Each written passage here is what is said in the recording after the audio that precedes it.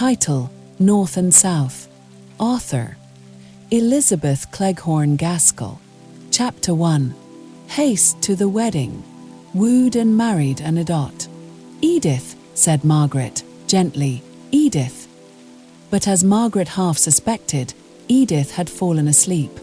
She lay curled up on the sofa in the back drawing room in Harley Street, looking very lovely in her white muslin and blue ribbons. If Titania had ever been dressed in white muslin and blue ribbons, and had fallen asleep on a crimson damask sofa in a back drawing room, Edith might have been taken for her. Margaret was struck afresh by her cousin's beauty. They had grown up together from childhood, and all along Edith had been remarked upon by everyone, except Margaret, for her prettiness. But Margaret had never thought about it until the last few days, when the prospect of soon losing her companion seemed to give force to every sweet quality and charm which Edith possessed. They had been talking about wedding dresses and wedding ceremonies, and Captain Lennox, and what he had told Edith about her future life at Corfu, where his regiment was stationed, and the difficulty of keeping a piano in good tune, a difficulty which Edith seemed to consider as one of the most formidable that could befall her in her married life, and what gown she should want in the visits to Scotland, which would immediately succeed her marriage.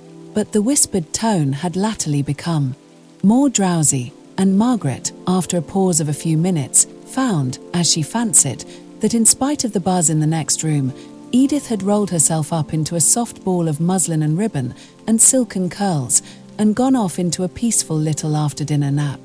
Margaret had been on the point of telling her cousin of some of the plans and visions which she entertained as to her future life in the country parsonage, where her father and mother lived, and where her bright holidays had always been passed, though for the last 10 years her Aunt Shaw's house had been considered as her home. But in default of a listener, she had to brood over the change in her life silently as heretofore. It was a happy brooding, although tinged with regret at being separated for an indefinite time from her gentle aunt and dear cousin. As she thought of the delight of filling the important post of only daughter in Helstone parsonage, pieces of the conversation out of the next room came upon her ears. Her Aunt Shaw was talking to the 5 or 6 ladies who had been dining there, and whose husbands were still in the dining room. They were the familiar acquaintances of the house, neighbours whom Mrs. Shaw called friends, because she happened to dine with them more frequently than with any other people, and because if she or Edith wanted anything from them, or they from her, they did not scruple to make a call at each other's houses before luncheon. These ladies and their husbands were invited in their capacity of friends to eat a farewell dinner in honour of Edith's approaching marriage. Edith had rather objected to this arrangement, for Captain Lennox was expected to arrive by a late train this very evening. But, although she was a spoiled child, she was too careless and idle to have a very strong will of her own, and gave way when she found that her mother had absolutely ordered those extra delicacies of the season which are always supposed to be efficacious against a moderate grief at farewell dinners. She contented herself by leaning back in her chair, merely playing with the food on her plate, and looking grave and absent, while all around her were enjoying the marts of Mr. Gray, the gentleman who always took the bottom of the table at Mrs. Shaw's dinner parties, and asked Edith to give them some music in the drawing-room. Mr. Gray was particularly agreeable over this farewell dinner, and the gentleman stayed downstairs longer than usual. It was very well they did, to judge from the fragments of conversation which Margaret overheard. I suffered too much myself, not that I was not extremely happy with the poor dear General, but still disparity of age is a drawback, one that I was resolved Edith should not have to encounter. Of course, without any maternal partiality, I foresaw that the dear child was likely to marry early. Indeed, I had often said that I was sure she would be married before she was 19. I had quite prophetic feeling when Captain Lennox, and here the voice dropped into a whisper, but Margaret could easily supply the blank. The course of true love in Edith's case had run remarkably smooth. Mrs. Shaw had given way to the presentiment, as she expressed it, and had rather urged on the marriage, although it was below the expectations which many of Edith's acquaintances had formed for her, a young and pretty heiress. But Mrs. Shaw said that her only child should marry for love, and sighed emphatically, as if love had not been her motive for marrying the General. Mrs. Shaw enjoyed the romance of the present engagement rather more than her daughter. Not but that Edith was very thoroughly and properly in love. Still, she would certainly have preferred a good house in Belgravia to all the picturesqueness of the life which Captain Lennox described at Corfu. The very parts which made Margaret glow as she listened, Edith pretended to shiver and shudder at, partly for the pleasure she had in being coaxed out of her dislike by her fond lover, and partly because anything of a gypsy or makeshift life was really distasteful to her.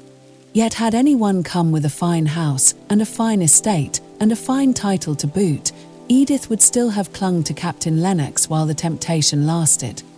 When it was over, it is possible she might have had little qualms of ill-concealed regret that Captain Lennox could not have united in his person everything that was desirable.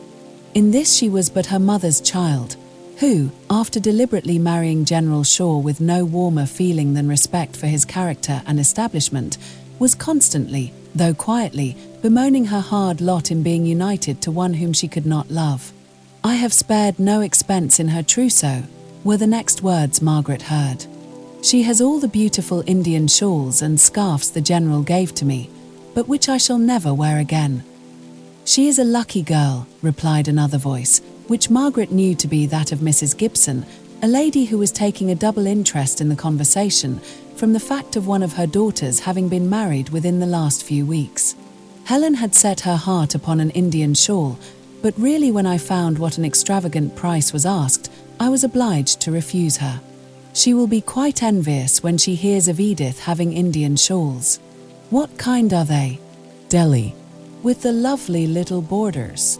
Margaret heard her aunt's voice again, but this time it was as if she had raised herself up from her half-recumbent position and were looking into the more dimly lighted back drawing-room. "Edith! Edith!" cried she, and then she sank as if wearied by the exertion. Margaret stepped forward. "Edith is asleep, Aunt Shaw. Is it anything I can do?" All the ladies said "poor child" on receiving this distressing intelligence about Edith, and the minute lapdog in Mrs. Shaw's arms began to bark as if excited by the burst of pity. "Hush, Tiny. You naughty little girl. You will waken your mistress."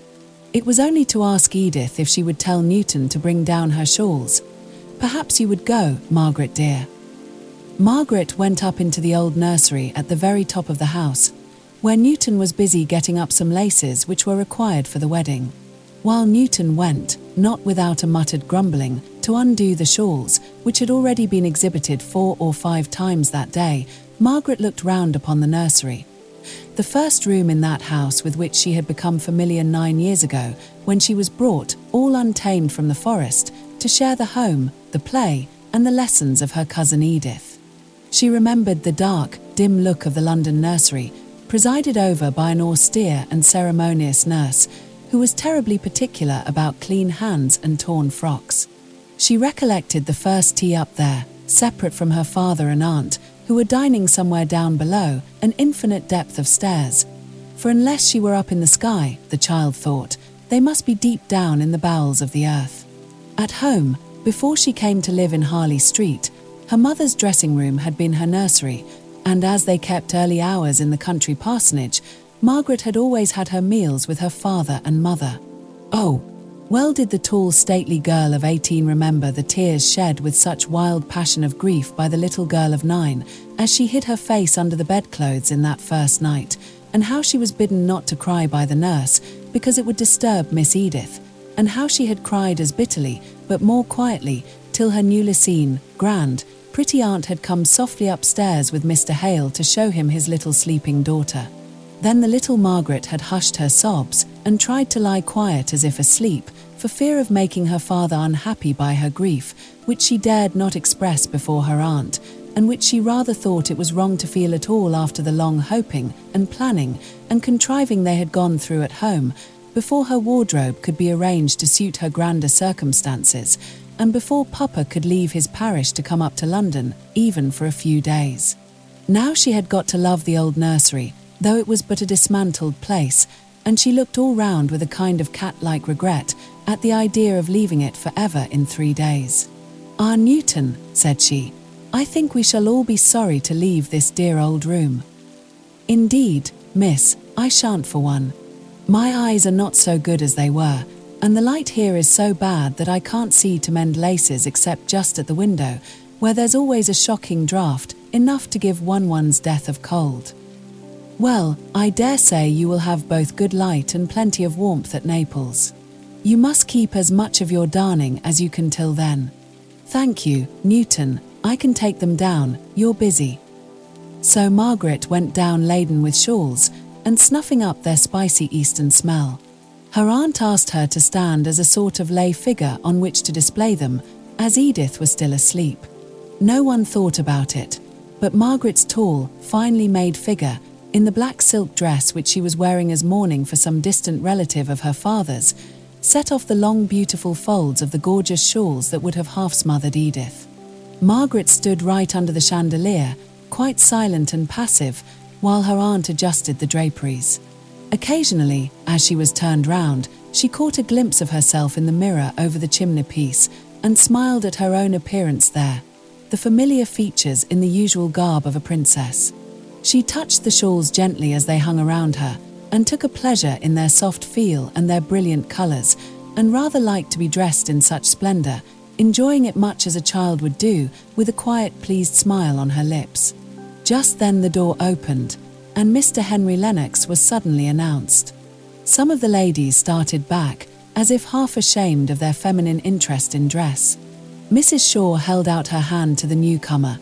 Margaret stood perfectly still, thinking she might be yet wanted as a sort of block for the shawls, but looking at Mr. Lennox with a bright, amused face, as if sure of his sympathy in her sense of the ludicrousness at being thus surprised. Her aunt was so much absorbed in asking Mr. Henry Lennox, who had not been able to come to dinner, all sorts of questions about his brother the bridegroom, his sister the bridesmaid, coming with the captain from Scotland for the occasion, and various other members of the Lennox family, that Margaret saw she was no more wanted as shawl-bearer, and devoted herself to the amusement of the other visitors, whom her aunt had for the moment forgotten. Almost immediately, Edith came in from the back drawing-room, winking and blinking her eyes at the stronger light, shaking back her slightly ruffled curls, and altogether looking like the sleeping beauty just startled from her dreams. Even in her slumber she had instinctively felt that a Lennox was worth rousing herself for, and she had a multitude of questions to ask about dear Janet, the future, unseen sister-in-law, for whom she professed so much affection, that if Margaret had not been very proud she might have almost felt jealous of the mushroom rival. As Margaret sank rather more into the background on her aunt's joining the conversation, she saw Henry Lennox directing his look towards a vacant seat near her, and she knew perfectly well that as soon as Edith released him from her questioning, he would take possession of that chair. She had not been quite sure, from her aunt's rather confused account of his engagements, whether he would come that night. It was almost a surprise to see him, and now she was sure of a pleasant evening. He liked and disliked pretty nearly the same things that she did. Margaret's face was lightened up into an honest, open brightness. By and by he came. She received him with a smile which had not a tinge of shyness or self-consciousness in it. "Well, I suppose you are all in the depth of business, ladies' business, I mean. Very different to my business, which is the real true law business. Playing with shawls is very different work to drawing up settlements. Ah, I knew how you would be amused to find us all so occupied in admiring finery. But really Indian shawls are very perfect things of their kind. I have no doubt they are. Their prices are very perfect, too. Nothing wanting." The gentlemen came dropping in one by one, and the buzz and noise deepened in tone. "This is your last dinner party, is it not? There are no more before Thursday?" "No. I think after this evening we shall feel at rest, which I am sure I have not done for many weeks. At least, that kind of rest when the hands have nothing more to do, and all the arrangements are complete for an event which must occupy one's head and heart. I shall be glad to have time to think, and I am sure Edith will. I am not so sure about her, but I can fancy that you will. Whenever I have seen you lately, you have been carried away by a whirlwind of some other person's making." "Yes," said Margaret, rather sadly, remembering the never-ending commotion about trifles that had been going on for more than a month past. "I wonder if a marriage must always be preceded by what you call a whirlwind, or whether in some cases there might not rather be a calm and peaceful time just before it. Cinderella's godmother ordering the trousseau, the wedding breakfast, writing the notes of invitation, for instance, said Mr. Lennox, laughing. But are all these quite necessary troubles? Asked Margaret, looking up straight at him for an answer. A sense of indescribable weariness of all the arrangements for a pretty effect, in which Edith had been busied as supreme authority for the last 6 weeks, oppressed her just now, and she really wanted someone to help her to a few pleasant, quiet ideas connected with a marriage. "Oh, of course," he replied with a change to gravity in his tone. "There are forms and ceremonies to be gone through, not so much to satisfy oneself as to stop the world's mouth, without which stoppage there would be very little satisfaction in life. But how would you have a wedding arranged?" "Oh, I have never thought much about it. Only I should like it to be a very fine summer morning, and I should like to walk to church through the shade of trees, and not to have so many bridesmaids, and to have no wedding breakfast. I dare say I am resolving against the very things that have given me the most trouble just now." "No, I don't think you are. The idea of stately simplicity accords well with your character." Margaret did not quite like this speech. She winced away from it more, from remembering former occasions on which he had tried to lead her into a discussion, in which he took the complimentary part, about her own character and ways of going on. She cut his speech rather short by saying, "It is natural for me to think of Helstone Church and the walk to it, rather than of driving up to a London church in the middle of a paved street." "Tell me about Helstone. You have never described it to me. I should like to have some idea of the place you will be living in, when 96 Harley Street will be looking dingy and dirty, and dull and shut up. Is Helstone a village, or a town, in the first place?" "Oh, only a hamlet. I don't think I could call it a village at all. There is the church and a few houses near it on the green, cottages, rather, with roses growing all over them. And flowering all the year round, especially at Christmas, make your picture complete," said he. "No," replied Margaret, somewhat annoyed. "I am not making a picture. I am trying to describe Helstone as it really is. You should not have said that." "I am penitent," he answered. "Only it really sounded like a village in a tale rather than in real life." "And so it is," replied Margaret, eagerly. "All the other places in England that I have seen seem so hard and prosaic looking, after the New Forest. Helstone is like a village in a poem, in one of Tennyson's poems. But I won't try and describe it any more. You would only laugh at me if I told you what I think of it, what it really is." "Indeed, I would not. But I see you are going to be very resolved. Well, then, tell me that which I should like still better to know, what the parsonage is like." "Oh, I can't describe my home. It is home, and I can't put its charm into words." "I submit. You are rather severe tonight, Margaret." "How?" said she, turning her large soft eyes round full upon him. "I did not know I was." "Why, because I made an unlucky remark, you will neither tell me what Helstone is like, nor will you say anything about your home, though I have told you how much I want to hear about both, the latter especially. But indeed I cannot tell you about my own home. I don't quite think it is a thing to be talked about, unless you knew it." "Well then," pausing for a moment, "tell me what you do there. Here you read, or have lessons, or otherwise improve your mind, till the middle of the day. Take a walk before lunch, go a drive with your aunt after, and have some kind of engagement in the evening. There, now fill up your day at Helstone. Shall you ride, drive, or walk?" "Walk, decidedly. We have no horse, not even for Papa. He walks to the very extremity of his parish. The walks are so beautiful, it would be a shame to drive, almost a shame to ride." "Shall you garden much?" "That, I believe, is a proper employment for young ladies in the country." "I don't know. I am afraid I shan't like such hard work." "Archery parties, picnics, race balls, hunt balls." "Oh no," said she, laughing. "Papa's living is very small, and even if we were near such things, I doubt if I should go to them." "I see you won't tell me anything. You will only tell me that you are not going to do this and that. Before the vacation ends, I think I shall pay you a call and see what you really do employ yourself in." "I hope you will. Then you will see for yourself how beautiful Helstone is. Now I must go. Edith is sitting down to play, and I just know enough of music to turn over the leaves for her. And, besides, Aunt Shaw won't like us to talk." Edith played brilliantly.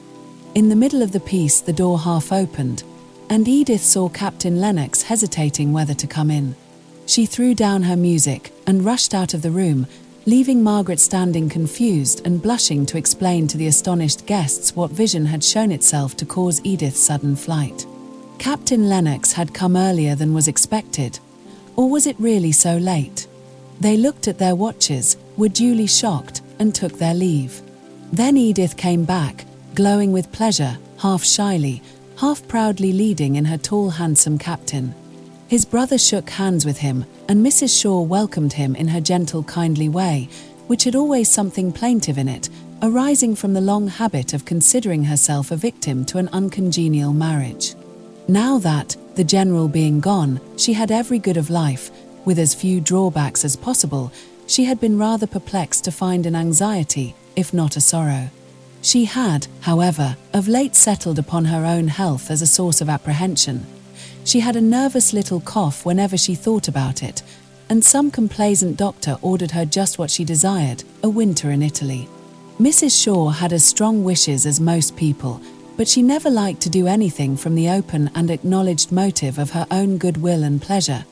She preferred being compelled to gratify herself by some other person's command or desire.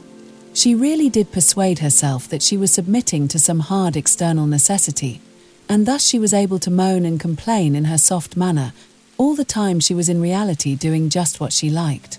It was in this way she began to speak of her own journey to Captain Lennox, who assented, as in duty bound, to all his future mother-in-law said, while his eyes sought Edith, who was busying herself in rearranging the tea table and ordering up all sorts of good things in spite of his assurances that he had dined within the last 2 hours. Mr. Henry Lennox stood leaning against the chimney-piece, amused with the family scene. He was close by his handsome brother. He was the plain one in a singularly good-looking family, but his face was intelligent, keen, and mobile, and now and then Margaret wondered what it was that he could be thinking about, while he kept silence, but was evidently observing, with an interest that was slightly sarcastic, all that Edith and she were doing. The sarcastic feeling was called out by Mrs. Shaw's conversation with his brother. It was separate from the interest which was excited by what he saw. He thought it a pretty sight to see the two cousins so busy in their little arrangements about the table. Edith chose to do most herself. She was in a humour to enjoy showing her lover how well she could behave as a soldier's wife. She found out that the water in the urn was cold and ordered up the great kitchen tea kettle. The only consequence of which was that when she met it at the door and tried to carry it in, it was too heavy for her, and she came in pouting, with a black mark on her muslin gown and a little round white hand indented by the handle, which she took to show to Captain Lennox, just like a hurt child, and, of course, the remedy was the same in both cases. Margaret's quickly adjusted spirit lamp was the most efficacious contrivance, though not so like the gypsy encampment which Edith, in some of her moods, chose to consider the nearest resemblance to a barrack life. After this evening all was bustle till the wedding was over. Chapter 2. Roses and Thorns. By the soft green light in the woody glade, on the banks of moss where thy childhood played by the household tree, through which thine eye first looked in love to the summer sky. Mrs. Hemans. Margaret was once more in her morning dress, travelling quietly home with her father, who had come up to assist at the wedding. Her mother had been detained at home by a multitude of half-reasons, none of which anybody fully understood, except Mr. Hale, who was perfectly aware that all his arguments in favour of a grey satin gown, which was midway between oldness and newness, had proved unavailing, and that, as he had not the money to equip his wife afresh, from top to toe, she would not show herself at her only sister's only child's wedding. If Mrs. Shaw had guessed at the real reason why Mrs. Hale did not accompany her husband, she would have showered down gowns upon her. But it was nearly 20 years since Mrs. Shaw had been the poor pretty Miss Beresford, and she had really forgotten all grievances except that of the unhappiness arising from disparity of age in married life, on which she could descant by the half-hour. Dearest Maria had married the man of her heart, only 8 years older than herself, with the sweetest temper, and that blue-black hair one so seldom sees. Mr. Hale was one of the most delightful preachers she had ever heard, and a perfect model of a parish priest. Perhaps it was not quite a logical deduction from all these premises, but it was still Mrs. Shaw's characteristic conclusion, as she thought over her sister's lot. Married for love, what can dearest Maria have to wish for in this world? Mrs. Hale, if she spoke truth, might have answered with a ready-made list.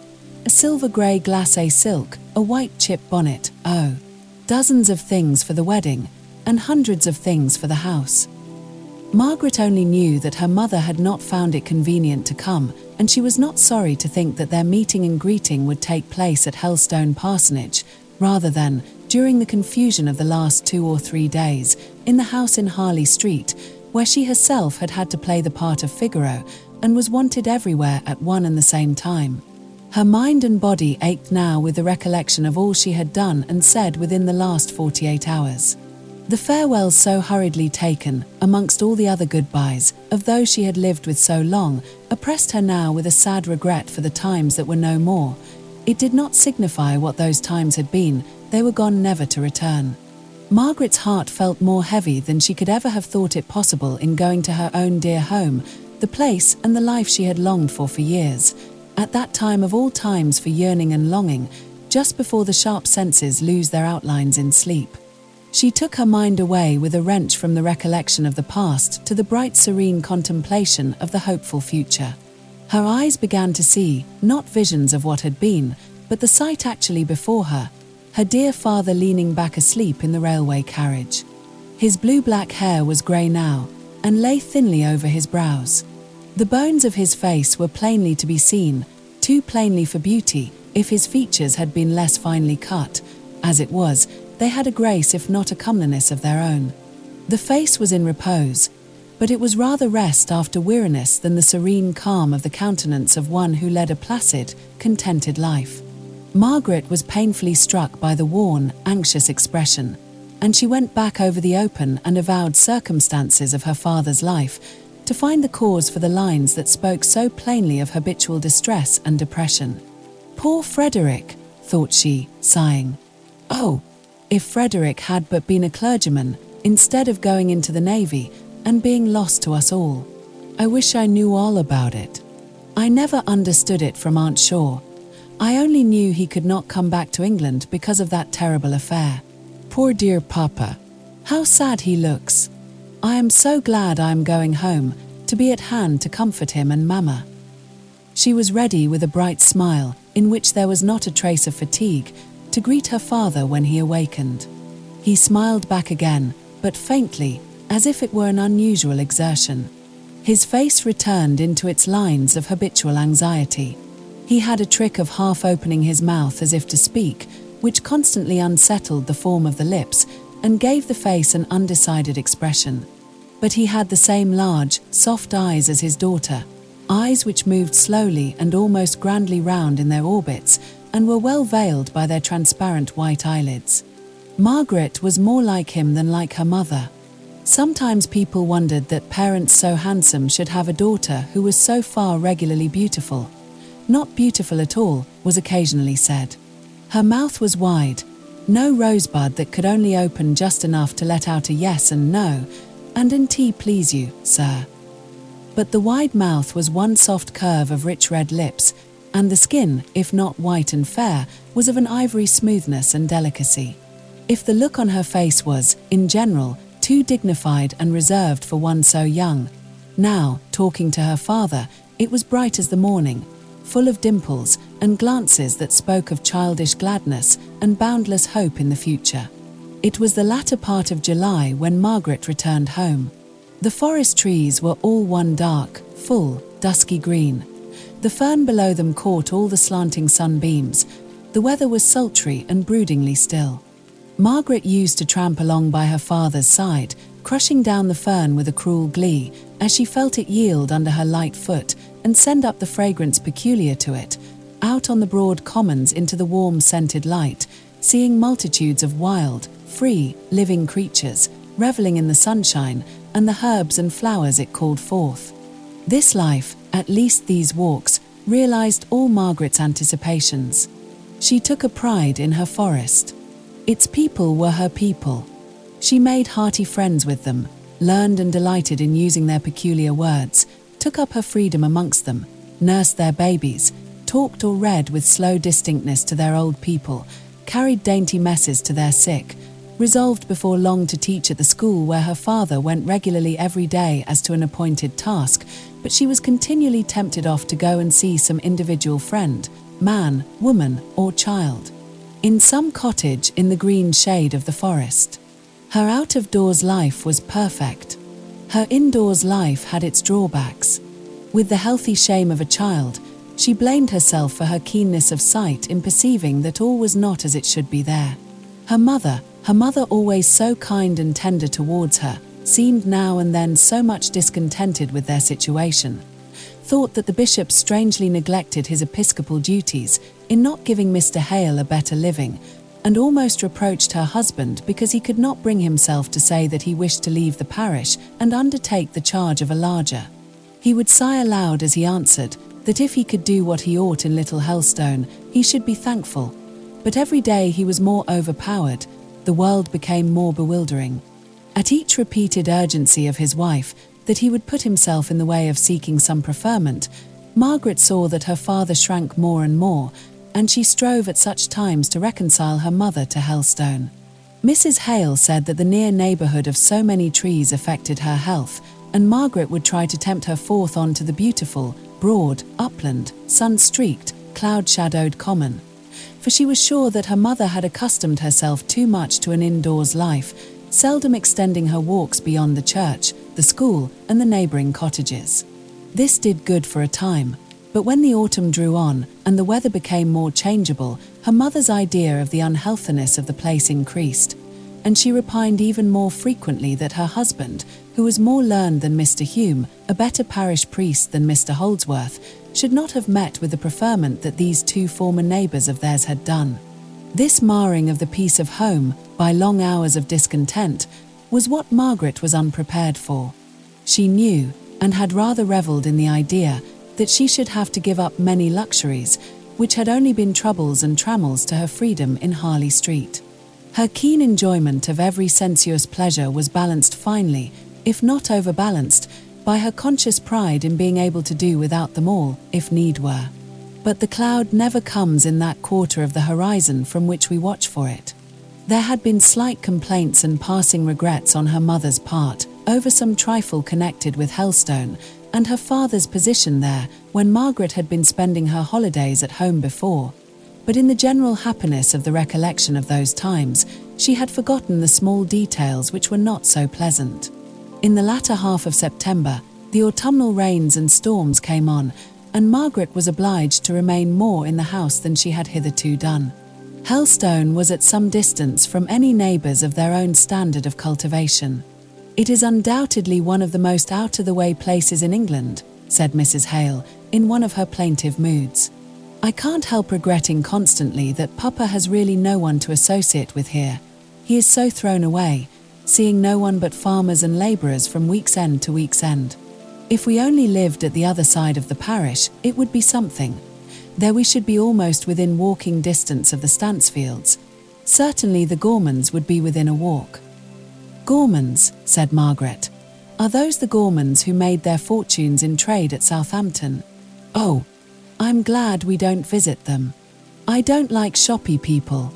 I think we are far better off, knowing only cottagers and labourers, and people without pretence." "You must not be so fastidious, Margaret, dear," said her mother, secretly thinking of a young and handsome Mr. Gorman whom she had once met at Mr. Hume's. "No, I call mine a very comprehensive taste. I like all people whose occupations have to do with land. I like soldiers and sailors, and the 3 learned professions, as they call them. I'm sure you don't want me to admire butchers and bakers and candlestick makers, do you, Mama? But the Gormans were neither butchers nor bakers, but very respectable coach builders. Very well. Coach building is a trade all the same, and I think a much more useless one than that of butchers or bakers. Oh, how tired I used to be of the drives every day in Aunt Shaw's carriage, and how I longed to walk. And walk Margaret did, in spite of the weather. She was so happy out of doors, at her father's side, that she almost danced, and with the soft violence of the west wind behind her, as she crossed some heath, she seemed to be borne onwards, as lightly and easily as the fallen leaf that was wafted along by the autumnal breeze. But the evenings were rather difficult to fill up agreeably. Immediately after tea, her father withdrew into his small library, and she and her mother were left alone. Mrs. Hale had never cared much for books, and had discouraged her husband, very early in their married life, in his desire of reading aloud to her while she worked. At one time they had tried backgammon as a resource, but as Mr. Hale grew to take an increasing interest in his school and his parishioners, he found that the interruptions which arose out of these duties were regarded as hardships by his wife, not to be accepted as the natural conditions of his profession, but to be regretted and struggled against by her as they severally arose. So he withdrew, while the children were yet young, into his library, to spend his evenings, if he were at home, in reading the speculative and metaphysical books which were his delight. When Margaret had been here before, she had brought down with her a great box of books, recommended by masters or governess, and had found the summer's day all too short to get through the reading she had to do before her return to town. Now there were only the well-bound, little-read English classics, which were weeded out of her father's library to fill up the small bookshelves in the drawing-room. Thomson's Seasons, Haley's Cowper, Middleton's Cicero were by far the lightest, newest, and most amusing. The bookshelves did not afford much resource. Margaret told her mother every particular of her London life, to all of which Mrs. Hale listened with interest, sometimes amused and questioning, at others a little inclined to compare her sister's circumstances of ease and comfort with the narrower means at Helstone Vicarage. On such evenings Margaret was apt to stop talking rather abruptly, and listen to the drip-drip of the rain upon the leads of the little bow window.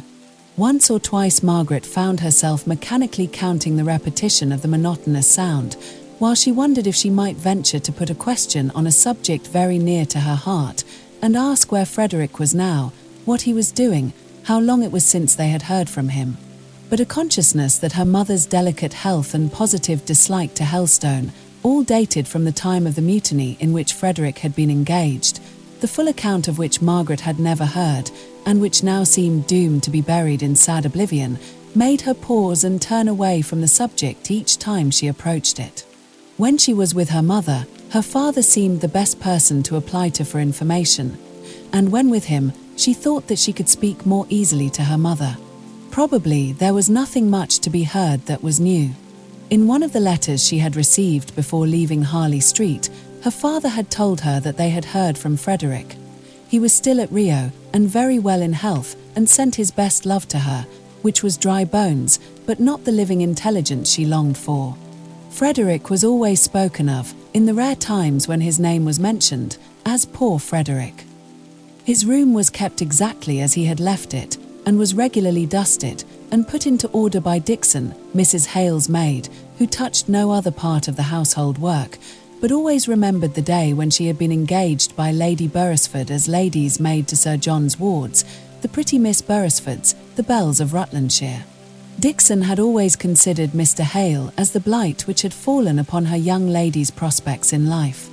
If Miss Beresford had not been in such a hurry to marry a poor country clergyman, there was no knowing what she might have become. But Dixon was too loyal to desert her in her affliction and downfall, alas, her married life. She remained with her, and was devoted to her interests, always considering herself as the good and protecting fairy, whose duty it was to baffle the malignant giant, Mr. Hale. Master Frederick had been her favourite and pride, and it was with a little softening of her dignified look and manner that she went in weekly to arrange the chamber as carefully as if he might be coming home that very evening. Margaret could not help believing that there had been some late intelligence of Frederick, unknown to her mother, which was making her father anxious and uneasy. Mrs. Hale did not seem to perceive any alteration in her husband's looks or ways. His spirits were tender and gentle, readily affected by any small piece of intelligence concerning the welfare of others. He would be depressed for many days after witnessing a deathbed or hearing of any crime. But now Margaret noticed an absence of mind, as if his thoughts were preoccupied by some subject, the oppression of which could not be relieved by any daily action, such as comforting the survivors or teaching at the school in hope of lessening the evils in the generation to come. Mr. Hale did not go out among his parishioners as much as usual. He was more shut up in his study, was anxious for the village postman, whose summons to the household was a rap on the back kitchen window shutter, a signal which at one time had often to be repeated before anyone was sufficiently alive to the hour of the day to understand what it was and attend to him. Now Mr. Hale loitered about the garden if the morning was fine, and if not, stood dreamily by the study window until the postman had called or gone down the lane, giving a half-respectful, half-confidential shake of the head to the parson, who watched him away from the sweetbriar hedge and past the great arbutus before he turned into the room to begin his day's work, with all the signs of a heavy heart and an occupied mind. But Margaret was at an age when any apprehension, not absolutely based on a knowledge of facts, is easily banished for a time by a bright sunny day or some happy outward circumstance. And when the brilliant 14 fine days of October came on, her cares were all blown away as lightly as thistledown, and she thought of nothing but the glories of the forest. The fern harvest was over, and now that the rain was gone, many a deep glade was accessible, into which Margaret had only peeped in July and August weather. She had learnt drawing with Edith, and she had sufficiently regretted, during the gloom of the bad weather, her idle revelling in the beauty of the woodlands, while it had yet been fine, to make her determined to sketch what she could before winter fairly set in. Accordingly, she was busy preparing her board one morning, when Sarah, the housemaid, threw wide open the drawing-room door and announced, "Mr. Henry Lennox." Chapter 3. The more haste, the worse speed. Learn to win a lady's faith nobly, as the thing is high, bravely, as for life and death, with a loyal gravity. Lead her from the festive boards, point her to the starry skies, guard her, by your truthful words, pure from courtship's flatteries. Mrs. Browning. Mr. Henry Lennox. Margaret had been thinking of him only a moment before, and remembering his inquiry into her probable occupations at home. It was parlor du soleil at l'Unienvoit les Rayons, and the brightness of the sun came over Margaret's face as she put down her board and went forward to shake hands with him. "Tell Mama, Sarah," said she. "Mama and I want to ask you so many questions about Edith. I am so much obliged to you for coming." "Did not I say that I should?" asked he, in a lower tone than that in which he had spoken. "But I heard of you so far away in the Highlands that I never thought Hampshire could come in." "Oh," said he, more lightly, "our young couple were playing such foolish pranks, running all sorts of risks, climbing this mountain, sailing on that lake, that I really thought they needed a mentor to take care of them. And indeed they did. They were quite beyond my uncle's management, and kept the old gentleman in a panic for 16 hours out of the 24. Indeed, when I once saw how unfit they were to be trusted alone, I thought it my duty not to leave them till I had seen them safely embarked at Plymouth." "Have you been at Plymouth?" "Oh, Edith never named that. To be sure, she has written in such a hurry lately. Did they really sail on Tuesday?" "Really sailed, and relieved me from many responsibilities. Edith gave me all sorts of messages for you. I believe I have a little diminutive note somewhere. Yes, here it is." "Oh, thank you," exclaimed Margaret. And then, half wishing to read it alone and unwatched, she made the excuse of going to tell her mother again, Sarah surely had made some mistake, that Mr. Lennox was there. When she had left the room, he began in his scrutinizing way to look about him. The little drawing-room was looking its best in the streaming light of the morning sun. The middle window in the bow was opened, and clustering roses and the scarlet honeysuckle came peeping round the corner. The small lawn was gorgeous with verbenas and geraniums of all bright colours. But the very brightness outside made the colours within seem poor and faded. The carpet was far from new, the chintz had been often washed. The whole apartment was smaller and shabbier than he had expected, as background and framework for Margaret, herself so queenly. He took up one of the books lying on the table. It was the Paradise of Dante, in the proper old Italian binding of white vellum and gold. By it lay a dictionary, and some words copied out in Margaret's handwriting. They were a dull list of words, but somehow he liked looking at them. He put them down with a sigh. The living is evidently as small as she said. It seemed strange, for the Beresfords belonged to a good family. Margaret, meanwhile, had found her mother. It was one of Mrs. Hale's fitful days, when everything was a difficulty and a hardship, and Mr. Lennox's appearance took this shape, although secretly she felt complimented by his thinking it worthwhile to call. It is most unfortunate. We are dining early today, and having nothing but cold meat, in order that the servants may get on with their ironing. And yet, of course, we must ask him to dinner, Edith's brother-in-law and all. And your papa is in such low spirits this morning about something. I don't know what. I went into the study just now, and he had his face on the table, covering it with his hands. I told him I was sure Helstone air did not agree with him any more than with me, and he suddenly lifted up his head and begged me not to speak a word more against Helstone. He could not bear it. If there was one place he loved on earth, it was Helstone. But I am sure, for all that, it is the damp and relaxing air. Margaret felt as if a thin cold cloud had come between her and the sun. She had listened patiently, in hopes that it might be some relief to her mother to unburden herself. But now it was time to draw her back to Mr. Lennox. Papa likes Mr. Lennox. They got on together famously at the wedding breakfast. I dare say his coming will do Papa good. And never mind the dinner, dear Mama. Cold meat will do capitally for a lunch, which is the light in which Mr. Lennox will most likely look upon a 2 o'clock dinner. But what are we to do with him till then? It is only 10:30 now. I'll ask him to go out sketching with me. I know he draws, and that will take him out of your way, Mamma. Only do come in now. He will think it's so strange if you don't. Mrs. Hale took off her black silk apron and smoothed her face. She looked a very pretty ladylike woman, as she greeted Mr. Lennox with the cordiality due to one who was almost a relation. He evidently expected to be asked to spend the day, and accepted the invitation with a glad readiness that made Mrs. Hale wish she could add something to the cold beef.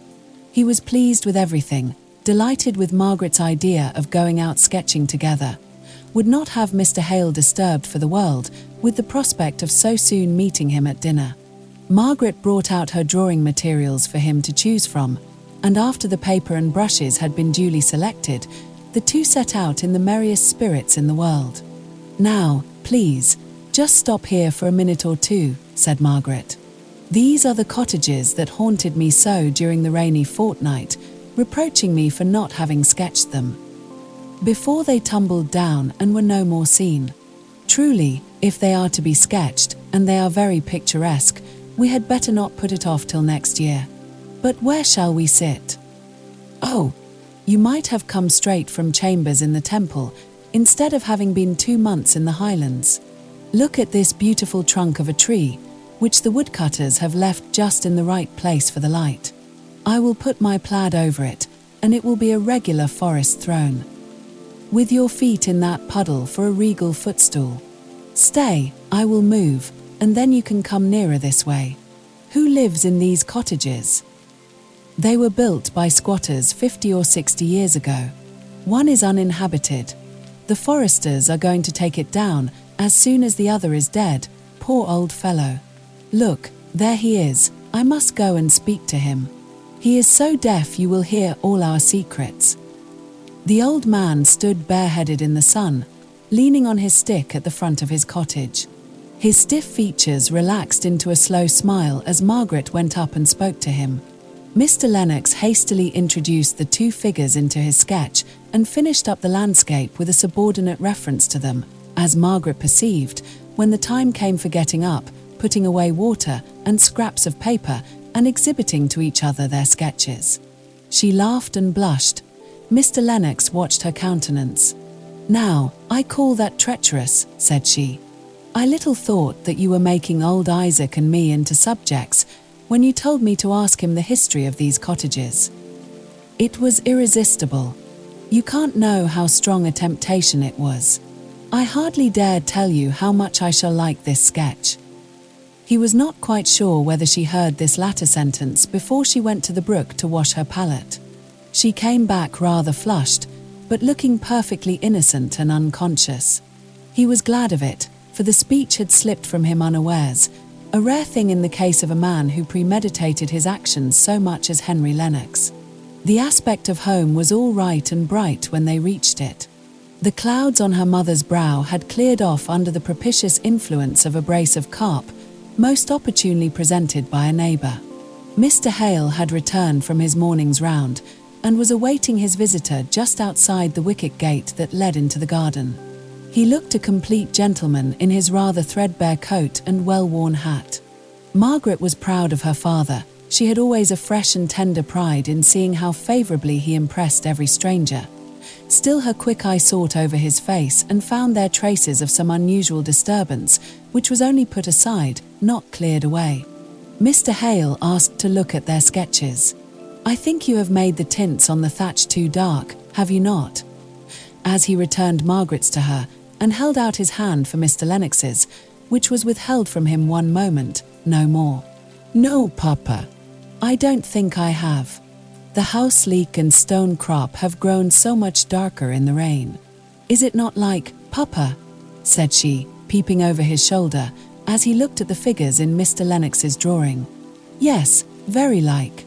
Your figure and way of holding yourself is capital. And it is just poor old Isaac's stiff way of stooping his long rheumatic back. What is this hanging from the branch of the tree? Not a bird's nest, surely? Oh no, that is my bonnet. I never can draw with my bonnet on. It makes my head so hot. I wonder if I could manage figures. There are so many people about here whom I should like to sketch. I should say that a likeness you very much wish to take you would always succeed in," said Mr. Lennox. "I have great faith in the power of will. I think myself I have succeeded pretty well in yours." Mr. Hale had preceded them into the house, while Margaret was lingering to pluck some roses, with which to adorn her morning gown for dinner. A regular London girl would understand the implied meaning of that speech, thought Mr. Lennox. She would be up to looking through every speech that a young man made her for the _aria pensy _ of a compliment. "But I don't believe Margaret. Stay," exclaimed he, "let me help you," and he gathered for her some velvety cramoisy roses that were above her reach, and then dividing the spoil he placed 2 in his buttonhole and sent her in, pleased and happy, to arrange her flowers. The conversation at dinner flowed on quietly and agreeably. There were plenty of questions to be asked on both sides, the latest intelligence which each could give of Mrs. Shaw's movements in Italy to be exchanged, and in the interest of what was said, the unpretending simplicity of the parsonage ways, above all in the neighbourhood of Margaret. Mr. Lennox forgot the little feeling of disappointment with which he had at first perceived that she had spoken but the simple truth when she had described her father's living as very small. "Margaret, my child, you might have gathered us some pears for our dessert," said Mr. Hale, as the hospitable luxury of a freshly decanted bottle of wine was placed on the table. Mrs. Hale was hurried. It seemed as if desserts were impromptu and unusual things at the parsonage, whereas, if Mr. Hale would only have looked behind him, he would have seen biscuits and marmalade, and what not, all arranged in formal order on the sideboard. But the idea of pears had taken possession of Mr. Hale's mind, and was not to be got rid of. There are a few brown burrs against the south wall which are worth all foreign fruits and preserves. Run, Margaret, and gather some. "I propose that we adjourn into the garden, and eat them there," said Mr. Lennox. "Nothing is so delicious as to set one's teeth into the crisp, juicy fruit, warm and scented by the sun. The worst is, the wasps are impudent enough to dispute it with one, even at the very crisis and summit of enjoyment." He rose, as if to follow Margaret, who had disappeared through the window. He only awaited Mrs. Hale's permission. She would rather have wound up the dinner in the proper way, and with all the ceremonies which had gone on so smoothly hitherto, especially as she and Dixon had got out the finger-glasses from the storeroom on purpose to be as correct as became General Shaw's widow's sister. But as Mr. Hale got up directly and prepared to accompany his guest, she could only submit. "I shall arm myself with a knife," said Mr. Hale. "The days of eating fruit so primitively as you describe are over with me. I must pare it and quarter it before I can enjoy it." Margaret made a plate for the pears out of a beetroot leaf, which threw up their brown gold colour admirably. Mr. Lennox looked more at her than at the pears, but her father, inclined to cull fastidiously the very zest and perfection of the hour he had stolen from his anxiety, chose daintily the ripest fruit and sat down on the garden bench to enjoy it at his leisure. Margaret and Mr. Lennox strolled along the little terrace walk under the south wall, where the bees still hummed and worked busily in their hives. "What a perfect life you seem to live here. I have always felt rather contemptuously towards the poets before, with their wishes, mine be a cot beside a hill, and that sort of thing. But now I am afraid that the truth is, I have been nothing better than a cockney.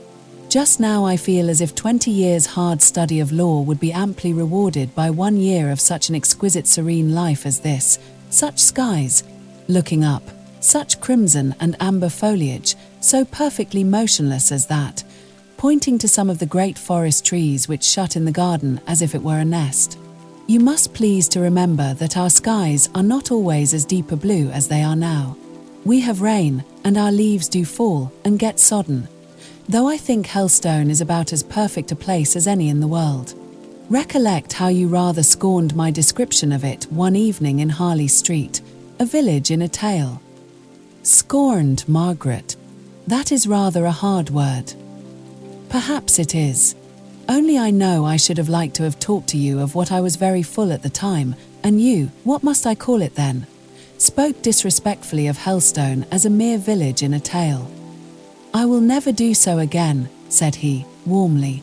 They turned the corner of the walk. "I could almost wish, Margaret," he stopped and hesitated. It was so unusual for the fluent lawyer to hesitate that Margaret looked up at him in a little state of questioning wonder, but in an instant, from what about him she could not tell, she wished herself back with her mother, her father, anywhere away from him, for she was sure he was going to say something to which she should not know what to reply. In another moment the strong pride that was in her came to conquer her sudden agitation, which she hoped he had not perceived. Of course she could answer, and answer the right thing, and it was poor and despicable of her to shrink from hearing any speech, as if she had not power to put an end to it with her high maidenly dignity. "Margaret," said he, taking her by surprise, and getting sudden possession of her hand, so that she was forced to stand still and listen, despising herself for the fluttering at her heart all the time. "Margaret, I wish you did not like Helstone so much, did not seem so perfectly calm and happy here. I have been hoping for these 3 months past to find you regretting London, and London friends, a little, enough to make you listen more kindly," for she was quietly, but firmly, striving to extricate her hand from his grasp. "To one who has not much to offer, it is true, nothing but prospects in the future, but who does love you, Margaret, almost in spite of himself. Margaret, have I startled you too much? Speak." For he saw her lips quivering almost as if she were going to cry.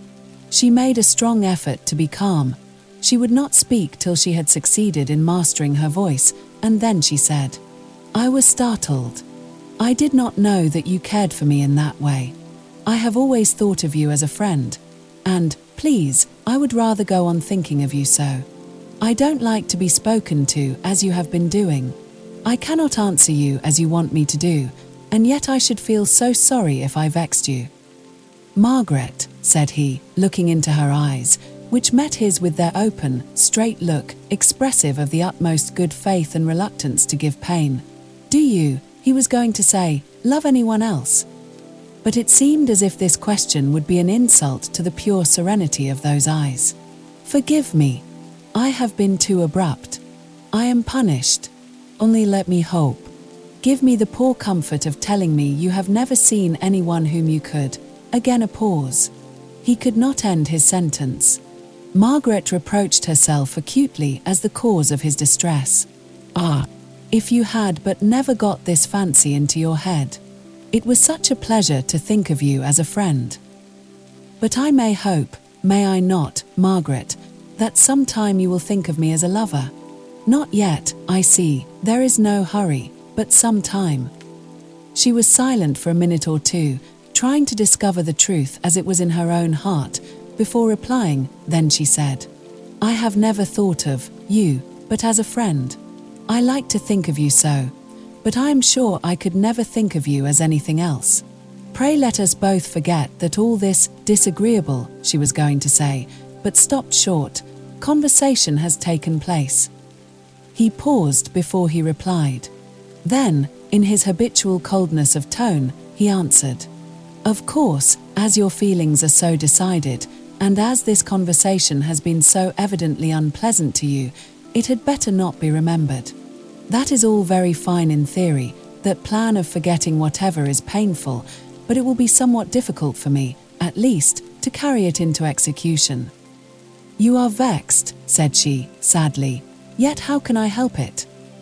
She looked so truly grieved as she said this, that he struggled for a moment with his real disappointment, and then answered more cheerfully, but still with a little hardness in his tone.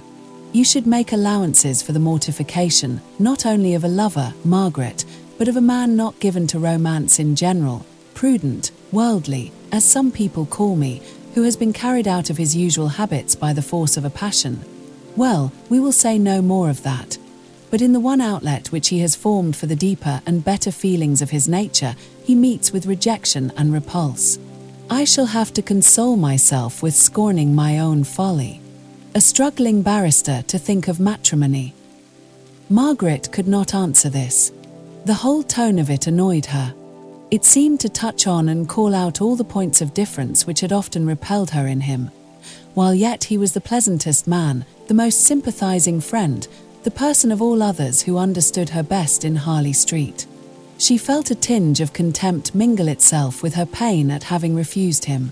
Her beautiful lip curled in a slight disdain. It was well that, having made the round of the garden, they came suddenly upon Mr. Hale, whose whereabouts had been quite forgotten by them. He had not yet finished the pear, which he had delicately peeled in one long strip of silver paper thinness, and which he was enjoying in a deliberate manner. It was like the story of the Eastern king, who dipped his head into a basin of water at the magician's command, and ere he instantly took it out went through the experience of a lifetime. Margaret felt stunned, and unable to recover her self-possession enough to join in the trivial conversation that ensued between her father and Mr. Lennox.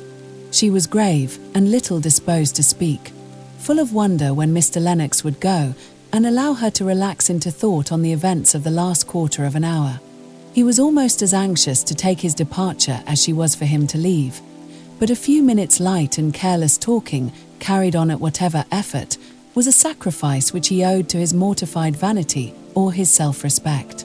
He glanced from time to time at her sad and pensive face. I am not so indifferent to her as she believes, thought he to himself. I do not give up hope. Before a quarter of an hour was over, he had fallen into a way of conversing with quiet sarcasm, speaking of life in London and life in the country, as if he were conscious of his second mocking self and afraid of his own satire. Mr. Hale was puzzled. His visitor was a different man to what he had seen him before at the wedding breakfast and at dinner today. A lighter, cleverer, more worldly man, and, as such, dissonant to Mr. Hale. It was a relief to all three when Mr. Lennox said that he must go directly if he meant to catch the 5 o'clock train. They proceeded to the house to find Mrs. Hale and wish her goodbye. At the last moment, Henry Lennox's real self broke through the crust. Margaret, don't despise me. I have a heart, notwithstanding all this good-for-nothing way of talking. As a proof of it, I believe I love you more than ever, if I do not hate you, for the disdain with which you have listened to me during this last half-hour. Goodbye, Margaret, Margaret. Chapter 4. Doubts and difficulties. Cast me upon some naked shore. where I may track only the print of some sad wrack. If thou be there though the seas roar, I shall no gentler calm implore. Habington. He was gone. The house was shut up for the evening. No more deep blue skies or crimson and amber tints. Margaret went up to dress for the early tea, finding Dixon in a pretty temper from the interruption which a visitor had naturally occasioned on a busy day. She showed it by brushing away viciously at Margaret's hair, under pretense of being in a great hurry to go to Mrs. Hale. Yet, after all, Margaret had to wait a long time in the drawing room before her mother came down. She sat by herself at the fire, with unlighted candles on the table behind her, thinking over the day, the happy walk, happy sketching, cheerful pleasant dinner, and the uncomfortable, miserable walk in the garden. How different men were to women. Here was she disturbed and unhappy, because her instinct had made anything but a refusal impossible, while he, not many minutes after he had met with a rejection of what ought to have been the deepest, holiest proposal of his life, could speak as if briefs, success, and all its superficial consequences of a good house, clever and agreeable society, were the sole avowed objects of his desires. Oh dear! How she could have loved him if he had but been different, with a difference which she felt, on reflection, to be one that went low, deep down. Then she took it into her head that, after all, his lightness might be but assumed, to cover a bitterness of disappointment which would have been stamped on her own heart if she had loved and been rejected. Her mother came into the room before this whirl of thoughts was adjusted into anything like order. Margaret had to shake off the recollections of what had been done and said through the day, and turn a sympathizing listener to the account of how Dixon had complained that the ironing blanket had been burnt again, and how Susan Lightfoot had been seen with artificial flowers in her bonnet, thereby giving evidence of a vain and giddy character. Mr. Hale sipped his tea in abstracted silence. Margaret had the responses all to herself. She wondered how her father and mother could be so forgetful, so regardless of their companion through the day, as never to mention his name. She forgot that he had not made them an offer. After tea, Mr. Hale got up and stood with his elbow on the chimney-piece, leaning his head on his hand, musing over something, and from time to time sighing deeply. Mrs. Hale went out to consult with Dixon about some winter clothing for the poor. Margaret was preparing her mother's worsted work, and rather shrinking from the thought of the long evening, and wishing bedtime were come that she might go over the events of the day again. "Margaret," said Mr. Hale, at last, in a sort of sudden desperate way that made her start. "Is that tapestry thing of immediate consequence? I mean, can you leave it and come into my study? I want to speak to you about something very serious to us all." Very serious to us all. Mr. Lennox had never had the opportunity of having any private conversation with her father after her refusal, or else that would indeed be a very serious affair. In the first place, Margaret felt guilty and ashamed of having grown so much into a woman as to be thought of in marriage, and secondly, she did not know if her father might not be displeased that she had taken upon herself to decline Mr. Lennox's proposal. But she soon felt it was not about anything which, having only lately and suddenly occurred, could have given rise to any complicated thoughts that her father wished to speak to her. He made her take a chair by him. He stirred the fire, snuffed the candles, and sighed once or twice before he could make up his mind to say, and it came out with a jerk after all, "Margaret, I'm going to leave Helstone." "Leave Helstone, Papa? But why?" Mr. Hale did not answer for a minute or two. He played with some papers on the table in a nervous and confused manner, opening his lips to speak several times, but closing them again without having the courage to utter a word. Margaret could not bear the sight of the suspense, which was even more distressing to her father than to herself. "But why, dear Papa? Do tell me." He looked up at her suddenly, and then said with a slow and enforced calmness, "Because I must no longer be a minister in the Church of England." Margaret had imagined nothing less than that some of the preferments which her mother had so much desired had befallen her father at last, something that would force him to leave beautiful, beloved Helstone, and perhaps compel him to go and live in some of the stately and silent closes which Margaret had seen from time to time in cathedral towns. They were grand and imposing places, But if, to go there, it was necessary to leave Helstone as a home forever, that would have been a sad, long, lingering pain. But nothing to the shock she received from Mr. Hale's last speech. What could he mean? It was all the worse for being so mysterious. The aspect of piteous distress on his face, almost imploring a merciful and kind judgment from his child, gave her a sudden sickening. Could he have become implicated in anything Frederick had done? Frederick was an outlaw. Had her father, out of a natural love for his son, connived at any? Oh, what is it?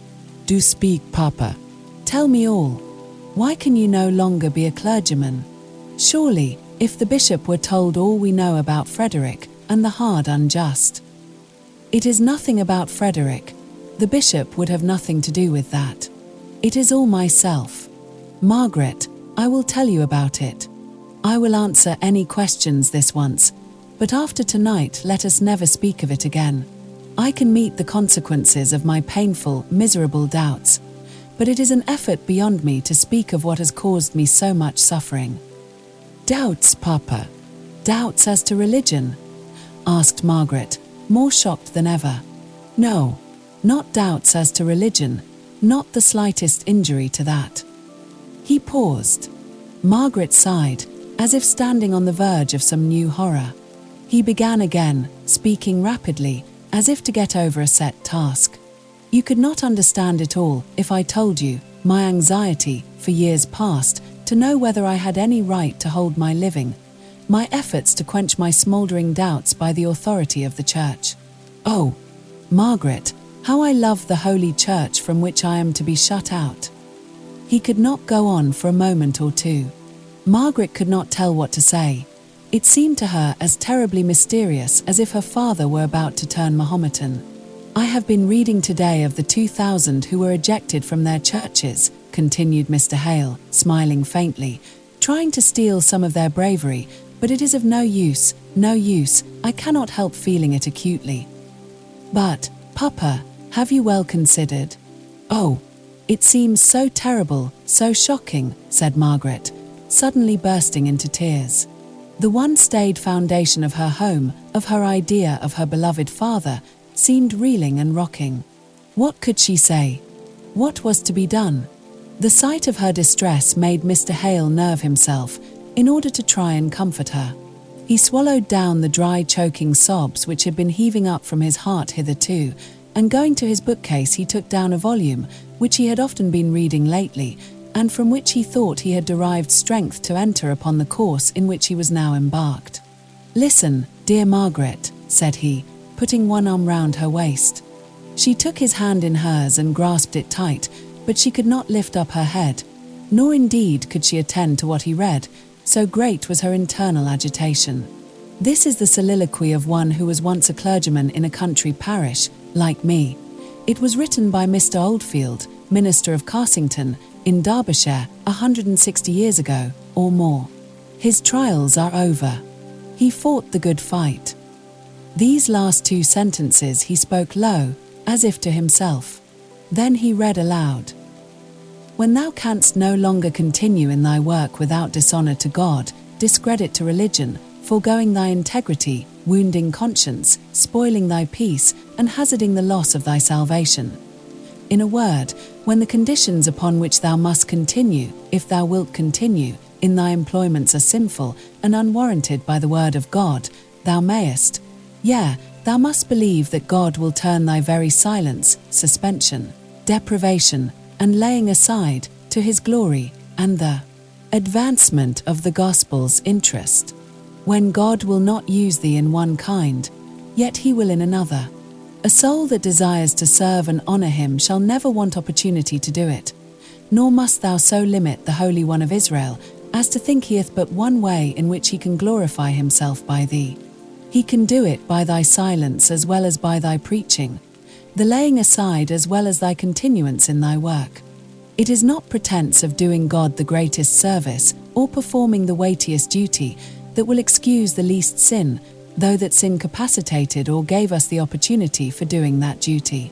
Thou wilt have little thanks, O my soul, if, when thou art charged with corrupting God's worship, falsifying thy vows, thou pretendest a necessity for it in order to a continuance in the ministry. As he read this, and glanced at much more which he did not read, he gained resolution for himself, and felt as if he too could be brave and firm in doing what he believed to be right. But as he ceased, he heard Margaret's low convulsive sob, and his courage sank down under the keen sense of suffering. "Margaret, dear," said he, drawing her closer, "think of the early martyrs, think of the thousands who have suffered." "But, father," said she, suddenly lifting up her flushed, tear-wet face, "the early martyrs suffered for the truth, while you, oh, dear, dear papa." "I suffer for conscience' sake, my child," said he, with a dignity that was only tremulous from the acute sensitivity of his character. "I must do what my conscience bids. I have borne long with self-reproach that would have roused any mind less torpid and cowardly than mine." He shook his head as he went on. "Your poor mother's fond wish, gratified at last in the mocking way in which over-fond wishes are too often fulfilled, Sodom apples as they are, has brought on this crisis, for which I ought to be, and I hope I am thankful. It is not a month since the bishop offered me another living. If I had accepted it, I should have had to make a fresh declaration of conformity to the liturgy at my institution. Margaret, I tried to do it. I tried to content myself with simply refusing the additional preferment and stopping quietly here, strangling my conscience now, as I had strained it before. God forgive me." He rose and walked up and down the room, speaking low words of self-reproach and humiliation, of which Margaret was thankful to hear but few. At last he said, "Margaret, I return to the old sad burden. We must leave Helstone." "Yes, I see. But when?" "I have written to the bishop. I dare say I have told you so, but I forget things just now," said Mr. Hale, collapsing into his depressed manner as soon as he came to talk of hard matter-of-fact details, informing him of my intention to resign this vicarage. "He has been most kind. He has used arguments and expostulations, all in vain, in vain. They are but what I have tried upon myself, without avail. I shall have to take my deed of resignation, and wait upon the bishop myself, to bid him farewell. That will be a trial. But worse, far worse, will be the parting from my dear people. There is a curate appointed to read prayers, a Mr. Brown. He will come to stay with us tomorrow. Next Sunday I preach my farewell sermon." Was it to be so sudden then? Thought Margaret, and yet perhaps it was as well. Lingering would only add stings to the pain. It was better to be stunned into numbness by hearing of all these arrangements, which seemed to be nearly completed before she had been told. "What does Mamma say?" asked she, with a deep sigh. To her surprise, her father began to walk about again before he answered. At length he stopped and replied, "Margaret, I am a poor coward after all. I cannot bear to give pain. I know so well your mother's married life has not been all she hoped, all she had a right to expect, and this will be such a blow to her that I have never had the heart, the power to tell her. She must be told though, now," said he, looking wistfully at his daughter. Margaret was almost overpowered with the idea that her mother knew nothing of it all, and yet the affair was so far advanced. "Yes, indeed she must," said Margaret.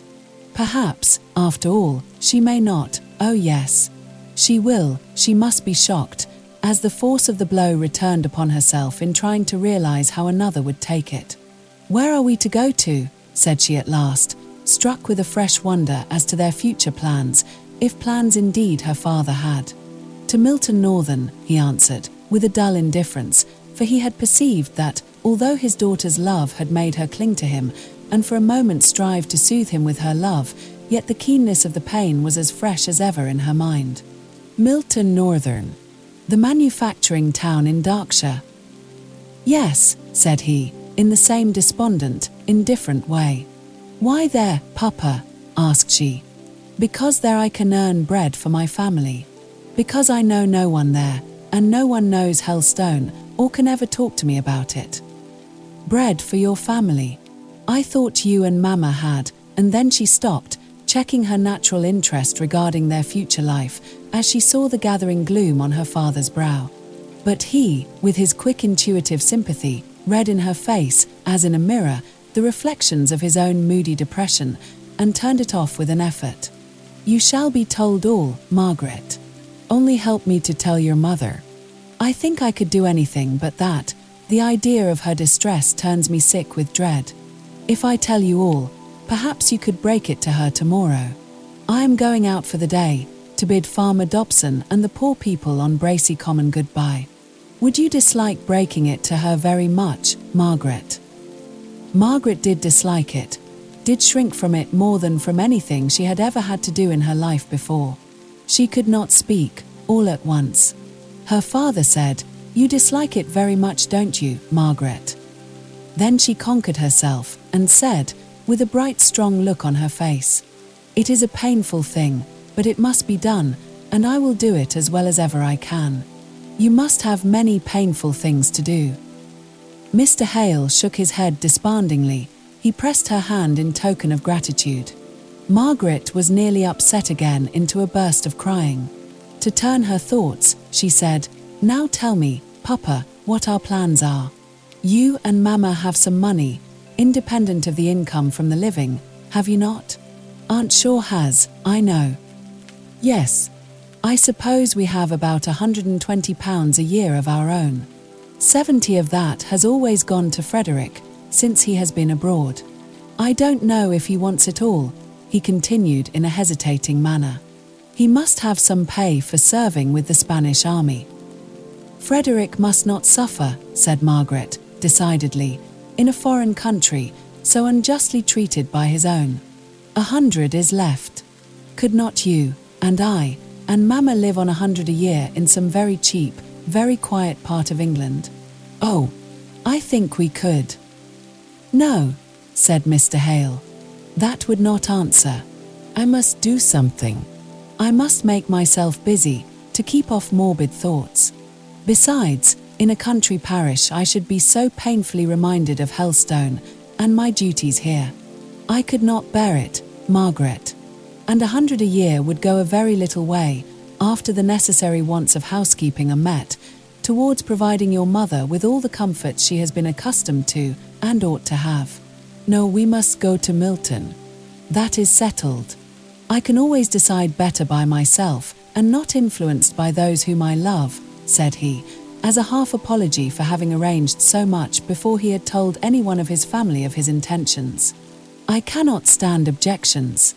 They make me so undecided." Margaret resolved to keep silence.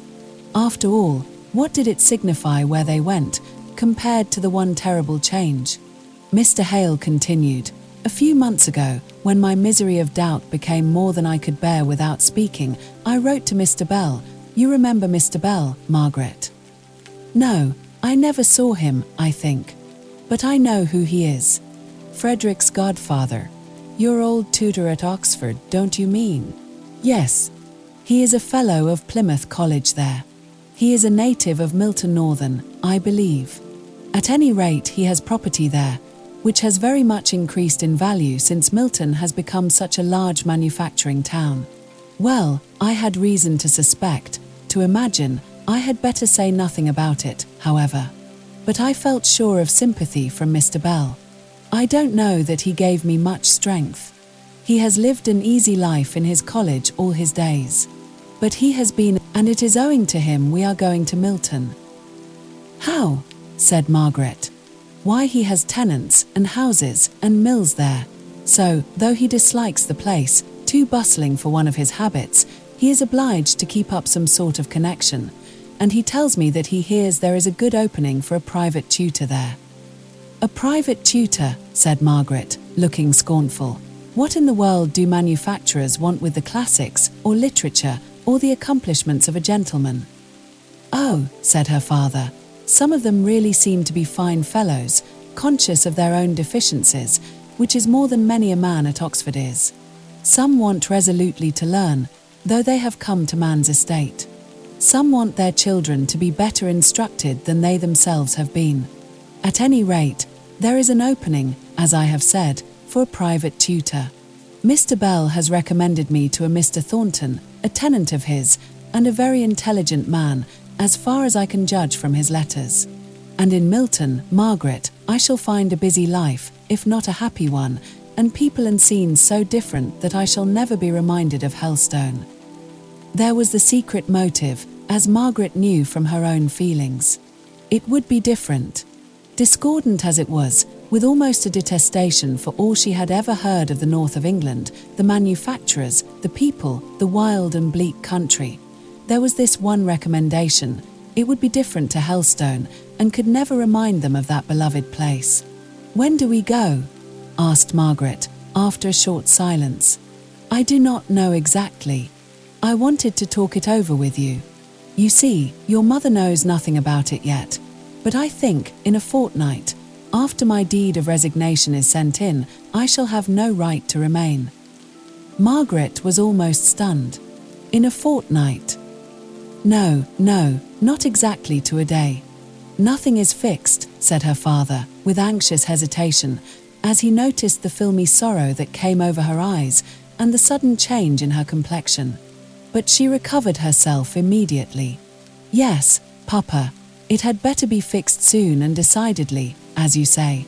Only Mama to know nothing about it.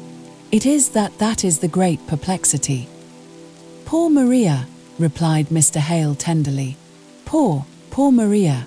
Oh, if I were not married, if I were but myself in the world, how easy it would be. As it is, Margaret, I dare not tell her." "No," said Margaret, sadly. "I will do it. Give me till tomorrow evening to choose my time." "Oh, Papa," cried she with sudden passionate entreaty. Tell me it is a nightmare, a horrid dream, not the real waking truth.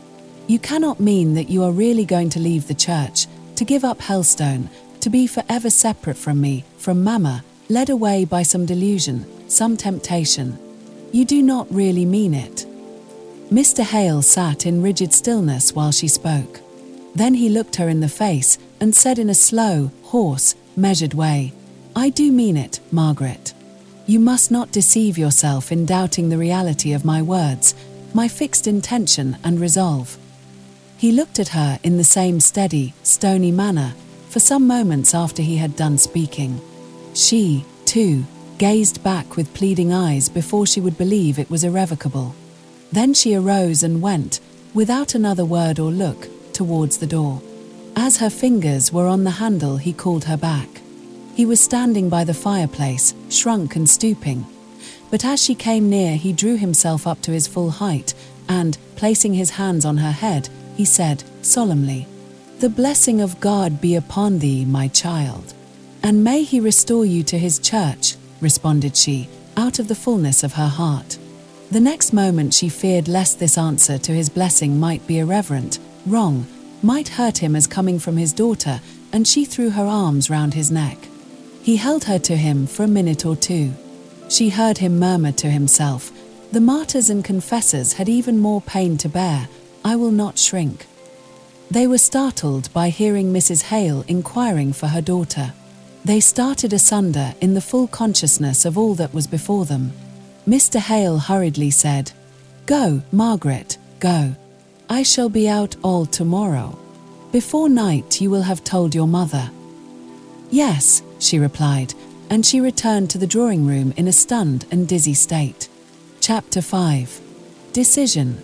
I ask thee for a thoughtful love, through constant watching wise, to meet the glad with joyful smiles, and to wipe the weeping eyes, and a heart at leisure from itself to soothe and sympathize. Anon. Margaret made a good listener to all her mother's little plans for adding some small comforts to the lot of the poorest parishioners. She could not help listening, though each new project was a stab to her heart.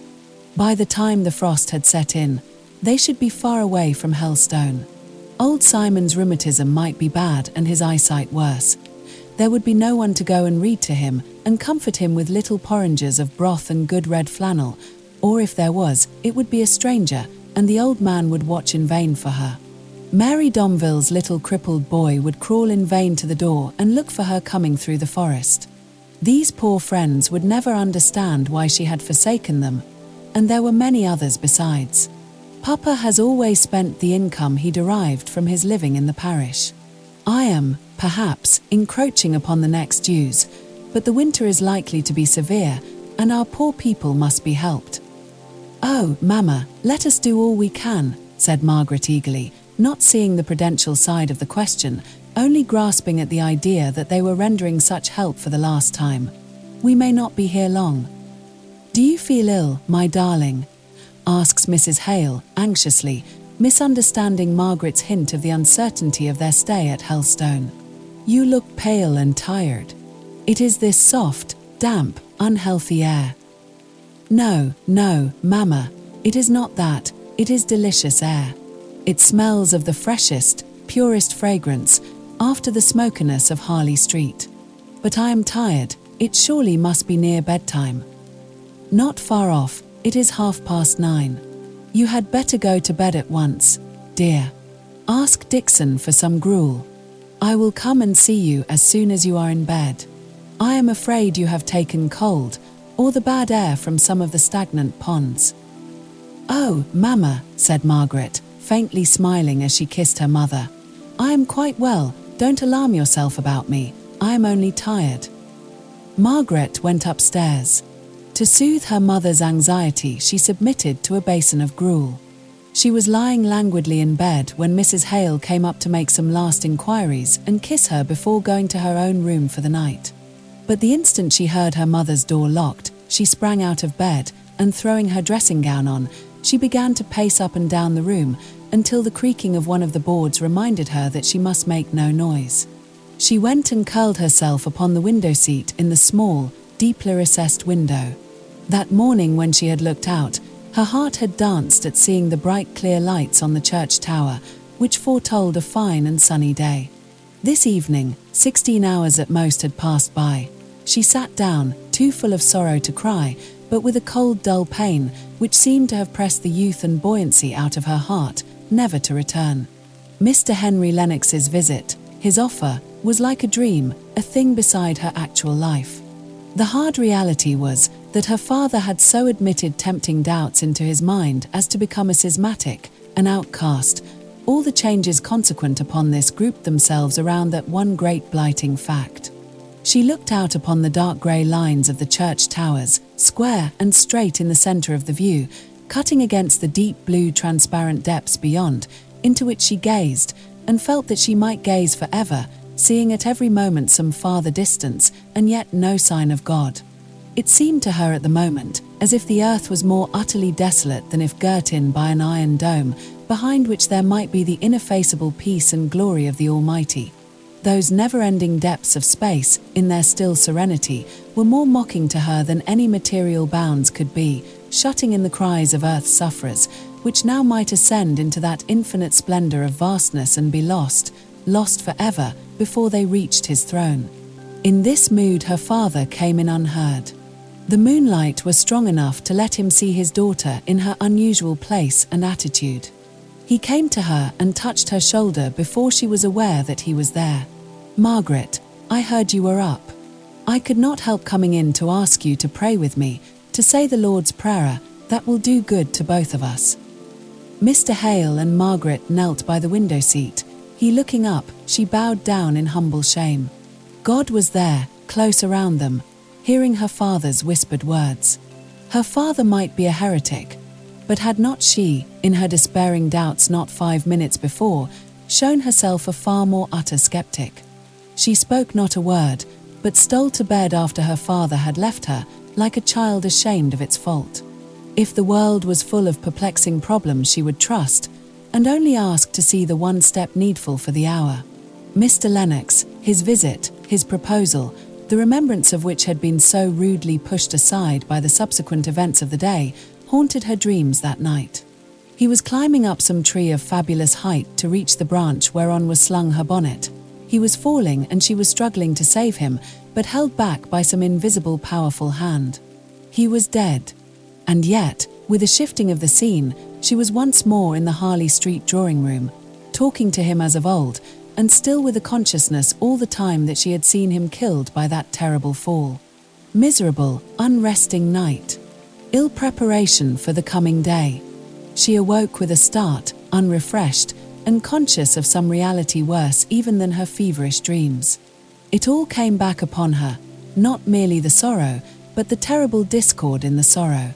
Where, to what distance apart, had her father wandered, led by doubts which were to her temptations of the evil one?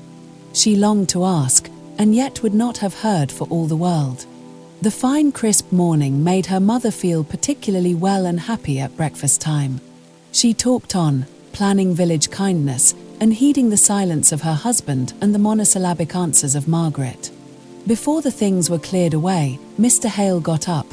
He leaned one hand on the table, as if to support himself. "I shall not be home till evening. I am going to Bracy Common, and will ask Farmer Dobson to give me something for dinner. I shall be back to tea at 7. He did not look at either of them, but Margaret knew what he meant. By 7 the announcement must be made to her mother. Mr. Hale would have delayed making it, but Margaret was of different stuff. She could not bear the impending weight on her mind all day long. Better get the worst over. The day would be too short to comfort her mother. But while she stood by the window, thinking how to begin, and waiting for the servant to have left the room, her mother had gone upstairs to put on her things to go to the school.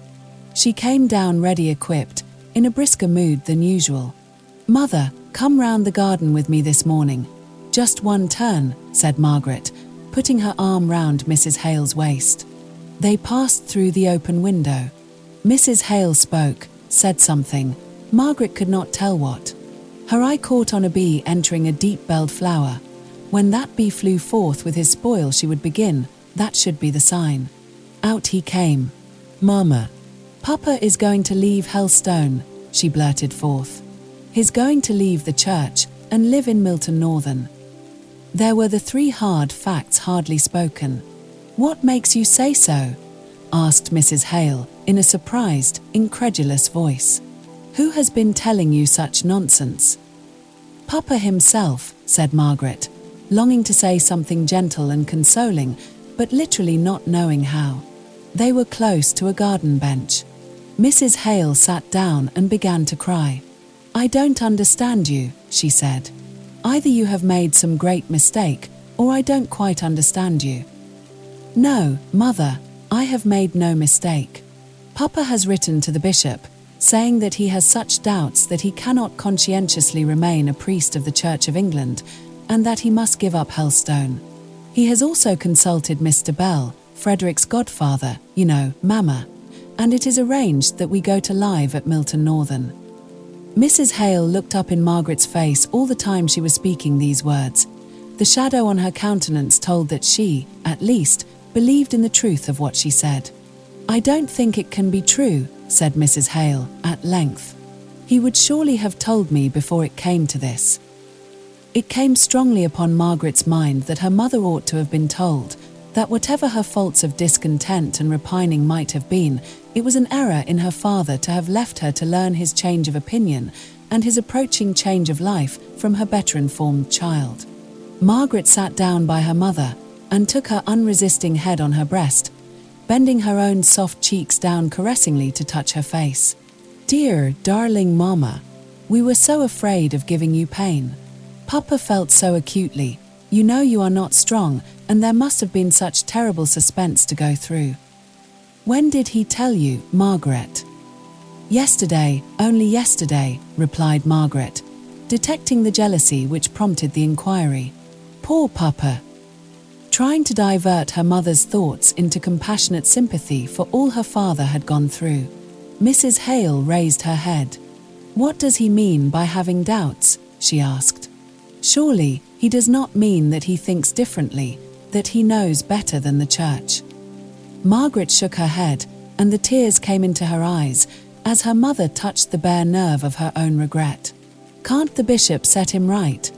asked Mrs. Hale half impatiently. "I'm afraid not," said Margaret. "But I did not ask. I could not bear to hear what he might answer. It is all settled at any rate. He is going to leave Helstone in a fortnight. I am not sure if he did not say he had sent in his deed of resignation." "In a fortnight," exclaimed Mrs. Hale. "I do think this is very strange, not at all right. "I call it very unfeeling," said she, beginning to take relief in tears. "He has doubts, you say, and gives up his living, and all without consulting me. I dare say, if he had told me his doubts at the first, I could have nipped them in the bud." Mistaken as Margaret felt her father's conduct to have been, she could not bear to hear it blamed by her mother. She knew that his very reserve had originated in a tenderness for her, which might be cowardly, but was not unfeeling. "I almost hoped you might be glad to leave Helstone, Mamma," said she, after a pause.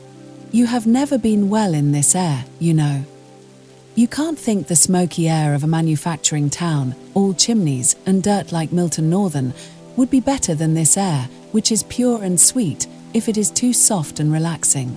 Fancy living in the middle of factories, and factory people. Though, of course, if your father leaves the church, we shall not be admitted into society anywhere. It will be such a disgrace to us. Poor dear Sir John.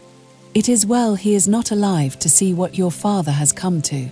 Every day after dinner, when I was a girl, living with your Aunt Shaw, at Burrisford Court, Sir John used to give for the first toast, 'Church and King, and down with the rump.'" Margaret was glad that her mother's thoughts were turned away from the fact of her husband's silence to her on the point which must have been so near his heart. Next to the serious vital anxiety as to the nature of her father's doubts, this was the one circumstance of the case that gave Margaret the most pain. "You know, we have very little society here, Mamma. The Gormans, who are our nearest neighbours, to call society, and we hardly ever see them, have been in trade just as much as these Milton Northern people." "Yes," says Mrs. Hale, almost indignantly, "but at any rate, the Gormans made carriages for half the gentlemen of the county, and were brought into some kind of intercourse with them. But these factory people, who on earth wears cotton that can afford linen?" "Well, Mamma, I give up the cotton spinners. I am not standing up for them, any more than for any other tradespeople. Only we shall have little enough to do with them." "Why on earth has your father fixed on Milton Northern to live in?" "Partly," said Margaret, sighing, "because it is so very different from Helstone, partly because Mr. Bell says there is an opening there for a private tutor." "Private tutor in Milton? Why can't he go to Oxford, and be a tutor to gentlemen?" "You forget, Mamma. He is leaving the church on account of his opinions. His doubts would do him no good at Oxford." Mrs. Hale was silent for some time, quietly crying. At last she said, "And the furniture, how in the world are we to manage the removal? I never removed in my life, and only a fortnight to think about it." Margaret was inexpressibly relieved to find that her mother's anxiety and distress was lowered to this point, so insignificant to herself, and on which she could do so much to help. She planned and promised, and led her mother on to arrange fully as much as could be fixed before they knew somewhat more definitely what Mr. Hale intended to do. Throughout the day Margaret never left her mother, bending her whole soul to sympathize in all the various turns her feelings took. Towards evening especially, as she became more and more anxious that her father should find a soothing welcome home awaiting him after his return from his day of fatigue and distress. She dwelt upon what he must have borne in secret for long. Her mother only replied coldly that he ought to have told her, and that then at any rate he would have had an adviser to give him counsel, and Margaret turned faint at heart when she heard her father's step in the hall. She dared not go to meet him and tell him what she had done all day, for fear of her mother's jealous annoyance. She heard him linger, as if awaiting her, or some sign of her, and she dared not stir. She saw by her mother's twitching lips and changing colour that she too was aware that her husband had returned. Presently he opened the room door, and stood there uncertain whether to come in. His face was grey and pale, he had a timid fearful look in his eyes, something almost pitiful to see in a man's face, but that look of despondent uncertainty, of mental and bodily languor, touched his wife's heart. She went to him, and threw herself on his breast, crying out, "Oh, Richard, Richard, you should have told me sooner." And then, in tears, Margaret left her, as she rushed upstairs to throw herself on her bed, and hide her face in the pillows to stifle the hysteric sobs that would force their way out at last, after the rigid self-control of the whole day. How long she lay thus she could not tell. She heard no noise, though the housemaid came in to arrange the room. The affrighted girl stole out again on tiptoe and went and told Mrs. Dixon that Miss Hale was crying as if her heart would break. She was sure she would make herself deadly ill if she went on at that rate. In consequence of this, Margaret felt herself touched and started up into a sitting posture. She saw the accustomed room, the figure of Dixon in shadow, as the latter stood holding a candle a little behind her, for fear of the effect on Miss Hale's startled eyes, swollen and blinded as they were. "Oh, Dixon! I did not hear you come into the room," said Margaret, resuming her trembling self-restraint. "Is it very late?" continued she, lifting herself languidly off the bed, yet letting her feet touch the ground without fairly standing down, as she shaded her wet ruffled hair off her face and tried to look as though nothing were the matter, as if she had been asleep. "I can hardly tell what time it is," replied Dixon in an aggrieved tone of voice. "Since your mamma told me this terrible news, when I dressed her for tea, I've lost all count of time. I'm sure I don't know what is to become of us all. When Charlotte told me just now you were sobbing, Miss Hale, I thought, no wonder, poor thing. And master thinking of turning dissenter at his time of life, when, if it is not to be said he's done well in the church, he's not done badly after all. I had a cousin, Miss, who turned Methodist preacher after he was 50 years of age, and a tailor all his life. But then he had never been able to make a pair of trousers to fit, for as long as he had been in the trade, so it was no wonder. But for master, as I said to Mrs., what would poor Sir John have said?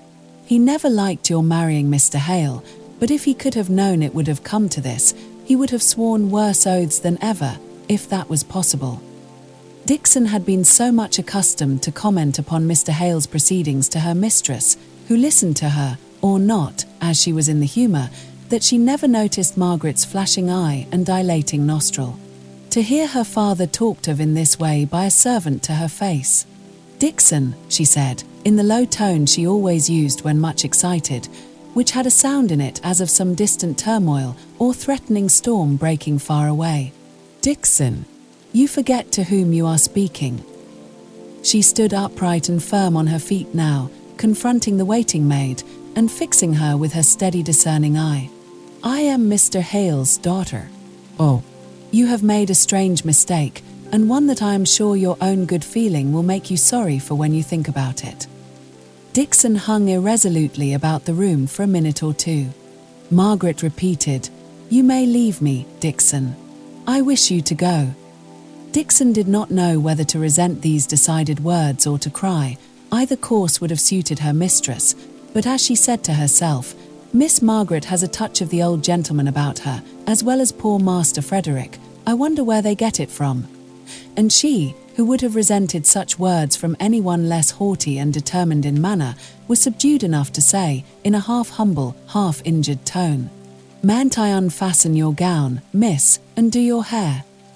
"No, not tonight, thank you." And Margaret gravely lighted her out of the room and bolted the door. From henceforth Dixon obeyed and admired Margaret. She said it was because she was so like poor Master Frederick. But the truth was that Dixon, as do many others, liked to feel herself ruled by a powerful and decided nature. Margaret needed all Dixon's help in action and silence in words. For some time, the latter thought it her duty to show her sense of affront by saying as little as possible to her young lady, so the energy came out in doing rather than in speaking. A fortnight was a very short time to make arrangements for so serious a removal. As Dixon said, anyone but a gentleman, indeed almost any other gentleman. But catching a look at Margaret's straight, stern brow just here, she coughed the remainder of the sentence away, and meekly took the horehound drop that Margaret offered her, to stop the little tickling at my chest, miss. But almost any one but Mr. Hale would have had practical knowledge enough to see that in so short a time it would be difficult to fix on any house in Milton Northern, or indeed elsewhere, to which they could remove the furniture that had of necessity been taken out of Helstone vicarage. Mrs. Hale, overpowered by all the troubles and necessities for immediate household decisions that seemed to come upon her at once, became really ill, and Margaret almost felt it as a relief when her mother fairly took to her bed and left the management of affairs to her. Dixon, true to her post of bodyguard, attended most faithfully to her mistress and only emerged from Mrs. Hale's bedroom to shake her head and murmur to herself in a manner which Margaret did not choose to hear. For the one thing clear and straight before her was the necessity for leaving Helstone. Mr. Hale's successor in the living was appointed, and, at any rate, after her father's decision, there must be no lingering now, for his sake, as well as from every other consideration. For he came home every evening more and more depressed, after the necessary leave-taking which he had resolved to have with every individual parishioner. Margaret, inexperienced as she was in all the necessary matter-of-fact business to be got through, did not know to whom to apply for advice. The cook and Charlotte worked away with willing arms and stout hearts at all the moving and packing, and as far as that went, Margaret's admirable sense enabled her to see what was best and to direct how it should be done. But where were they to go to? In a week they must be gone. Straight to Milton, or where? So many arrangements depended on this precision that Margaret resolved to ask her father one evening, in spite of his evident fatigue and low spirits. He answered, "My dear, I have really had too much to think about to settle this. What does your mother say? What does she wish? Poor Maria." He met with an echo even louder than his sigh. Dixon had just come into the room for another cup of tea for Mrs. Hale, and catching Mr. Hale's last words, and protected by his presence from Margaret's upbraiding eyes, made bold to say, "My poor mistress." "You don't think her worse today," said Mr. Hale, turning hastily. "I am sure I can't say, sir. It's not for me to judge. The illness seems so much more on the mind than on the body." Mr. Hale looked infinitely distressed. "You had better take Mamma her tea while it is hot, Dixon," said Margaret, in a tone of quiet authority. "Oh, I beg your pardon, miss. My thoughts was otherwise occupied in thinking of my poor, of Mrs. Hale." "Papa," said Margaret, "it is this suspense that is bad for you both. Of course, Mamma must feel your change of opinions. We can't help that," she continued softly. "But now the course is clear, at least to a certain point. And I think, Papa, that I could get Mamma to help me in planning, if you could tell me what to plan for. She has never expressed any wish in any way, and only thinks of what can't be helped. Are we to go straight to Milton? Have you taken a house there?" "No," he replied. "I suppose we must go into lodgings and look about for a house. And pack up the furniture so that it can be left at the railway station, till we have met with one." "I suppose so. Do what you think best. Only remember, we shall have much less money to spend." They had never had much superfluity, as Margaret knew. She felt that it was a great weight suddenly thrown upon her shoulders. For months ago, all the decisions she needed to make were what dress she would wear for dinner, and to help Edith to draw out the lists of who should take down whom in the dinner parties at home. Nor was the household in which she lived one that called for much decision. Except in the one grand case of Captain Lennox's offer, everything went on with the regularity of clockwork. Once a year, there was a long discussion between her aunt and Edith as to whether they should go to the Isle of Wight, abroad, or to Scotland. But at such times Margaret herself was secure of drifting, without any exertion of her own, into the quiet harbour of home. Now, since that day when Mr. Lennox came and startled her into a decision, every day brought some question, momentous to her, and to those whom she loved, to be settled. Her father went up after tea to sit with his wife. Margaret remained alone in the drawing-room. Suddenly she took a candle and went into her father's study for a great atlas, and lugging it back into the drawing-room, she began to pore over the map of England. She was ready to look up brightly when her father came downstairs. "I have hit upon such a beautiful plan. Look here, in Darkshire, hardly the breadth of my finger from Milton, is Helstone, which I have often heard of from people living in the north as such a pleasant little bathing place. Now, don't you think we could get Mamma there with Dixon, while you and I go and look at houses, and get one all ready for her in Milton? She would get a breath of sea air to set her up for the winter, and be spared all the fatigue, and Dixon would enjoy taking care of her. "Is Dixon to go with us?" asked Mr. Hale, in a kind of helpless dismay. "Oh, yes," said Margaret. "Dixon quite intends it, and I don't know what Mama would do without her. But we shall have to put up with a very different way of living, I am afraid. Everything is so much dearer in a town. I doubt if Dixon can make herself comfortable. To tell you the truth, Margaret, I sometimes feel as if that woman gave herself airs." "To be sure she does, Papa," replied Margaret. "And if she has to put up with a different style of living, we shall have to put up with her airs, which will be worse. But she really loves us all, and would be miserable to leave us, I am sure, especially in this change. So, for Mamma's sake, and for the sake of her faithfulness, I do think she must go." "Very well, my dear. Go on. I am resigned. How far is Helstone from Milton? The breadth of one of your fingers does not give me a very clear idea of distance." "Well, then, I suppose it is 30 miles. That is not much." "Not in distance, but in—" "Never mind. If you really think it will do your mother good, let it be fixed so." This was a great step. Now Margaret could work, and act, and plan in good earnest. And now Mrs. Hale could rouse herself from her languor, and forget her real suffering in thinking of the pleasure and the delight of going to the seaside. Her only regret was that Mr. Hale could not be with her all the fortnight she was to be there, as he had been for a whole fortnight once, when they were engaged, and she was staying with Sir John and Lady Beresford at Torquay. Chapter 6. Unwatched the garden bough shall sway, the tender blossom flutter down, unloved the beech will gather brown, the maple burn itself away. Unloved, the sunflower, shining fair, ray round with flames her disk of seed, and many a rose carnation feed with summer spice the humming air. Asterisk, asterisk, asterisk, asterisk, asterisk. Till from the garden and the wild a fresh association blow, and year by year the landscape grow familiar to the stranger's child. As year by year the labourer tills his wonted glebe, or lops the glades, and year by year our memory fades from all the circle of the hills. Tennyson. The last day came.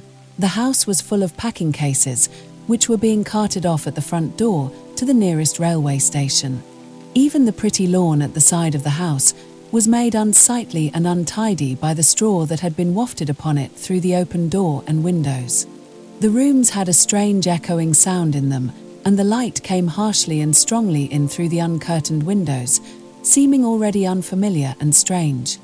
Mrs. Hale's dressing room was left untouched to the last, and there she and Dixon were packing up clothes, and interrupting each other every now and then to exclaim at, and turn over with fond regard, some forgotten treasure, in the shape of some relic of the children while they were yet little.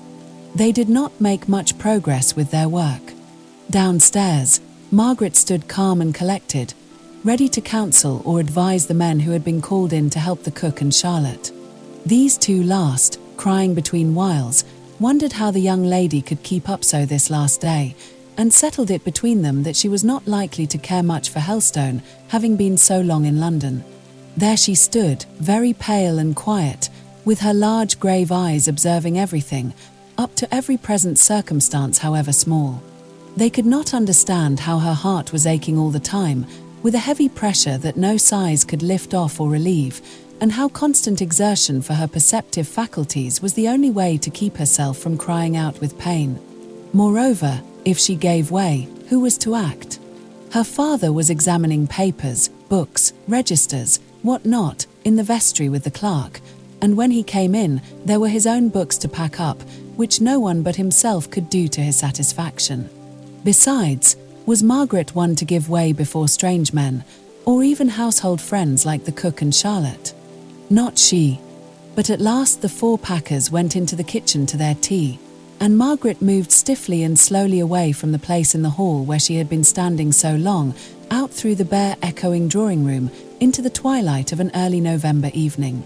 There was a filmy veil of soft, dull mist obscuring, but not hiding, all objects, giving them a lilac hue, for the sun had not yet fully set. A robin was singing.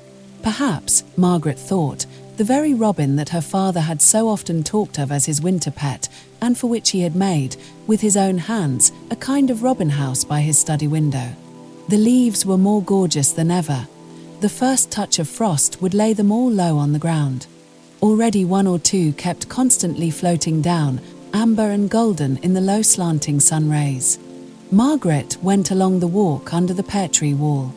She had never been along it since she paced it at Henry Lennox's side. Here, at this bed of time, he began to speak of what she must not think of now. Her eyes were on that late blowing rose as she was trying to answer, and she had caught the idea of the vivid beauty of the feathery leaves of the carrots in the very middle of his last sentence. Only a fortnight ago. And all so changed. Where was he now? In London, going through the old round, dining with the old Harley Street set, or with gayer young friends of his own. Even now, while she walked sadly through that damp and drear garden in the dusk, with everything falling and fading, and turning to decay around her, he might be gladly putting away his law books after a day of satisfactory toil, and freshening himself up, as he had told her he often did, by a run in the Temple Gardens, taking in the while the grand inarticulate mighty roar of tens of thousands of busy men, nigh at hand, but not seen, and catching ever, at his quick turns, glimpses of the lights of the city coming up out of the depths of the river. He had often spoken to Margaret of these hasty walks, snatched in the intervals between study and dinner. At his best times and in his best moods had he spoken of them, and the thought of them had struck upon her fancy. Here there was no sound. The robin had gone away into the vast stillness of night. Now and then, a cottage door in the distance was opened and shut, as if to admit the tired labourer to his home, but that sounded very far away. A stealthy, creeping, crunching sound among the crisp fallen leaves of the forest, beyond the garden, seemed almost close at hand. Margaret knew it was some poacher. Sitting up in her bedroom this past autumn, with the light of her candle extinguished, and purely revelling in the solemn beauty of the heavens and the earth, she had many a time seen the light noiseless leap of the poachers over the garden fence, their quick tramp across the dewy moonlit lawn, their disappearance in the black still shadow beyond. The wild adventurous freedom of their life had taken her fancy. She felt inclined to wish them success, she had no fear of them. But tonight she was afraid, she knew not why. She heard Charlotte shutting the windows and fastening up for the night, unconscious that anyone had gone out into the garden. A small branch, it might be of rotten wood, or it might be broken by force, came heavily down in the nearest part of the forest. Margaret ran, swift as Camilla, down to the window, and rapped at it with a hurried tremulousness which startled Charlotte within. "Let me in. Let me in. It is only me, Charlotte." Her heart did not still its fluttering till she was safe in the drawing-room, with the windows fastened and bolted, and the familiar walls hemming her round and shutting her in. She had sate down upon a packing-case. Cheerless, chill was the dreary and dismantled room. No fire, nor other light, but Charlotte's long unsnuffed candle. Charlotte looked at Margaret with surprise, and Margaret, feeling it rather than seeing it, rose up. "I was afraid you were shutting me out altogether, Charlotte," said she, half smiling. "And then you would never have heard me in the kitchen, and the doors into the lane and churchyard are locked long ago." "Oh, miss, I should have been sure to have missed you soon. The men would have wanted you to tell them how to go on. And I have put tea in master's study, as being the most comfortable room, so to speak." "Thank you, Charlotte. You are a kind girl. I shall be sorry to leave you. You must try and write to me, if I can ever give you any little help or good advice. I shall always be glad to get a letter from Helstone, you know. I shall be sure and send you my address when I know it." The study was all ready for tea. There was a good blazing fire, and unlighted candles on the table. Margaret sat down on the rug, partly to warm herself, for the dampness of the evening hung about her dress, and over-fatigue had made her chilly. She kept herself balanced by clasping her hands together round her knees. Her head dropped a little towards her chest. The attitude was one of despondency, whatever her frame of mind might be. But when she heard her father's step on the gravel outside, she started up, and hastily shaking her heavy black hair back, and wiping a few tears away that had come on her cheeks she knew not how, she went out to open the door for him. He showed far more depression than she did. She could hardly get him to talk, although she tried to speak on subjects that would interest him, at the cost of an effort every time which she thought would be her last. "Have you been a very long walk today?" asked she, on seeing his refusal to touch food of any kind. "As far as Fordham Beeches. I went to see Widow Maltby. She is sadly grieved at not having wished you goodbye. She says little Susan has kept watch down the lane for days past." "Nay, Margaret, what is the matter, dear?" The thought of the little child watching for her, and continually disappointed, from no forgetfulness on her part, but from sheer inability to leave home, was the last drop in poor Margaret's cup, and she was sobbing away as if her heart would break. Mr. Hale was distressingly perplexed. He rose, and walked nervously up and down the room. Margaret tried to check herself, but would not speak until she could do so with firmness. She heard him talking, as if to himself. "I cannot bear it. I cannot bear to see the sufferings of others.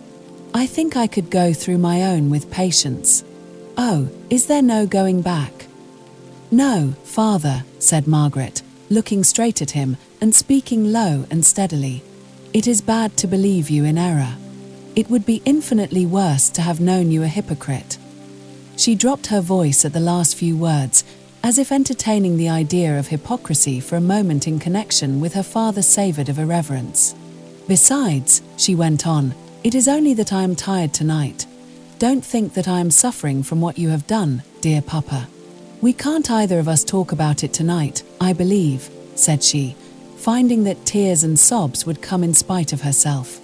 "I had better go and take Mamma up this cup of tea. She had hers very early, when I was too busy to go to her, and I am sure she will be glad of another now."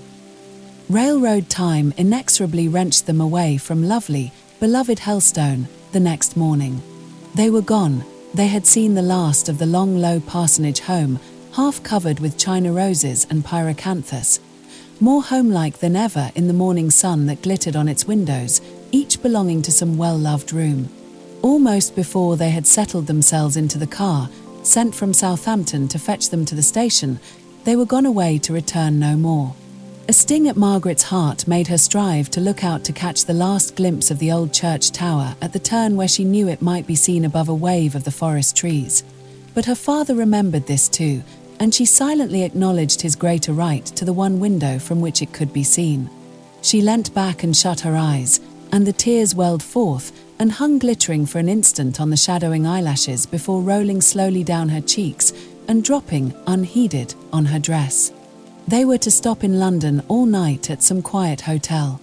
Poor Mrs. Hale had cried in her way nearly all day long, and Dixon showed her sorrow by extreme crossness and a continual irritable attempt to keep her petticoats from even touching the unconscious Mr. Hale, whom she regarded as the origin of all this suffering. They went through the well-known streets, past houses which they had often visited, past shops in which she had lounged, impatient, by her aunt's side, while that lady was making some important and interminable decision, nay, absolutely past acquaintances in the streets. For though the morning had been of an incalculable length to them, and they felt as if it ought long ago to have closed in for the repose of darkness, it was the very busiest time of a London afternoon in November when they arrived there. It was long since Mrs. Hale had been in London, and she roused up, almost like a child, to look about her at the different streets, and to gaze after and exclaim at the shops and carriages. "Oh, there's Harrison's, where I bought so many of my wedding things. Dear, how altered. They've got immense plate-glass windows, larger than Crawford's in Southampton. Oh, and there, I declare, no, it is not, yes, it is, Margaret, we have just passed Mr. Henry Lennox. Where can he be going, among all these shops?"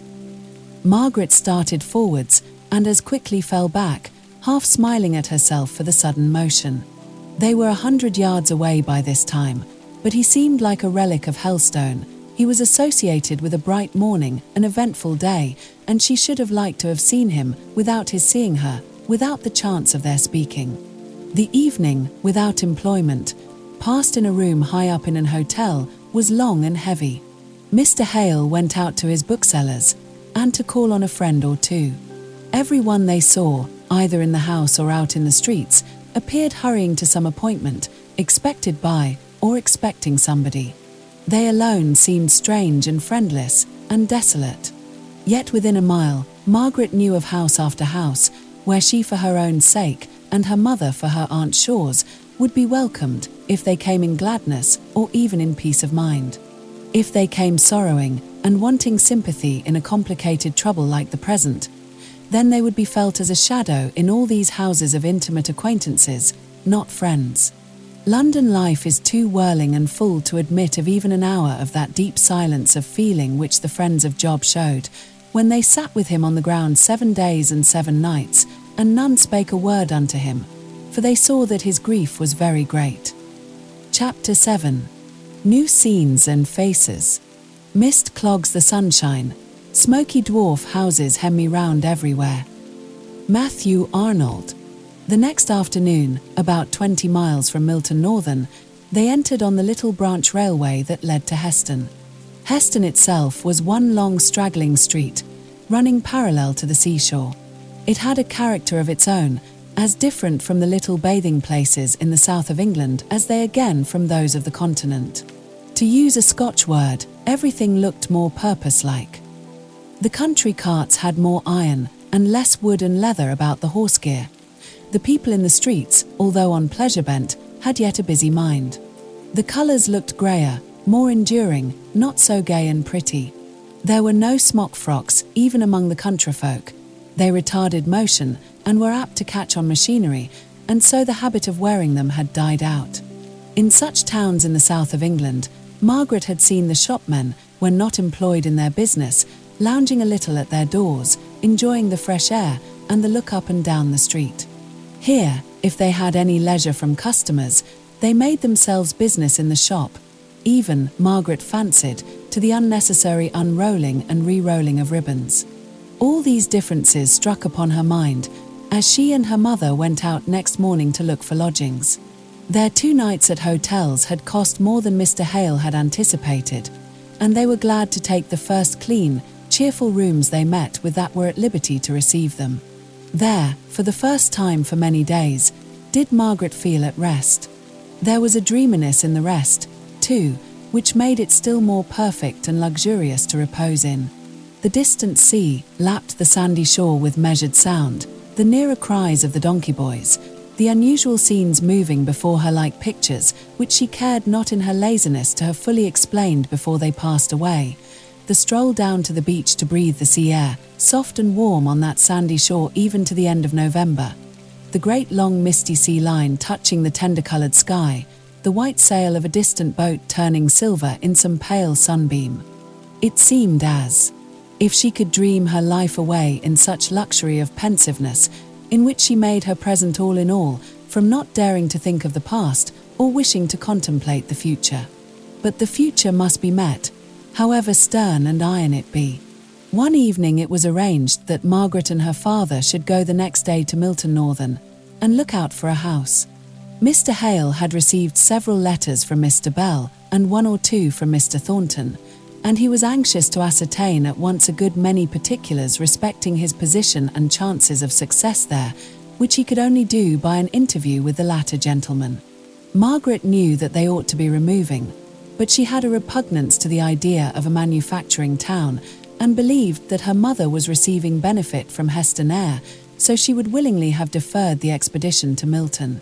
For several miles before they reached Milton, they saw a deep lead-coloured cloud hanging over the horizon in the direction in which it lay. It was all the darker from contrast with the pale grey-blue of the wintry sky, for in Helstone there had been the earliest signs of frost. Nearer to the town, the air had a faint taste and smell of smoke, perhaps, after all, more a loss of the fragrance of grass and herbage than any positive taste or smell. Quick they were whirled over long, straight, hopeless streets of regularly built houses, all small and of brick. Here and there a great oblong many-windowed factory stood up, like a hen among her chickens, puffing out black unparliamentary smoke, and sufficiently accounting for the cloud which Margaret had taken to foretell rain. As they drove through the larger and wider streets, from the station to the hotel, they had to stop constantly. Great loaded lorries blocked up the not over-wide thoroughfares. Margaret had now and then been into the city in her drives with her aunt. But there the heavy lumbering vehicles seemed various in their purposes and intent. Here every van, every wagon and truck bore cotton, either in the raw shape in bags or the woven shape in bales of calico. People thronged the footpaths, most of them well-dressed as regarded the material, but with a slovenly looseness which struck Margaret as different from the shabby, threadbare smartness of a similar class in London. "New Street," said Mr. Hale. "This, I believe, is the principal street in Milton. Bell has often spoken to me about it. It was the opening of this street from a lane into a great thoroughfare 30 years ago, which has caused his property to rise so much in value. Mr. Thornton's mill must be somewhere not very far off, for he is Mr. Bell's tenant. But I fancy he dates from his warehouse." "Where is our hotel, Papa?" "Close to the end of this street, I believe. Shall we have lunch before or after we have looked at the houses we marked in the Milton Times?" "Oh, let us get our work done first."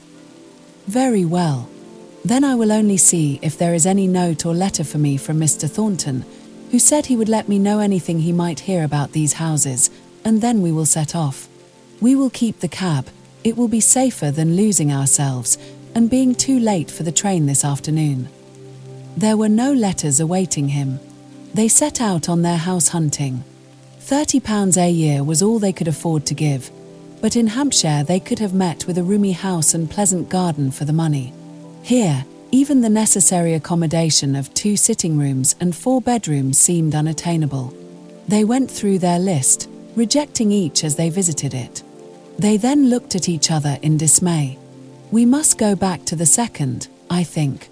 That one, in Crampton, don't they call the suburb? There were 3 sitting rooms. Don't you remember how we laughed at the number compared with the 3 bedrooms? But I have planned it all. The front room downstairs is to be your study and our dining room, poor Papa. For you know, we settled Mama is to have as cheerful a sitting room as we can get, and that front room upstairs, with the atrocious blue and pink paper and heavy cornice, had really a pretty view over the plain, with a great bend of river, or canal, or whatever it is, down below.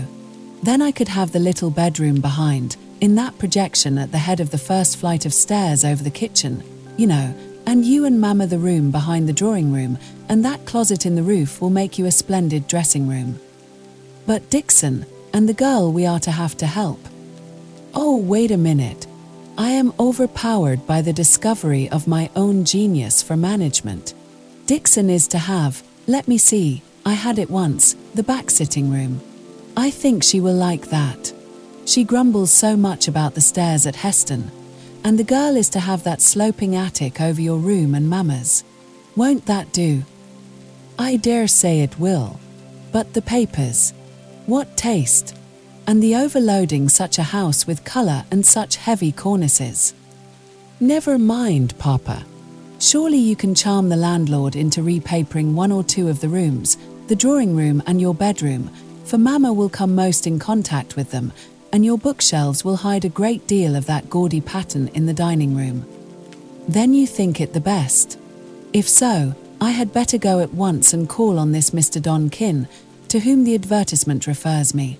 I will take you back to the hotel, where you can order lunch and rest, and by the time it is ready, I shall be with you. I hope I shall be able to get new papers." Margaret hoped so too, though she said nothing. She had never come fairly in contact with the taste that loves ornament, however bad, more than the plainness and simplicity which are of themselves the framework of elegance. Her father took her through the entrance of the hotel, and leaving her at the foot of the staircase, went to the address of the landlord of the house they had fixed upon. Just as Margaret had her hand on the door of their sitting room, she was followed by a quick-stepping waiter. "I beg your pardon, ma'am. The gentleman was gone so quickly, I had no time to tell him. Mr. Thornton called almost directly after you left, and as I understood, from what the gentleman said, you would be back in an hour. I told him so, and he came again about 5 minutes ago and said he would wait for Mr. Hale. He is in your room now. Thank you. My father will return soon, and then you can tell him." Margaret opened the door and went in with the straight, fearless, dignified presence habitual to her. She felt no awkwardness. She had too much the habits of society for that. Here was a person come on business to her father, and, as he was one who had shown himself obliging, she was disposed to treat him with a full measure of civility. Mr. Thornton was a good deal more surprised and discomfited than she. Instead of a quiet, middle-aged clergyman, a young lady came forward with frank dignity, a young lady of a different type to most of those he was in the habit of seeing. Her dress was very plain, a close straw bonnet of the best material and shape, trimmed with white ribbon, a large Indian shawl which hung about her in long heavy folds, and which she wore as an empress wears her drapery. He did not understand who she was, as he caught the simple, straight, unabashed look, which showed that his being there was of no concern to the beautiful countenance, and called up no flush of surprise to the pale ivory of the complexion. He had heard that Mr. Hale had a daughter, but he had imagined that she was a little girl. "Mr. Thornton, I believe," said Margaret, after a half-instant's pause, during which his unready words would not come. "Will you sit down? My father brought me to the door not a minute ago, but unfortunately he was not told that you were here, and he has gone away on some business. But he will come back almost directly. I am sorry you have had the trouble of calling twice." Mr. Thornton was in habits of authority himself, but she seemed to assume some kind of rule over him at once.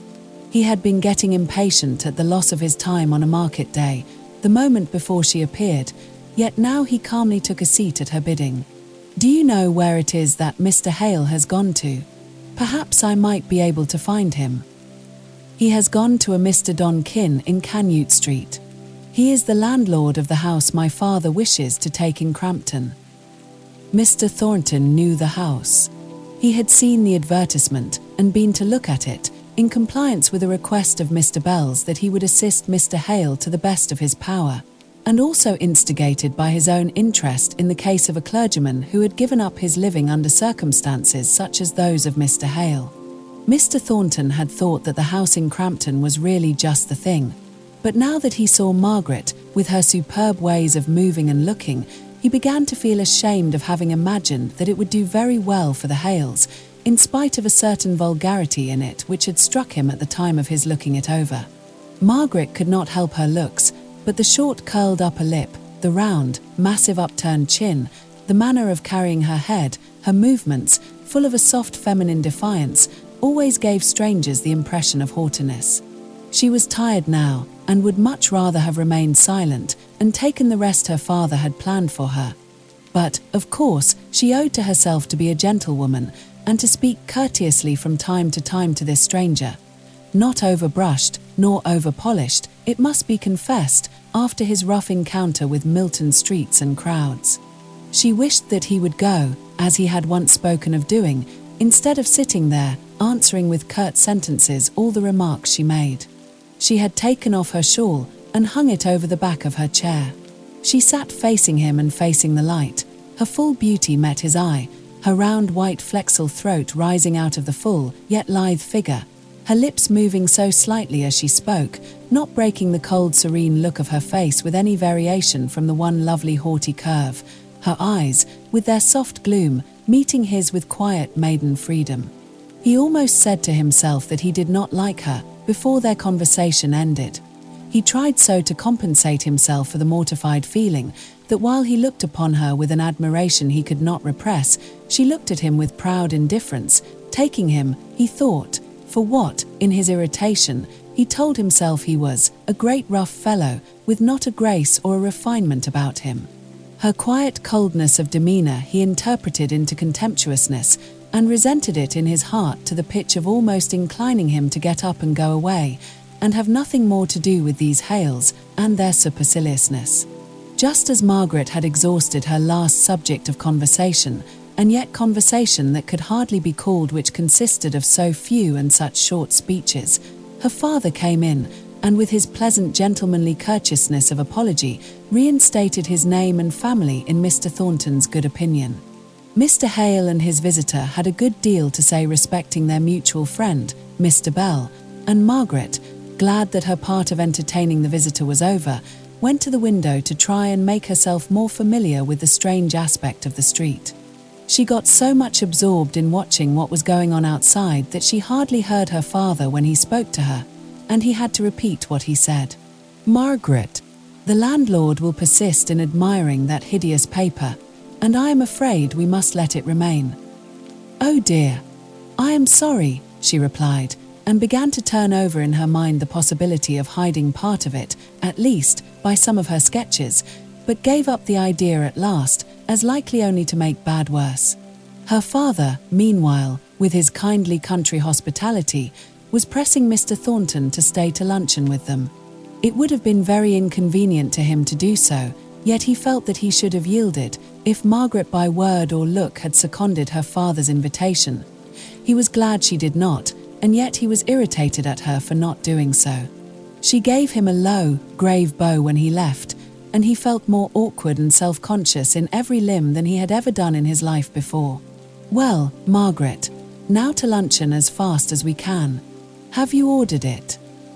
"No, Papa. That man was here when I came home, and I have never had an opportunity." "Then we must take anything we can get. He must have been waiting a long time, I'm afraid." "It seemed exceedingly long to me. I was just at the last gasp when you came in." He never went on with any subject, but gave little, short, abrupt answers. "Very much to the point though, I should think. He is a clear-headed fellow. He said, did you hear? That Crampton is on gravelly soil, and by far the most healthy suburb in the neighbourhood of Milton." When they returned to Helstone, there was the day's account to be given to Mrs. Hale, who was full of questions, which they answered in the intervals of tea drinking. "And what is your correspondent, Mr. Thornton, like?" "Ask Margaret," said her husband. "She and he had a long attempt at conversation, while I was away speaking to the landlord." "Oh, I hardly know what he is like," said Margaret, lazily, too tired to tax her powers of description much. And then rousing herself, she said, "He is a tall, broad-shouldered man, about, how old, Papa?" "I should guess about 30. "About 30, with a face that is neither exactly plain, nor yet handsome, nothing remarkable, not quite a gentleman. But that was hardly to be expected." "Not vulgar or common though," put in her father, rather jealous of any disparagement of the sole friend he had in Milton. "Oh, no," said Margaret. With such an expression of resolution and power, no face, however plain in feature, could be either vulgar or common. "I should not like to have to bargain with him. He looks very inflexible. Altogether a man who seems made for his niche, mamma, sagacious and strong, as becomes a great tradesman." "Don't call the Milton manufacturers tradesmen, Margaret," said her father. "They are very different." "Are they? I apply the word to all who have something tangible to sell, but if you think the term is not correct, Papa, I won't use it. But, oh mamma, speaking of vulgarity and commonness, you must prepare yourself for our drawing-room paper. Pink and blue roses with yellow leaves, and such a heavy cornice round the room." But when they removed to their new house in Milton, the obnoxious papers were gone. The landlord received their thanks very composedly, and let them think, if they liked, that he had relented from his expressed determination not to repaper. There was no particular need to tell them that what he did not care to do for a Reverend Mr. Hale, unknown in Milton, he was only too glad to do at the one short sharp remonstrance of Mr. Thornton, the wealthy manufacturer. Chapter 8. Homesickness. "And it's hame fain wad I be." It needed the pretty light papering of the rooms to reconcile them to Milton. It needed more that could not be had. The thick yellow November fogs had come on, and the view of the plain in the valley, made by the sweeping bend of the river, was all shut out when Mrs. Hale arrived at her new home. Margaret and Dixon had been at work 2 days, unpacking and arranging, But everything inside the house still looked in disorder, and outside a thick fog crept up to the very windows and was driven into every open door in choking white wreaths of unwholesome mist. "Oh, Margaret, are we to live here?" asked Mrs. Hale in blank dismay. Margaret's heart echoed the dreariness of the tone in which this question was put. She could scarcely command herself enough to say, "Oh, the fogs in London are sometimes far worse." But then you knew that London itself and friends lay behind it. Here, well, we are desolate. Oh, Dixon, what a place this is. Indeed, I'm sure it will be your death before long, and then I know who'll stay. Miss Hale, that's far too heavy for you to lift. Not at all, thank you, Dixon, replied Margaret coldly. The best thing we can do for Mamma is to get her room quite ready for her to go to bed, while I go and bring her a cup of coffee. Mr. Hale was equally out of spirits, and equally came upon Margaret for sympathy. "Margaret, I do believe this is an unhealthy place. Only suppose that your mother's health or yours should suffer. I wish I had gone into some country place in Wales. This is really terrible," said he, going up to the window. There was no comfort to be given. They were settled in Milton, and must endure smoke and fogs for a season. Indeed, all other life seemed shut out from them by as thick a fog of circumstance. Only the day before, Mr. Hale had been reckoning up with dismay how much their removal and fortnight at Helstone had cost, and he found it had absorbed nearly all his little stock of ready money. No, here they were, and here they must remain. At night, when Margaret realized this, she felt inclined to sit down in a stupor of despair. The heavy smoky air hung about her bedroom, which occupied the long narrow projection at the back of the house. The window, placed at the side of the oblong, looked at the blank wall of a similar projection, not above 10 feet distant. It loomed through the fog like a great barrier to hope.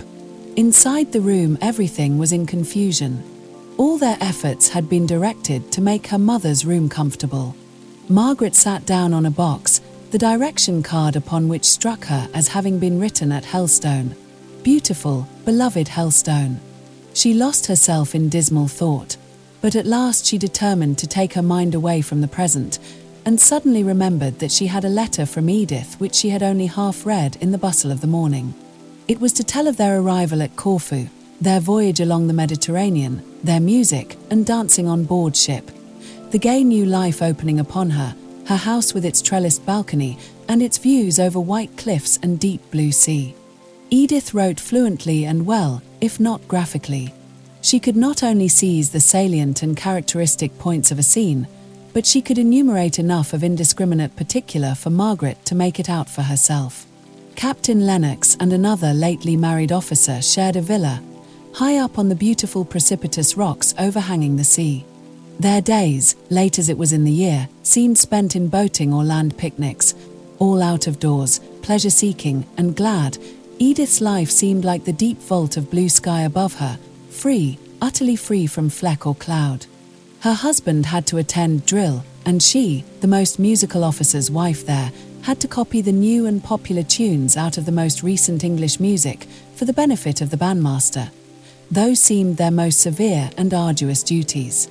She expressed an affectionate hope that, if the regiment stopped another year at Corfu, Margaret might come out and pay her a long visit. She asked Margaret if she remembered the day 12-month on which she, Edith, wrote, how it rained all day long in Harley Street, and how she would not put on her new gown to go to a stupid dinner and get it all wet and splashed in going to the carriage, and how at that very dinner they had first met Captain Lennox. Yes, Margaret remembered it well. Edith and Mrs. Shaw had gone to dinner. Margaret had joined the party in the evening. The recollection of the plentiful luxury of all arrangements, the stately handsomeness of the furniture, the size of the house, the peaceful, untroubled ease of the visitors, all came vividly before her in strange contrast to the present time. The smooth sea of that old life closed up, without a mark left to tell where they had all been. The habitual dinners, the calls, the dancing evenings were all going on forever, though her Aunt Shaw and Edith were no longer there, and she, of course, was even less missed. She doubted if any one of that old set ever thought of her, except Henry Lennox. He too, she knew, would strive to forget her, because of the pain she had caused him. She had heard him often boast of his power of putting any disagreeable thought far away from him. Then she penetrated farther into what might have been. If she had cared for him as a lover, and had accepted him, and this change in her father's opinions and consequent station had taken place, she could not doubt but that it would have been impatiently received by Mr. Lennox. It was a bitter mortification to her in one sense, but she could bear it patiently, because she knew her father's purity of purpose, and that strengthened her to endure his errors, grave and serious though in her estimation they were.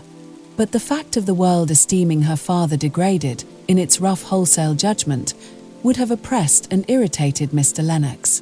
As she realized what might have been, she grew to be thankful for what was. They were at the lowest now, they could not be worse. Edith's astonishment and her Aunt Shaw's dismay would have to be met bravely when their letters came. So Margaret rose up and began slowly to undress herself, feeling the full luxury of acting leisurely, late as it was, after all the past hurry of the day.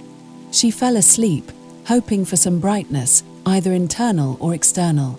But if she had known how long it would be before the brightness came, her heart would have sunk low down. The time of the year was most unpropitious to health as well as to spirits. Her mother caught a severe cold, and Dixon herself was evidently not well, although Margaret could not insult her more than by trying to save her, or by taking any care of her. They could hear of no girl to assist her, all were at work in the factories. At least, those who applied were well scolded by Dixon for thinking that such as they could ever be trusted to work in a gentleman's house. So they had to keep a charwoman in almost constant employ.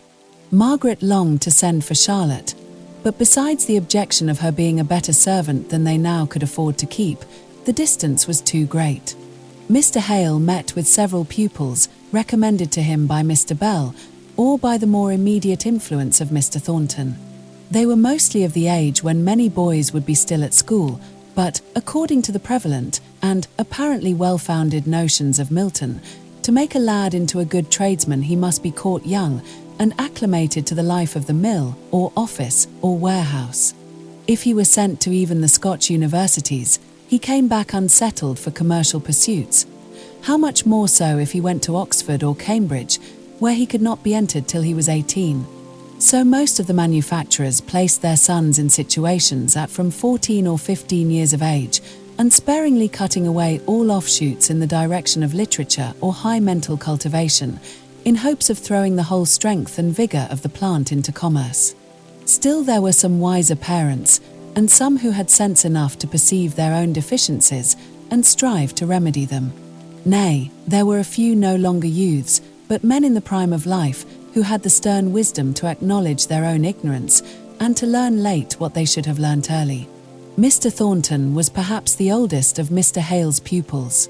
He was certainly the favourite. Mr. Hale got into the habit of quoting his opinions so frequently, and with such regard, that it became a little domestic joke to wonder what time, during the hour appointed for instruction, could be given to absolute learning, so much of it appeared to have been spent in conversation. Margaret rather encouraged this light, merry way of viewing her father's acquaintance with Mr. Thornton, because she felt that her mother was inclined to look upon this new friendship of her husband's with jealous eyes. As long as his time had been solely occupied with his books and his parishioners, as at Helstone, she had appeared to care little whether she saw much of him or not. But now that he looked eagerly forward to each renewal of his intercourse with Mr. Thornton, she seemed hurt and annoyed, as if he were slighting her companionship for the first time. Mr. Hale's overpraise had the usual effect of overpraise upon his auditors. They were a little inclined to rebel against Aristide's being always called the just. After a quiet life in a country parsonage for more than 20 years, there was something dazzling to Mr. Hale in the energy which conquered immense difficulties with ease. The power of the machinery of Milton, the power of the men of Milton, impressed him with a sense of grandeur, which he yielded to without caring to inquire into the details of its exercise. But Margaret went less abroad, among machinery and men, saw less of power in its public effect, and, as it happened, she was thrown with one or two of those who, in all measures affecting masses of people, must be acute sufferers for the good of many. The question always is, has everything been done to make the sufferings of these exceptions as small as possible? Or, in the triumph of the crowded procession, have the helpless been trampled on, instead of being gently lifted aside out of the roadway of the conqueror, whom they have no power to accompany on his march? It fell to Margaret's share to have to look out for a servant to assist Dixon, who had at first undertaken to find just the person she wanted to do all the rough work of the house. But Dixon's ideas of helpful girls were founded on the recollection of tidy elder scholars at Helstone school, who were only too proud to be allowed to come to the parsonage on a busy day, and treated Mrs. Dixon with all the respect, and a good deal more of fright, which they paid to Mr. and Mrs. Hale. Dixon was not unconscious of this awed reverence which was given to her, nor did she dislike it. It flattered her much as Louis XIV was flattered by his courtiers shading their eyes from the dazzling light of his presence. But nothing short of her faithful love for Mrs. Hale could have made her endure the rough, independent way in which all the Milton girls, who made application for the servant's place, replied to her inquiries respecting their qualifications. They even went the length of questioning her back again, having doubts and fears of their own as to the solvency of a family who lived in a house of £30 a year, and yet gave themselves airs, and kept 2 servants, one of them so very high and mighty. Mr. Hale was no longer looked upon as vicar of Helstone, but as a man who only spent at a certain rate. Margaret was weary and impatient of the accounts which Dixon perpetually brought to Mrs. Hale of the behaviour of these would-be servants. Not but what Margaret was repelled by the rough, uncourteous manners of these people. Not but what she shrunk with fastidious pride from their hail-fellow accost, and severely resented their unconcealed curiosity as to the means and position of any family who lived in Milton, and yet were not engaged in trade of some kind. But the more Margaret felt impertinence, the more likely she was to be silent on the subject, and, at any rate, if she took upon herself to make inquiry for a servant, she could spare her mother the recital of all her disappointments and fancied or real insults. Margaret accordingly went up and down to butchers and grocers, seeking for a nonpareil of a girl, and lowering her hopes and expectations every week, as she found the difficulty of meeting with any one in a manufacturing town who did not prefer the better wages and greater independence of working in a mill. It was something of a trial to Margaret to go out by herself in this busy, bustling place. Mrs. Shaw's ideas of propriety and her own helpless dependence on others had always made her insist that a footman should accompany Edith and Margaret if they went beyond Harley Street or the immediate neighbourhood. The limits by which this rule of her aunt's had circumscribed Margaret's independence had been silently rebelled against at the time, and she had doubly enjoyed the free walks and rambles of her forest life from the contrast which they presented.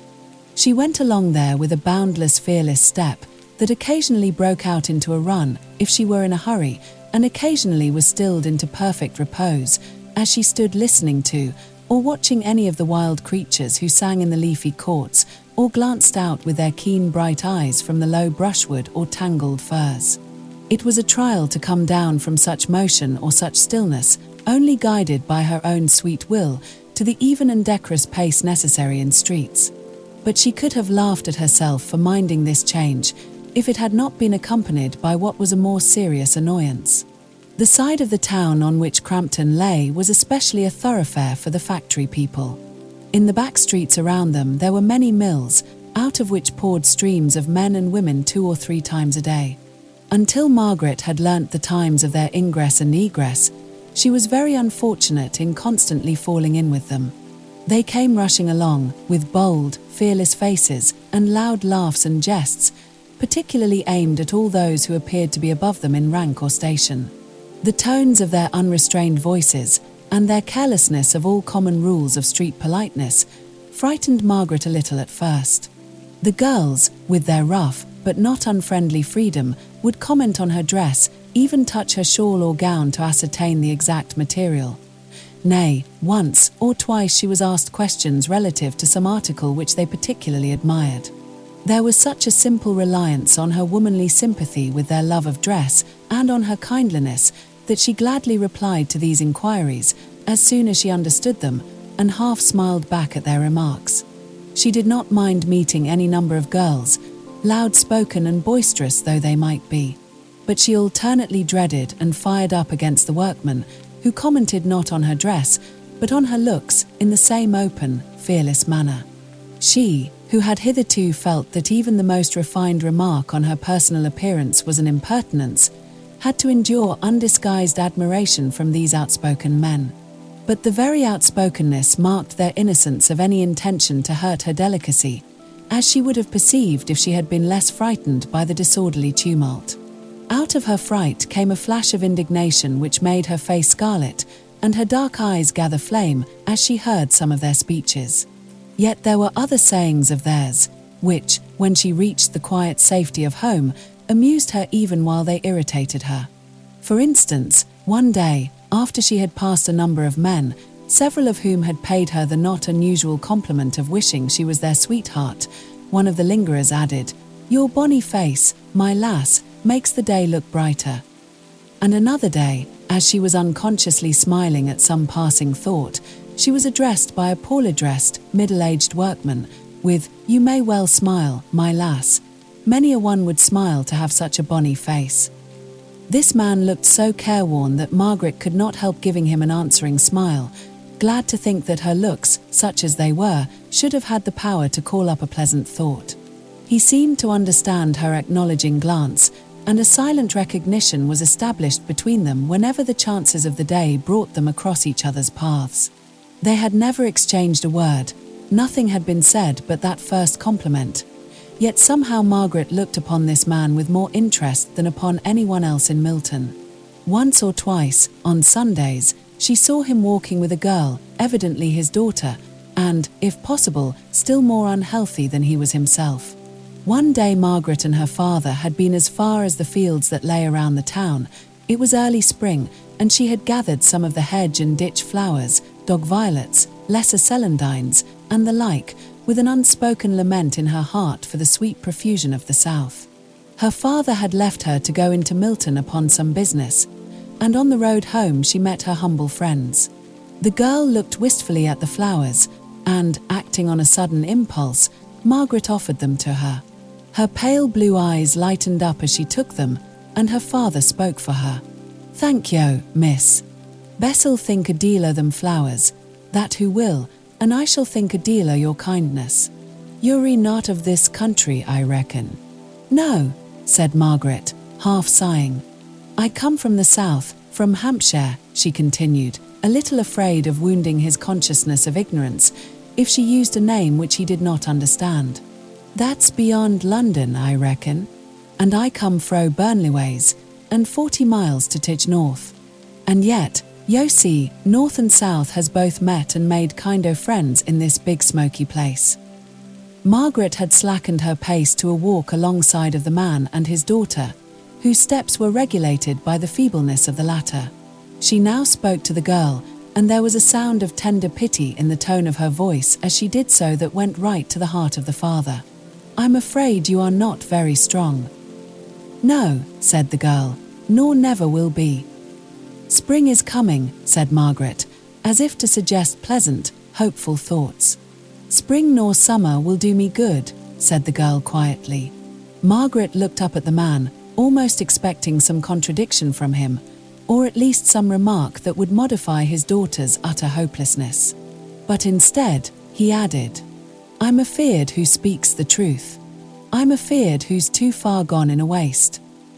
I shall have a spring where I am bound to, and flowers, and amaranths, and shining robes besides." Poor lass," said her father in a low tone. "I'm none so sure o' that, but it's a comfort to thee, poor lass. Poor father. It'll be soon." Margaret was shocked by his words, shocked but not repelled, rather attracted and interested. "Where do you live? I think we must be neighbours, we meet so often on this road." "We put up at 9 Francis Street, second turn to left at after Yove past Golden Dragon." "And your name? I must not forget that." "I'm none ashamed o' my name. It's Nicholas Higgins." "Who's called Bessie Higgins? What ten yo asking for?" Margaret was surprised at this last question, for at Helstone it would have been an understood thing, after the inquiries she had made, that she intended to come and call upon any poor neighbour whose name and habitation she had asked for. I meant to come and see you." She suddenly felt rather shy of offering the visit, without having any reason to give for her wish to make it, beyond a kindly interest in a stranger. It seemed all at once to take the shape of an impertinence on her part. She read this meaning too in the man's eyes. "I'm none so fond of having strange folk in my house." But then relenting, as he saw her heightened colour, he added, "You're a foreigner, as one may say, and maybe don't know many folk here, and yo ve given my wench here flowers out of yo our own hand, yo may come if yo like." Margaret was half amused, half nettled at this answer. She was not sure if she would go where permission was given so like a favour conferred. But when they came to the turn into Francis Street, the girl stopped a minute and said, "You'll not forget Yori to come and see us?" Aye, said the father, impatiently. "Who'll come? Who's a bit set up now, because who thinks I might ha' spoken more civilly, but who'll think better on it, and come? I can read her proud bonny face like a book. Come along, Bess, there's the mill bell ringing." Margaret went home, wondering at her new friends, and smiling at the man's insight into what had been passing in her mind. From that day Milton became a brighter place to her. It was that in it she had found a human interest. Chapter 9. Dressing for Tea. Let China's earth, enriched with coloured stains, pencilled with gold, and streaked with azure veins, the grateful flavour of the Indian leaf, or Mocca's sunburnt berry glad receive. Mrs. Barbauld. The day after this meeting with Higgins and his daughter Mr. Hale came upstairs into the little drawing room at an unusual hour. He went up to different objects in the room, as if examining them, but Margaret saw that it was merely a nervous trick, a way of putting off something he wished, yet feared to say. Out it came at last. "My dear, I've asked Mr. Thornton to come to tea tonight."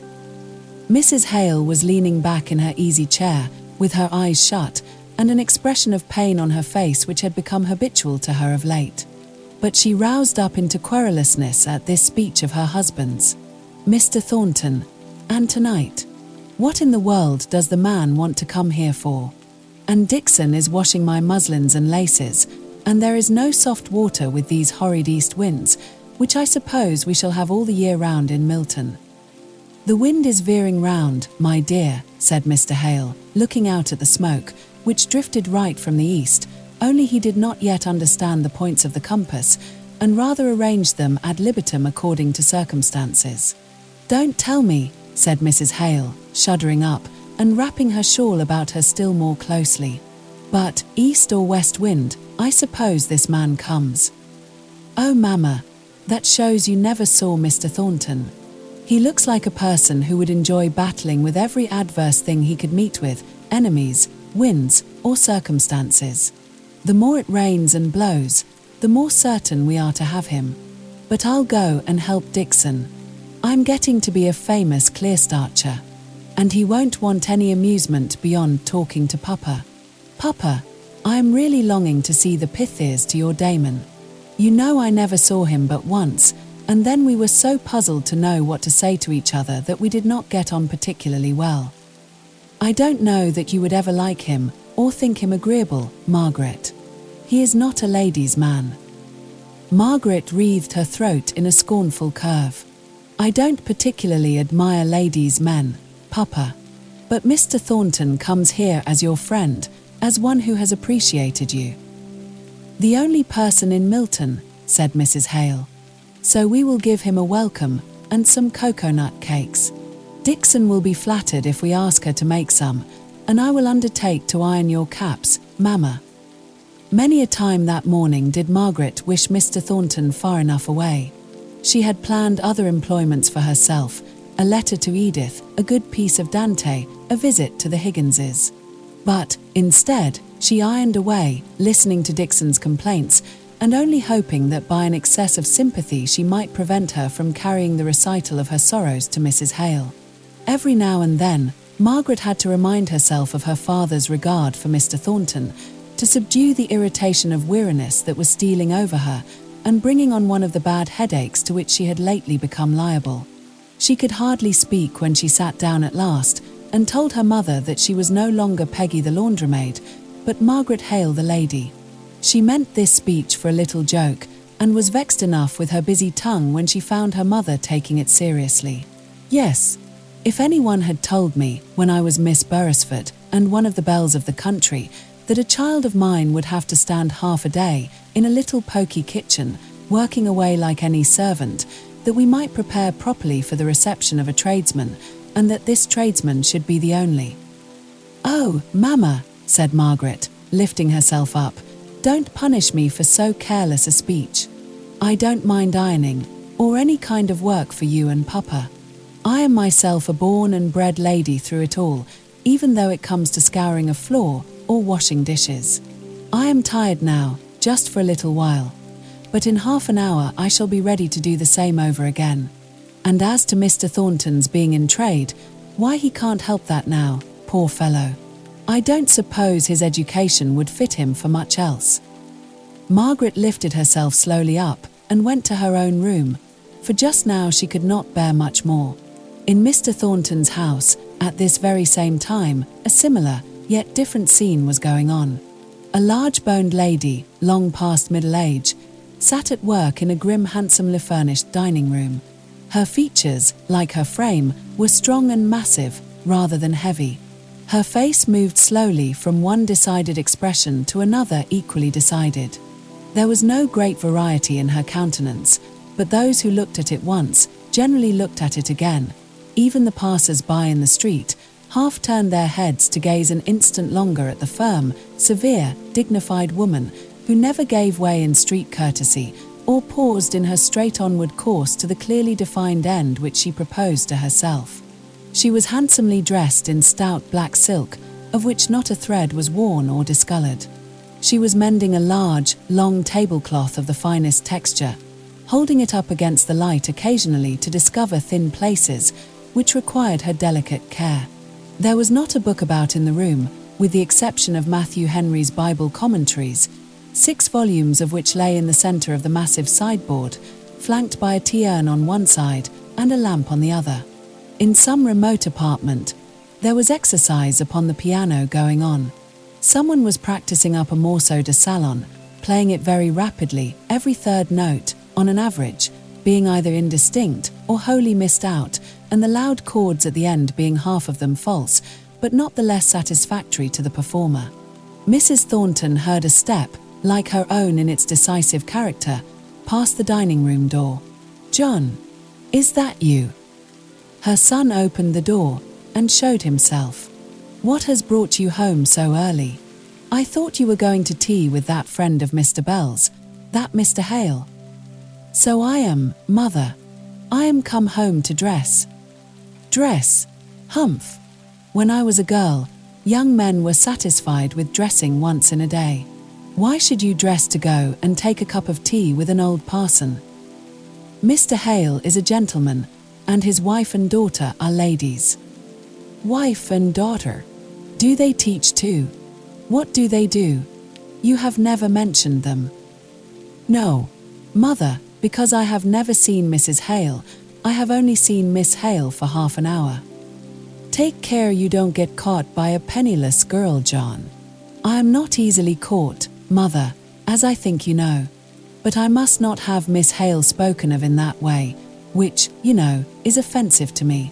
I never was aware of any young lady trying to catch me yet, nor do I believe that anyone has ever given themselves that useless trouble." Mrs. Thornton did not choose to yield the point to her son, or else she had, in general, pride enough for her sex. "Well, only say take care. Perhaps our Milton girls have too much spirit and good feeling to go angling after husbands, but this Miss Hale comes out of the aristocratic counties, where, if all tales be true, rich husbands are reckoned prizes." Mr. Thornton's brow contracted, and he came a step forward into the room. "Mother," with a short, scornful laugh, "you will make me confess. The only time I saw Miss Hale, she treated me with a haughty civility which had a strong flavour of contempt in it. She held herself aloof from me as if she had been a queen, and I her humble, unwashed vassal. Be easy, mother. No, I am not easy nor content either. What business had she, a renegade clergyman's daughter, to turn up her nose at you? I would dress for none of them, a saucy set. If I were you.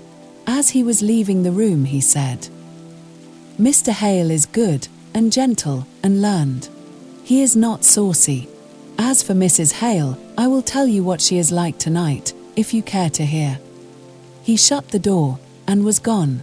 Despise my son. Treat him as her vassal, indeed. Humph. I should like to know where she could find such another. Boy and man, his the noblest, stoutest heart I ever knew. I don't care if I am his mother. I can see what's what, and not be blind. I know what Fanny is, and I know what John is. Despise him. I hate her. Chapter 10. Wrought iron and gold. We are the trees whom shaking fastens more. George Herbert. Mr. Thornton left the house without coming into the dining room again. He was rather late, and walked rapidly out to Crampton. He was anxious not to slight his new friend by any disrespectful unpunctuality. The church clock struck 7:30 as he stood at the door awaiting Dixon's slow movements, always doubly tardy when she had to degrade herself by answering the doorbell. He was ushered into the little drawing-room and kindly greeted by Mr. Hale, who led him up to his wife, whose pale face and shawl-draped figure made a silent excuse for the cold languor of her greeting. Margaret was lighting the lamp when he entered, for the darkness was coming on. The lamp threw a pretty light into the centre of the dusky room, from which, with country habits, they did not exclude the night skies and the outer darkness of air. Somehow, that room contrasted itself with the one he had lately left. Handsome, ponderous, with no sign of female habitation, except in the one spot where his mother sate, and no convenience for any other employment than eating and drinking. To be sure, it was a dining room, his mother preferred to sit in it, and her will was a household law. But the drawing room was not like this. It was 20 times as fine, not 1/4 as comfortable. Here were no mirrors, not even a scrap of glass to reflect the light and answer the same purpose as water in a landscape. No gilding, a warm, sober breadth of colouring, well relieved by the dear old Helstone chintz curtains and chair covers. An open davenport stood in the window opposite the door. In the other there was a stand, with a tall white china vase, from which drooped wreaths of English ivy, pale green birch, and copper-coloured beech leaves. Pretty baskets of work stood about in different places, and books, not cared for on account of their binding solely, lay on one table, as if recently put down. Behind the door was another table decked out for tea, with a white tablecloth on which flourished the cocoa-nut cakes, and a basket piled with oranges and ruddy American apples, heaped on leaves. It appeared to Mr. Thornton that all these graceful cares were habitual to the family, and especially of a piece with Margaret. She stood by the tea-table in a light-coloured muslin gown, which had a good deal of pink about it. She looked as if she was not attending to the conversation, but solely busy with the teacups, among which her round ivory hands moved with pretty, noiseless daintiness. She had a bracelet on one taper arm, which would fall down over her round wrist. Mr. Thornton watched the replacing of this troublesome ornament with far more attention than he listened to her father. It seemed as if it fascinated him to see her push it up impatiently until it tightened her soft flesh, and then to mark the loosening, the fall. He could almost have exclaimed, "There it goes again!" There was so little left to be done after he arrived at the preparation for tea, that he was almost sorry the obligation of eating and drinking came so soon to prevent him watching Margaret. She handed him his cup of tea with the proud air of an unwilling slave, but her eye caught the moment when he was ready for another cup, and he almost longed to ask her to do for him what he saw her compelled to do for her father, who took her little finger and thumb in his masculine hand and made them serve as sugar tongues. Mr. Thornton saw her beautiful eyes lifted to her father, full of light, half laughter and half love, as this bit of pantomime went on between the two, unobserved as they fancied by any. Margaret's head still ached, as the paleness of her complexion and her silence might have testified. But she was resolved to throw herself into the breach if there was any long untoward pause, rather than that her father's friend, pupil, and guest should have cause to think himself in any way neglected.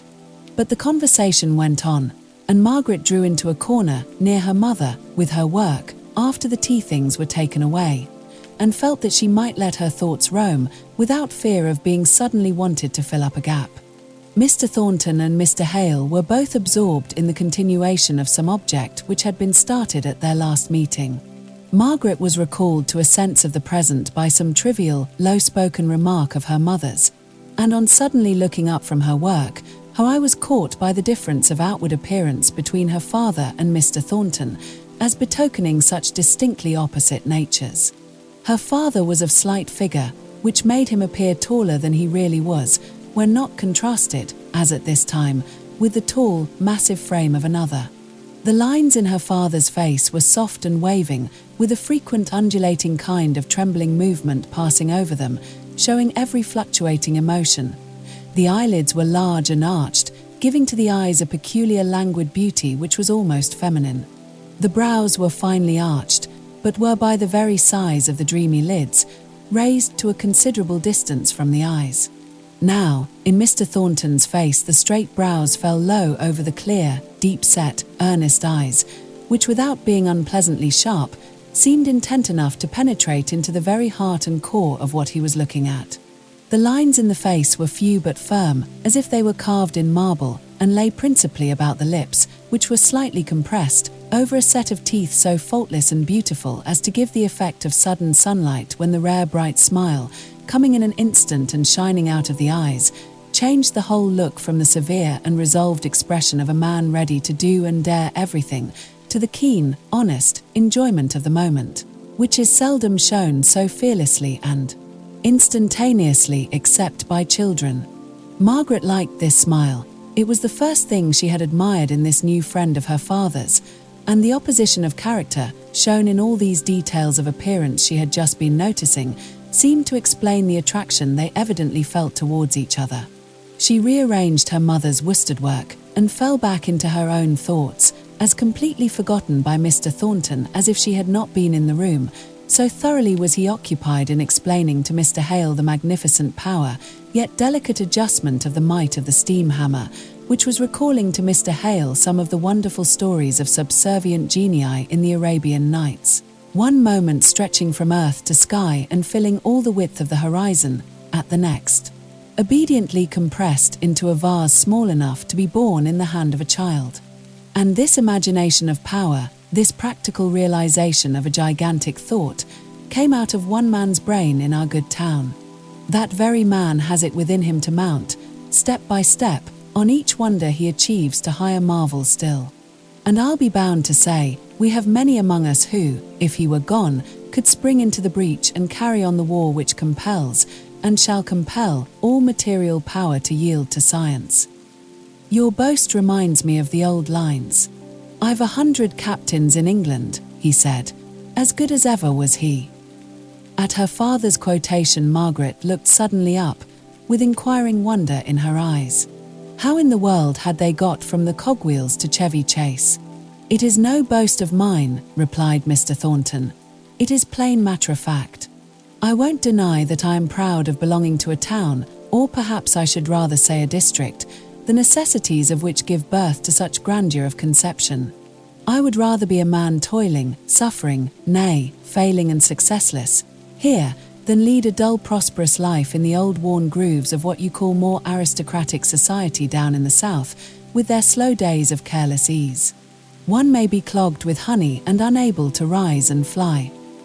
You are mistaken, said Margaret, roused by the aspersion on her beloved south to a fond vehemence of defence that brought the colour into her cheeks and the angry tears into her eyes. You do not know anything about the south. If there is less adventure or less progress, I suppose I must not say less excitement, from the gambling spirit of trade, which seems requisite to force out these wonderful inventions, there is less suffering also. I see men here going about in the streets who look ground down by some pinching sorrow or care, who are not only sufferers but haters. Now, in the South we have our poor, but there is not that terrible expression in their countenances of a sullen sense of injustice which I see here. You do not know the South, Mr. Thornton, she concluded, collapsing into a determined silence and angry with herself for having said so much. And may I say you do not know the North? Asked he, with an inexpressible gentleness in his tone, as he saw that he had really hurt her. She continued resolutely silent, yearning after the lovely haunts she had left far away in Hampshire, with a passionate longing that made her feel her voice would be unsteady and trembling if she spoke.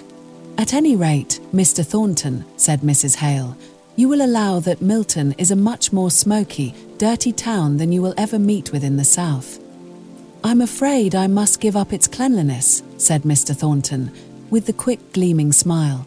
But we are bidden by Parliament to burn our own smoke, so I suppose, like good little children, we shall do as we are bid, some time. But I think you told me you had altered your chimneys so as to consume the smoke, did you not? Asked Mr. Hale. Mine were altered by my own will, before Parliament meddled with the affair. It was an immediate outlay, but it repays me in the saving of coal. I'm not sure whether I should have done it, if I had waited until the Act was passed. At any rate, I should have waited to be informed against and fined, and given all the trouble in yielding that I legally could. But all laws which depend for their enforcement upon informers and fines become inert from the odiousness of the machinery. I doubt if there has been a chimney in Milton informed against for 5 years past, although some are constantly sending out 1/3 of their coal in what is called here unparliamentary smoke. I only know it is impossible to keep the muslin blinds clean here above a week together, and at Helstone we have had them up for a month or more, and they have not looked dirty at the end of that time. And as for hands, Margaret, how many times did you say you had washed your hands this morning before 12 o'clock? 3 times, was it not? Yes, Mamma. You seem to have a strong objection to Acts of Parliament and all legislation affecting your mode of management down here at Milton, said Mr. Hale. Yes, I have, and many others have as well. And with justice, I think.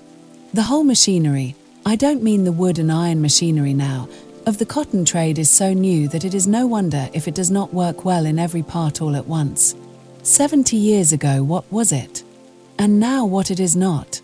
Raw, crude materials came together, men of the same level, as regarded education and station, took suddenly the different position of masters and men, owing to the mother-wit, as regarded opportunities and probabilities, which distinguished some, and made them far-seeing as to what great future lay concealed in that rude model of Sir Richard Arkwright's. The rapid development of what might be called a new trade gave those early masters enormous power of wealth and command. I don't mean merely over the workmen, I mean over purchasers, over the whole world's market.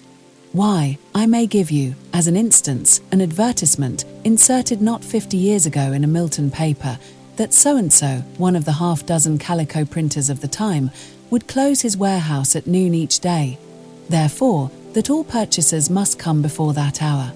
Fancy a man dictating in this manner the time when he would sell and when he would not sell. Now, I believe, if a good customer chose to come at midnight, I should get up and stand hat in hand to receive his orders. Margaret's lip curled, but somehow she was compelled to listen. She could no longer abstract herself in her own thoughts. I only name such things to show what almost unlimited power the manufacturers had about the beginning of this century. The men were rendered dizzy by it. Because a man was successful in his ventures, there was no reason that in all other things his mind should be well balanced.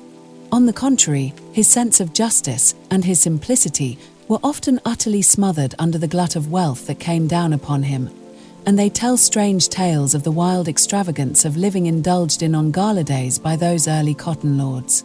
There can be no doubt, too, of the tyranny they exercised over their work people. You know the proverb, Mr. Hale, set a beggar on horseback and he'll ride to the devil. Well, some of these early manufacturers did ride to the devil in a magnificent style, crushing human bone and flesh under their horses' hoofs without remorse. But by and by came a reaction. There were more factories, more masters, more men were wanted. The power of masters and men became more evenly balanced, and now the battle is pretty fairly waged between us. We will hardly submit to the decision of an umpire, much less to the interference of a meddler with only a smattering of the knowledge of the real facts of the case, even though that meddler be called the High Court of Parliament. Is there necessity for calling it a battle between the two classes? Asked Mr. Hale. I know, from your using the term, it is one which gives a true idea of the real state of things to your mind. It is true, and I believe it to be as much a necessity as that prudent wisdom and good conduct are always opposed to, and doing battle with ignorance and improvidence. It is one of the great beauties of our system, that a working man may raise himself into the power and position of a master by his own exertions and behaviour. That, in fact, everyone who rules himself to decency and sobriety of conduct and attention to his duties comes over to our ranks. It may not be always as a master, but as an overlooker, a cashier, a bookkeeper, a clerk, one on the side of authority and order. You consider all who are unsuccessful in raising themselves in the world, from whatever cause, as your enemies. Then, if I understand you rightly, said Margaret, in a clear, cold voice. As their own enemies, certainly, said he, quickly, not a little piqued by the haughty disapproval her form of expression and tone of speaking implied. But, in a moment, his straightforward honesty made him feel that his words were but a poor and quibbling answer to what she had said, and, be she as scornful as she liked, it was a duty he owed to himself to explain, as truly as he could, what he did mean. Yet it was very difficult to separate her interpretation, and keep it distinct from his meaning. He could best have illustrated what he wanted to say by telling them something of his own life. But was it not too personal a subject to speak about to strangers? Still, it was the simple, straightforward way of explaining his meaning. So, putting aside the touch of shyness that brought a momentary flush of colour into his dark cheek, he said, I am not speaking without book.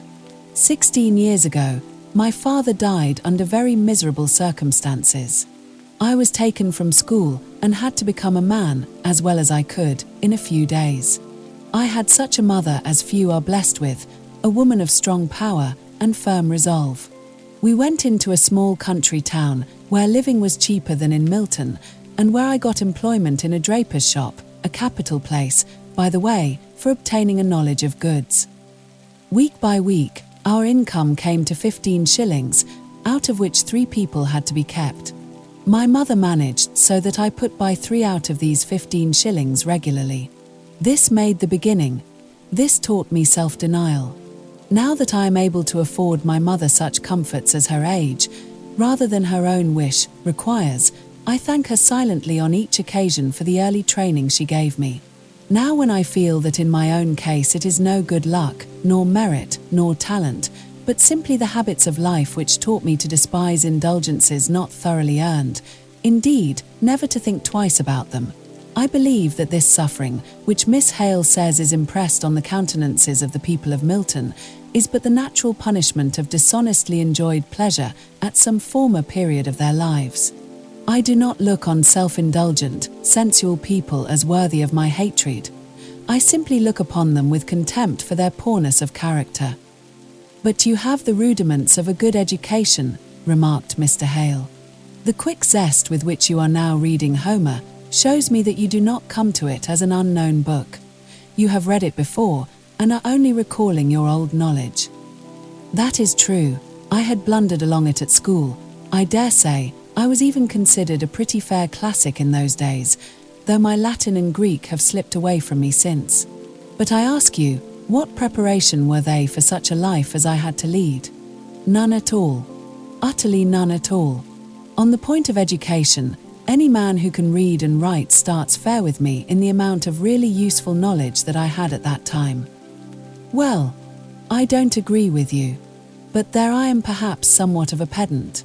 Did not the recollection of the heroic simplicity of the Homeric life nerve you up? Not one bit, exclaimed Mr. Thornton, laughing. I was too busy to think about any dead people, with the living pressing alongside of me, neck to neck, in the struggle for bread. Now that I have my mother safe in the quiet peace that becomes her age, and duly rewards her former exertions, I can turn to all that old narration and thoroughly enjoy it. I dare say, my remark came from the professional feeling of there being nothing like leather, replied Mr. Hale. When Mr. Thornton rose up to go away, after shaking hands with Mr. and Mrs. Hale, he made an advance to Margaret to wish her goodbye in a similar manner. It was the frank familiar custom of the place, but Margaret was not prepared for it. She simply bowed her farewell, although the instant she saw the hand, half put out, quickly drawn back, she was sorry she had not been aware of the intention. Mr. Thornton, however, knew nothing of her sorrow, and, drawing himself up to his full height, walked off, muttering as he left the house, "A more proud, disagreeable girl I never saw. Even her great beauty is blotted out of one's memory by her scornful ways." Chapter 11. First Impressions. There's iron, they say, in all our blood, and a grain or two perhaps is good. But his, he makes me harshly feel, has got a little too much of steel. Anon. "Margaret," said Mr. Hale as he returned from showing his guest downstairs, "I could not help watching your face with some anxiety when Mr. Thornton made his confession of having been a shop boy. I knew it all along from Mr. Bell, so I was aware of what was coming, but I half expected to see you get up and leave the room." "Oh, Papa, you don't mean that you thought me so silly?" I really liked that account of himself better than anything else he said. Everything else revolted me from its hardness, but he spoke about himself so simply, with so little of the pretense that makes the vulgarity of shop people, and with such tender respect for his mother, that I was less likely to leave the room than when he was boasting about Milton, as if there was not such another place in the world, or quietly professing to despise people for careless, wasteful improvidence, without ever seeming to think it his duty to try to make them different, to give them anything of the training which his mother gave him, and to which he evidently owes his position, whatever that may be. No, his statement of having been a shop boy was the thing I liked best of all. "I am surprised at you, Margaret," said her mother. "You who were always accusing people of being shoppy at Helstone. I don't think, Mr. Hale, you have done quite right in introducing such a person to us without telling us what he had been. I really was very much afraid of showing him how much shocked I was at some parts of what he said. His father dying in miserable circumstances. Why, it might have been in the workhouse." "I am not sure it was not worse than being in the workhouse," replied her husband. "I heard a good deal of his previous life from Mr. Bell before we came here, and as he has told you a part, I will fill up what he left out. His father speculated wildly, failed, and then killed himself, because he could not bear the disgrace. All his former friends shrunk from the disclosures that had to be made of his dishonest gambling, wild, hopeless struggles made with other people's money to regain his own moderate portion of wealth. No one came forward to help the mother and this boy. There was another child, I believe, a girl, too young to earn money, but of course she had to be kept. At least, no friend came forward immediately, and Mrs. Thornton is not one, I fancy, to wait till tardy kindness comes to find her out. So they left Milton. I knew he had gone into a shop, and that his earnings, with some fragment of property secured to his mother, had been made to keep them for a long time. Mr. Bell said they absolutely lived upon water porridge for years. How, he did not know, but long after the creditors had given up hope of any payment of old Mr. Thornton's debts, if, indeed, they ever had hoped at all about it, after his suicide, this young man returned to Milton and went quietly round to each creditor, paying him the first instalment of the money owing to him. No noise, no gathering together of creditors, it was done very silently and quietly, but all was paid at last, helped on materially by the circumstance of one of the creditors, a crabbed old fellow, Mr. Bell says, taking in Mr. Thornton as a kind of partner. "That really is fine," said Margaret. "What a pity such a nature should be tainted by his position as a Milton manufacturer." "How tainted?" asked her father. "Oh, Papa, by that testing everything by the standard of wealth. When he spoke of the mechanical powers, he evidently looked upon them only as new ways of extending trade and making money. And the poor men around him, they were poor because they were vicious, out of the pale of his sympathies because they had not his iron nature and the capabilities that it gives him for being rich. Not vicious, he never said that. Improvident and self-indulgent were his words. Margaret was collecting her mother's working materials and preparing to go to bed. Just as she was leaving the room, she hesitated. She was inclined to make an acknowledgement which she thought would please her father, but which to be full and true must include a little annoyance. However, out it came. "Papa, I do think Mr. Thornton a very remarkable man, but personally I don't like him at all." "And I do," said her father laughing. "Personally, as you call it, and all. I don't set him up for a hero, or anything of that kind. But good night, child. Your mother looks sadly tired tonight, Margaret." Margaret had noticed her mother's jaded appearance with anxiety for some time past, and this remark of her father's sent her up to bed with a dim fear lying like a weight on her heart.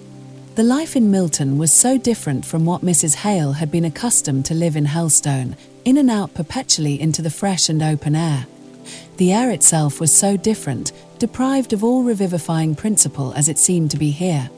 The domestic worries pressed so very closely, and in so new and sordid a form, upon all the women in the family, that there was good reason to fear that her mother's health might be becoming seriously affected.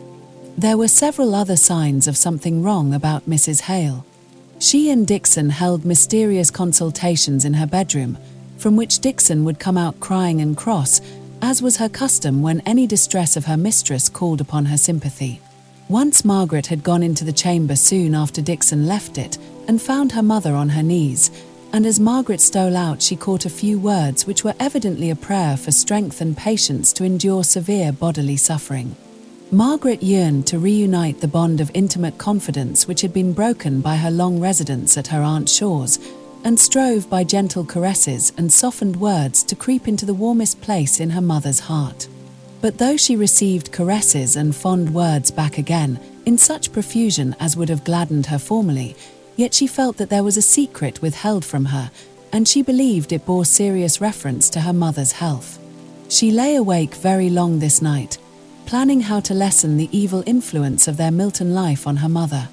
A servant to give Dixon permanent assistance should be got, if she gave up her whole time to the search, and then, at any rate, her mother might have all the personal attention she required, and had been accustomed to her whole life. Visiting register offices, seeing all manner of unlikely people, and very few in the least likely, absorbed Margaret's time and thoughts for several days. One afternoon she met Bessie Higgins in the street, and stopped to speak to her. "Well, Bessie, how are you?" "Better, I hope, now the wind has changed." "Better and not better, if you know what that means." "Not exactly," replied Margaret, smiling. "I'm better in not being torn to pieces by coughing o' nights, but I'm weary and tired o' Milton, and longing to get away to the land o' Beulah. And when I think I'm farther and farther off, my heart sinks, and I'm no better, I'm worse." Margaret turned round to walk alongside of the girl in her feeble progress homeward. But for a minute or two she did not speak. At last she said in a low voice, "Bessie, do you wish to die?" For she shrank from death herself, with all the clinging to life so natural to the young and healthy. Bessie was silent in her turn for a minute or two. Then she replied, "If you'd led the life I have, and get 10 as weary of it as I have, and thought at times, maybe it'll last for 50 or 60 years, it does wi some, and got dizzy and dazed, and sick, as each of them 60 years seemed to spin about me, and mock me with its length of hours and minutes, and endless bits of time, oh, wench. I tell thee thou'd been glad enough when t'doctor said he feared thou'd never see another winter. Why, Bessie, what kind of a life has yours been?" "Naught worse than many others, I reckon. Only I fretted against it, and they didn't." "But what was it? You know, I'm a stranger here, so perhaps I'm not so quick at understanding what you mean as if I'd lived all my life at Milton. If yo'd ha' come to our house when yo said yo would, I could maybe ha' told you. But father says yo read just like to rest on him. It's out of sight out of mind wi you. I don't know who the rest are, and I've been very busy, and, to tell the truth, I had forgotten my promise. Yo offered it. We asked none of it. I had forgotten what I said for the time, continued Margaret quietly. I should have thought of it again when I was less busy. May I go with you now? Bessie gave a quick glance at Margaret's face to see if the wish expressed was really felt. The sharpness in her eye turned to a wistful longing as she met Margaret's soft and friendly gaze. I ha none so many to care for me. If yo care yo may come. So they walked on together in silence. As they turned up into a small court, out of a squalid street, Bessie said, You'll not be daunted if father's at home and speaks a bit gruffish at first. He took a mind to ye, yo see, and he thought a deal o' your coming to see us, and just because he liked yo he was vexed and put about. Don't fear, Bessie. But Nicholas was not at home when they entered. A great slatternly girl, not so old as Bessie, but taller and stronger, was busy at the washtub, knocking about the furniture in a rough, capable way, but altogether making so much noise that Margaret shrunk, out of sympathy with poor Bessie, who had sat down on the first chair, as if completely tired out with her walk. Margaret asked the sister for a cup of water, and while she ran to fetch it, knocking down the fire irons and tumbling over a chair in her way, she unloosed Bessie's bonnet strings to relieve her catching breath. Do you think such life as this is worth caring for? Gasped Bessie, at last. Margaret did not speak, but held the water to her lips. Bessie took a long and feverish draught, and then fell back and shut her eyes. Margaret heard her murmur to herself, They shall hunger no more, neither thirst any more, neither shall the sun light on them, nor any heat. Margaret bent over and said, Bessie, don't be impatient with your life, whatever it is, or may have been. Remember who gave it you, and made it what it is. She was startled by hearing Nicholas speak behind her. He had come in without her noticing him. Now, I'll not have my wench preached to. She's bad enough, as it is, with her dreams and her methody fancies, and her visions of cities with golden gates and precious stones. But if it amuses her, I let it abe, but I'm none going to have more stuff poured into her. But surely, said Margaret, facing round, you believe in what I said, that God gave her life and ordered what kind of life it was to be. I believe what I see and no more. That's what I believe, young woman. I don't believe all I hear, no, not by a big deal. I did hear a young lass make an ado about knowing where we lived and coming to see us. And my wench here thought a deal about it and flushed up many a time when who little knew as I was looking at her at the sound of a strange step. But who's come at last, and who's welcome, as long as who'll keep from preaching on what who knows naught about. Bessie had been watching Margaret's face. She half sate up to speak now, laying her hand on Margaret's arm with a gesture of entreaty. Don't be vexed, wi him. There's many a one thinks like him, many and many a one here.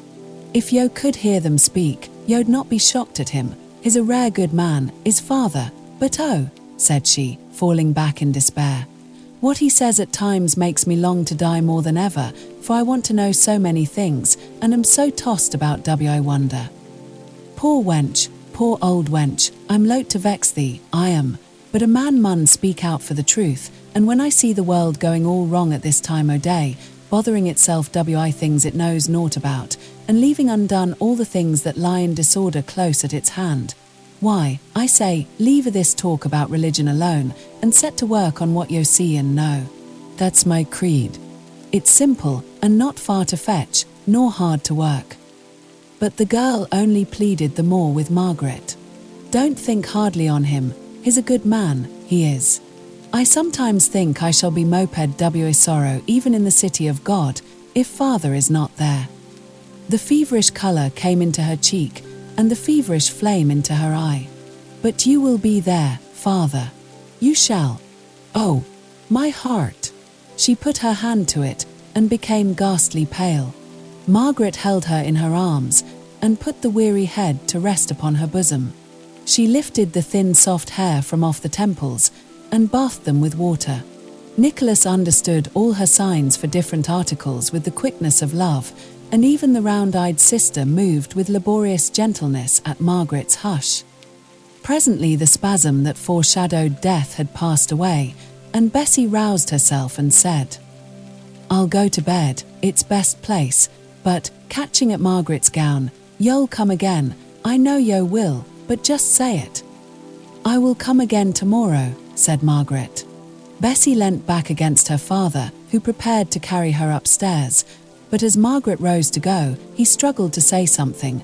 "I could wish there were a God, if it were only to ask him to bless thee." Margaret went away very sad and thoughtful. She was late for tea at home. At Helstone, unpunctuality at meal times was a great fault in her mother's eyes, but now this, as well as many other little irregularities, seemed to have lost their power of irritation, and Margaret almost longed for the old complainings. "Have you met with a servant, dear?" "No, Mamma, that and Buckley would never have done." "Suppose I try," said Mr. Hale. "Everybody else has had their turn at this great difficulty. Now let me try.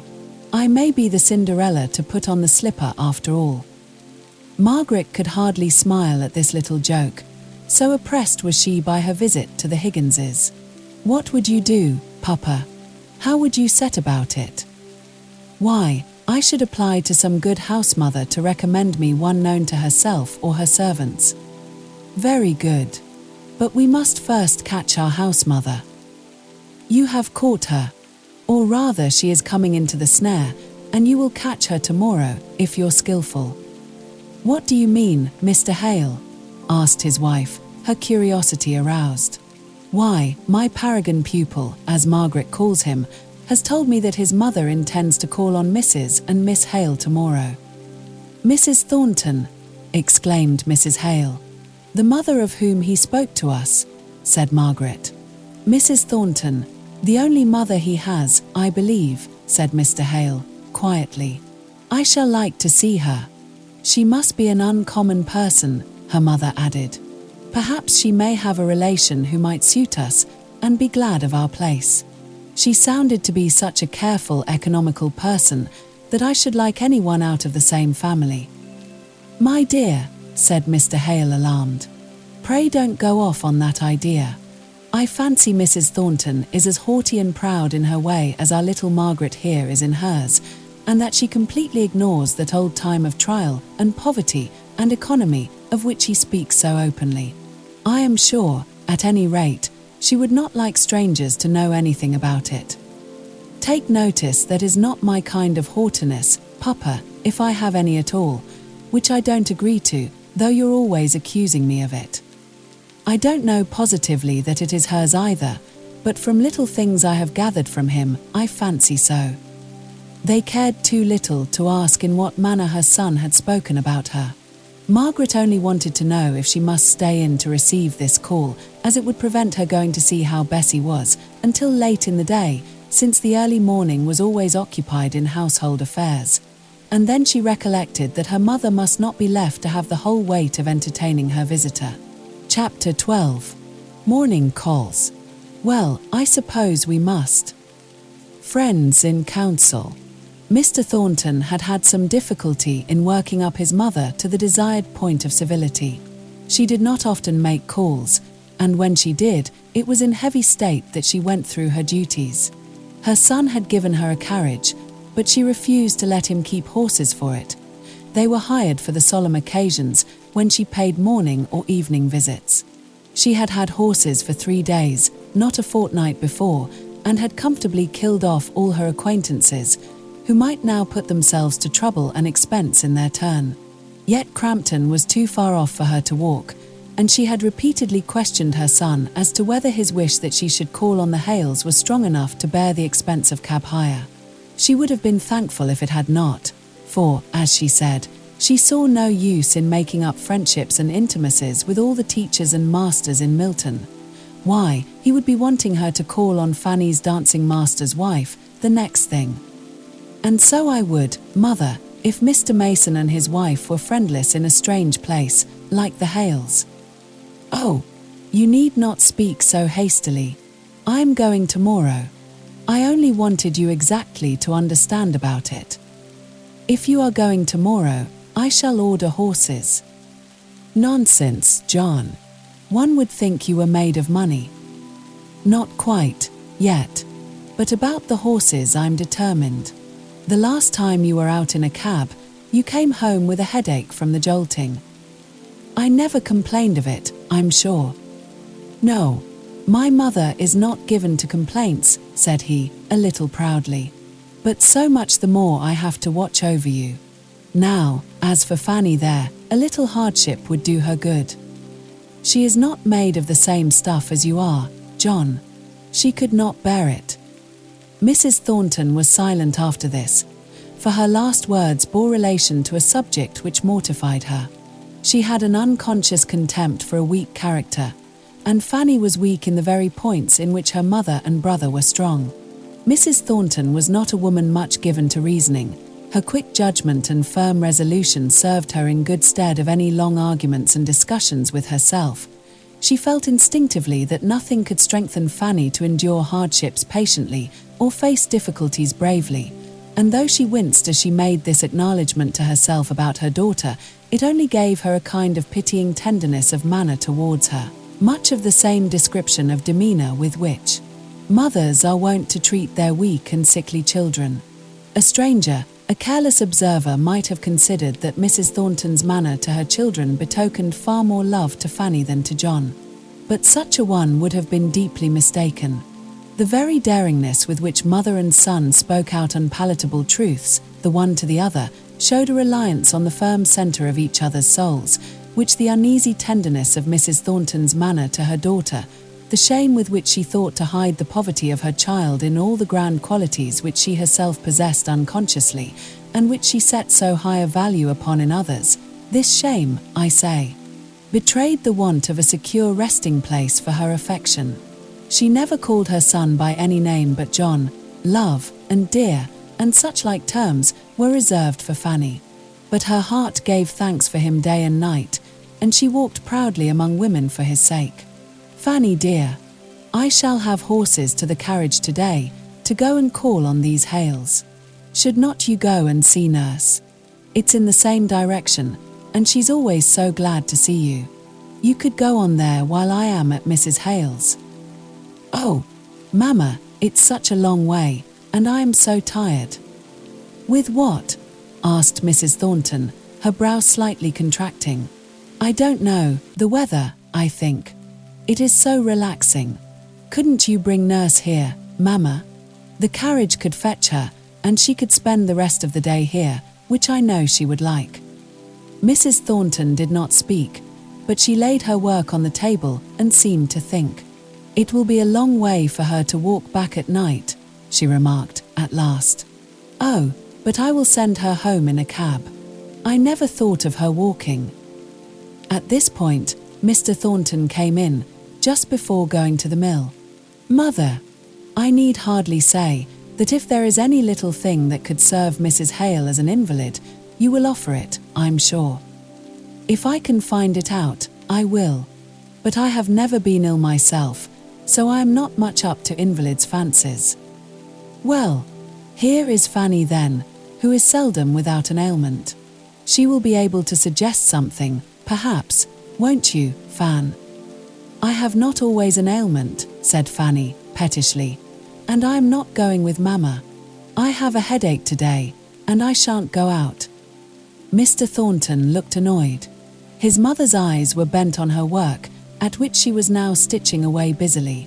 "Fanny, I wish you to go," said he, authoritatively.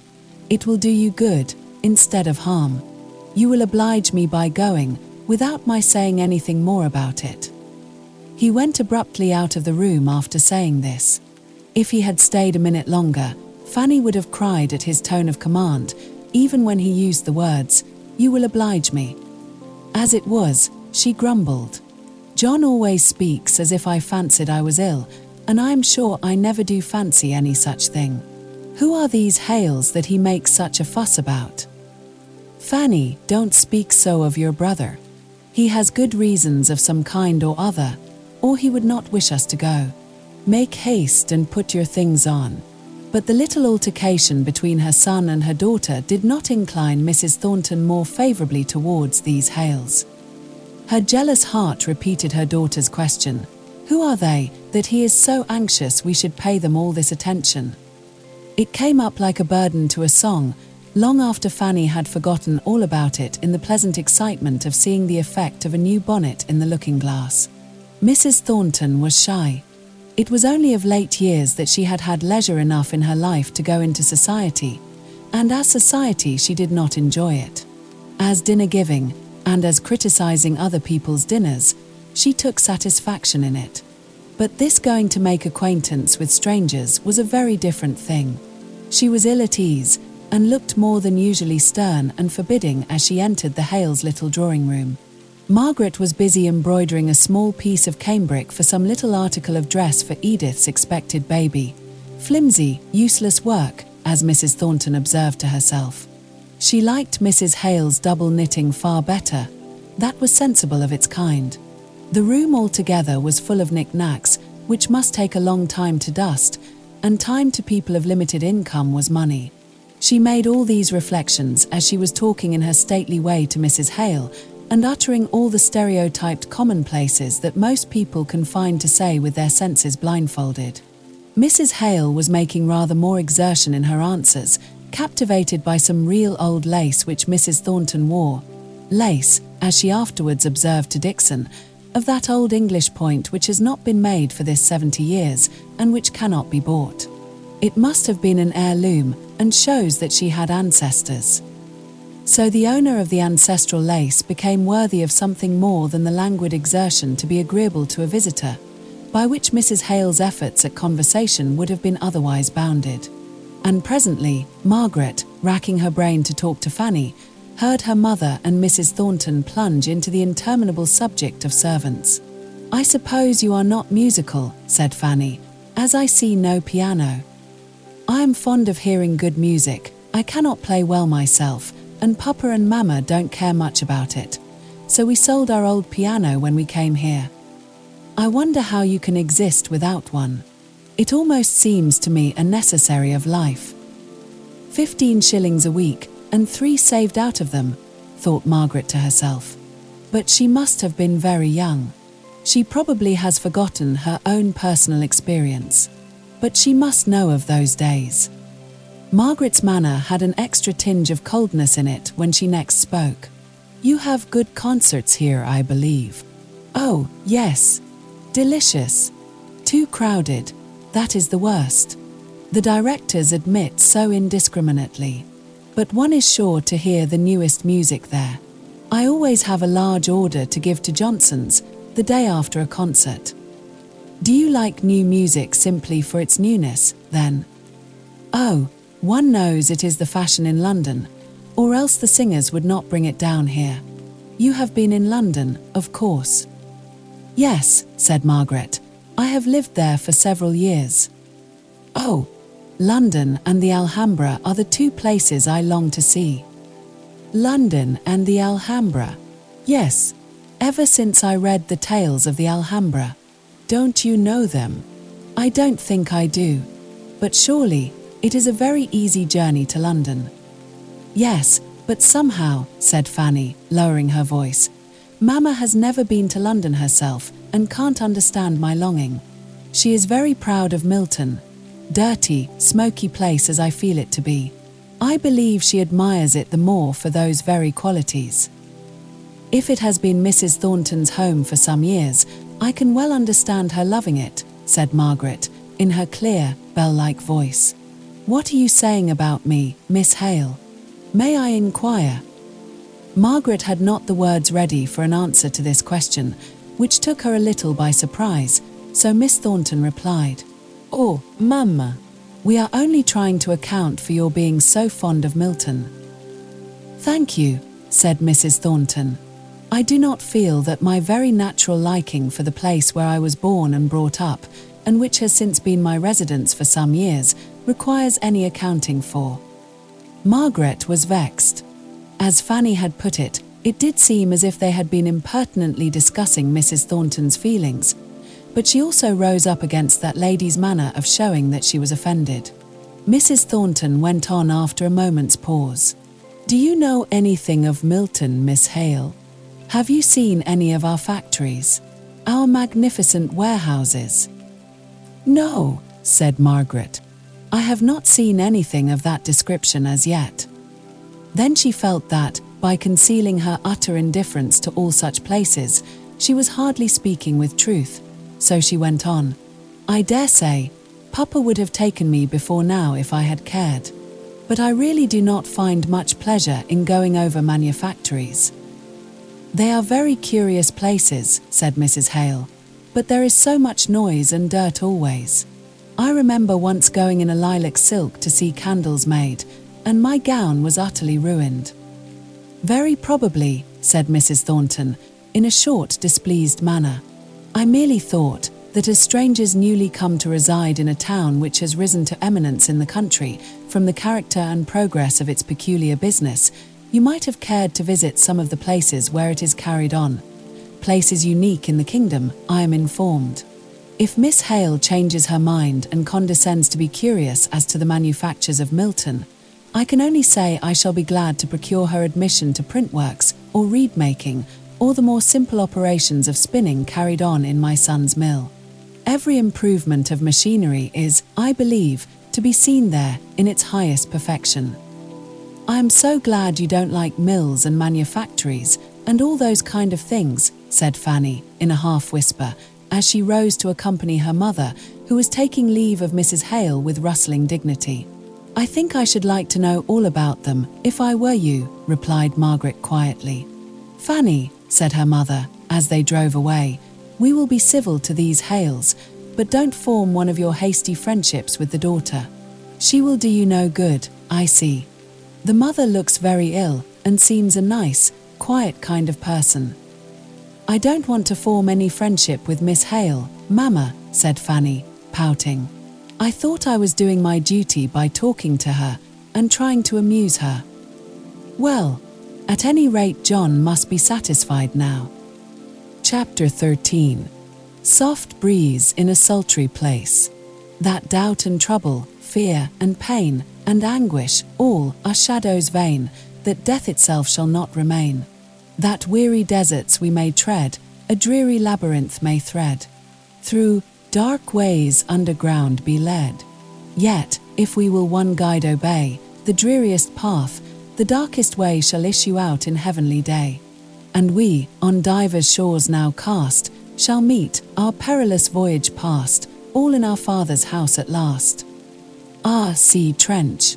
Margaret flew upstairs as soon as their visitors were gone, and put on her bonnet and shawl to run and inquire how Betsy Higgins was, and sit with her as long as she could before dinner. As she went along the crowded narrow streets, she felt how much of interest they had gained by the simple fact of her having learnt to care for a dweller in them. Mary Higgins, the slatternly younger sister, had endeavoured as well as she could to tidy up the house for the expected visit. There had been rough stoning done in the middle of the floor, while the flags under the chairs and table and round the walls retained their dark unwashed appearance. Although the day was hot, there burnt a large fire in the grate, making the whole place feel like an oven. Margaret did not understand that the lavishness of coals was a sign of hospitable welcome to her on Mary's part, and thought that perhaps the oppressive heat was necessary for Bessie. Bessie herself lay on a squab, or short sofa, placed under the window. She was very much more feeble than on the previous day, and tired with raising herself at every step to look out and see if it was Margaret coming. And now that Margaret was there, and had taken a chair by her, Bessie lay back silent, and content to look at Margaret's face, and touch her articles of dress, with a childish admiration of their fineness of texture. I never knew why folk in the Bible cared for soft raiment afore. But it must be nice to go dressed as yo do. It's different fro common. Most fine folk tire my eyes out wi their colours, but somehow yours rest me. Where did ye get this frock? In London, said Margaret, much amused. London.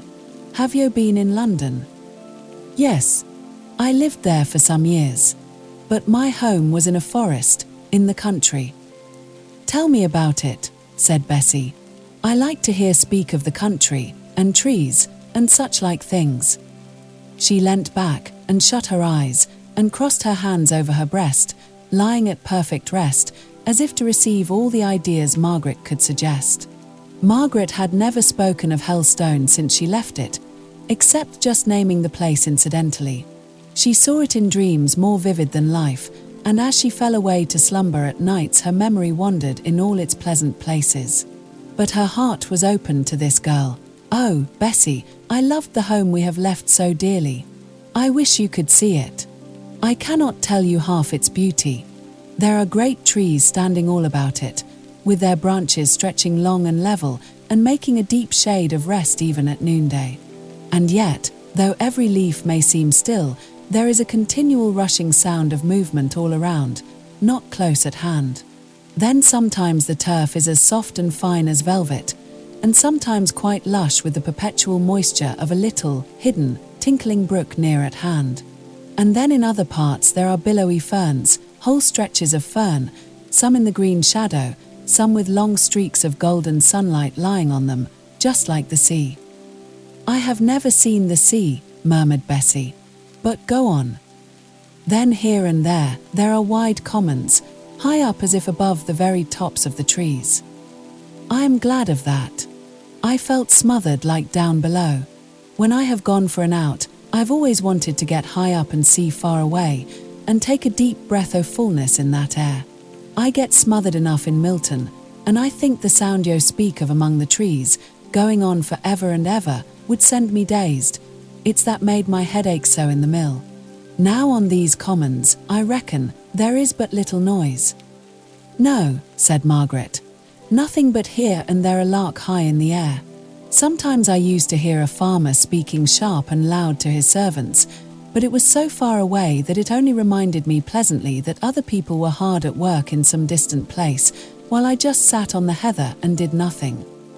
I used to think once that if I could have a day of doing nothing, to rest me, a day in some quiet place like that you speak on, it would maybe set me up. But now I've had many days o' idleness, and I'm just as weary o' them as I was o' my work.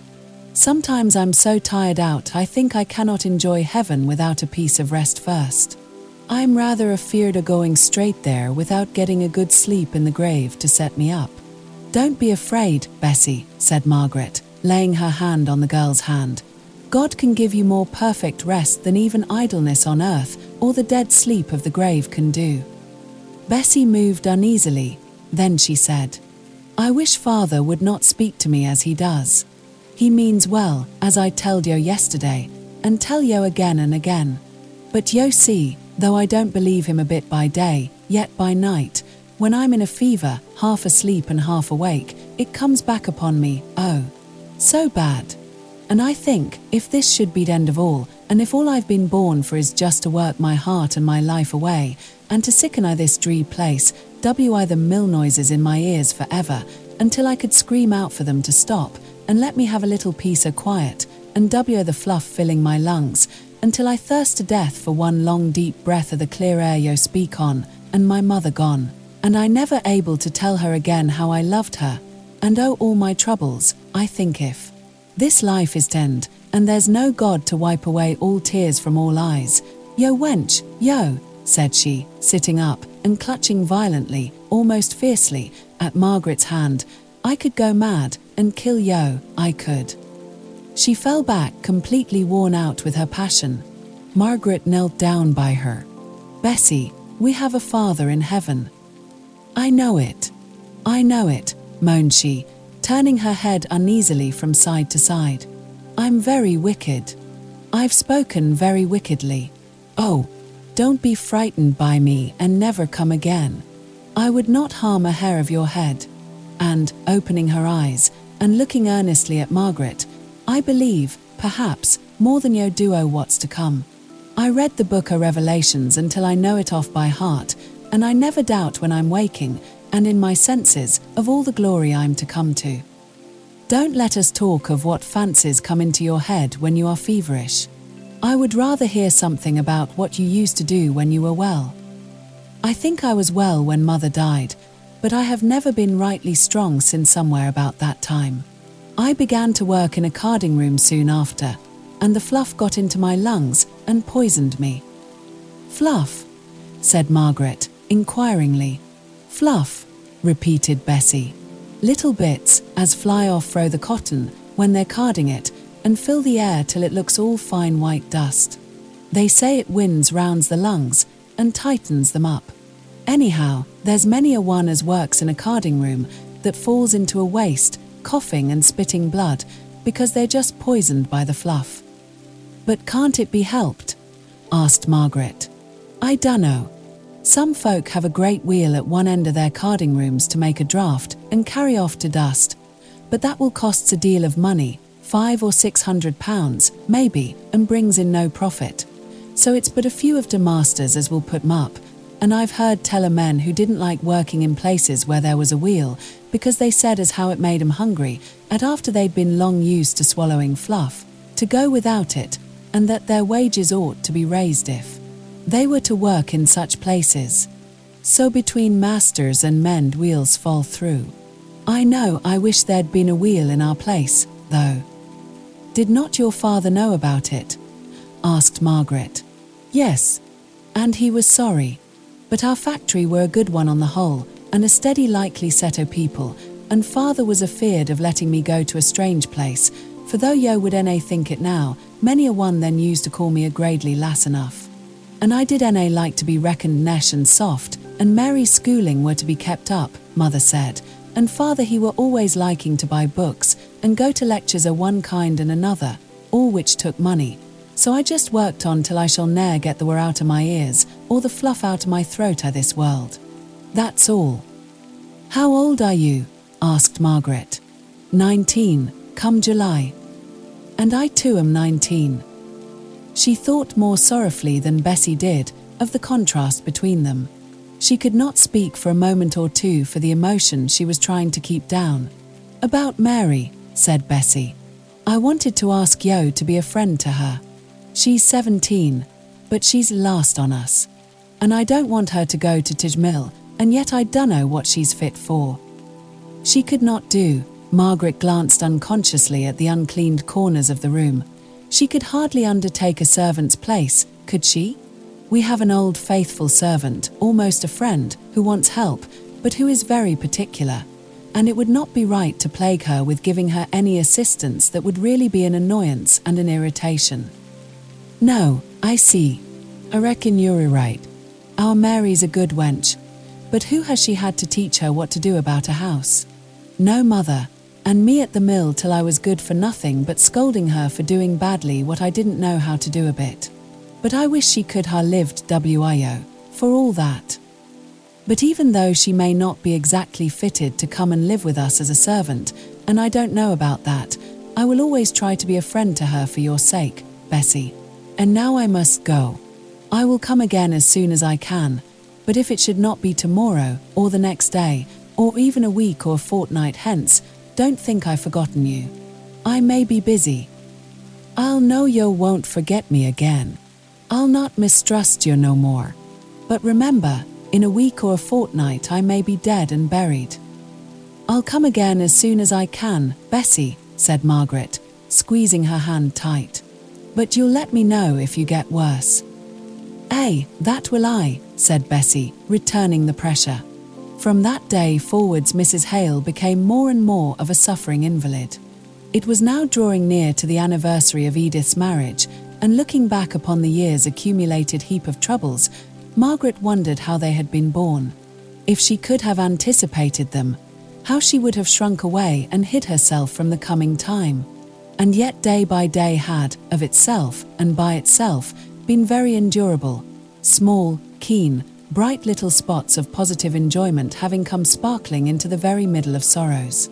A year ago, or when she first went to Helstone, and first became silently conscious of the querulousness in her mother's temper, she would have groaned bitterly over the idea of a long illness to be borne in a strange, desolate, noisy, busy place, with diminished comforts on every side of the home life.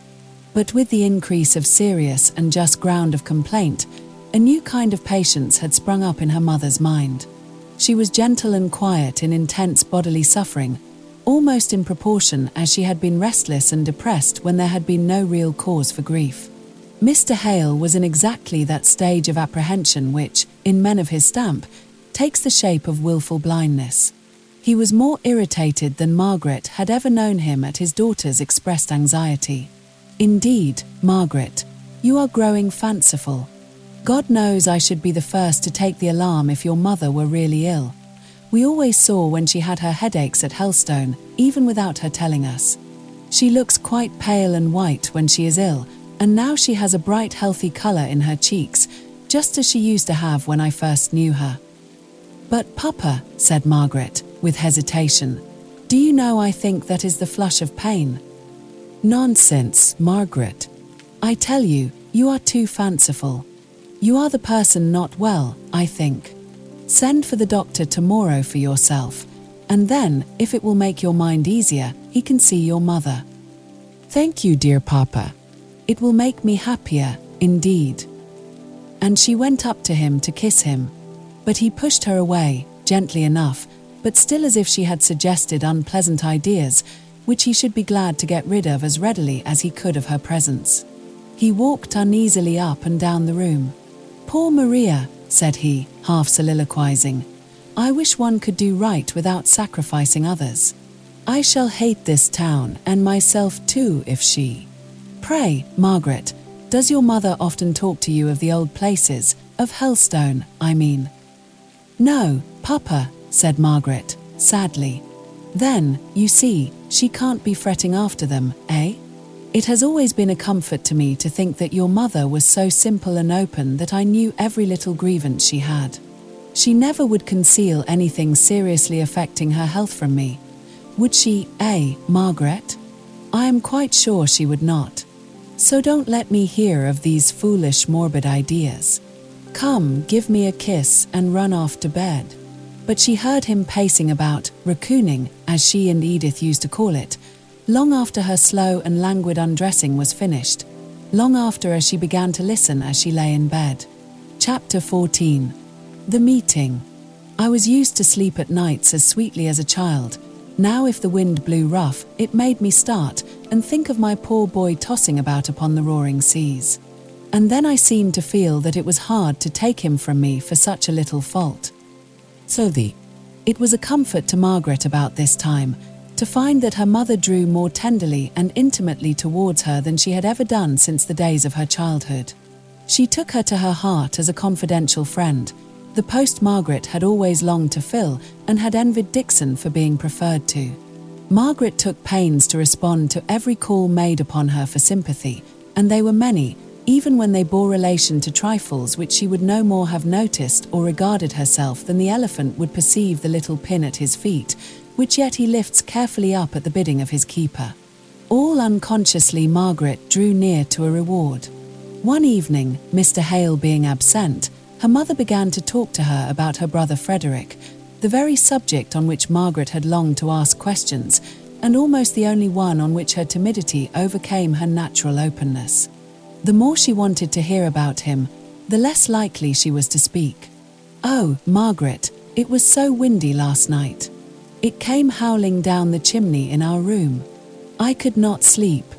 I never can when there is such a terrible wind. I got into a wakeful habit when poor Frederick was at sea, and now, even if I don't waken all at once, I dream of him in some stormy sea, with great, clear, glass-green walls of waves on either side his ship, but far higher than her very masts, curling over her with that cruel, terrible white foam, like some gigantic crested serpent. It is an old dream, but it always comes back on windy nights, till I am thankful to waken, sitting straight and stiff up in bed with my terror. Poor Frederick! He is on land now, so wind can do him no harm, though I did think it might shake down some of those tall chimneys. Where is Frederick now, Mamma? Our letters are directed to the care of Messrs. Barber at Coddy's. I know, but where is he himself? I can't remember the name of the place, but he is not called Hale. You must remember that, Margaret. Notice the FD in every corner of the letters. He has taken the name of Dickinson. I wanted him to have been called Beresford, to which he had a kind of right, but your father thought he had better not. He might be recognized, you know, if he were called by my name. "Mamma," said Margaret, "I was at Aunt Shaw's when it all happened, and I suppose I was not old enough to be told plainly about it. But I should like to know now, if I may, if it does not give you too much pain to speak about it." "Pain? No," replied Mrs. Hale, her cheek flushing. "Yet it is pain to think that perhaps I may never see my darling boy again. Or else he did right, Margaret. They may say what they like, but I have his own letters to show, and I'll believe him, though he is my son, sooner than any court-martial on earth. Go to my little Japan cabinet, dear, and in the second left-hand drawer you will find a packet of letters." Margaret went. There were the yellow, sea-stained letters, with the peculiar fragrance which ocean letters have. Margaret carried them back to her mother, who untied the silken string with trembling fingers, and, examining their dates, she gave them to Margaret to read, making her hurried, anxious remarks on their contents, almost before her daughter could have understood what they were. "You see, Margaret, how from the very first he disliked Captain Reed. He was second lieutenant in the ship, the Orion, in which Frederick sailed the very first time. Poor little fellow, how well he looked in his midshipman's dress, with his dirk in his hand, cutting open all the newspapers with it as if it were a paper knife. But this Mr. Reed, as he was then, seemed to take a dislike to Frederick from the very beginning. And then, stay, these are the letters he wrote on board the Russell. When he was appointed to her, and found his old enemy Captain Reed in command, he did mean to bear all his tyranny patiently. Look, this is the letter. Just read it, Margaret. Where is it he says, 'Stop, my father may rely upon me, that I will bear with all proper patience everything that one officer and gentleman can take from another. But from my former knowledge of my present captain, I confess I look forward with apprehension to a long course of tyranny on board the Russell.'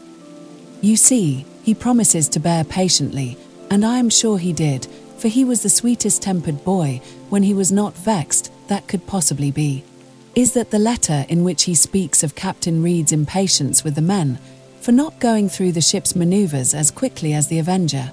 You see, he says that they had many new hands on board the Russell, while the Avenger had been nearly 3 years on the station, with nothing to do but to keep slavers off and work her men, till they ran up and down the rigging like rats or monkeys." Margaret slowly read the letter, half illegible through the fading of the ink.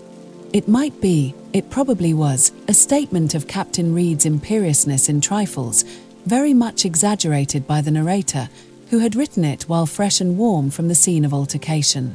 Some sailors being aloft in the main topsail rigging, the captain had ordered them to race down, threatening the hindmost with the cat of nine tails. He who was the farthest on the spar, feeling the impossibility of passing his companions, and yet passionately dreading the disgrace of the flogging, threw himself desperately down to catch a rope considerably lower, failed, and fell senseless on the deck. He only survived for a few hours afterwards, and the indignation of the ship's crew was at boiling point when young Hale wrote. But we did not receive this letter till long after we heard of the mutiny. Poor Fred!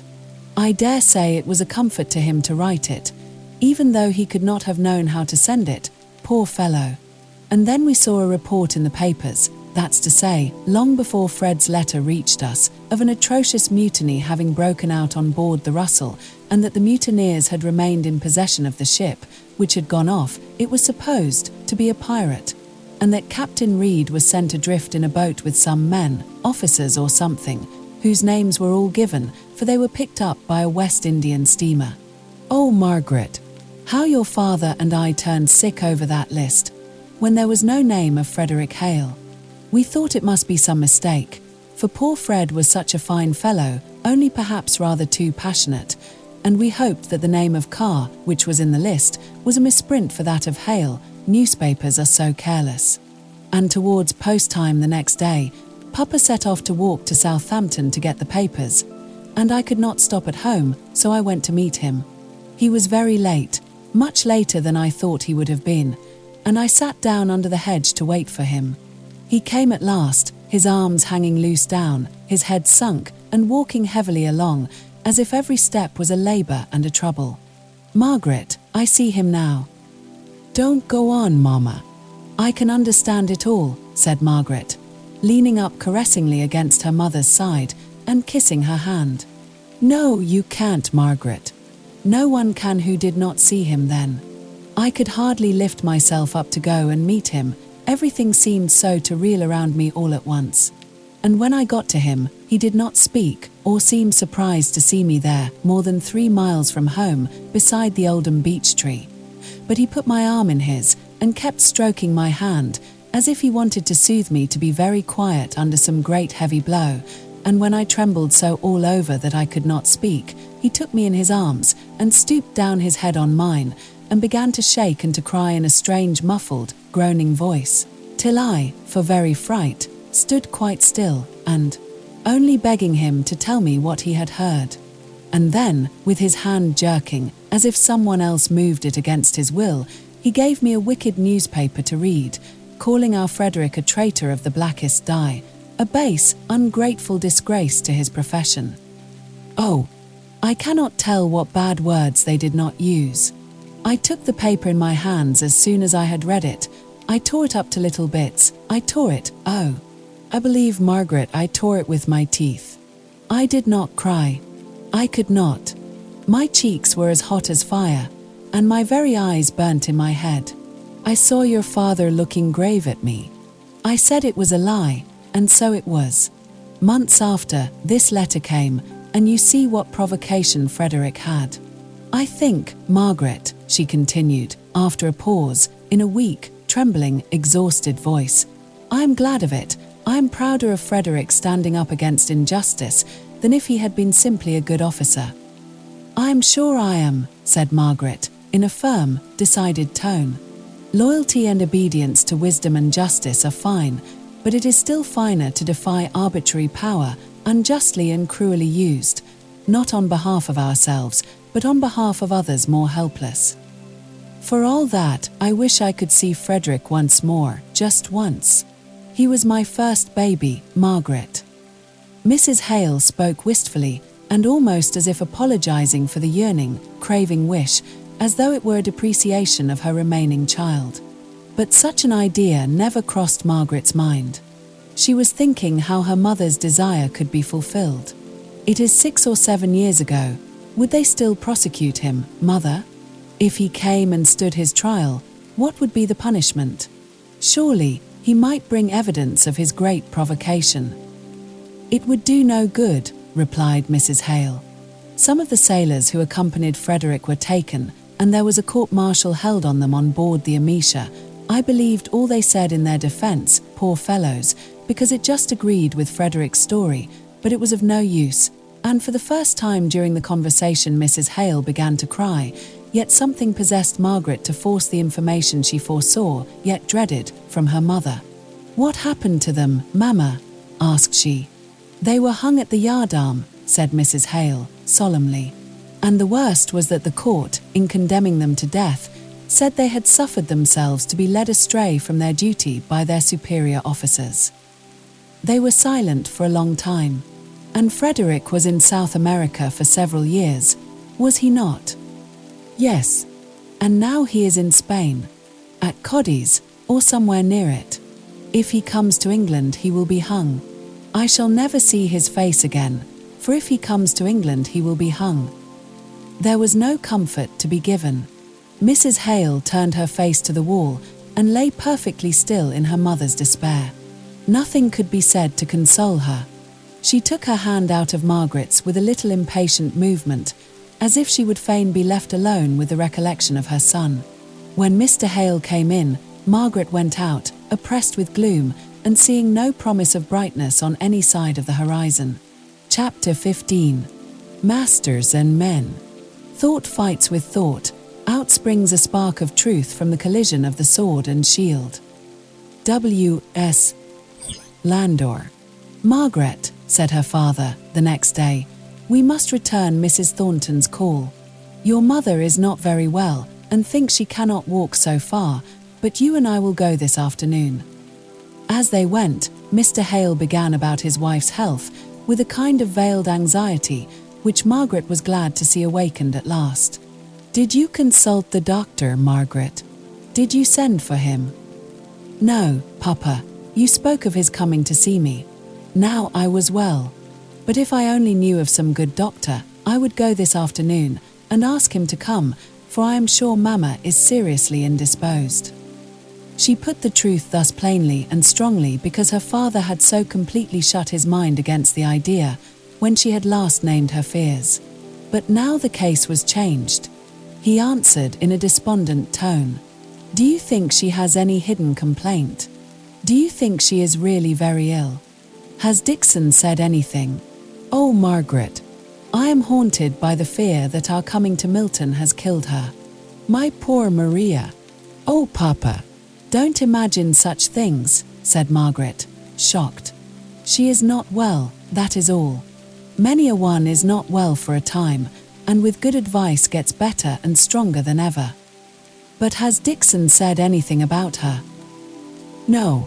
You know Dixon enjoys making a mystery out of trifles, and she has been a little mysterious about Mamma's health, which has alarmed me rather, that is all. Without any reason, I dare say. You know, Papa, you said the other day I was getting fanciful. I hope and trust you are. But don't think of what I said then. I like you to be fanciful about your mother's health. Don't be afraid of telling me your fancies. I like to hear them, though I dare say I spoke as if I was annoyed. But we will ask Mrs. Thornton if she can tell us of a good doctor. We won't throw away our money on any but someone first-rate. Stay, we turn up this street." The street did not look as if it could contain any house large enough for Mrs. Thornton's habitation. Her son's presence never gave any impression as to the kind of house he lived in. But, unconsciously, Margaret had imagined that tall, massive, handsomely dressed Mrs. Thornton must live in a house of the same character as herself. Now Marlborough Street consisted of long rows of small houses, with a blank wall here and there.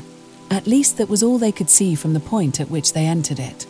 "He told me he lived in Marlborough Street, I'm sure," said Mr. Hale, with a much perplexed air. "Perhaps it is one of the economies he still practices, to live in a very small house. But here are plenty of people about. Let me ask." She accordingly inquired of a passer-by, and was informed that Mr. Thornton lived close to the mill and had the factory lodge door pointed out to her, at the end of the long dead wall they had noticed. The lodge door was like a common garden door. On one side of it were great closed gates for the ingress and egress of lorries and wagons.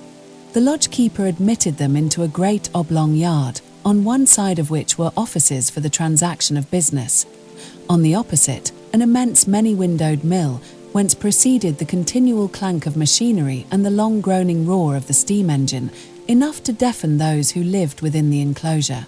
Opposite to the wall, along which the street ran, on one of the narrow sides of the oblong, was a handsome stone-coped house, blackened, to be sure, by the smoke, but with paint, windows, and steps kept scrupulously clean. It was evidently a house which had been built some 50 or 60 years.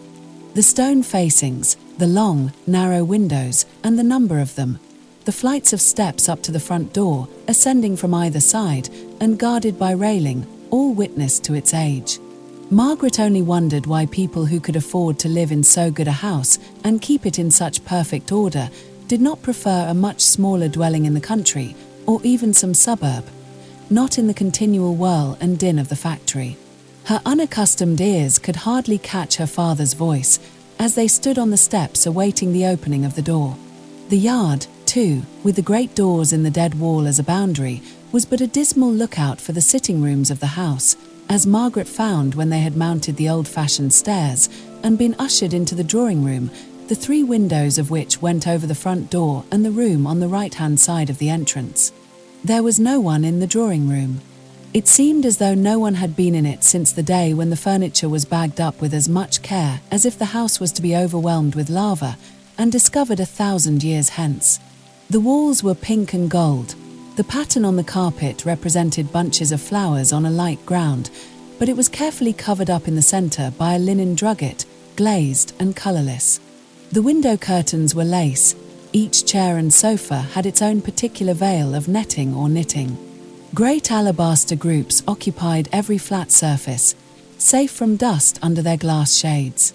In the middle of the room, right under the bagged-up chandelier, was a large circular table with smartly bound books arranged at regular intervals round the circumference of its polished surface, like gaily coloured spokes of a wheel. Everything reflected light, nothing absorbed it. The whole room had a painfully spotted, spangled, speckled look about it, which impressed Margaret so unpleasantly that she was hardly conscious of the peculiar cleanliness required to keep everything so white and pure in such an atmosphere, or of the trouble that must be willingly expended to secure that effect of icy, snowy discomfort. Wherever she looked there was evidence of care and labour, but not care and labour to procure ease, to help on habits of tranquil home employment, solely to ornament and then to preserve ornament from dirt or destruction.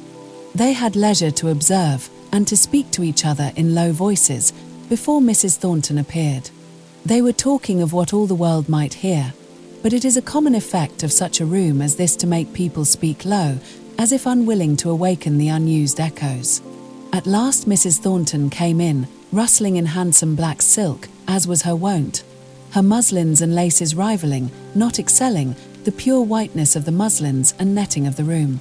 Margaret explained how it was that her mother could not accompany them to return Mrs. Thornton's call, but in her anxiety not to bring back her father's fears too vividly, she gave but a bungling account and left the impression on Mrs. Thornton's mind that Mrs. Hale's was some temporary or fanciful fine ladyish indisposition, which might have been put aside had there been a strong enough motive, or that if it was too severe to allow her to come out that day, the call might have been deferred. Remembering, too, the horses to her carriage, hired for her own visit to the Hales, and how Fanny had been ordered to go by Mr. Thornton, in order to pay every respect to them, Mrs. Thornton drew up slightly offended, and gave Margaret no sympathy, indeed, hardly any credit for the statement of her mother's indisposition. "How is Mr. Thornton?" asked Mr. Hale. "I was afraid he was not well, from his hurried note yesterday. My son is rarely ill, and when he is, he never speaks about it, or makes it an excuse for not doing anything. He told me he could not get leisure to read with you last night, sir. He regretted it, I am sure. He values the hours spent with you." "I am sure they are equally agreeable to me," said Mr. Hale. "It makes me feel young again to see his enjoyment and appreciation of all that is fine in classical literature. I have no doubt that classics are very desirable for people who have leisure, but I confess it was against my judgment that my son renewed his study of them. The time and place in which he lives seem to me to require all his energy and attention. Classics may do very well for men who loiter away their lives in the country or in colleges, but Milton men ought to have their thoughts and powers absorbed in the work of today. At least, that is my opinion." This last clause she gave out with the pride that apes humility. "But, surely, if the mind is too long directed to one object only, it will get stiff and rigid, and unable to take in many interests," said Margaret. "I do not quite understand what you mean by a mind getting stiff and rigid. Nor do I admire those whirligig characters that are full of this thing today, to be utterly forgetful of it in their new interest tomorrow. Having many interests does not suit the life of a Milton manufacturer. It is or ought to be enough for him to have one great desire, and to bring all the purposes of his life to bear on the fulfillment of that." "And that is?" asked Mr. Hale. Her sallow cheek flushed, and her eye lightened, as she answered, "To hold and maintain a high, honourable place among the merchants of his country, the men of his town. Such a place my son has earned for himself. Go where you will, I don't say in England only, but in Europe, the name of John Thornton of Milton is known and respected amongst all men of business. Of course, it is unknown in the fashionable circles," she continued scornfully. "Idle gentlemen and ladies are not likely to know much of a Milton manufacturer unless he gets into Parliament or marries a lord's daughter." Both Mr. Hale and Margaret had an uneasy, ludicrous consciousness that they had never heard of this great name, until Mr. Bell had written them word that Mr. Thornton would be a good friend to have in Milton. The proud mother's world was not their world of Harley Street gentilities on the one hand, or country clergymen and Hampshire squires on the other. Margaret's face, in spite of all her endeavours to keep it simply listening in its expression, told the sensitive Mrs. Thornton this feeling of hers. You think you never heard of this wonderful son of mine, Miss Hale. You think I'm an old woman whose ideas are hounded by Milton, and whose own crow is the whitest ever seen. No, said Margaret, with some spirit. It may be true that I was thinking I had hardly heard Mr. Thornton's name before I came to Milton. But since I have come here, I have heard enough to make me respect and admire him, and to feel how much justice and truth there is in what you have said of him. Who spoke to you of him? Asked Mrs. Thornton, a little mollified, yet jealous lest anyone else's words should not have done him full justice. Margaret hesitated before she replied. She did not like this authoritative questioning. Mr. Hale came in, as he thought, to the rescue. It was what Mr. Thornton said himself that made us know the kind of man he was. Was it not, Margaret? Mrs. Thornton drew herself up and said, My son is not the one to tell of his own doings. May I again ask you, Miss Hale, from whose account you formed your favourable opinion of him? A mother is curious and greedy of commendation of her children, you know. Margaret replied, It was as much from what Mr. Thornton withheld of that which we had been told of his previous life by Mr. Bell. It was more that than what he said that made us all feel what reason you have to be proud of him. Mr. Bell, what can he know of John? He living a lazy life in a drowsy college. But I'm obliged to you, Miss Hale. Many a missy young lady would have shrunk from giving an old woman the pleasure of hearing that her son was well spoken of. Why? Asked Margaret, looking straight at Mrs. Thornton, in bewilderment. Why? Because I suppose they might have consciences that told them how surely they were making the old mother into an advocate for them, in case they had any plans on the son's heart. She smiled a grim smile, for she had been pleased by Margaret's frankness, and perhaps she felt that she had been asking questions too much as if she had a right to catechize. Margaret laughed outright at the notion presented to her, laughed so merrily that it grated on Mrs. Thornton's ear, as if the words that called forth that laugh must have been utterly and entirely ludicrous. Margaret stopped her merriment as soon as she saw Mrs. Thornton's annoyed look. I beg your pardon, madam, but I really am very much obliged to you for exonerating me from making any plans on Mr. Thornton's heart. Young ladies have, before now, said Mrs. Thornton, stiffly. I hope Miss Thornton is well, put in Mr. Hale, desirous of changing the current of the conversation. She is as well as she ever is. She is not strong, replied Mrs. Thornton, shortly. And Mr. Thornton? I suppose I may hope to see him on Thursday. I cannot answer for my son's engagements. There is some uncomfortable work going on in the town, a threatening of a strike. If so, his experience and judgment will make him much consulted by his friends. But I should think he could come on Thursday. At any rate, I am sure he will let you know if he cannot. A strike? Asked Margaret. What for? What are they going to strike for? For the mastership and ownership of other people's property, said Mrs. Thornton, with a fierce snort. That is what they always strike for. If my son's work people strike, I will only say they are a pack of ungrateful hounds. But I have no doubt they will. They are wanting higher wages, I suppose, asked Mr. Hale. That is the face of the thing. But the truth is, they want to be masters, and make the masters into slaves on their own ground. They are always trying at it. They always have it in their minds, and every 5 or 6 years, there comes a struggle between masters and men. They'll find themselves mistaken this time, I fancy, a little out of their reckoning. If they turn out, they mayn't find it so easy to go in again. I believe the masters have a thing or two in their heads which will teach the men not to strike again in a hurry, if they try it this time. Does it make the town very rough? Asked Margaret. Of course it does. But surely you are not a coward, are you? Milton is not the place for cowards. I have known the time when I have had to thread my way through a crowd of white, angry men, all swearing they would have Mackinson's blood as soon as he ventured to show his nose out of his factory, And he, knowing nothing of it, someone had to go and tell him, or he was a dead man, and it needed to be a woman, so I went. And when I got in, I could not get out. It was as much as my life was worth. So I went up to the roof, where there were stones piled ready to drop on the heads of the crowd if they tried to force the factory doors.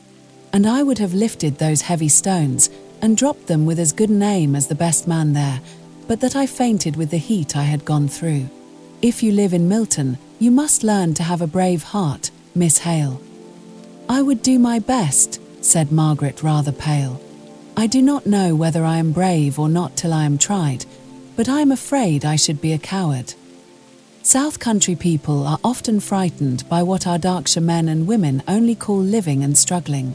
But when you've been 10 years among a people who are always owing their betters a grudge and only waiting for an opportunity to pay it off, you'll know whether you are a coward or not, take my word for it. Mr. Thornton came that evening to Mr. Hale's. He was shown up into the drawing room, where Mr. Hale was reading aloud to his wife and daughter. I am come partly to bring you a note from my mother, and partly to apologize for not keeping to my time yesterday. The note contains the address you asked for, Dr. Donaldson. Thank you, said Margaret, hastily, holding out her hand to take the note, for she did not wish her mother to hear that they had been making any inquiry about a doctor. She was pleased that Mr. Thornton seemed immediately to understand her feeling. He gave her the note without another word of explanation. Mr. Hale began to talk about the strike. Mr. Thornton's face assumed a likeness to his mother's worst expression, which immediately repelled the watching Margaret. Yes, the fools will have a strike. Let them. It suits us well enough. But we gave them a chance. They think trade is flourishing as it was last year. We see the storm on the horizon and draw in our sails. But because we don't explain our reasons, they won't believe we're acting reasonably. We must give them line and letter for the way we choose to spend or save our money. Henderson tried a dodge with his men out at Ashley and failed. He rather wanted a strike. It would have suited his book well enough. So, when the men came to ask for the 5% they are claiming, he told them he'd think about it and give them his answer on the payday, knowing all the while what his answer would be, of course, but thinking he'd strengthen their conceit of their own way. However, they were too deep for him and heard something about the bad prospects of trade. So in they came on the Friday and drew back their claim, and now he's obliged to go on working. But we Milton masters have today sent in our decision. We won't advance a penny. We tell them we may have to lower wages, but can't afford to raise. So here we stand, waiting for their next attack. And what will that be? Asked Mr. Hale. I conjecture a simultaneous strike. You will see Milton without smoke in a few days, I imagine, Miss Hale. But why? Asked she. Could you not explain what good reason you had for expecting a bad trade? I don't know whether I use the right words, but you will understand what I mean. Do you give your servants reasons for your expenditure, or your economy in the use of your own money? We, the owners of capital, have a right to choose what we will do with it. A human right, said Margaret, very low. I beg your pardon, I did not hear what you said. I would rather not repeat it, said she. It related to a feeling which I do not think you would share. Won't you try me? Pleaded he, his thoughts suddenly bent upon learning what she had said. She was displeased with his pertinacity, but did not choose to affix too much importance to her words. I said you had a human right. I meant that there seemed no reason but religious ones why you should not do what you like with your own. I know we differ in our religious opinions, but don't you give me credit for having some, though not the same as yours. He was speaking in a subdued voice, as if to her alone. She did not wish to be so exclusively addressed. She replied out in her usual tone. I do not think that I have any occasion to consider your special religious opinions in the affair. All I meant to say is that there is no human law to prevent the employers from utterly wasting or throwing away all their money, if they choose, but that there are passages in the Bible which would rather imply, to me at least, that they neglected their duties as stewards if they did so. However, I know so little about strikes and rate of wages, and capital and labour, that I had better not talk to a political economist like you." "Nay, the more reason," said he eagerly. "I shall only be too glad to explain to you all that may seem anomalous or mysterious to a stranger, especially at a time like this, when our doings are sure to be canvassed by every scribbler who can hold a pen."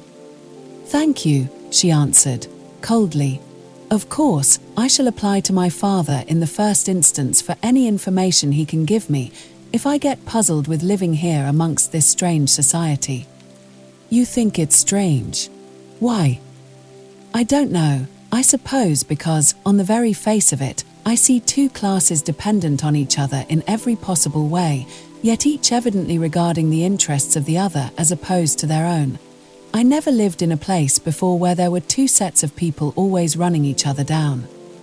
"Who have you heard running the masters down?"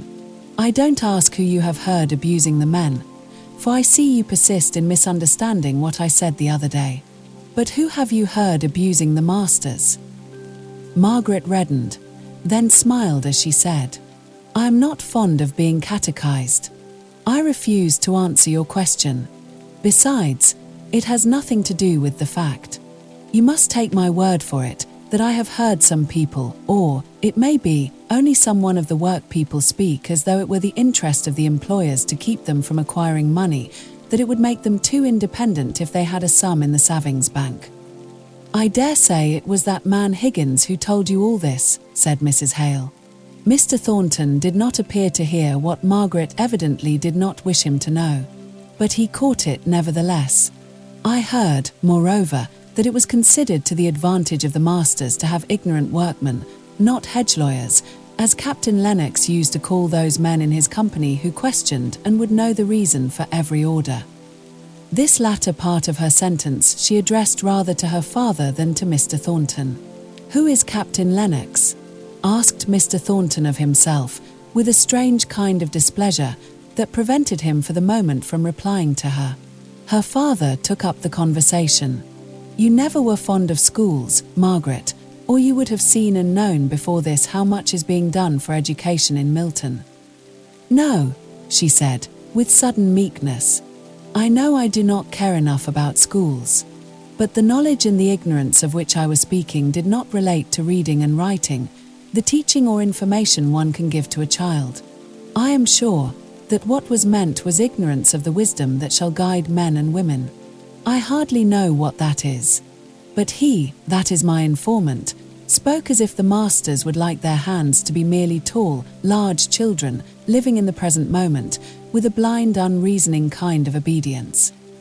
In short, Miss Hale, it is very evident that your informant found a pretty ready listener to all the slander he chose to utter against the masters," said Mr. Thornton, in an offended tone. Margaret did not reply. She was displeased at the personal character Mr. Thornton affixed to what she had said. Mr. Hale spoke next. "I must confess that, although I have not become so intimately acquainted with any workman as Margaret has, I am very much struck by the antagonism between the employer and the employed on the very surface of things. I even gather this impression from what you yourself have from time to time said." Mr. Thornton paused a while before he spoke. Margaret had just left the room, and he was vexed at the state of feeling between himself and her. However, the little annoyance, by making him cooler and more thoughtful, gave a greater dignity to what he said. "My theory is that my interests are identical with those of my workpeople, and vice versa.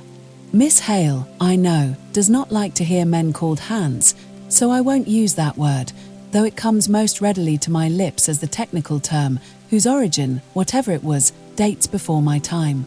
On some future day, in some millennium, in utopia, this unity may be brought into practice, just as I can fancy a republic the most perfect form of government. We will read Plato's Republic as soon as we have finished Homer.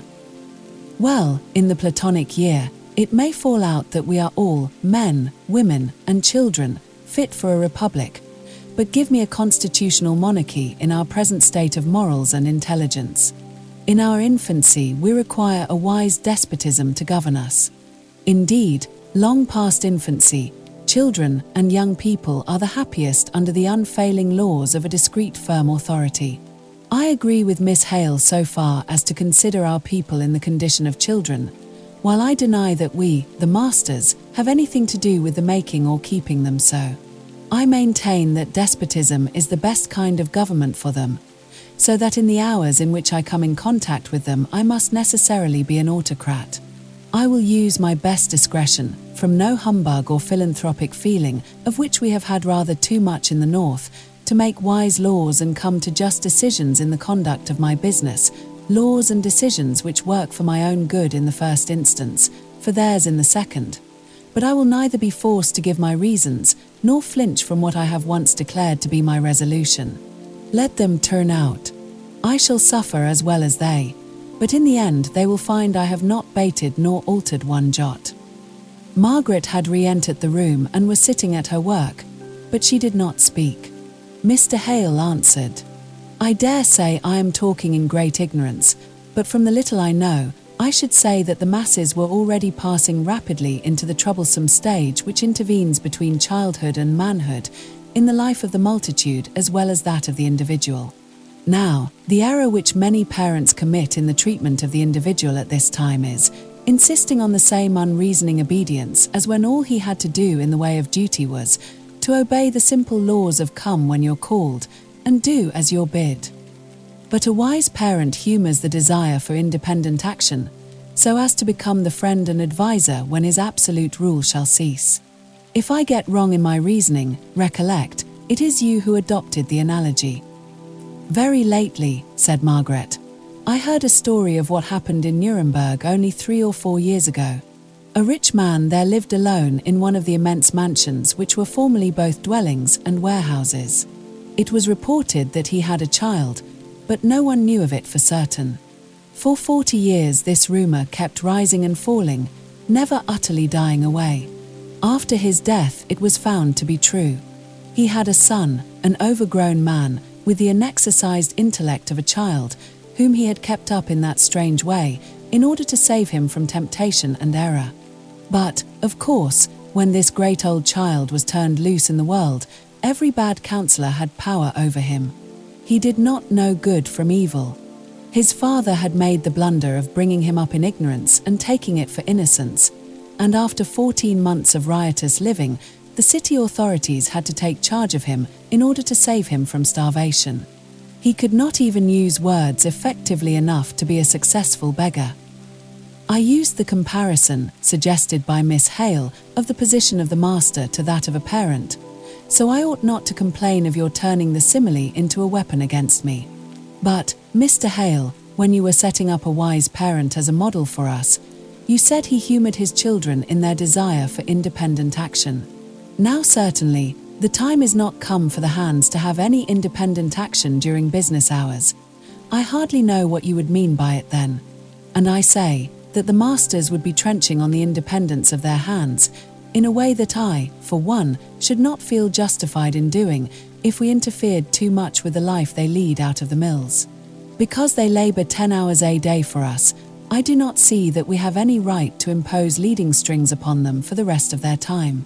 I value my own independence so highly that I can fancy no degradation greater than that of having another man perpetually directing and advising and lecturing me, or even planning too closely in any way about my actions. He might be the wisest of men or the most powerful, I should equally rebel and resent his interference. I imagine this is a stronger feeling in the north of England than in the south. I beg your pardon, but is not that because there has been none of the equality of friendship between the adviser and advised classes? Because every man has had to stand in an unchristian and isolated position, apart from and jealous of his brother man, constantly afraid of his rights being trenched upon? I only state the fact. I am sorry to say, I have an appointment at 8 o'clock, and I must just take facts as I find them tonight, without trying to account for them, which, indeed, would make no difference in determining how to act as things stand. The facts must be granted. But, said Margaret in a low voice, it seems to me that it makes all the difference in the world. Her father made a sign to her to be silent, and allow Mr. Thornton to finish what he had to say. He was already standing up and preparing to go. "You must grant me this one point. Given a strong feeling of independence in every Darkshire man, have I any right to obtrude my views of the manner in which he shall act upon another, hating it as I should do most vehemently myself, merely because he has labour to sell and I capital to buy?" "Not in the least," said Margaret, determined to say just this one thing. "Not in the least because of your labour and capital positions, whatever they are, but because you are a man, dealing with a set of men over whom you have, whether you reject the use of it or not, immense power, just because your lives and your welfare are so constantly and intimately interwoven. God has made us so that we must be mutually dependent. We may ignore our own dependence or refuse to acknowledge that others depend upon us in more respects than the payment of weekly wages. But the thing must be, nevertheless. Neither you nor any other master can help yourselves. The most proudly independent man depends on those around him for their insensible influence on his character, his life. And the most isolated of all your Darkshire egos has dependents clinging to him on all sides. He cannot shake them off any more than the great rock he resembles can shake off." "Pray don't go into similes, Margaret. You have led us off once already," said her father, smiling, yet uneasy at the thought that they were detaining Mr. Thornton against his will, which was a mistake, for he rather liked it, as long as Margaret would talk, although what she said only irritated him. "Just tell me, Miss Hale, are you yourself ever influenced? No, that is not a fair way of putting it, but if you are ever conscious of being influenced by others, and not by circumstances, have those others been working directly or indirectly? Have they been labouring to exhort, to enjoin, to act rightly for the sake of example, or have they been simple, true men, taking up their duty and doing it unflinchingly, without a thought of how their actions were to make this man industrious, that man saving? Why, if I were a workman, I should be 20 times more impressed by the knowledge that my master was honest, punctual, quick, resolute in all his doings, and hands are keener spies even than valets, than by any amount of interference, however kindly meant, with my ways of going on out of work hours. I do not choose to think too closely on what I am myself, but, I believe, I rely on the straightforward honesty of my hands and the open nature of their opposition, in contradistinction to the way in which the turnout will be managed in some mills, just because they know I scorn to take a single dishonourable advantage or do an underhand thing myself. It goes farther than a whole course of lectures on honesty is the best policy, life diluted into words. No. What the master is, that will the men be, without overmuch taking thought on his part." "That is a great admission," said Margaret, laughing. "When I see men violent and obstinate, in pursuit of their rights, I may safely infer that the master is the same, that he is a little ignorant of that spirit which suffereth long, and is kind, and seeketh not her own. You are just like all strangers who don't understand the working of our system, Miss Hale," said he, hastily. "You suppose that our men are puppets of dough, ready to be moulded into any amiable form we please. You forget we have only to do with them for less than a third of their lives, and you seem not to perceive that the duties of a manufacturer are far larger and wider than those merely of an employer of labour. We have a wide commercial character to maintain, which makes us into the great pioneers of civilization." "It strikes me," said Mr. Hale, smiling, "that you might pioneer a little at home. They are a rough, heathenish set of fellows, these Milton men of yours." "They are that," replied Mr. Thornton. "Rosewater surgery won't do for them. Cromwell would have made a capital mill owner, Miss Hale. I wish we had him to put down this strike for us." "Cromwell is no hero of mine," she said, coldly. "But I am trying to reconcile your admiration of despotism with your respect for other men's independence of character." He reddened at her tone. "I choose to be the unquestioned and irresponsible master of my hands, during the hours they labour for me. But those hours past, our relation ceases, and then comes in the same respect for their independence that I myself exact." He did not speak again for a minute. He was too much vexed. But he shook it off, and bade Mr. and Mrs. Hale good night. Then, drawing near to Margaret, he said in a lower voice. "I spoke hastily to you once this evening, and I am afraid, rather rudely. But you know I am but an uncouth Milton manufacturer. Will you forgive me?" "Certainly," said she, smiling up in his face, the expression of which was somewhat anxious and oppressed, and hardly cleared away as he met her sweet sunny countenance, out of which all the north wind effect of their discussion had entirely vanished. But she did not put out her hand to him, and again he felt the omission, and set it down to pride. Chapter 16. The shadow of death. Trust in that veiled hand, which leads none by the path that he would go, and always be for change prepared, for the world's law is ebb and flow. From the Arabic. The next afternoon Dr. Donaldson came to pay his first visit to Mrs. Hale. The mystery that Margaret hoped their late habits of intimacy had broken through was resumed. She was excluded from the room, while Dixon was admitted. Margaret was not a ready lover, but where she loved passionately, and with no small degree of jealousy.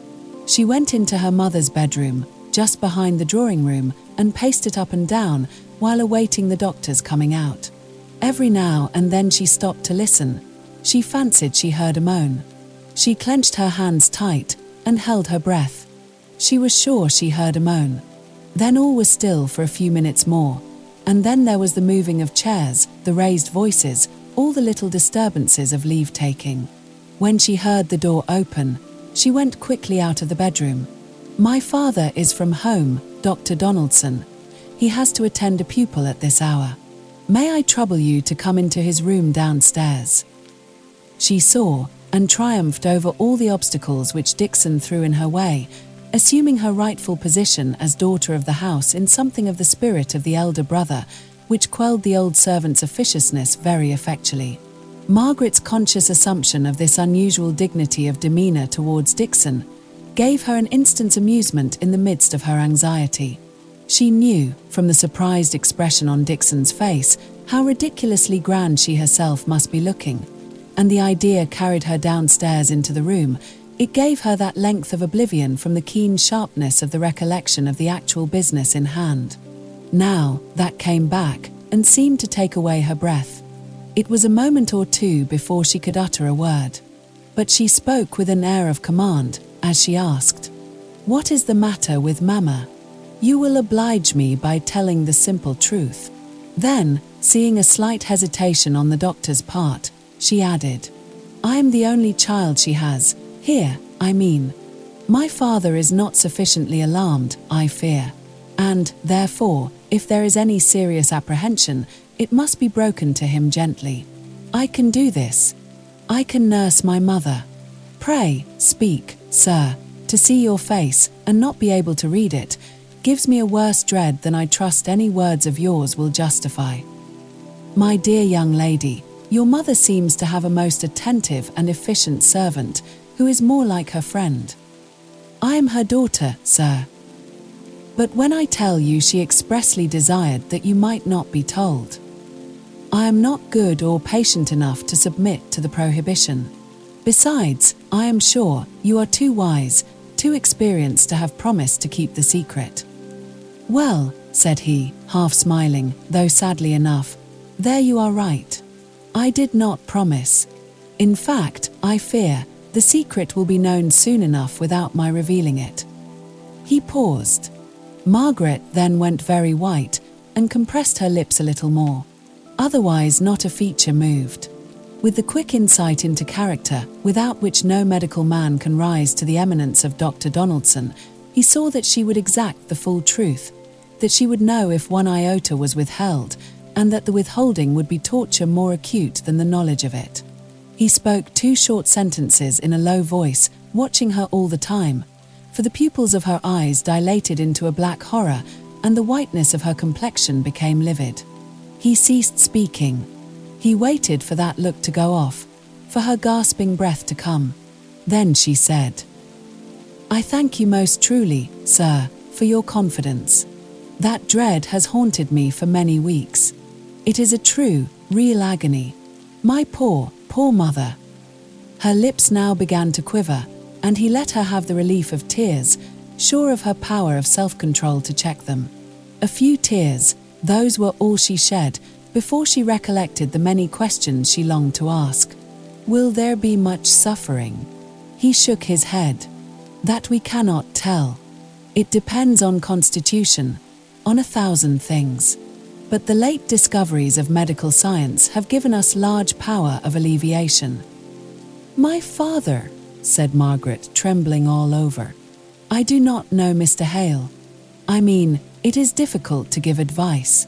But I should say, bear on, with the knowledge you have forced me to give you so abruptly, till the fact which I could not withhold has become in some degree familiar to you, so that you may without too great an effort be able to give what comfort you can to your father.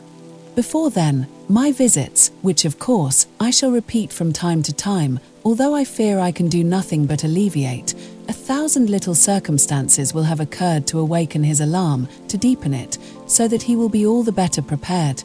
Nay, my dear young lady, nay, my dear, I saw Mr. Thornton, and I honour your father for the sacrifice he has made, however mistaken I may believe him to be. Well, this once. If it will please you, my dear. Only remember, when I come again, I come as a friend. And you must learn to look upon me as such, because seeing each other, getting to know each other at such times as these, is worth years of morning calls. Margaret could not speak for crying, but she wrung his hand at parting. That's what I call a fine girl, thought Dr. Donaldson, when he was seated in his carriage and had time to examine his ringed hand, which had slightly suffered from her pressure. Who would have thought that little hand could have given such a squeeze? But the bones were well put together, and that gives immense power. What a queen she is! With her head thrown back at first, to force me into speaking the truth, and then bent so eagerly forward to listen. Poor thing! I must see she does not overstrain herself. Though it's astonishing how much these thoroughbred creatures can do and suffer. That girl's game to the backbone. Another, who had gone that deadly colour, could never have come round without either fainting or hysterics. But she wouldn't do either, not she. And the very force of her will brought her round.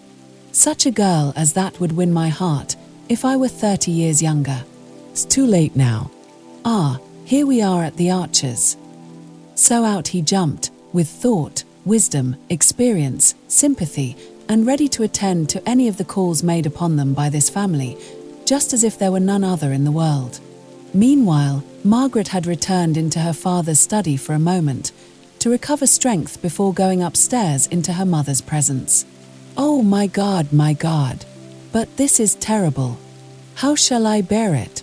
Such a deadly disease. No hope. Oh, Mamma, I wish I had never gone to Aunt Shaw's and been all those precious years away from you.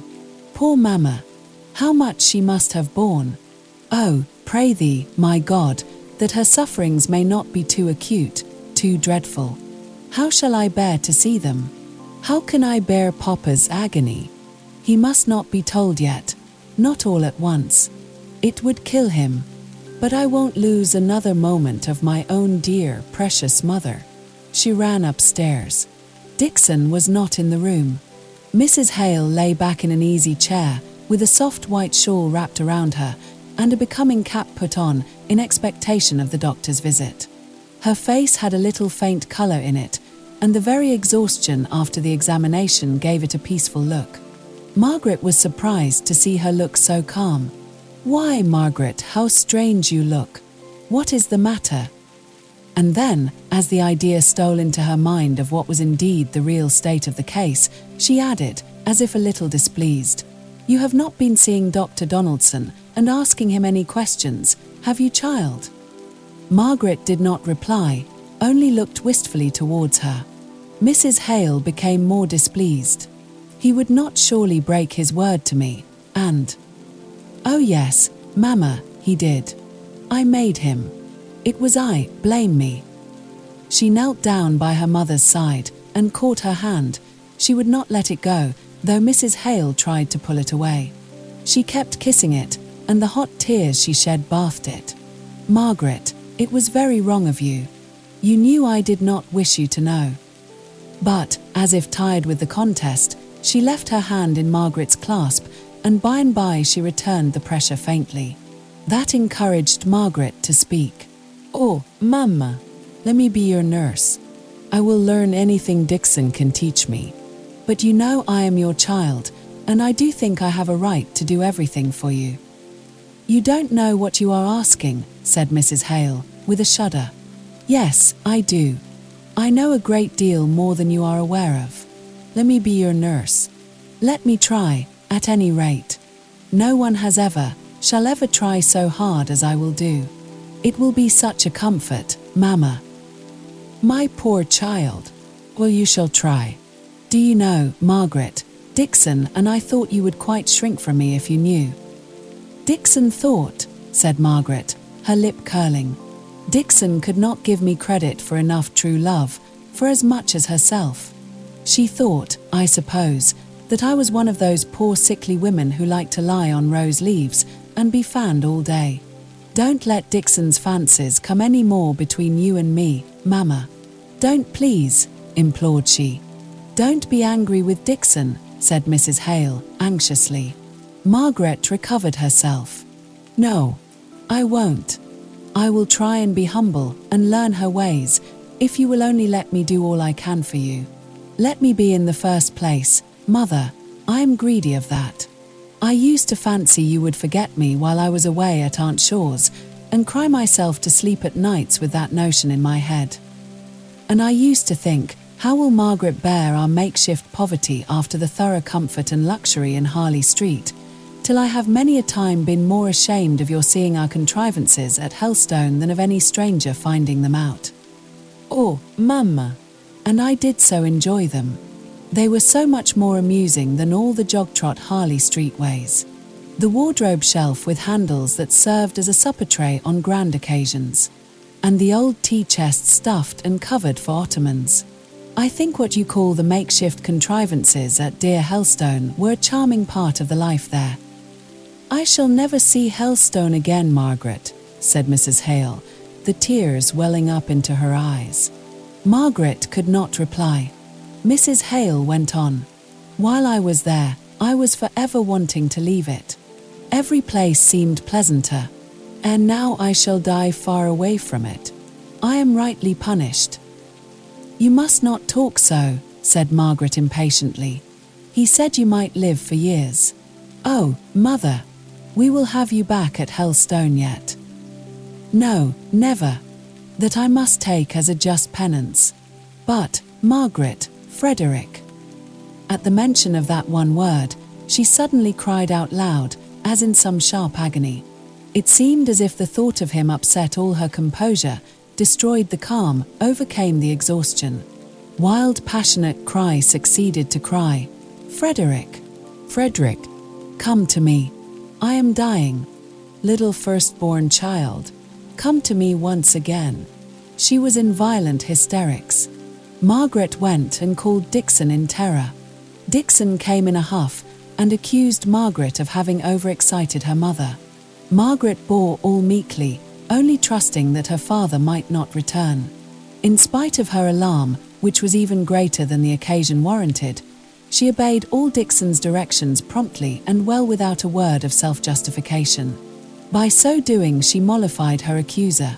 They put her mother to bed, and Margaret sate by her till she fell asleep, and afterwards till Dixon beckoned her out of the room, and, with a sour face, as if doing something against the grain, she bade her drink a cup of coffee which she had prepared for her in the drawing-room, and stood over her in a commanding attitude as she did so.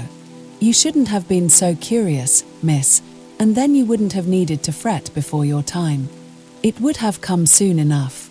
And now, I suppose, you'll tell master, and a pretty household I shall have of you." "No, Dixon," said Margaret, sorrowfully. "I will not tell Papa. He could not bear it as I can." And by way of proving how well she bore it, she burst into tears. I knew how it would be. Now you'll waken your mamma, just after she's gone to sleep so quietly. Miss Margaret, my dear, I've had to keep it down this many a week, and though I don't pretend I can love her as you do, yet I loved her better than any other man, woman, or child. No one but Master Frederick ever came near her in my mind.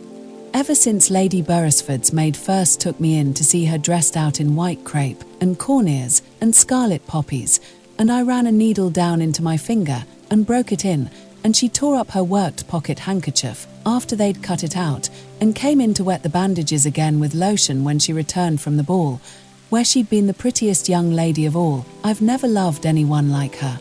I little thought then that I should live to see her brought so low. I don't mean no reproach to nobody. Many a one calls you pretty and handsome, and what not. Even in this smoky place, enough to blind one's eyes, the owls can see that. But you'll never be like your mother for beauty, never, not if you live to be 100. Mamma is very pretty still. Poor Mamma. Now don't ye set off again, or I shall give way at last, whimpering. You'll never stand masters coming home and questioning at this rate. Go out and take a walk, and come in something like. Menace the time I've longed to walk it off, the thought of what was the matter with her, and how it must all end. Oh, Dixon, said Margaret, how often I've been cross with you, not knowing what a terrible secret you had to bear. Bless you, child. I like to see you showing a bit of a spirit. It's the good old Beresford blood. Why, the last Sir John but 2 shot his steward down, there where he stood, for just telling him that he racked the tenants, and he'd racked the tenants till he could get no more money off them than he could get skin off a flint. Well, Dixon, I won't shoot you, and I'll try not to be cross again. You never have. If I've said it at times, it has always been to myself, just in private, by way of making a little agreeable conversation, for there's no one here fit to talk to. And when you fire up you're the very image of Master Frederick. I could find in my heart to put you in a passion any day just to see his stormy look coming like a great cloud over your face. But now you go out, miss. I'll watch over missus, and as for master, his books are company enough for him, if he should come in. I will go, said Margaret. She hung about Dixon for a minute or so, as if afraid and irresolute. Then, suddenly kissing her, she went quickly out of the room. Bless her, said Dixon. She's as sweet as a nut. There are 3 people I love. It's Mrs., Master Frederick, and her. Just them 3. That's all. The rest be hanged, for I don't know what they're in the world for. Master was born, I suppose, for to marry Mrs. If I thought he loved her properly, I might get to love him in time. But he should ha' made a deal more on her, and not been always reading, thinking. See what it has brought him to. Many a one who never reads or thinks either, gets to be rector, and dean, and what not, and I dare say master might, if he'd just minded missus, and let the weary reading and thinking alone. There she goes, looking out of the window as she heard the front door shut. Poor young lady. Her clothes look shabby to what they did when she came to Helstone a year ago. Then she hadn't so much as a darned stocking or a cleaned pair of gloves in all her wardrobe. And now. Chapter 17. What is a strike? There are briars besetting every path, which call for patient care. There is a cross in every lot, and an earnest need for prayer. Anon. Margaret went out heavily and unwillingly enough. But the length of a street, yes, the air of a Milton Street, cheered her young blood before she reached her first turning. Her step grew lighter, her lip redder. She began to take notice, instead of having her thoughts turned so exclusively inward. She saw unusual loiterers in the streets, men with their hands in their pockets sauntering along, loud laughing and loud-spoken girls clustered together, apparently excited to high spirits and a boisterous independence of temper and behaviour. The more ill-looking of the men, the discreditable minority, hung about on the steps of the beer-houses and gin shops, smoking and commenting pretty freely on every passerby. Margaret disliked the prospect of the long walk through these streets before she came to the fields which she had planned to reach. Instead, she would go and see Bessie Higgins.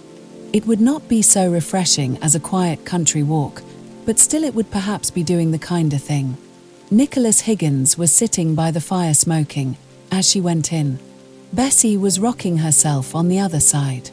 Nicholas took the pipe out of his mouth, and standing up, pushed his chair towards Margaret. He leant against the chimney-piece in a lounging attitude, while she asked Bessie how she was. Who's rather down-eyed mouth in regard to spirits, but who's better in health? Who doesn't like this strike? Who's a deal too much set on peace and quietness at any price? This is the third strike I've seen, said she, sighing, as if that was answer and explanation enough. Well, third time pays for all. See if we don't dang tich masters this time. See if they don't come and beg us to come back at our own price. That's all. We've missed it afore time, I grant yo, but this time we'n laid our plans desperate deep. Why do you strike? Asked Margaret. Striking is leaving off work till you get your own rate of wages, is it not? You must not wonder at my ignorance. Where I come from I never heard of a strike. I wish I were there, said Bessie, wearily. But it's not for me to get sick and tired o' strikes. This is the last I'll see. Before it's ended I shall be in the great city, the holy Jerusalem. Who's so full of life to come, who cannot think of present. Now I, yo see, am bound to do the best I can here. I think a bird-eyed hand is worth two-eyed bush. So them's the different views we take on strike question. But, said Margaret, if the people struck, as you call it, where I come from, as they are mostly all field labourers, the seed would not be sown, the hay got in, the corn reaped. Well, said he.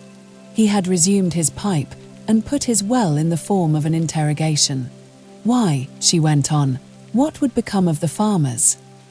He puffed away. I reckon they'd have either to give up their farms, or to give fair rate of wage. Suppose they could not, or would not do the last, they could not give up their farms all in a minute, however much they might wish to do so, but they would have no hay, nor corn to sell that year, and where would the money come from to pay the labourers' wages the next? Still puffing away. At last he said, I know naught of your ways down south. I have heard they're a pack of spiritless, downtrodden men, welly clemmed to death. 2 days wi clemming to know when they're put upon. Now, it's not so here. We known when we're put upon, and we end too much blood in us to stand it. We just take our hands fro our looms, and say, yo may clem us, but you'll not put upon us, my masters. And be dongade to 'em, they shan't this time. I wished I lived down south, said Bessie. There's a deal to bear there, said Margaret. There are sorrows to bear everywhere. There is very hard bodily labour to be gone through, with very little food to give strength. But it's out of doors, said Bessie, and away from the endless noise and sickening heat.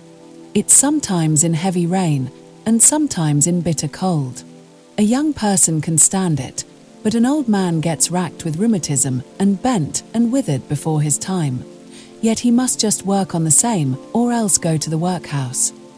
I thought yo were so taken wi the ways of the south country.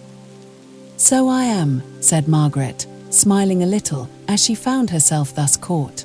I only mean, Bessie, there's good and bad in everything in this world, and as you felt the bad up here, I thought it was but fair you should know the bad down there. And yo say they never strike down there? Asked Nicholas abruptly. No, said Margaret, I think they have too much sense. And I think, replied he, dashing the ashes out of his pipe with so much vehemence that it broke, it's not that they've too much sense, but that they've too little spirit. Oh, father, said Bessie, what have ye gained by striking? Just think of that first strike when mother died, how we all had to clem, you the worst of all, and yet many a one went in every week at the same wage, till all were gone in that there was work for, and some went beggars all their lives at after. Eh, said he, that their strike was badly managed. Folk got into management of it, as were either fools or not true men. You'll see, it'll be different this time. But all this time you've not told me what you're striking for, said Margaret, again. Why, yo see, there's 5 or 6 masters who have set themselves again paying the wages they've been paying these 2 years past, and flourishing upon, and getting richer upon. And now they come to us, and say we're to take less. And we won't. We'll just clem them to death first, and see who'll work from then. They'll have killed the goose that laid 'em the golden eggs, I reckon. And so you plan dying, in order to be revenged upon them? No, said he, I done not. I just look forward to the chance of dying at my post sooner than yield. That's what folk call fine and honourable in a soldier, and why not in a poor weaver chap? But, said Margaret, a soldier dies in the cause of the nation, in the cause of others. He laughed grimly. My lass, said he, yo're but a young wench, but don't yo think I can keep 3 people, that's Bessie, and Mary, and me, on 16 shillings a week? Dun yo think it's for missile I'm striking work at this time? It is just as much in the cause of others as yon soldier, only happen, the cause he dies for is just that of somebody he never clapped eyes on, nor heard on all his born days, while I take up John Boucher's cause, as lives next door but one, a sickly wife, and 8 childer, none on 'em factory age. And I don't take up his cause only, though he's a poor good for naught, as can only manage 2 looms at a time, but I take up cause o' justice. Why are we to have less wage now, I ask, than 2 year ago? Don't ask me, said Margaret. I am very ignorant. Ask some of your masters. Surely they will give you a reason for it. It is not merely an arbitrary decision of theirs, come to without reason. You're just a foreigner, and nothing more, said he, contemptuously. Much yo know about it. Ask the masters. They'd tell us to mind our own business, and they'd mind theirs. Our business being, yo understand, to take the baited wage, and be thankful, and their business to bait us down to clemming point, to swell their profits. That's what it is. But, said Margaret, determined not to give way, although she saw she was irritating him, the state of trade may be such as not to enable them to give you the same remuneration. State o' trade. That's just a piece o' master's humbug. It's rate o' wages I was talking of. Masters keep to state o' trade in their own hands, and just walk it forward like a black bugaboo, to frighten naughty children with into being good. I'll tell you it's their part, their cue, as some folks call it, to beat us down, to swell their fortunes, and it's ours to stand up and fight hard, not for ourselves alone, but for them round about us, for justice and fair play. We help to make their profits, and we ought to help spend them. It's not that we want their brass so much this time, as we've done many a time afore. We en get 10 money laid by, and we're resolved to stand and fall together. Not a man on us will go in for less wage than to union says is our due. So I say, hooray for the strike, and let Thornton, and Slickson, and Hamper, and their set look to it. Thornton, said Margaret. Mr. Thornton of Marlborough Street. Aye, Thornton o' Marlborough Mill, as we call him. He is one of the masters you are striving with, is he not? What sort of a master is he? Did yo ever see a bulldog? Set a bulldog on hind legs, and dress him up in coat and breeches, and yo en just get 10 John Thornton. Nay, said Margaret, laughing, I deny that. Mr. Thornton is plain enough, but is not like a bulldog, with its short broad nose and snarling upper lip. No, not in look I grant yo. But let John Thornton get hold on a notion, and he'll stick to it like a bulldog. Yo might pull him away a pitchfork ere he'd leave go. His worth fighting is John Thornton. As for Slickson, I take it, some of these days he'll wheedle his men back fair promises, that they'll just get cheated out of as soon as they're in his power again. He'll work his fines well out on 'em, I'll warrant. He's as slippery as an eel, he is. He's like a cat, as sleek, and cunning, and fierce. It'll never be an honest up and down fight him, as it will be Thornton. Thornton's as door as a doornail, an obstinate chap, every inch on him, dude bulldog. Poor Bessie, said Margaret, turning round to her. You sigh over it all.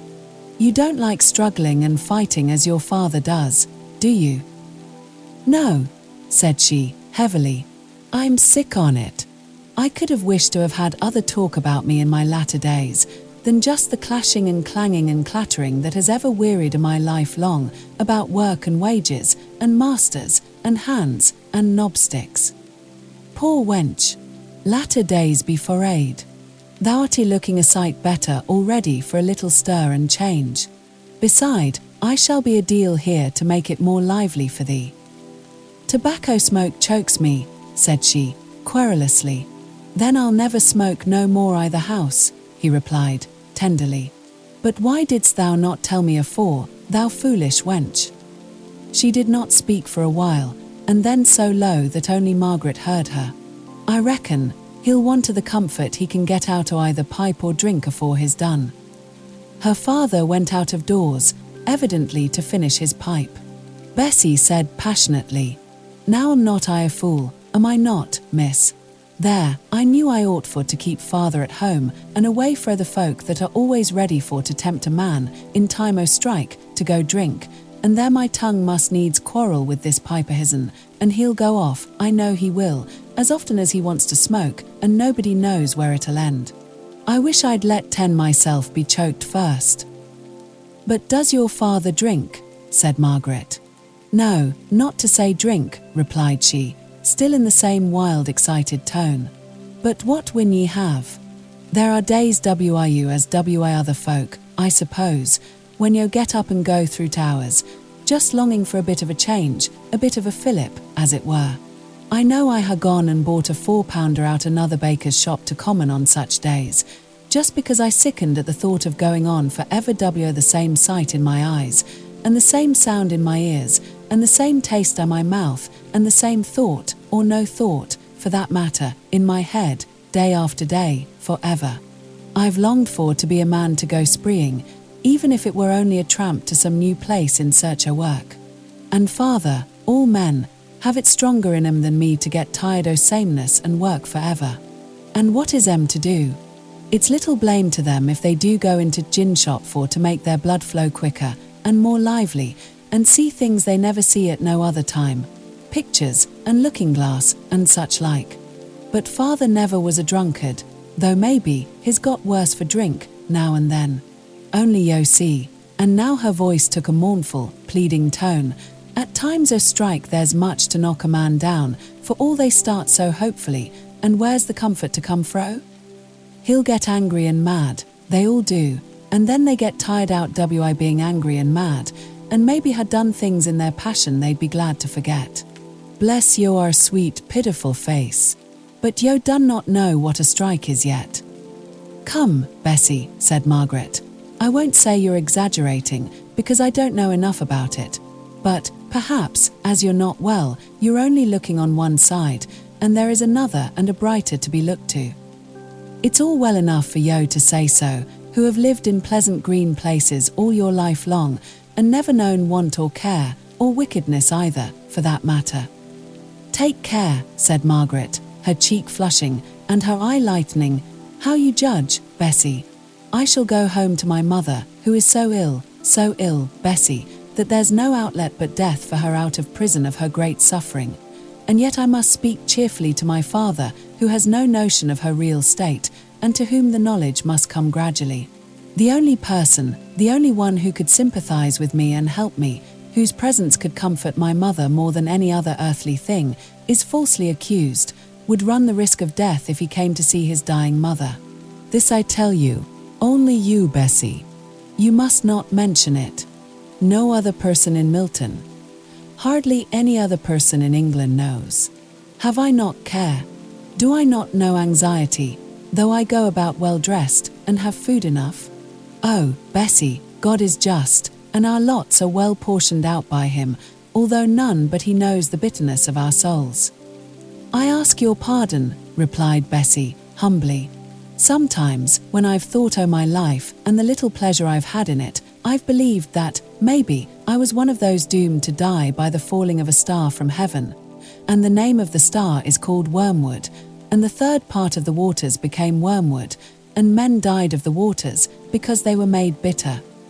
One can bear pain and sorrow better if one thinks it has been prophesied long before for one. Somehow, then it seems as if my pain was needed for the fulfillment, otherwise it seems all sent for nothing. Nay, Bessie, think, said Margaret. God does not willingly inflict. Don't dwell so much on the prophesies, but read the clearer parts of the Bible. I dare say it would be wiser, but where would I hear such grand words of promise, hear tell o' anything so far different fro this dreary world, and this town above her as in Revelations? Menace the time I've repeated the verses in the 7th chapter to myself, just for the sound. It's as good as an organ, and as different from every day, too. No, I cannot give up Revelations. It gives me more comfort than any other book the Bible. Let me come and read you some of my favourite chapters.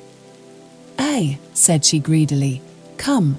Father will maybe hear yo. His deaved wi my talking. He says it's all naught to do with the things o' today, and that's his business. Where is your sister? Gone fustian cutting. I were loath to let her go, but somehow we must live, and to union can't afford us much. Now I must go. You have done me good, Bessie. I done you good. Yes, I came here very sad, and rather too apt to think my own cause for grief was the only one in the world. And now I hear how you have had to bear for years, and that makes me stronger. Bless yo. I thought the good doing was on the side of gentlefolk. I shall get proud if I think I can do good to yo. You won't do it if you think about it. But you'll only puzzle yourself if you do, that's one comfort. You're not like no one I ever seed. I dunno what to make of yo, nor I of myself. Goodbye. Bessie stilled her rocking to gaze after her. I wonder if there are many folk like her down south. She's like a breath of country air somehow. She freshens me up above a bit. Who'd have thought that face, as bright and as strong as the angel I dream of, could have known the sorrow she speaks on? I wonder how she'll sin. All on us must sin. I think a deal on her, for sure. But father does the like, I see. And Mary even. It's not often who's stirred up to notice much. Chapter 18. Likes and dislikes. My heart revolts within me, and two voices make themselves audible within my bosom. Wallenstein. On Margaret's return home she found 2 letters on the table. One was a note for her mother, the other, which had come by the post, was evidently from her Aunt Shaw, covered with foreign postmarks, thin, silvery, and rustling. She took up the other, and was examining it, when her father came in suddenly. So your mother is tired, and gone to bed early. I'm afraid, such a thundery day was not the best in the world for the doctor to see her. What did he say? Dixon tells me he spoke to you about her. Margaret hesitated. Her father's looks became more grave and anxious. He does not think her seriously ill. Not at present. She needs care, he says. He was very kind, and he said he would call again and see how his medicines worked. Only care. He did not recommend change of air. He did not say this smoky town was doing her any harm, did he, Margaret? No, not a word, she replied, gravely. He was anxious, I think. Doctors have that anxious manner. It's professional, said he. Margaret saw, in her father's nervous ways, that the first impression of possible danger was made upon his mind, in spite of all his making light of what she told him. He could not forget the subject, could not pass from it to other things. He kept recurring to it through the evening, with an unwillingness to receive even the slightest unfavourable idea, which made Margaret inexpressibly sad. This letter is from Aunt Shaw, Papa. She has got to Naples, and finds it too hot, so she has taken apartments at Sorrento. But I don't think she likes Italy. He did not say anything about diet, did he? It was to be nourishing and digestible. Mama's appetite is pretty good, I think. Yes, and that makes it all the more strange he should have thought of speaking about diet. I asked him, Papa. Another pause. Then Margaret went on, Aunt Shaw says she has sent me some coral ornaments, Papa. But, added Margaret, half smiling, she's afraid the Milton dissenters won't appreciate them. She has got all her ideas of dissenters from the Quakers, has she not? If ever you hear or notice that your mother wishes for anything, be sure you let me know. I am so afraid she does not tell me always what she would like. Pray, see after that girl Mrs. Thornton named. If we had a good, efficient house servant, Dixon could be constantly with her, and I'd answer for it we'd soon set her up amongst us, if care will do it. She's been very much tired of late, with the hot weather, and the difficulty of getting a servant. A little rest will put her quite to rights, Margaret. I hope so, said Margaret, but so sadly that her father took notice of it. He pinched her cheek. Come, if you look so pale as this, I must rouge you up a little. Take care of yourself, child, or you'll be wanting the doctor next. But he could not settle to anything that evening. He was continually going backwards and forwards, on laborious tiptoe, to see if his wife was still asleep. Margaret's heart ached at his restlessness, his trying to stifle and strangle the hideous fear that was looming out of the dark places of his heart. He came back at last, somewhat comforted. She's awake now, Margaret. She quite smiled as she saw me standing by her. Just her old smile. And she says she feels refreshed and ready for tea. Where's the note for her? She wants to see it. I'll read it to her while you make tea. The note proved to be a formal invitation from Mrs. Thornton to Mr., Mrs., and Miss Hale to dinner on the 21st instant. Margaret was surprised to find an acceptance contemplated, after all she had learnt of sad probabilities during the day. But so it was. The idea of her husbands and daughters going to this dinner had quite captivated Mrs. Hale's fancy, even before Margaret had heard the contents of the note. It was an event to diversify the monotony of the invalid's life, and she clung to the idea of their going with even fretful pertinacity when Margaret objected. Nay, Margaret, if she wishes it, I'm sure we'll both go willingly. Margaret? Questioned he, with a nervous motion of his hands. It seemed cruel to refuse him the comfort he craved for. And besides, his passionate refusal to admit the existence of fear almost inspired Margaret herself with hope. I do think she is better since last night, said she. Her eyes look brighter, and her complexion clearer. God bless you, said her father earnestly. But is it true? Yesterday was so sultry everyone felt ill. It was a most unlucky day for Mr. Donaldson to see her on. So he went away to his day's duties, now increased by the preparation of some lectures he had promised to deliver to the working people at a neighbouring lyceum. He had chosen ecclesiastical architecture as his subject, rather more in accordance with his own taste and knowledge than as falling in with the character of the place or the desire for particular kinds of information among those to whom he was to lecture. And the institution itself, being in debt, was only too glad to get a gratis course from an educated and accomplished man like Mr. Hale, let the subject be what it might. Well, mother, asked Mr. Thornton that night, who have accepted your invitations for the 21st? Fanny, where are the notes? The Slicksons accept, Collingbrookes accept, Stevenses accept, Browns decline.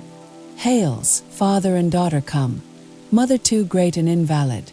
Macphersons come, and Mr. Horsfall and Mr. Young. I was thinking of asking the Porters, as the Browns can't come. Very good. Do you know, I'm really afraid Mrs. Hale is very far from well, from what Dr. Donaldson says. It's strange of them to accept a dinner invitation if she's very ill, said Fanny. I didn't say very ill, said her brother, rather sharply.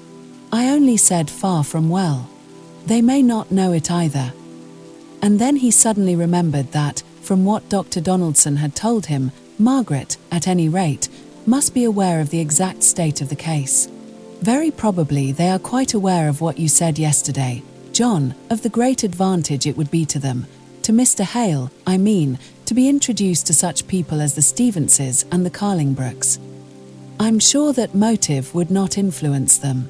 No, I think I understand how it is. John, said Fanny, laughing in her little, weak, nervous way, how you profess to understand these Hales, and how you never will allow that we can know anything about them. Are they really so very different to most people one meets with? She did not mean to vex him, but if she had intended it, she could not have done it more thoroughly. He chafed in silence, however, not deigning to reply to her question. "They do not seem to me out of the common way," said Mrs. Thornton. "He appears a worthy kind of man enough, rather too simple for trade, so it's perhaps as well he should have been a clergyman first and now a teacher. She's a bit of a fine lady, with her invalidism, and as for the girl, she's the only one who puzzles me when I think about her, which I don't often do. She seems to have a great notion of giving herself airs, and I can't make out why. I could almost fancy she thinks herself too good for her company at times. And yet they're not rich, from all I can hear they never have been. And she's not accomplished, Mama. She can't play. Go on, Fanny. What else does she want to bring her up to your standard?" "Nay, John," said his mother, "that speech of Fanny's did no harm. I myself heard Miss Hale say she could not play. If you would let us alone, we could perhaps like her, and see her merits." "I'm sure I never could," murmured Fanny, protected by her mother. Mr. Thornton heard, but did not care to reply. He was walking up and down the dining room, wishing that his mother would order candles and allow him to set to work at either reading or writing, and so put a stop to the conversation. But he never thought of interfering in any of the small domestic regulations that Mrs. Thornton observed, in habitual remembrance of her old economies. "Mother," said he, stopping, and bravely speaking out the truth, "I wish you would like Miss Hale." "Why?" asked she, startled by his earnest, yet tender manner. "You're never thinking of marrying her? A girl without a penny? She would never have me," said he, with a short laugh. "No, I don't think she would," answered his mother. "She laughed in my face when I praised her for speaking out something Mr. Bell had said in your favour. I liked the girl for doing so frankly, for it made me sure she had no thought of you, and the next minute she vexed me so by seeming to think, well, never mind. Only you're right in saying she's too good an opinion of herself to think of you. The saucy jade. I should like to know where she'd find a better."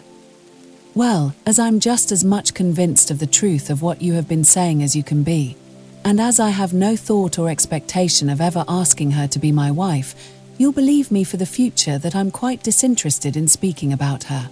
I foresee trouble for that girl, perhaps want of motherly care, and I only wish you to be ready to be a friend to her in case she needs one. Now, Fanny," said he, "I trust you have delicacy enough to understand that it is as great an injury to Miss Hale as to me. In fact, she would think it a greater to suppose that I have any reason, more than I now give, for begging you and my mother to show her every kindly attention." "I cannot forgive her her pride," said his mother. "I will befriend her, if there is need, for your asking, John. I would befriend Jezebel herself if you asked me. But this girl, who turns up her nose at us all, who turns up her nose at you. Nay, mother, I have never yet put myself, and I mean never to put myself, within reach of her contempt." "Contempt, indeed." One of Mrs. Thornton's expressive snorts. "Don't go on speaking of Miss Hale, John, if I've to be kind to her. When I'm with her, I don't know if I like or dislike her most, but when I think of her, and hear you talk of her, I hate her. I can see she's given herself airs to you as well as if you'd told me out." "And if she has," said he, and then he paused for a moment, then went on, "I'm not a lad, to be cowed by a proud look from a woman, or to care for her misunderstanding me and my position. I can laugh at it. To be sure, and at her too, with her fine notions and haughty tosses." "I only wonder why you talk so much about her, then," said Fanny. "I'm sure I'm tired enough of the subject." "Well," said her brother, with a shade of bitterness, "suppose we find some more agreeable subject. What do you say to a strike, by way of something pleasant to talk about?" "Have the hands actually turned out?" asked Mrs. Thornton, with vivid interest. "Hamper's men are actually out. Mine are working out their week, through fear of being prosecuted for breach of contract. I'd have had every one of them up and punished for it, that left his work before his time was out. The law expenses would have been more than the hands themselves were worth, a set of ungrateful naughts, said his mother.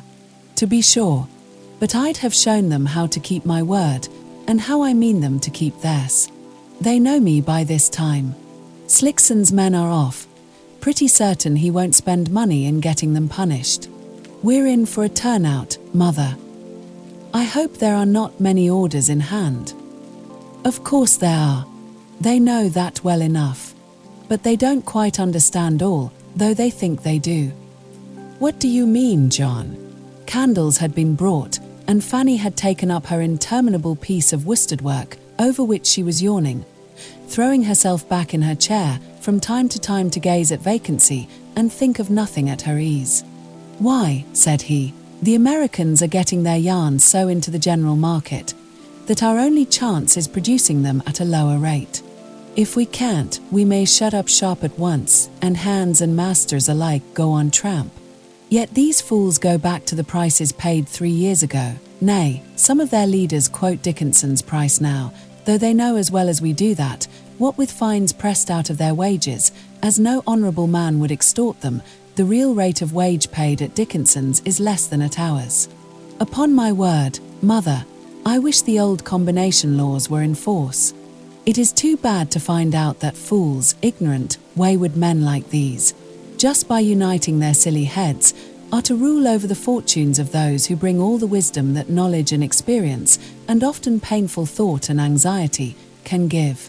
The next thing will be, indeed, we've all but come to it now, that we shall have to go and ask, stand hat in hand, and humbly ask the Secretary of the Spinners' Union to be so kind as to furnish us with labour at their own price. That's what they want, they, who haven't the sense to see that, if we don't get a fair share of the profits to compensate us for our wear and tear here in England, we can move off to some other country. And that, what with home and foreign competition, we are none of us likely to make above a fair share, and may be thankful enough if we can get that, in an average number of years. Can't you get hands from Ireland? I wouldn't keep these fellows a day.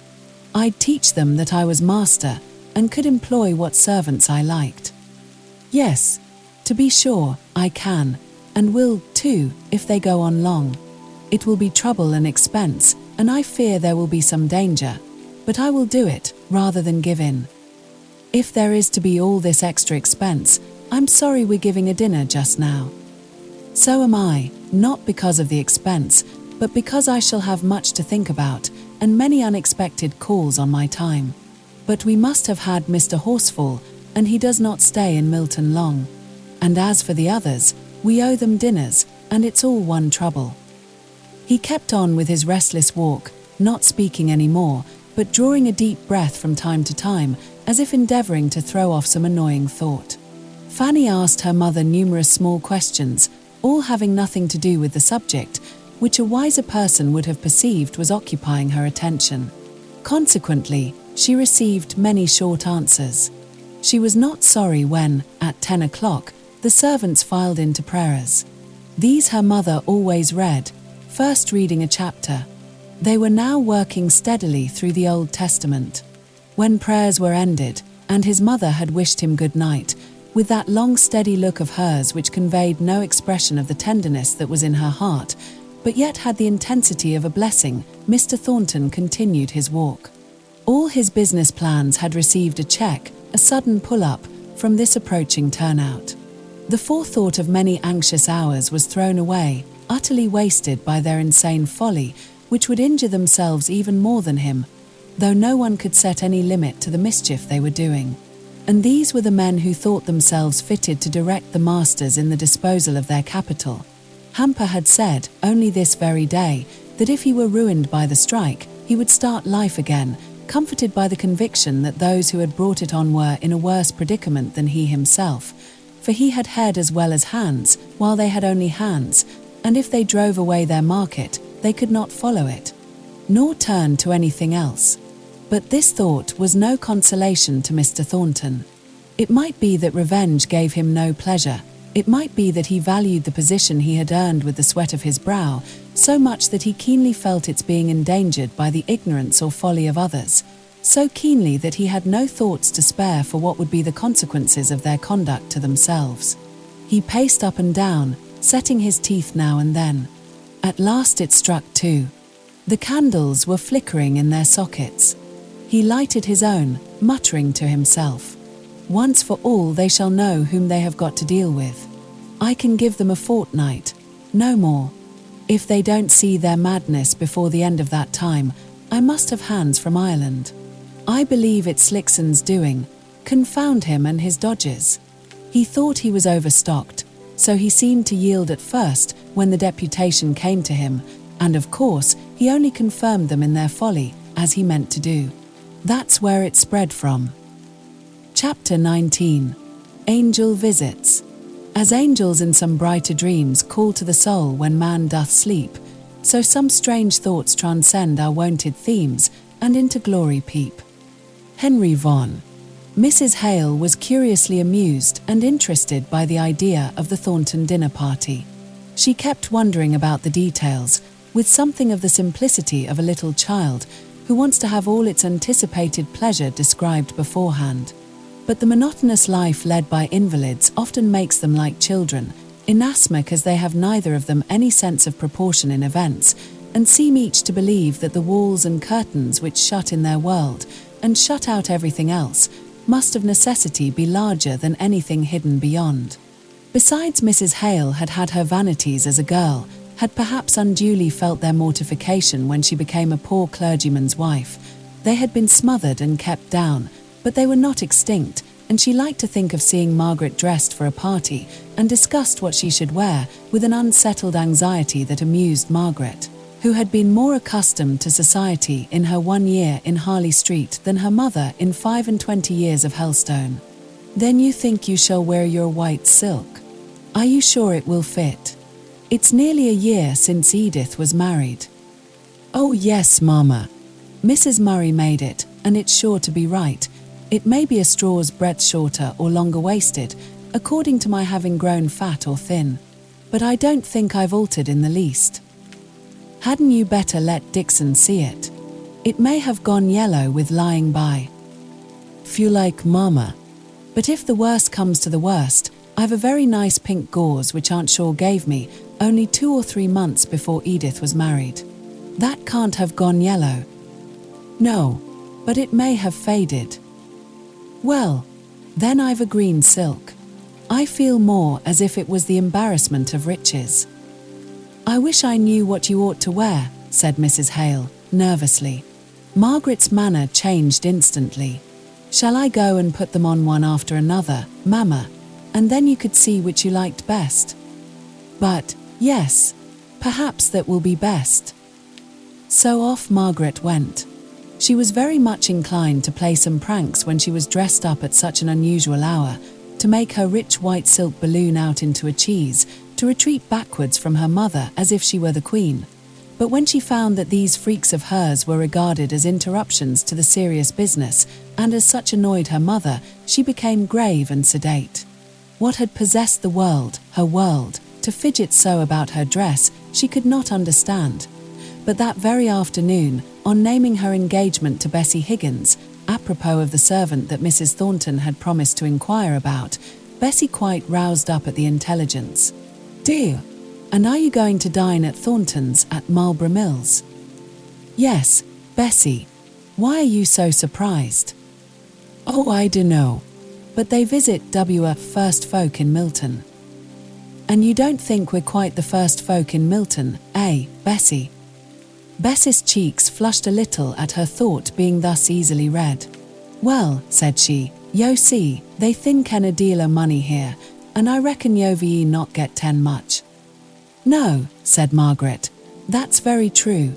But we are educated people, and have lived amongst educated people.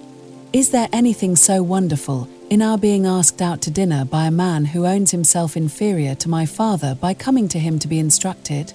I don't mean to blame Mr. Thornton. Few drapers' assistants, as he was once, could have made themselves what he is. But can yo give dinners back, In Yori small house? Thornton's house is 3 times as big. Well, I think we could manage to give Mr. Thornton a dinner back, as you call it. Perhaps not in such a large room, nor with so many people. But I don't think we've thought about it at all in that way. I never thought you'd be dining with Thorntons, repeated Bessie. Why, the mayor his sale dines there, and the members of Parliament and all. I think I could support the honour of meeting the mayor of Milton.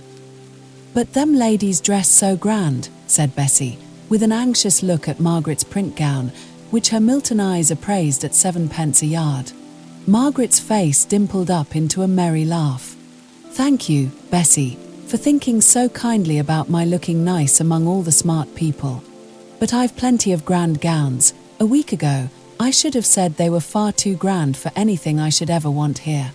But as I'm to dine at Mr. Thornton's, and perhaps to meet the mayor, I shall put on my very best gown, you may be sure. What will you wear? Asked Bessie, somewhat relieved. White silk, said Margaret. A gown I had for a cousin's wedding, a year ago. That'll do, said Bessie, falling back in her chair. I should be loath to have you looked down upon. Oh, I'll be fine enough, if that will save me from being looked down upon in Milton. I wish I could see you dressed up, said Bessie. I reckon, you're not what folk would see a pretty. You're not red and white enough for that. But done yo know, I had dreamt of yo, long afore ever I seed yo. Nonsense, Bessie. But I did. Yo a very face, looking w a clear steadfast eyes out darkness, w a hair blown off from yo a brow, and going out like rays round yo a forehead, which was just as smooth and straight as it is now, and yo always came to give me strength, which I seemed to gather out of yo our deep comforting eyes, and yo was dressed in shining raiment, just as yo are going to be dressed. So, yo see, it was yo.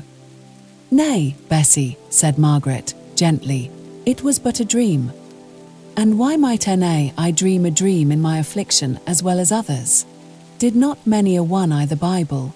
And see visions too. Why, even my father thinks a deal o' dreams.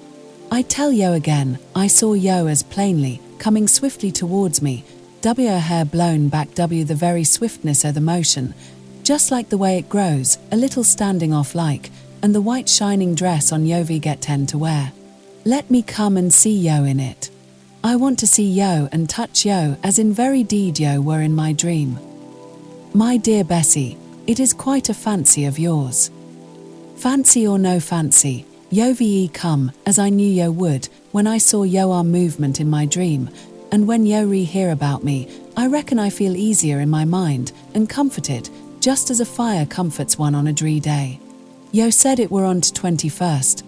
Please God, I'll come and see yo. Oh Bessie, you may come and welcome, but don't talk so, it really makes me sorry. It does indeed. Then I'll keep it to missile, if I bite my tongue out. Not but what it's true for all that. Margaret was silent. At last she said, let us talk about it sometimes, if you think it true. But not now. Tell me, has your father turned out? Said Bessie heavily, in a manner very different from that she had spoken in but a minute or two before. He and many another, all hampers men, and many a one besides. Women are as bad as tis men, in their savageness, this time. Food is high, and they mun have food for their childer, I reckon. Suppose Thornton sent 'em their dinner out. Same money, spent on potatoes and meal, would keep many a crying baby quiet, and hush up its mother's heart for a bit. Don't speak so, said Margaret. You'll make me feel wicked and guilty in going to this dinner. No, said Bessie. Some's pre-elected to sumptuous feasts, and purple and fine linen. Maybe yo one on 'em. Others toil and moil all their lives long, and the very dogs are not pitiful in our days, as they were in the days of Lazarus. But if yo ask me to cool yo tongue tip of my finger, I'll come across the great gulf to yo just for thought of what you've been to me here. Bessie, you're very feverish. I can tell it in the touch of your hand, as well as in what you're saying. It won't be division enough, in that awful day, that some of us have been beggars here, and some of us have been rich. We shall not be judged by that poor accident, but by our faithful following of Christ. Margaret got up and found some water, and soaking her pocket handkerchief in it, she laid the cool wetness on Bessie's forehead and began to chafe the stone-cold feet. Bessie shut her eyes and allowed herself to be soothed. At last she said, "Yod ha been deaved out Yoa 5 wits, as well as me, if Yod had one body after another coming in to ask for father, and staying to tell me each one their tale. Some spoke o' deadly hatred, and made my blood run cold w the terrible things they said masters. But more, being women, kept plaining, w the tears running down their cheeks, and never wiped away, nor heeded, of the price o' meat, and how their childer could na sleep at nights for hunger." "And do they think the strike will mend this?" asked Margaret. "They say so," replied Bessie. "They do say trade has been good for long, and the masters has made no end o' money. How much father doesn't know, but, in course, union does. And, as it is natural, they wanted their share of profits, now that food is getting dear. And union says they'll not be doing their duty if they don't make to masters give 'em their share. But masters has get 10 upper hand somehow, and I'm feared they'll keep it now and evermore. It's like great battle o' Armageddon, the way they keep on, grinning and fighting at each other, till even while they fight, they are picked off into the pit." Just then, Nicholas Higgins came in. He caught his daughter's last words. "Aye, and I'll fight on too, and I'll got it this time. It'll not take long to make 'em give in, for they've get 10 a pretty lot of orders, all under contract, and they'll soon find out they'd better give us our 5% than lose the profit they'll gain, let alone the fine for not fulfilling the contract. Aha, my masters, I know who'll win." Margaret fancied from his manner that he must have been drinking, not so much from what he said, as from the excited way in which he spoke, and she was rather confirmed in this idea by the evident anxiety Bessie showed to hasten her departure. Bessie said to her, "The 21st, that's Thursday week. I may come and see yo dressed for Thornton's, I reckon. What time is yo our dinner?" Before Margaret could answer, Higgins broke out, "Thornton's? Are tea going to dine at Thornton's? Ask him to give yo a bumper to the success of his orders. By 21st, I reckon, he'll be potted in his brains how to get 'em done in time. Tell him there's 700 lel come marching into Marlborough Mills the morning after he gives the 5%, and will help him through his contract in no time.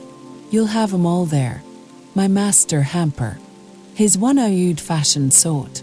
Ne'er meets a man 'bout an oath or a curse. I should think he were going to die if he spoke me civil.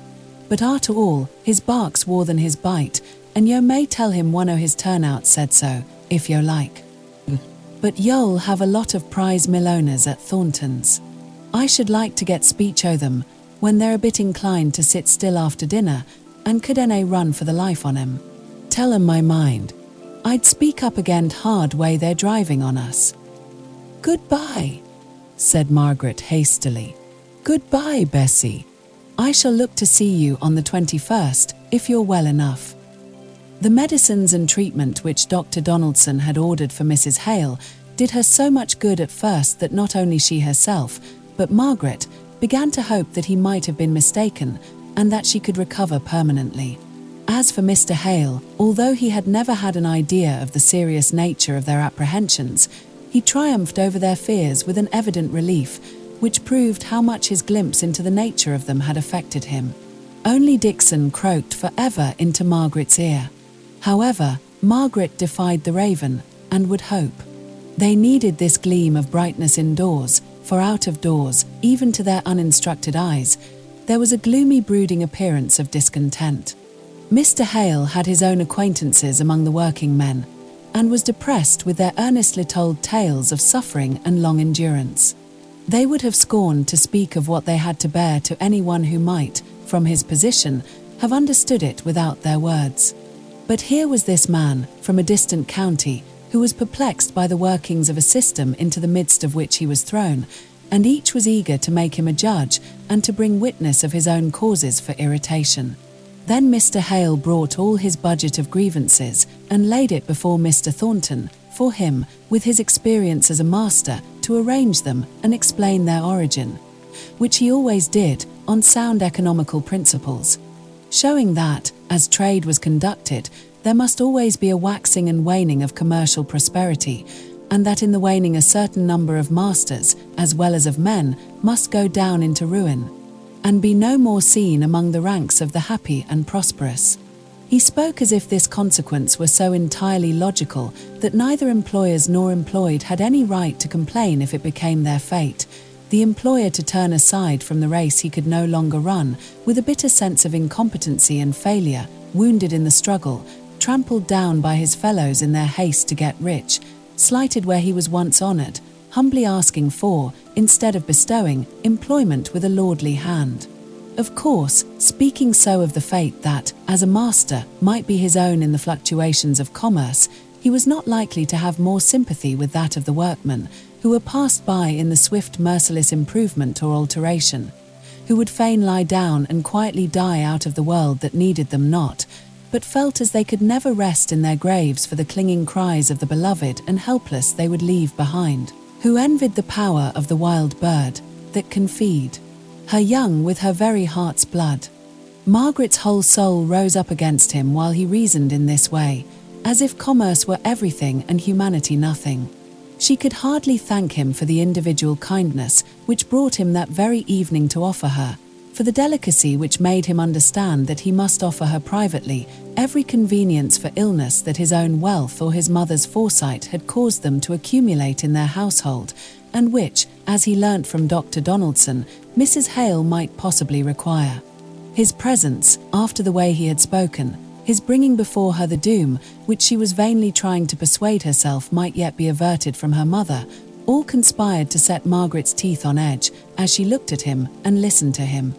What business had he to be the only person, except Dr. Donaldson and Dixon, admitted to the awful secret, which she held shut up in the most dark and sacred recess of her heart, not daring to look at it, unless she invoked heavenly strength to bear the sight, that, some day soon, she should cry aloud for her mother, and no answer would come out of the blank, dumb darkness. Yet he knew all. She saw it in his pitying eyes. She heard it in his grave and tremulous voice. How reconcile those eyes, that voice, with the hard, reasoning, dry, merciless way in which he laid down axioms of trade, and serenely followed them out to their full consequences? The discord jarred upon her inexpressibly, the more because of the gathering woe of which she heard from Bessie. To be sure, Nicholas Higgins, the father, spoke differently. He had been appointed a committee man, and said that he knew secrets of which the exoteric knew nothing. He said this more expressly and particularly on the very day before Mrs. Thornton's dinner party, when Margaret, going in to speak to Bessie, found him arguing the point with Boucher, the neighbour of whom she had frequently heard mention, as by turns exciting Higgins's compassion, as an unskilful workman with a large family depending upon him for support, and at other times enraging his more energetic and sanguine neighbour by his want of what the latter called spirit. It was very evident that Higgins was in a passion when Margaret entered. Boucher stood, with both hands on the rather high mantelpiece, swaying himself a little on the support which his arms, thus placed, gave him, and looking wildly into the fire, with a kind of despair that irritated Higgins, even while it went to his heart. Bessie was rocking herself violently backwards and forwards, as was her wont, Margaret knew by this time, when she was agitated. Her sister Mary was tying on her bonnet, in great clumsy bows, as suited her great clumsy fingers, to go to her fustian cutting, blubbering out loud the while, and evidently longing to be away from a scene that distressed her. Margaret came in upon this scene. She stood for a moment at the door, then, her finger on her lips, she stole to a seat on the squab near Bessie. Nicholas saw her come in, and greeted her with a gruff, but not unfriendly nod. Mary hurried out of the house, catching gladly at the open door, and crying aloud when she got away from her father's presence.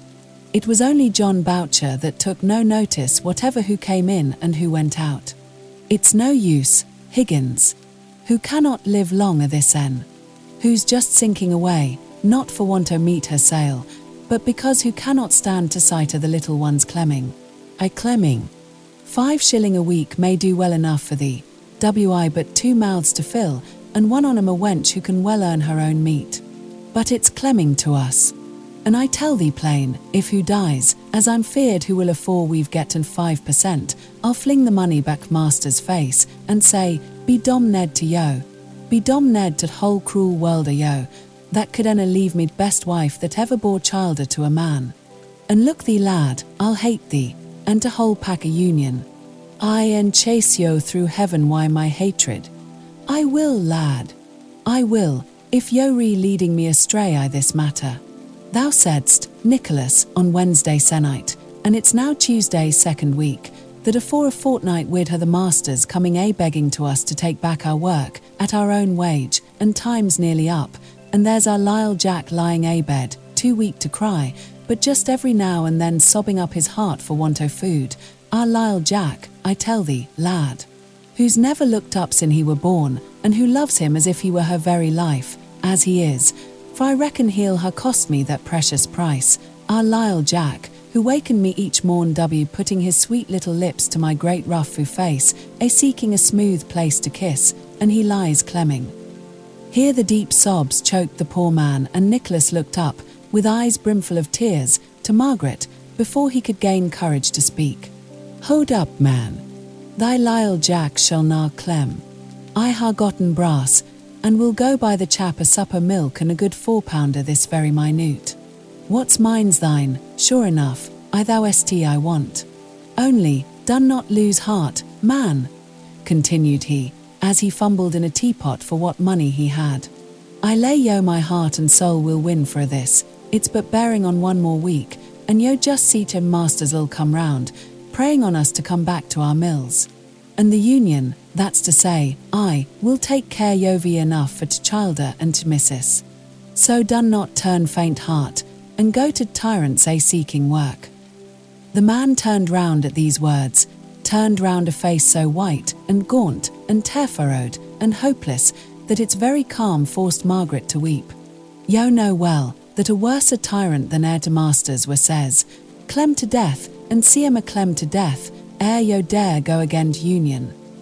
Yo know it well, Nicholas, for a yo re one on Yo may be kind hearts, each separate, but once banded together, yo ve no more pity for a man than a wild hunger-maddened wolf.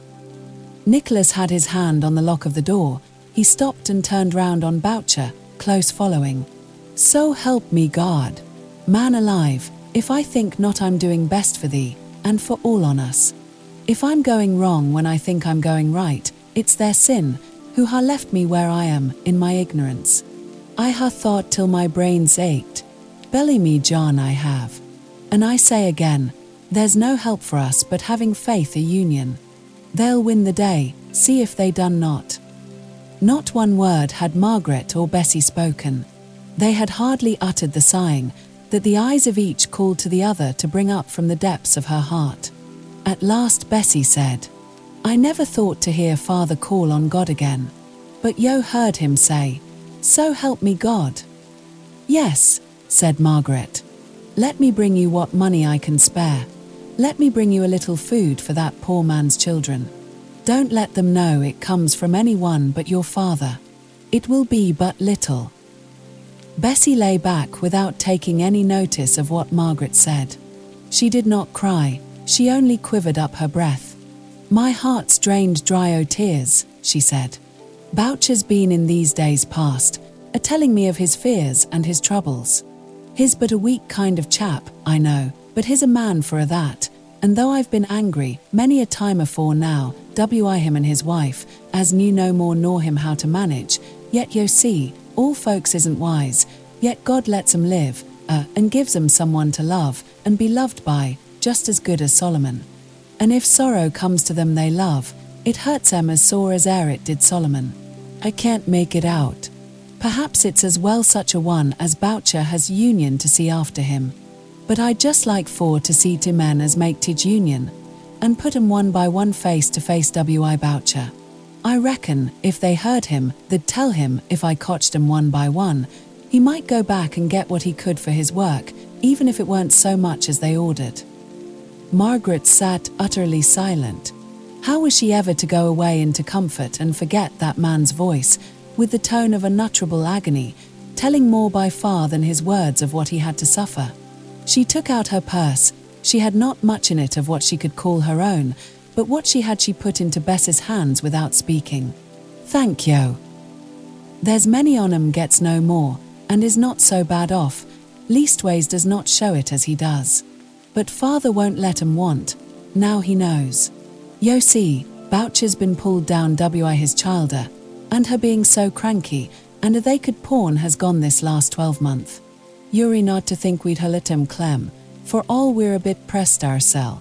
If neighbours doesn't see after neighbours, I dunno who will." Bessie seemed almost afraid lest Margaret should think they had not the will, and, to a certain degree, the power of helping one whom she evidently regarded as having a claim upon them. "Besides," she went on, "father is sure and positive the masters must give in within these next few days, that they canna hold on much longer.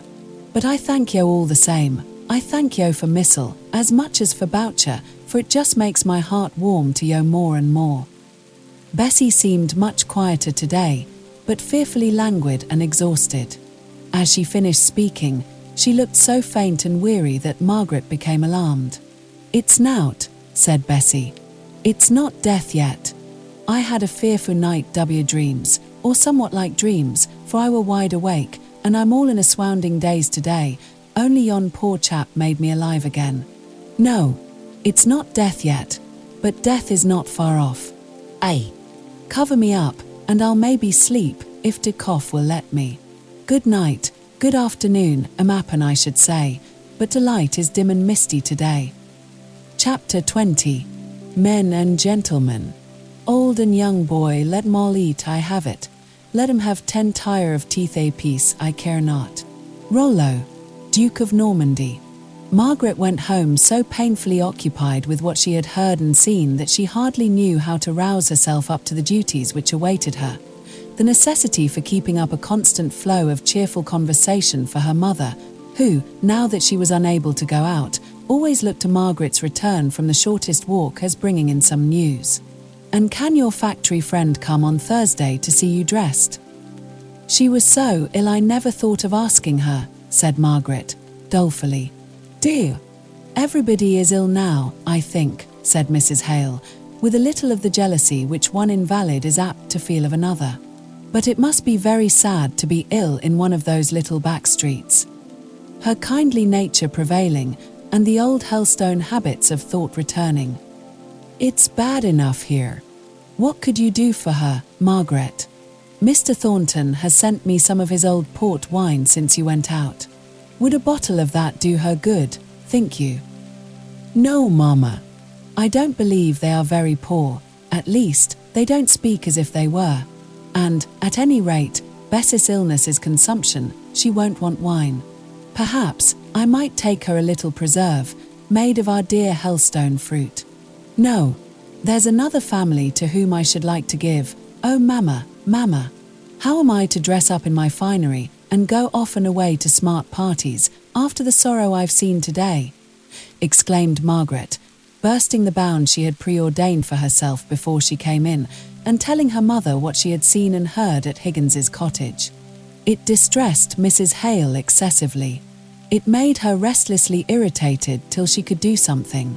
She directed Margaret to pack up a basket in the very drawing-room, to be sent there and then to the family, and was almost angry with her for saying that it would not signify if it did not go till morning, as she knew Higgins had provided for their immediate wants, and she herself had left money with Bessie. Mrs. Hale called her unfeeling for saying this, and never gave herself breathing time till the basket was sent out of the house. Then she said, "After all, we may have been doing wrong. It was only the last time Mr. Thornton was here that he said, those were no true friends who helped to prolong the struggle by assisting the turnouts. And this Boucher man was a turnout, was he not?" The question was referred to Mr. Hale by his wife, when he came upstairs, fresh from giving a lesson to Mr. Thornton, which had ended in conversation, as was their wont. Margaret did not care if their gifts had prolonged the strife. She did not think far enough for that, in her present excited state. Mr. Hale listened, and tried to be as calm as a judge. He recalled all that had seemed so clear not half an hour before, as it came out of Mr. Thornton's lips, and then he made an unsatisfactory compromise. His wife and daughter had not only done quite right in this instance, but he did not see for a moment how they could have done otherwise. Nevertheless, as a general rule, it was very true what Mr. Thornton said, that as the strike, if prolonged, must end in the masters bringing hands from a distance, if, indeed, the final result were not, as it had often been before, the invention of some machine which would diminish the need of hands at all. Why, it was clear enough that the kindest thing was to refuse all help which might bolster them up in their folly. But as to this Boucher, he would go and see him the first thing in the morning, and try and find out what could be done for him. Mr. Hale went the next morning, as he proposed. He did not find Boucher at home, but he had a long talk with his wife, promised to ask for an infirmary order for her, and, seeing the plenty provided by Mrs. Hale and somewhat lavishly used by the children, who were masters downstairs in their father's absence, he came back with a more consoling and cheerful account than Margaret had dared to hope for. Indeed, what she had said the night before had prepared her father for so much worse a state of things that, by a reaction of his imagination, he described all as better than it really was. "But I will go again, and see the man himself," said Mr. Hale. "I hardly know as yet how to compare one of these houses with our Helstone cottages. I see furniture here which our labourers would never have thought of buying, and food commonly used which they would consider luxuries. Yet for these very families there seems no other resource now that their weekly wages are stopped, but the pawn shop. One had need to learn a different standard, up here in Milton." Bessie, too, was rather better this day. Still she was so weak that she seemed to have entirely forgotten her wish to see Margaret dressed, if, indeed, that had not been the feverish desire of a half-delirious state. Margaret could not help comparing this strange dressing of hers, to go where she did not care to be, her heart heavy with various anxieties, with the old, merry, girlish toilettes that she and Edith had performed scarcely more than a year ago. Her only pleasure now in decking herself out was in thinking that her mother would take delight in seeing her dressed. She blushed when Dixon, throwing the drawing-room door open, made an appeal for admiration. "Miss Hale looks well, doesn't she? Mrs. Shaw's coral couldn't have come in better. It just gives the right touch of colour, Otherwise, Miss Margaret, you would have been too pale." Margaret's black hair was too thick to be plaited. It needed rather to be twisted round and have its fine silkiness compressed into massive coils that encircled her head like a crown and then were gathered into a large spiral knot behind. She kept its weight together by two large coral pins, like small arrows for length.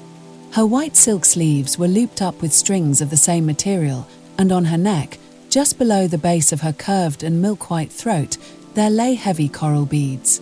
"Oh, Margaret, how I should like to be going with you to one of the old Barrington assemblies, taking you as Lady Beresford used to take me." Margaret kissed her mother for this little burst of maternal vanity, but she could hardly smile at it, she felt so much out of spirits. "I would rather stay at home with you, much rather, Mamma."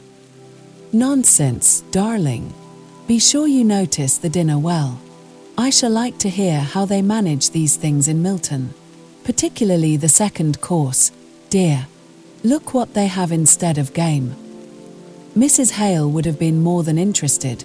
She would have been astonished if she had seen the sumptuousness of the dinner table and its appointments. Margaret, with her London cultivated taste, felt the number of delicacies to be oppressive. One half of the quantity would have been enough, and the effect tighter and more elegant. But it was one of Mrs. Thornton's rigorous laws of hospitality, that of each separate dainty enough should be provided for all the guests to partake, if they felt inclined. Careless to abstemiousness in her daily habits, it was part of her pride to set a feast before such of her guests as cared for it. Her son shared this feeling. He had never known, though he might have imagined, and had the capability to relish, any kind of society but that which depended on an exchange of superb meals. And even now, though he was denying himself the personal expenditure of an unnecessary sixpence, and had more than once regretted that the invitations for this dinner had been sent out. Still, as it was to be, he was glad to see the old magnificence of preparation. Margaret and her father were the first to arrive. Mr. Hale was anxiously punctual to the time specified. There was no one upstairs in the drawing room but Mrs. Thornton and Fanny. Every cover was taken off, and the apartment blazed forth in yellow silk damask and a brilliantly flowered carpet. Every corner seemed filled up with ornament, until it became a weariness to the eye, and presented a strange contrast to the bald ugliness of the lookout into the great mill yard, where wide folding gates were thrown open for the admission of carriages. The mill loomed high on the left-hand side of the windows, casting a shadow down from its many stories, which darkened the summer evening before its time. My son was engaged up to the last moment on business. He will be here directly, Mr. Hale. May I beg you to take a seat? Mr. Hale was standing at one of the windows as Mrs. Thornton spoke. He turned away, saying, "Don't you find such close neighbourhood to the mill rather unpleasant at times?" She drew herself up. "Never. I am not become so fine as to desire to forget the source of my son's wealth and power. Besides, there is not such another factory in Milton. One room alone is 220 square yards. I meant that the smoke and the noise, the constant going out and coming in of the workpeople, might be annoying." "I agree with you, Mr. Hale," said Fanny. "There is a continual smell of steam and oily machinery, and the noise is perfectly deafening. I have heard noise that was called music far more deafening. The engine room is at the street end of the factory. We hardly hear it, except in summer weather, when all the windows are open, and as for the continual murmur of the workpeople, it disturbs me no more than the humming of a hive of bees. If I think of it at all, I connect it with my son, and feel how all belongs to him, and that his is the head that directs it. Just now, there are no sounds to come from the mill. The hands have been ungrateful enough to turn out, as perhaps you have heard. But the very business, of which I spoke when you entered, had reference to the steps he is going to take to make them learn their place." The expression on her face, always stern, deepened into dark anger as she said this. Nor did it clear away when Mr. Thornton entered the room, for she saw in an instant the weight of care and anxiety which he could not shake off, although his guests received from him a greeting that appeared both cheerful and cordial. He shook hands with Margaret. He knew it was the first time their hands had met, though she was perfectly unconscious of the fact. He inquired after Mrs. Hale, and heard Mr. Hale's sanguine, hopeful account, and, glancing to Margaret, to understand how far she agreed with her father, he saw that no dissenting shadow crossed her face. And as he looked with this intention, he was struck anew with her great beauty. He had never seen her in such dress before, and yet now it appeared that such elegance of attire was so befitting her noble figure and lofty serenity of countenance that she ought to go always thus apparelled. She was talking to Fanny about what he could not hear, but he saw his sister's restless way of continually arranging some part of her gown, her wandering eyes, now glancing here, now there, but without any purpose in her observation, and he contrasted them uneasily with the large soft eyes that looked forth steadily at one object, as if from out their light beamed some gentle influence of repose. The curving lines of the red lips, just parted in the interest of listening to what her companion said, the head a little bent forwards, so as to make a long sweeping line from the summit, where the light caught on the glossy raven hair, to the smooth ivory tip of the shoulder. The round white arms and taper hands laid lightly across each other, but perfectly motionless in their pretty attitude. Mr. Thornton sighed as he took in all this with one of his sudden comprehensive glances. And then he turned his back to the young ladies, and threw himself, with an effort, but with all his heart and soul, into a conversation with Mr. Hale. More people came, more and more. Fanny left Margaret's side and helped her mother to receive her guests. Mr. Thornton felt that in this influx no one was speaking to Margaret, and was restless under this apparent neglect. But he never went near her himself. He did not look at her. Only, he knew what she was doing, or not doing, better than he knew the movements of anyone else in the room. Margaret was so unconscious of herself and so much amused by watching other people that she never thought whether she was left unnoticed or not. Somebody took her down to dinner. She did not catch the name, nor did he seem much inclined to talk to her. There was a very animated conversation going on among the gentlemen. The ladies, for the most part, were silent, employing themselves in taking notes of the dinner and criticizing each other's dresses.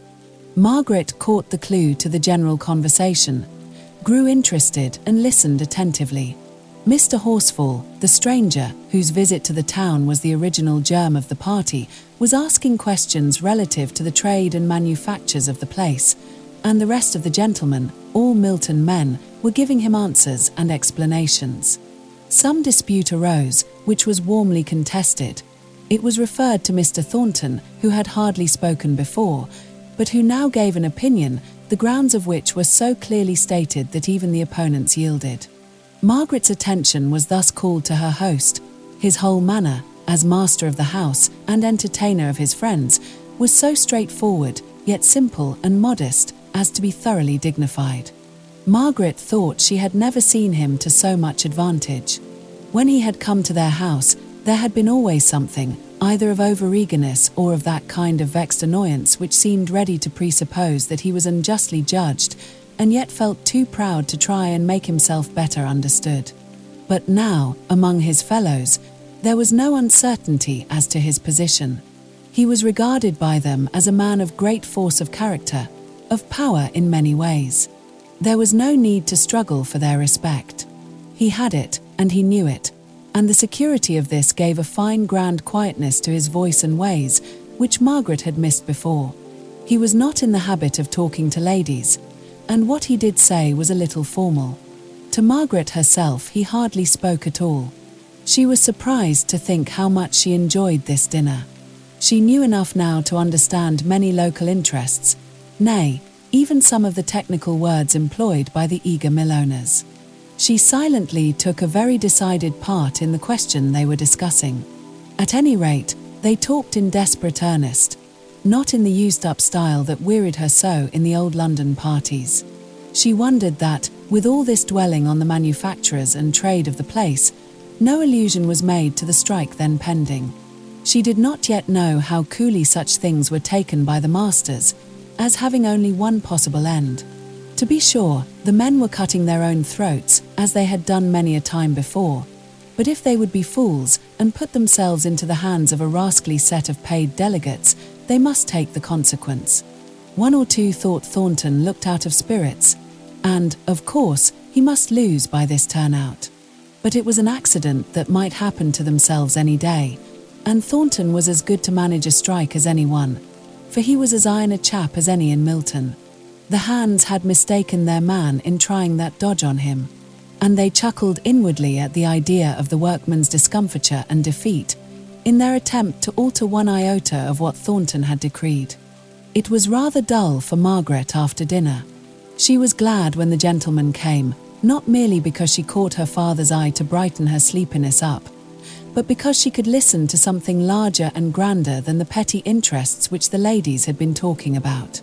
She liked the exultation in the sense of power which these Milton men had. It might be rather rampant in its display and savour of boasting, but still they seemed to defy the old limits of possibility in a kind of fine intoxication caused by the recollection of what had been achieved and what yet should be. If in her cooler moments she might not approve of the spirit in all things, still there was much to admire in their forgetfulness of themselves and the present, in their anticipated triumphs over all inanimate matter at some future time which none of them would live to see. She was rather startled when Mr. Thornton spoke to her close at her elbow. "I could see you were on our side in our discussion at dinner, were you not, Miss Hale?" "Certainly, but then I know so little about it." I was surprised, however, to find from what Mr. Horsfall said, that there were others who thought in so diametrically opposite a manner as the Mr. Morrison he spoke about. "He cannot be a gentleman, is he?" "I am not quite the person to decide on another's gentlemanliness, Miss Hale. I mean, I don't quite understand your application of the word." But I should say that this Morrison is no true man.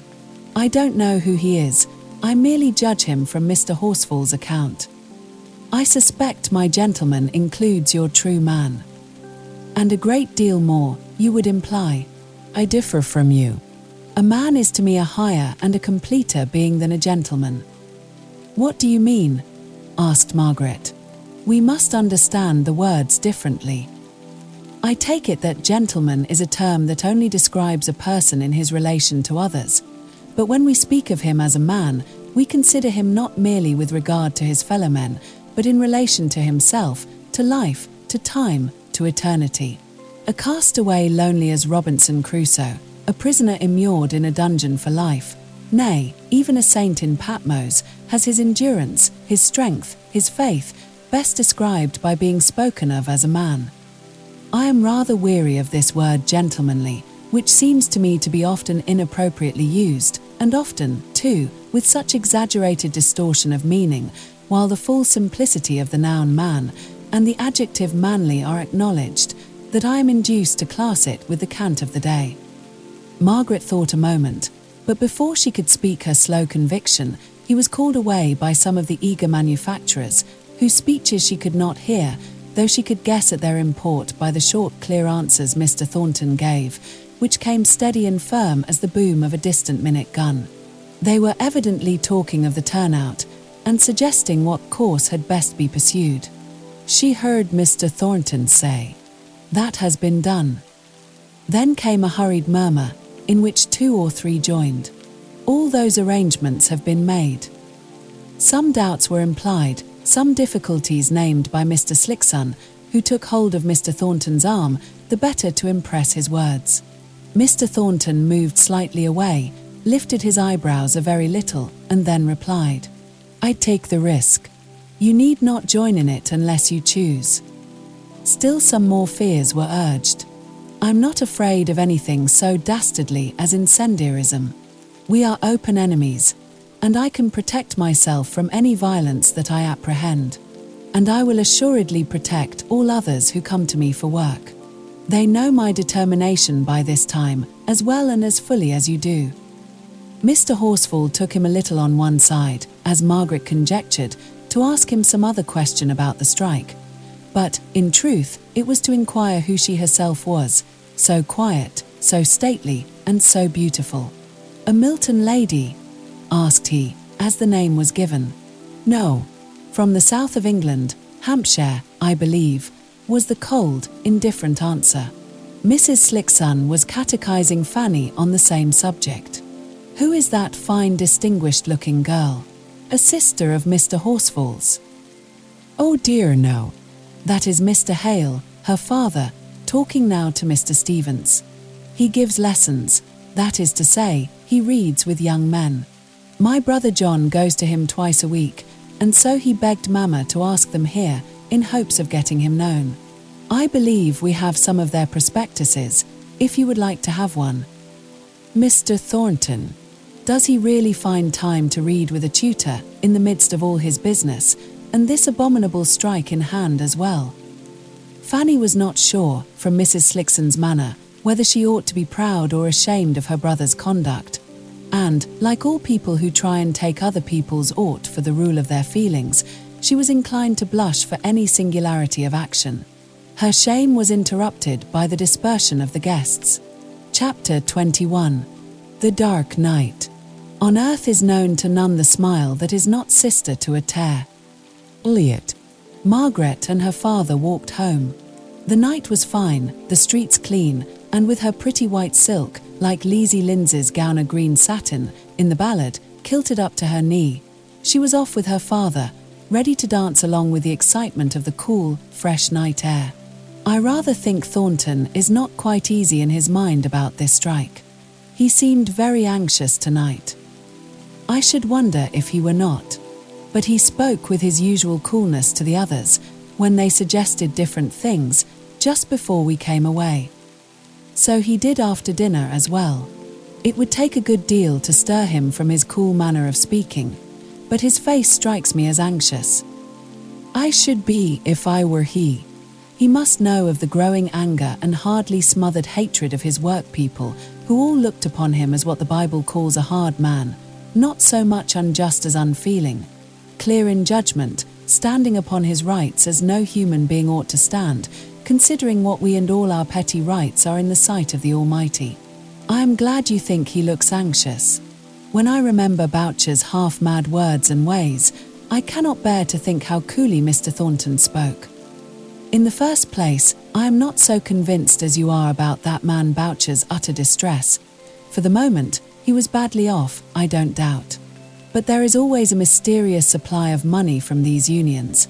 And, from what you said, it was evident the man was of a passionate, demonstrative nature, and gave strong expression to all he felt. Oh, Papa! Well, I only want you to do justice to Mr. Thornton, who is, I suspect, of an exactly opposite nature, a man who is far too proud to show his feelings. Just the character I should have thought beforehand, you would have admired, Margaret.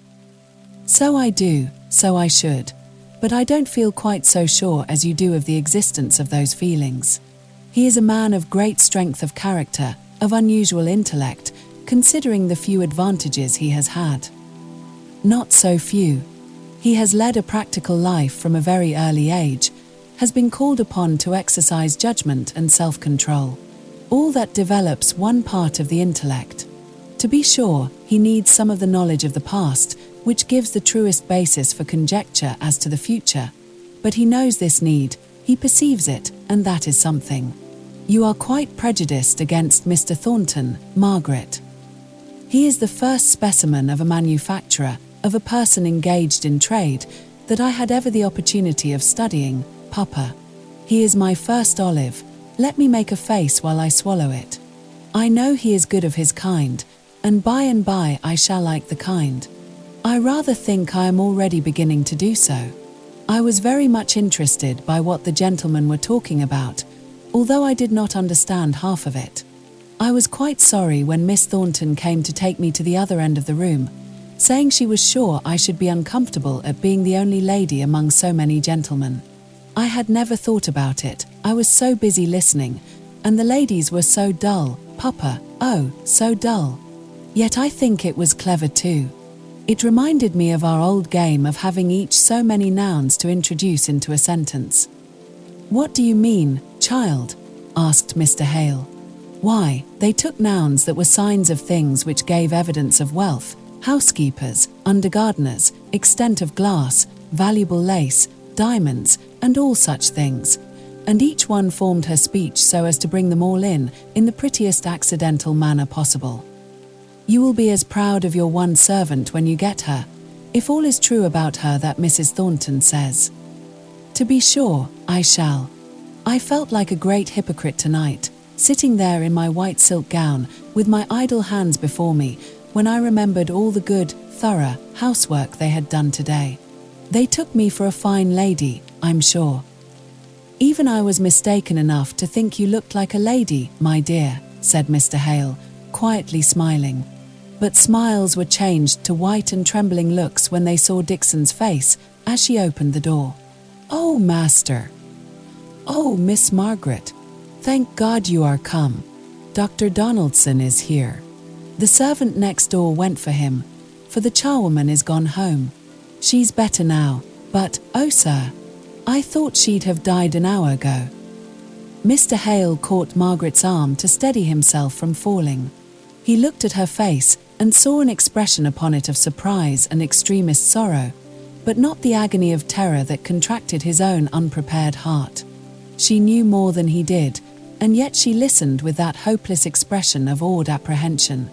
Oh, I should not have left her, wicked daughter that I am, moaned forth Margaret, as she supported her trembling father's hasty steps upstairs. Dr. Donaldson met them on the landing. She is better now, he whispered. The opiate has taken effect. The spasms were very bad. No wonder they frightened your maid, but she'll rally this time. This time. Let me go to her. Half an hour ago Mr. Hale was a middle-aged man. Now his sight was dim, his senses wavering, his walk tottering, as if he was 70 years of age. Dr. Donaldson took his arm and led him into the bedroom. Margaret followed close. There lay her mother, with an unmistakable look on her face. She might be better now, she was sleeping, but death had signed her for his own, and it was clear that ere long he would return to take possession. Mr. Hale looked at her for some time without a word. Then he began to shake all over, and, turning away from Dr. Donaldson's anxious care, he groped to find the door. He could not see it, although several candles, brought in the sudden affright, were burning and flaring there. He staggered into the drawing room and felt about for a chair. Dr. Donaldson wheeled one to him and placed him in it. He felt his pulse. "Speak to him, Miss Hale. We must rouse him." "Papa," said Margaret, with a crying voice that was wild with pain. "Papa, speak to me." The speculation came again into his eyes, and he made a great effort. "Margaret, did you know of this?" "Oh, it was cruel of you." "No, sir, it was not cruel," replied Dr. Donaldson, with quick decision. "Miss Hale acted under my directions. There may have been a mistake, but it was not cruel. Your wife will be a different creature tomorrow, I trust. She has had spasms, as I anticipated, though I did not tell Miss Hale of my apprehensions. She has taken the opiate I brought with me. She will have a good long sleep, and tomorrow that look which has alarmed you so much will have passed away. But not the disease." Dr. Donaldson glanced at Margaret. Her bent head, her face raised with no appeal for a temporary reprieve, showed that quick observer of human nature that she thought it better that the whole truth should be told. "Not the disease. We cannot touch the disease, with all our poor vaunted skill.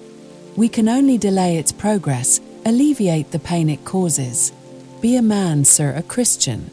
Have faith in the immortality of the soul, which no pain, no mortal disease, can assail or touch." But all the reply he got was in the choked words, "You have never been married, Dr. Donaldson.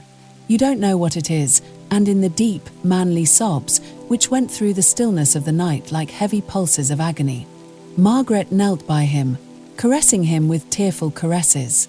No one, not even Dr. Donaldson, knew how the time went by. Mr. Hale was the first to dare to speak of the necessities of the present moment. "What must we do?" asked he. "Tell us both. Margaret is my staff, my right hand." Dr. Donaldson gave his clear, sensible directions. No fear for tonight, nay, even peace for tomorrow, and for many days yet. But no enduring hope of recovery. He advised Mr. Hale to go to bed, and leave only one to watch the slumber, which he hoped would be undisturbed. He promised to come again early in the morning. And, with a warm and kindly shake of the hand, he left them. They spoke but few words. They were too much exhausted by their terror to do more than decide upon the immediate course of action. Mr. Hale was resolved to sit up through the night, and all that Margaret could do was to prevail upon him to rest on the drawing-room sofa. Dixon stoutly and bluntly refused to go to bed.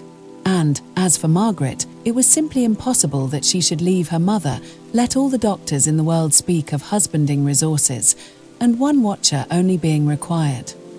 So, Dixon sat, and stared, and winked, and drooped, and picked herself up again with a jerk, and finally gave up the battle, and fairly snored.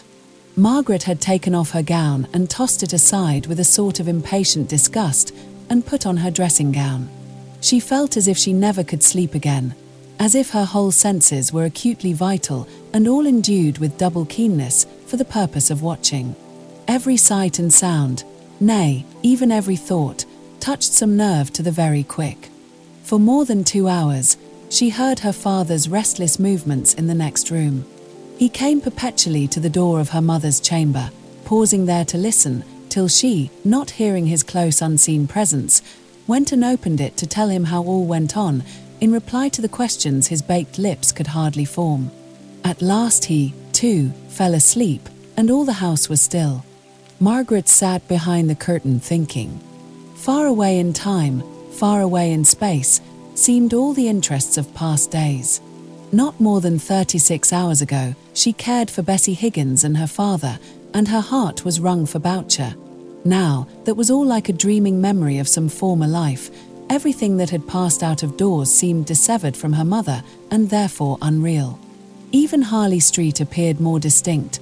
There she remembered, as if it were yesterday, how she had pleased herself with tracing out her mother's features in her Aunt Shaw's face, and how letters had come, making her dwell on the thoughts of home with all the longing of love.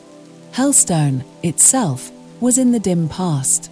The dull grey days of the preceding winter and spring, so uneventless and monotonous, seemed more associated with what she cared for now above all price. She would fain have caught at the skirts of that departing time, and prayed it to return, and give her back what she had too little valued while it was yet in her possession. What a vain show life seemed! How unsubstantial, and flickering, and flitting! It was as if from some aerial belfry, high up above the stir and jar of the earth, there was a bell continually tolling, "All are shadows, all are passing, all is past." And when the morning dawned, cool and grey, like many a happier morning before, when Margaret looked one by one at the sleepers, it seemed as if the terrible night were unreal as a dream. It, too, was a shadow. It, too, was past. Mrs. Hale herself was not aware when she awoke how ill she had been the night before. She was rather surprised at Dr. Donaldson's early visit, and perplexed by the anxious faces of husband and child. She consented to remain in bed that day, saying she certainly was tired. But, the next, she insisted on getting up, and Dr. Donaldson gave his consent to her returning into the drawing-room. She was restless and uncomfortable in every position, and before night she became very feverish. Mr. Hale was utterly listless, and incapable of deciding on anything. "What can we do to spare Mamma such another night?" asked Margaret on the third day. "It is to a certain degree the reaction after the powerful opiates I have been obliged to use. It is more painful for you to see than for her to bear, I believe. But, I think, if we could get a waterbed it might be a good thing. Not but what she will be better tomorrow, pretty much like herself as she was before this attack. Still, I should like her to have a waterbed. Mrs. Thornton has one, I know. I'll try and call there this afternoon." "Stay," said he, his eye catching on Margaret's face, blanched with watching in a sick room. "I'm not sure whether I can go, I've a long round to take. It would do you no harm to have a brisk walk to Marlborough Street, and ask Mrs. Thornton if she can spare it." "Certainly," said Margaret. "I could go while Mamma is asleep this afternoon. I'm sure Mrs. Thornton would lend it to us."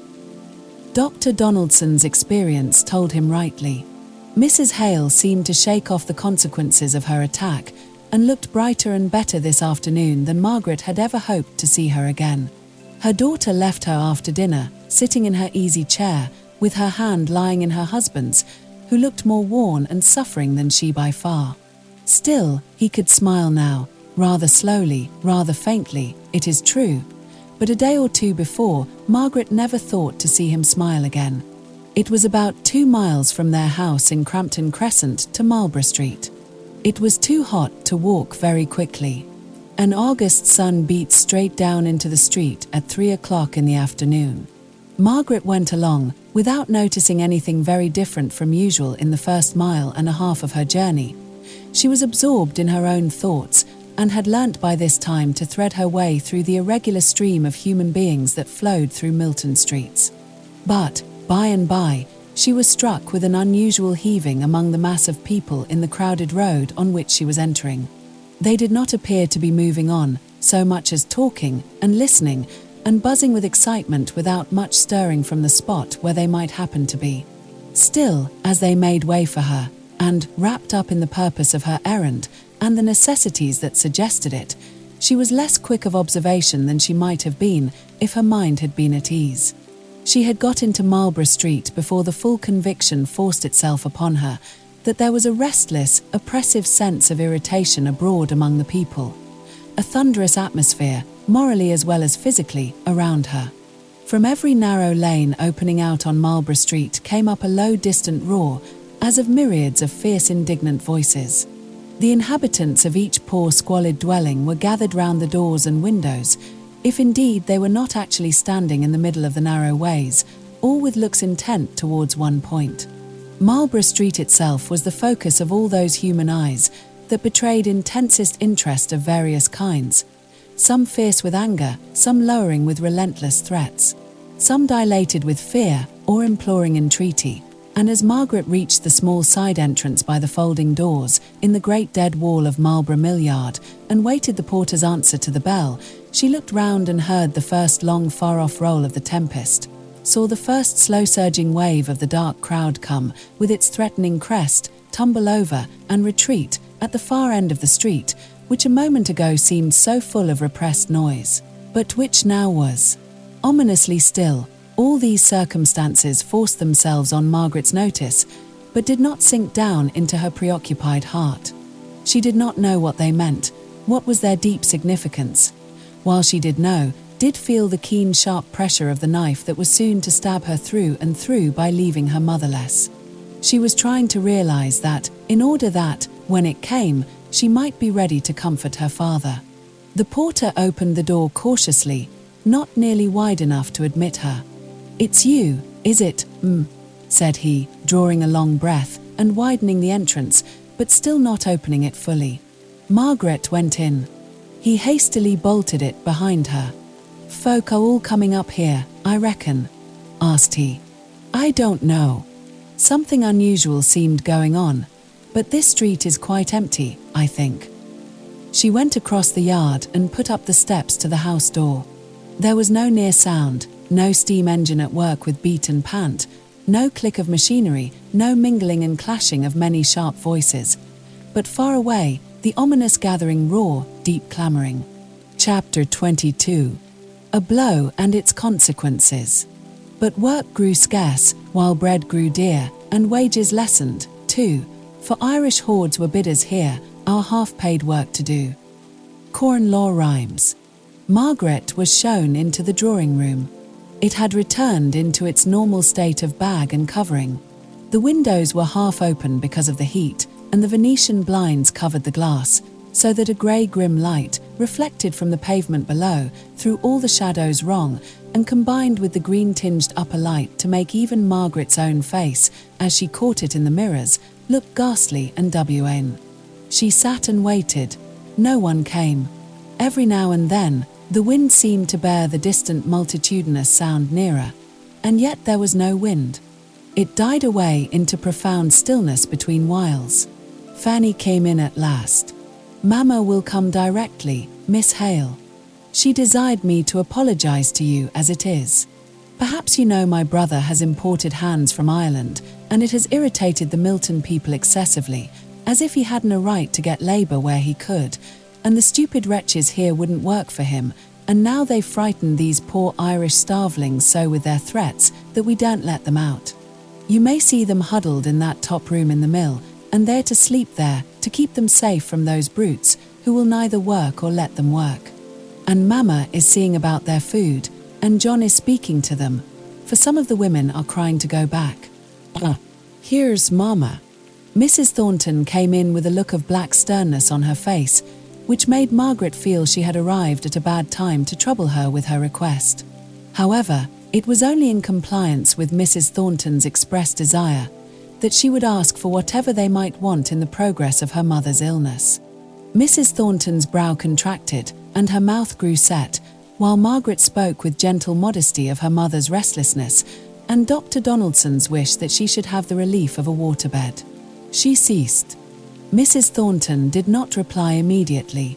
Then she started up and exclaimed, "They're at the gates. Call John, Fanny. Call him in from the mill. They're at the gates. They'll batter them in. Call John, I say." And simultaneously, the gathering tramp, to which she had been listening instead of heeding Margaret's words, was heard just right outside the wall, and an increasing din of angry voices raged behind the wooden barrier, which shook as if the unseen maddened crowd made battering rams of their bodies, and retreated a short space only to come with more united steady impetus against it, till their great beats made the strong gates quiver, like reeds before the wind. The women gathered round the windows, fascinated to look on the scene which terrified them. Mrs. Thornton, the women servants, Margaret, all were there. Fanny had returned, screaming upstairs as if pursued at every step, and had thrown herself in hysterical sobbing on the sofa. Mrs. Thornton watched for her son, who was still in the mill.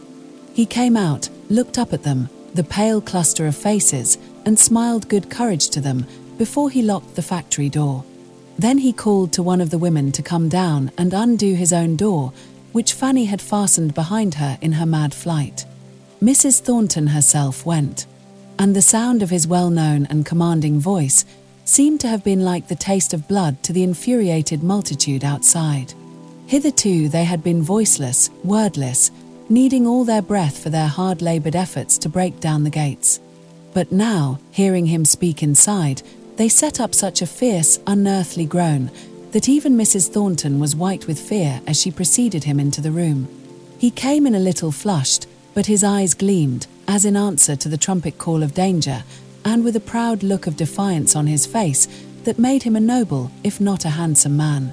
Margaret had always dreaded lest her courage should fail her in any emergency, and she should be proved to be, what she dreaded lest she was, a coward.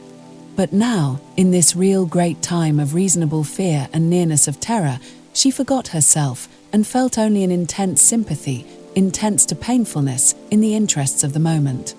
Mr. Thornton came frankly forwards. "I'm sorry, Miss Hale, you have visited us at this unfortunate moment, when, I fear, you may be involved in whatever risk we have to bear. Mother, hadn't you better go into the back rooms? I'm not sure whether they may not have made their way from Pinner's Lane into the stable yard, but if not, you will be safer there than here. Go, Jane," continued he, addressing the upper servant. And she went, followed by the others. "I stop here," said his mother. "Where you are, there I stay."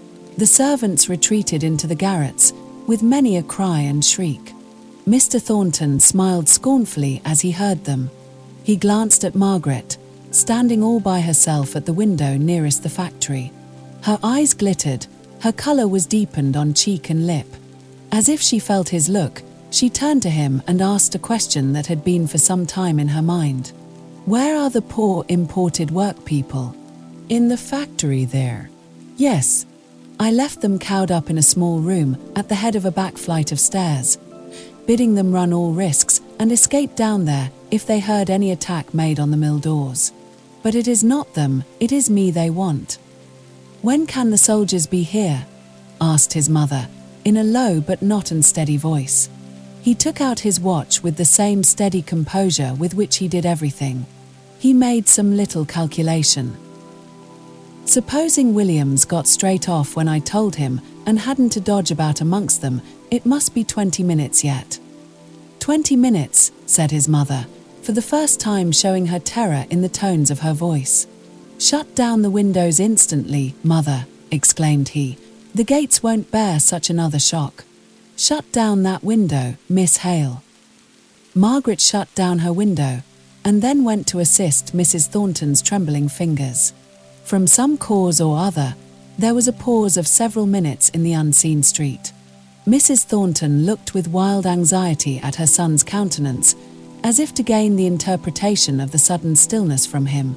His face was set into rigid lines of contemptuous defiance. Neither hope nor fear could be read there. Fanny raised herself up. "Are they gone?" asked she, in a whisper. "Gone," replied he. "Listen." She did listen. They all could hear the one great straining breath, the creak of wood slowly yielding, the wrench of iron, the mighty fall of the ponderous gates. Fanny stood up tottering, made a step or two towards her mother, and fell forwards into her arms in a fainting fit. Mrs. Thornton lifted her up with a strength that was as much that of the will as of the body, and carried her away. "Thank God," said Mr. Thornton, as he watched her out. "Had you not better go upstairs, Miss Hale?" Margaret's lips formed a no. But he could not hear her speak, for the tramp of innumerable steps right under the very wall of the house, and the fierce growl of low, deep, angry voices that had a ferocious murmur of satisfaction in them, more dreadful than their baffled cries not many minutes before. "Never mind," said he, thinking to encourage her. "I am very sorry that you should have been entrapped into all this alarm, But it cannot last long now, a few minutes more, and the soldiers will be here." "Oh, God!" cried Margaret, suddenly. "There is Boucher. I know his face, though he is livid with rage. He is fighting to get to the front. Look, look." "Who is Boucher?" asked Mr. Thornton coolly, and coming close to the window to discover the man in whom Margaret took such an interest. As soon as they saw Mr. Thornton, they set up a yell. To call it not human is nothing. It was as the demoniac desire of some terrible wild beast for the food that is withheld from his ravening. Even he drew back for a moment, dismayed at the intensity of hatred he had provoked. "Let them yell," said he. "In 5 minutes more. I only hope my poor Irishmen are not terrified out of their wits by such a fiend-like noise. Keep up your courage for 5 minutes, Miss Hale." "Don't be afraid for me," she said hastily. "But what in 5 minutes? Can you do nothing to soothe these poor creatures? It is awful to see them." "The soldiers will be here directly, and that will bring them to reason." "To reason," said Margaret, quickly. "What kind of reason?" "The only reason that does with men that make themselves into wild beasts. By heaven, they've turned to the mill door." "Mr. Thornton," said Margaret, shaking all over with her passion, "go down this instant, if you are not a coward. Go down and face them like a man. Save these poor strangers, whom you have decoyed here.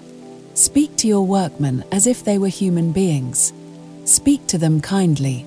Don't let the soldiers come in and cut down poor creatures who are driven mad. I see one there who is. If you have any courage or noble quality in you, go out and speak to them, man to man." He turned and looked at her while she spoke. A dark cloud came over his face while he listened. He set his teeth as he heard her words. "I will go. Perhaps I may ask you to accompany me downstairs and bar the door behind me. My mother and sister will need that protection." "Oh, Mr. Thornton, I do not know. I may be wrong, only." But he was gone. He was downstairs in the hall. He had unbarred the front door. All she could do was to follow him quickly and fasten it behind him and clamber up the stairs again with a sick heart and a dizzy head. Again she took her place by the farthest window. He was on the steps below. She saw that by the direction of 1,000 angry eyes, but she could neither see nor hear anything save the savage satisfaction of the rolling angry murmur. See through the window wide open. Many in the crowd were mere boys, cruel and thoughtless, cruel because they were thoughtless. Some were men, gaunt as wolves, and mad for prey. She knew how it was. They were like Boucher, with starving children at home, relying on ultimate success in their efforts to get higher wages, and enraged beyond measure at discovering that Irishmen were to be brought in to rob their little ones of bread. Margaret knew it all. She read it in Boucher's face, forlornly desperate and livid with rage. If Mr. Thornton would but say something to them, let them hear his voice only, it seemed as if it would be better than this wild beating and raging against the stony silence that vouchsafed them no word, even of anger or reproach. But perhaps he was speaking now. There was a momentary hush of their noise, inarticulate as that of a troop of animals. She tore her bonnet off and bent forward to hear. She could only see, for if Mr. Thornton had indeed made the attempt to speak, the momentary instinct to listen to him was past and gone, and the people were raging worse than ever. He stood with his arms folded, still as a statue, his face pale with repressed excitement. They were trying to intimidate him, to make him flinch. Each was urging the other on to some immediate act of personal violence. Margaret felt intuitively that in an instant all would be uproar. The first touch would cause an explosion, in which, among such hundreds of infuriated men and reckless boys, even Mr. Thornton's life would be unsafe, that in another instant the stormy passions would have passed their bounds and swept away all barriers of reason or apprehension of consequence. Even while she looked, she saw lads in the background stooping to take off their heavy wooden clogs, the readiest missile they could find. She saw it was the spark to the gunpowder, and, with a cry, which no one heard, she rushed out of the room, downstairs. She had lifted the great iron bar of the door with an imperious force, had thrown the door open wide, and was there, in face of that angry sea of men, her eyes smiting them with flaming arrows of reproach. The clogs were arrested in the hands that held them, the countenances, so fell not a moment before, now looked irresolute, and as if asking what this meant. For she stood between them and their enemy. She could not speak, but held out her arms towards them till she could recover breath. "Oh, do not use violence. He is one man, and you are many." But her words died away, for there was no tone in her voice, it was but a hoarse whisper. Mr. Thornton stood a little on one side. He had moved away from behind her, as if jealous of anything that should come between him and danger. "Go," said she, once more, and now her voice was like a cry. "The soldiers are sent for, are coming. Go peaceably. Go away. You shall have relief from your complaints, whatever they are." "Shall them Irish blackguards be packed back again?" asked one from out the crowd, with fierce threatening in his voice. "Never, for your bidding," exclaimed Mr. Thornton. And instantly the storm broke. The hootings rose and filled the air, but Margaret did not hear them. Her eye was on the group of lads who had armed themselves with their clogs some time before. She saw their gesture, she knew its meaning, she read their aim. Another moment, and Mr. Thornton might be smitten down, he whom she had urged and goaded to come to this perilous place. She only thought how she could save him. She threw her arms around him. She made her body into a shield from the fierce people beyond. Still, with his arms folded, he shook her off. "Go away," said he, in his deep voice. "This is no place for you." "It is," said she. "You did not see what I saw." If she thought her sex would be a protection, if, with shrinking eyes she had turned away from the terrible anger of these men, in any hope that ere she looked again they would have paused and reflected, and slunk away, and vanished, she was wrong.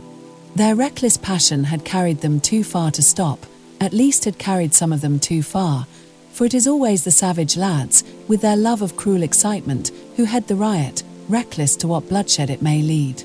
A clog whizzed through the air. Margaret's fascinated eyes watched its progress, it missed its aim, and she turned sick with affright, but changed not her position, only hid her face on Mr. Thornton's arm. Then she turned and spoke again. "For God's sake, do not damage your cause by this violence. You do not know what you are doing." She strove to make her words distinct. A sharp pebble flew by her, grazing forehead and cheek, and drawing a blinding sheet of light before her eyes. She lay like one dead on Mr. Thornton's shoulder. Then he unfolded his arms, and held her encircled in one for an instant. "You do well," said he. "You come to oust the innocent stranger. You fall, you hundreds, on one man. And when a woman comes before you, to ask you for your own sakes to be reasonable creatures, your cowardly wrath falls upon her. You do well." They were silent while he spoke. They were watching, open-eyed and open-mouthed, the thread of dark red blood which wakened them up from their trance of passion. Those nearest the gate stole out ashamed. There was a movement through all the crowd, a retreating movement. Only one voice called out, "Stone was meant for thee, but thou wert sheltered behind a woman." Mr. Thornton quivered with rage. The blood flowing had made Margaret conscious, dimly, vaguely conscious. He placed her gently on the doorstep, her head leaning against the frame. "Can you rest there?" he asked. But without waiting for her answer, he went slowly down the steps right into the middle of the crowd. "Now kill me, if it is your brutal will. There is no woman to shield me here. You may beat me to death, you will never move me from what I have determined upon, not you." He stood amongst them with his arms folded, in precisely the same attitude as he had been in on the steps. But the retrograde movement towards the gate had begun, as unreasoningly, perhaps as blindly, as the simultaneous anger. Or, perhaps, the idea of the approach of the soldiers, and the sight of that pale, upturned face, with closed eyes, still and sad as marble, though the tears welled out of the long entanglement of eyelashes, and dropped down. And, heavier, slower plash than even tears, came the drip of blood from her wound. Even the most desperate, Boucher himself, drew back, faltered away, scowled, and finally went off, muttering curses on the master, who stood in his unchanging attitude, looking after their retreat with defiant eyes. The moment that retreat had changed into a flight, as it was sure from its very character to do, he darted up the steps to Margaret. She tried to rise without his help. "It is nothing," she said, with a sickly smile. "The skin is grazed, and I was stunned at the moment. Oh, I am so thankful they are gone." And she cried without restraint. He could not sympathize with her. His anger had not abated. It was rising the more as his sense of immediate danger was passing away. The distant clank of the soldiers was heard, just 5 minutes too late to make this vanished mob feel the power of authority and order. He hoped they would see the troops and be quelled by the thought of their narrow escape. While these thoughts crossed his mind, Margaret clung to the doorpost to steady herself, but a film came over her eyes. He was only just in time to catch her. "Mother, mother," cried he. "Come down, they are gone, and Miss Hale is hurt." He bore her into the dining room and laid her on the sofa there. Laid her down softly, and looking on her pure white face, the sense of what she was to him came upon him so keenly that he spoke it out in his pain. "Oh, my Margaret, no one can tell what you are to me. Dead, cold as you lie there. You are the only woman I ever loved. Oh, Margaret, Margaret." Inarticulately as he spoke, kneeling by her, and rather moaning than saying the words, he started up, ashamed of himself, as his mother came in. She saw nothing, but her son a little paler, a little sterner than usual.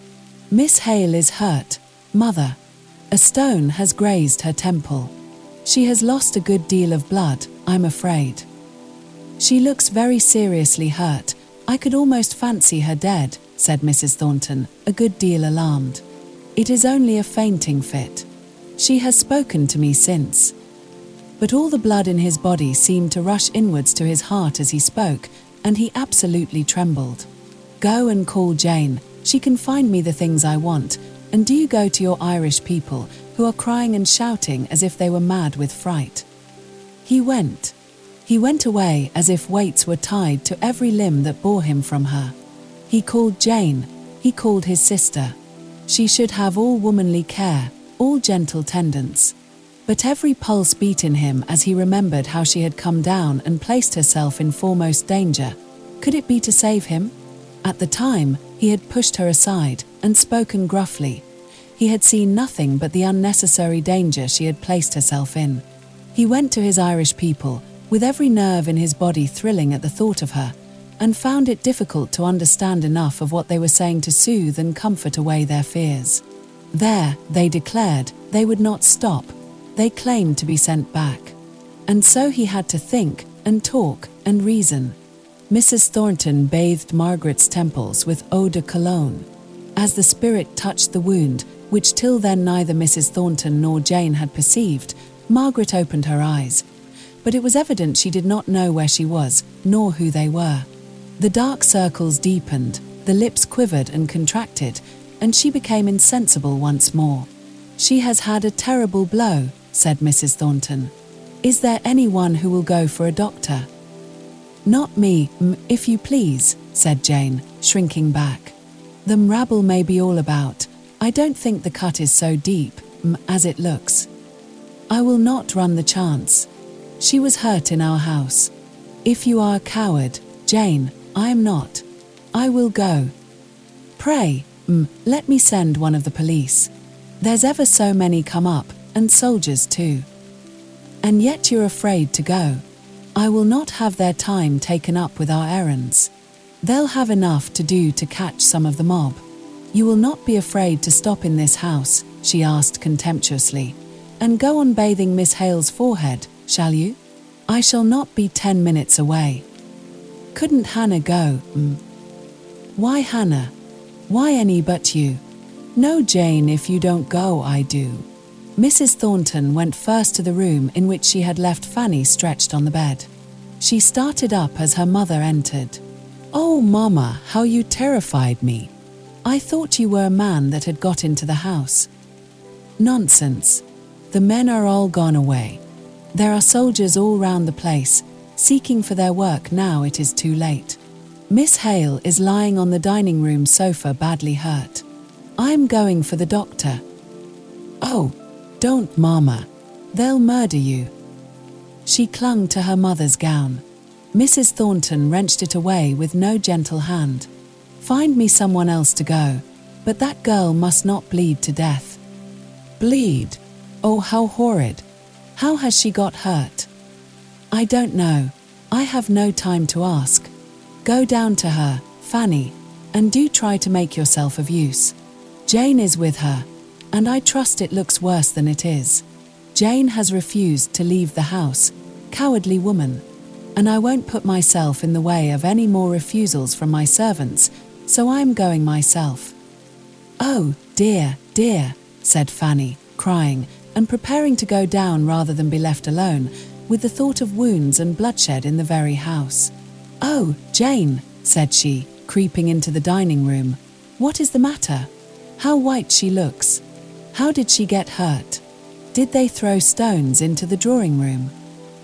Margaret did indeed look white and wan, although her senses were beginning to return to her.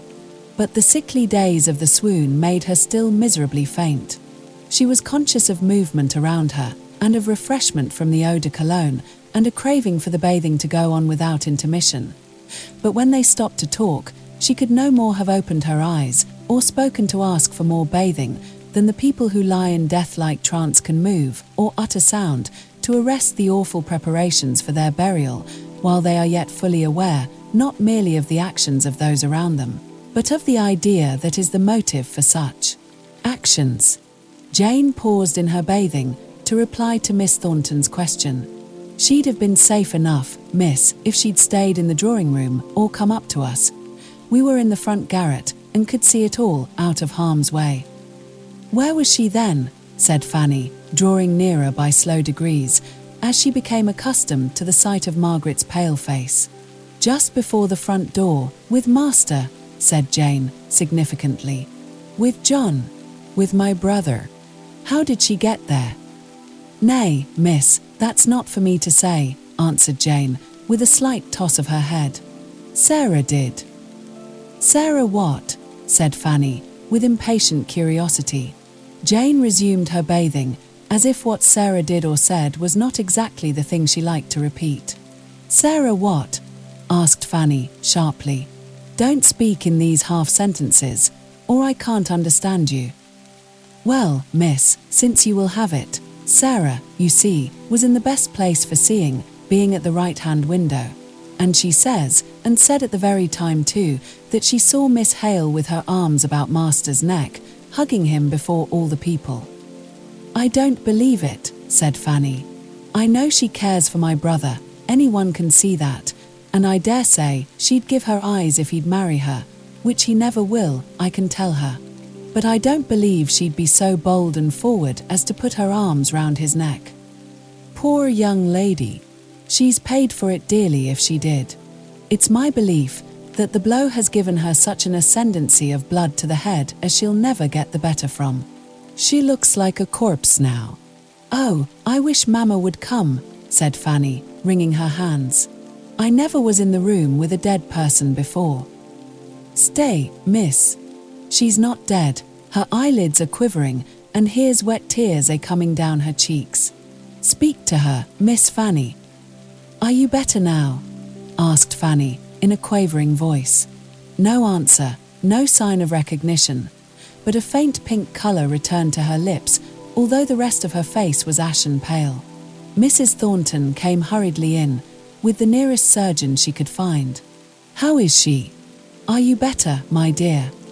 As Margaret opened her filmy eyes and gazed dreamily at her. Here is Mr. Lowe come to see you. Mrs. Thornton spoke loudly and distinctly, as to a deaf person. Margaret tried to rise, and drew her ruffled, luxuriant hair instinctively over the cut. I am better now, said she, in a very low, faint voice. I was a little sick. She let him take her hand and feel her pulse. The bright colour came for a moment into her face when he asked to examine the wound in her forehead, and she glanced up at Jane, as if shrinking from her inspection more than from the doctor's. It is not much, I think. I'm better now. I must go home. Not until I have applied some strips of plaster, and you have rested a little." She sat down hastily, without another word, and allowed it to be bound up. "Now, if you please," said she, "I must go. Mamma will not see it, I think. It is under the hair, is it not?" "Quite. No one could tell." "But you must not go," said Mrs. Thornton, impatiently. "You are not fit to go." "I must," said Margaret, decidedly. "Think of Mamma. If they should hear. Besides, I must go," said she, vehemently. "I cannot stay here. May I ask for a cab?" "You are quite flushed and feverish," observed Mr. Lowe. "It is only with being here, when I do so want to go. The air, getting away, would do me more good than anything," pleaded she. "I really believe it is as she says," Mr. Lowe replied. "If her mother is so ill as you told me on the way here, it may be very serious if she hears of this riot, and does not see her daughter back at the time she expects. The injury is not deep. I will fetch a cab, if your servants are still afraid to go out." "Oh, thank you," said Margaret. "It will do me more good than anything. It is the air of this room that makes me feel so miserable." She leant back on the sofa, and closed her eyes. Fanny beckoned her mother out of the room, and told her something that made her equally anxious with Margaret for the departure of the latter. Not that she fully believed Fanny's statement, but she credited enough to make her manner to Margaret appear very much constrained at wishing her goodbye. Mr. Lowe returned in the cab. "If you will allow me, I will see you home, Miss Hale. The streets are not very quiet yet." Margaret's thoughts were quite alive enough to the present to make her desirous of getting rid of both Mr. Lowe and the cab before she reached Crampton Crescent, for fear of alarming her father and mother. Beyond that one aim she would not look. That ugly dream of insolent words spoken about herself could never be forgotten, but could be put aside till she was stronger, for, she was very weak, and her mind sought for some present fact to steady itself upon, and keep it from utterly losing consciousness in another hideous, sickly swoon. Chapter 23. Mistakes. Which when his mother saw, she in her mind was troubled sore, he wist well what to ween. Spencer. Margaret had not been gone 5 minutes when Mr. Thornton came in, his face all aglow. "I could not come sooner, the superintendent would. Where is she?" He looked round the dining room, and then almost fiercely at his mother, who was quietly rearranging the disturbed furniture, and did not instantly reply. "Where is Miss Hale?" asked he again. "Gone home," said she, rather shortly. "Gone home?" "Yes. She was a great deal better. Indeed, I don't believe it was so very much of a hurt, only some people faint at the least thing." "I am sorry she has gone home," said he, walking uneasily about. "She could not have been fit for it. She said she was, and Mr. Lowe said she was. I went for him myself." "Thank you, mother." He stopped, and partly held out his hand to give her a grateful shake. But she did not notice the movement. "What have you done with your Irish people?" "Sent to the Dragon, for a good meal for them, poor wretches. And then, luckily, I caught Father Grady, and I've asked him in to speak to them and dissuade them from going off in a body." "How did Miss Hale go home?" "I'm sure she could not walk. She had a cab. Everything was done properly, even to the paying. Let us talk of something else. She has caused disturbance enough. I don't know where I should have been but for her." "Are you become so helpless as to have to be defended by a girl?" asked Mrs. Thornton scornfully. He reddened. "Not many girls would have taken the blows on herself which were meant for me, meant with right down goodwill, too." "A girl in love will do a good deal," replied Mrs. Thornton, shortly. "Mother." He made a step forwards, stood still, heaved with passion. She was a little startled at the evident force he used to keep himself calm. She was not sure of the nature of the emotions she had provoked. It was only their violence that was clear. Was it anger? His eyes glowed, His figure was dilated, his breath came thick and fast. It was a mixture of joy, of anger, of pride, of glad surprise, of panting doubt, but she could not read it. Still it made her uneasy, as the presence of all strong feeling, of which the cause is not fully understood or sympathized in, always has this effect. She went to the sideboard, opened a drawer, and took out a duster, which she kept there for any occasional purpose. She had seen a drop of eau de cologne on the polished arm of the sofa, and instinctively sought to wipe it off. But she kept her back turned to her son much longer than was necessary, and when she spoke, her voice seemed unusual and constrained. "You have taken some steps about the rioters, I suppose? You don't apprehend any more violence, do you? Where were the police? Never at hand when they're wanted." "On the contrary, I saw 3 or 4 of them, when the gates gave way, struggling and beating about in fine fashion, and more came running up just when the yard was clearing. I might have given some of the fellows in charge then, if I had had my wits about me. But there will be no difficulty. Plenty of people can identify them." "But won't they come back tonight?" "I'm going to see about a sufficient guard for the premises. I have appointed to meet Captain Hanbury in half an hour at the station." "You must have some tea first." "Tea? Yes, I suppose I must. It's 6:30, and I may be out for some time. Don't sit up for me, Mother. You expect me to go to bed before I have seen you safe, do you?" "Well, perhaps not." He hesitated for a moment. "But if I've time, I shall go round by Crampton, after I've arranged with the police and seen Hamper and Clarkson." Their eyes met. They looked at each other intently for a minute. Then she asked, "Why are you going round by Crampton?" "To ask after Miss Hale." "I will send. Williams must take the waterbed she came to ask for. He shall inquire how she is. I must go myself. Not merely to ask how Miss Hale is. No, not merely for that. I want to thank her for the way in which she stood between me and the mob." "What made you go down at all?" "It was putting your head into the lion's mouth." He glanced sharply at her, saw that she did not know what had passed between him and Margaret in the drawing-room, and replied by another question. "Shall you be afraid to be left without me, until I can get some of the police? Or had we better send Williams for them now, and they could be here by the time we have done tea? There's no time to be lost. I must be off in a quarter of an hour." Mrs. Thornton left the room. Her servants wondered at her directions, usually so sharply cut and decided, now confused and uncertain. Mr. Thornton remained in the dining room, trying to think of the business he had to do at the police office, and in reality thinking of Margaret. Everything seemed dim and vague behind, besides the touch of her arms round his neck, the soft clinging which made the dark colour come and go in his cheek as he thought of it. The tea would have been very silent, but for Fanny's perpetual description of her own feelings, how she had been alarmed, and then thought they were gone, and then felt sick and faint and trembling in every limb. "There, that's enough," said her brother, rising from the table. "The reality was enough for me." He was going to leave the room, when his mother stopped him with her hand upon his arm. "You will come back here before you go to the Hales," said she, in a low, anxious voice. "I know what I know," said Fanny to herself. "Why? Will it be too late to disturb them? John, come back to me for this one evening.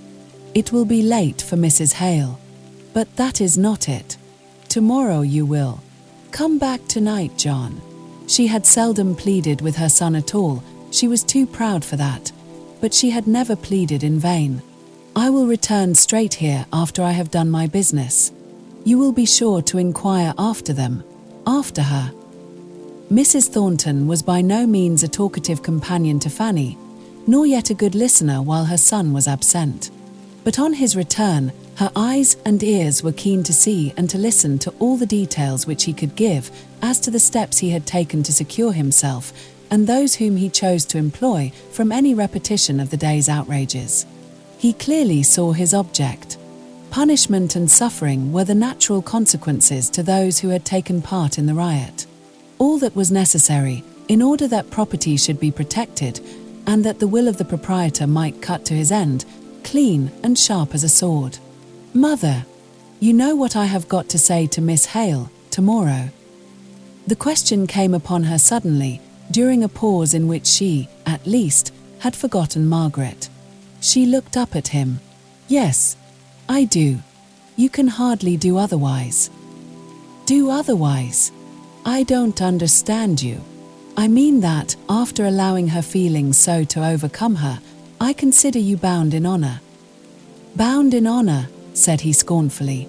I'm afraid honor has nothing to do with it. Her feelings overcome her. What feelings do you mean? Nay, John, there is no need to be angry.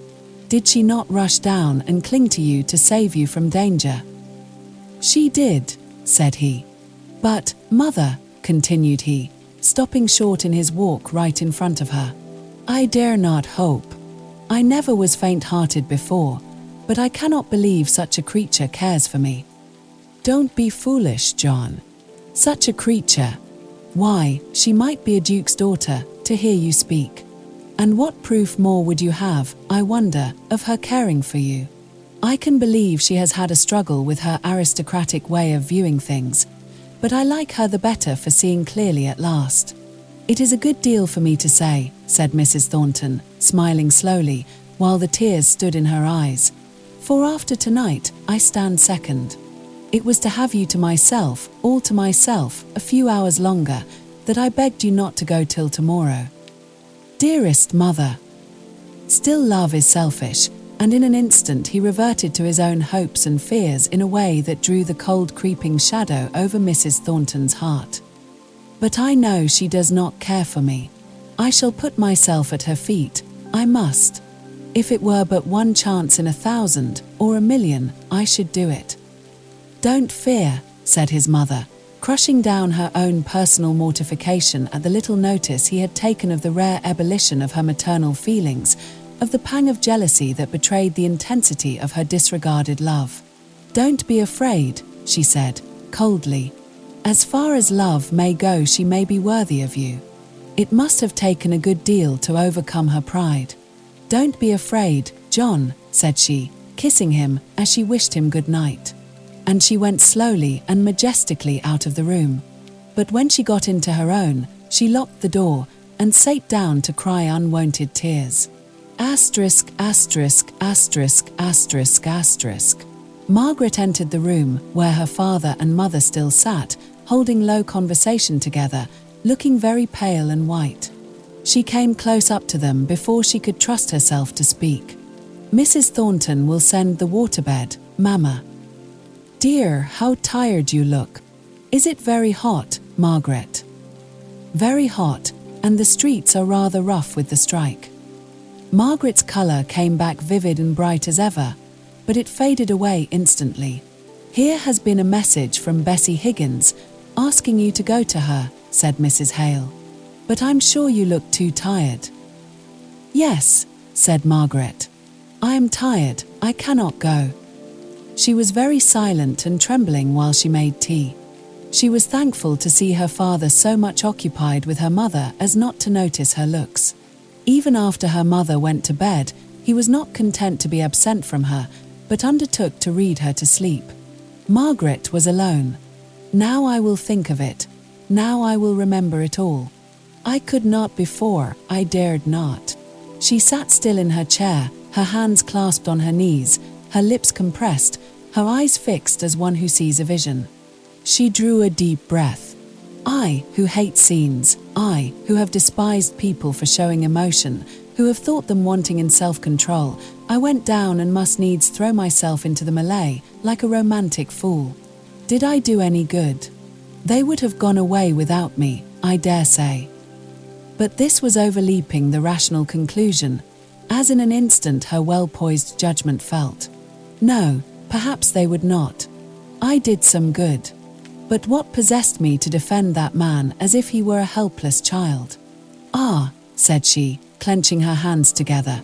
It is no wonder those people thought I was in love with him after disgracing myself in that way. I in love, and with him too. Her pale cheeks suddenly became one flame of fire, and she covered her face with her hands. When she took them away, her palms were wet with scalding tears. "Oh, how low I am fallen that they should say that of me. I could not have been so brave for anyone else, just because he was so utterly indifferent to me, if, indeed, I do not positively dislike him. It made me the more anxious that there should be fair play on each side, and I could see what fair play was. It was not fair," said she vehemently, "that he should stand there, sheltered, awaiting the soldiers, who might catch those poor maddened creatures as in a trap, without an effort on his part to bring them to reason. And it was worse than unfair for them to set on him as they threatened. I would do it again, let who will say what they like of me. If I saved one blow, one cruel, angry action that might otherwise have been committed, I did a woman's work. Let them insult my maiden pride as they will, I walk pure before God." She looked up, and a noble peace seemed to descend and calm her face, till it was stiller than chiselled marble. Dixon came in.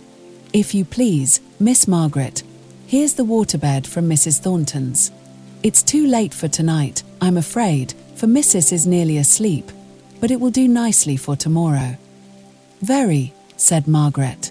"You must send our best thanks." Dixon left the room for a moment. "If you please, Miss Margaret, he says he's to ask particular how you are. I think he must mean Mrs., but he says his last words were, to ask how Miss Hale was." "Me," said Margaret, drawing herself up.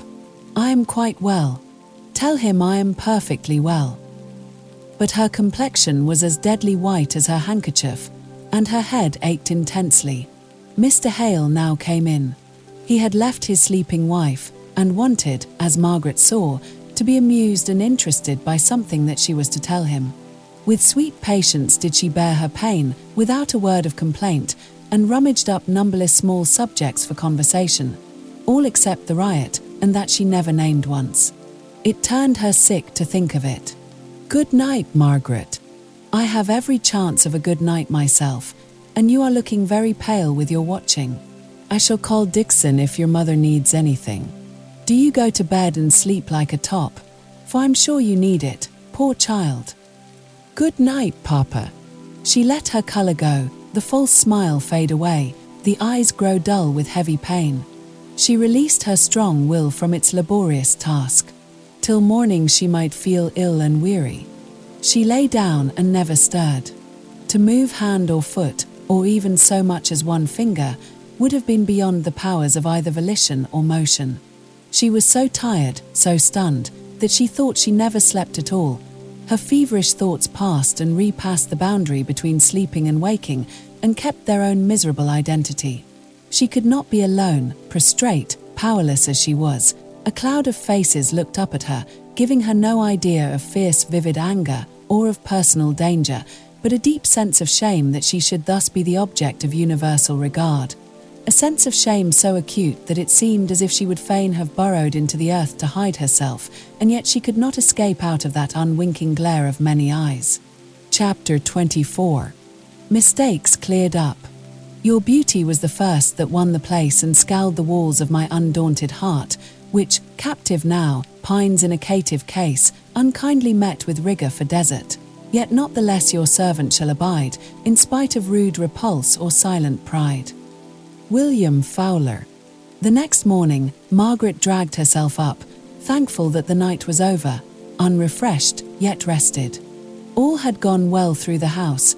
Her mother had only wakened once. A little breeze was stirring in the hot air, and though there were no trees to show the playful tossing movement caused by the wind among the leaves, Margaret knew how, somewhere or another, by wayside, in copses, or in thick green woods, there was a pleasant, murmuring dancing sound, a rushing and falling noise, the very thought of which was an echo of distinct gladness in her heart. She sat at her work in Mrs. Hale's room. As soon as that forenoon slumber was over, she would help her mother to dress. After dinner, she would go and see Bessie Higgins. She would banish all recollection of the Thornton family. No need to think of them till they absolutely stood before her in flesh and blood. But, of course, the effort not to think of them brought them only the more strongly before her. and from time to time, the hot flush came over her pale face, sweeping it into colour, as a sunbeam from between watery clouds comes swiftly moving over the sea. Dixon opened the door very softly and stole on tiptoe up to Margaret, sitting by the shaded window. "Mr. Thornton, Miss Margaret. He is in the drawing room." Margaret dropped her sewing. "Did he ask for me?" "Isn't Papa come in?" "He asked for you, miss, and Master is out." "Very well, I will come," said Margaret, quietly. But she lingered strangely. Mr. Thornton stood by one of the windows, with his back to the door, apparently absorbed in watching something in the street. But, in truth, he was afraid of himself. His heart beat thick at the thought of her coming. He could not forget the touch of her arms around his neck, impatiently felt as it had been at the time. But now the recollection of her clinging defense of him seemed to thrill him through and through, to melt away every resolution, all power of self-control, as if it were wax before a fire. He dreaded lest he should go forwards to meet her, with his arms held out in mute entreaty that she would come and nestle there, as she had done, all unheeded, the day before, but never unheeded again. His heart throbbed loud and quick. Strong man as he was, he trembled at the anticipation of what he had to say, and how it might be received. She might droop, and flush, and flutter to his arms, as to her natural home and resting place. One moment he glowed with impatience at the thought that she might do this.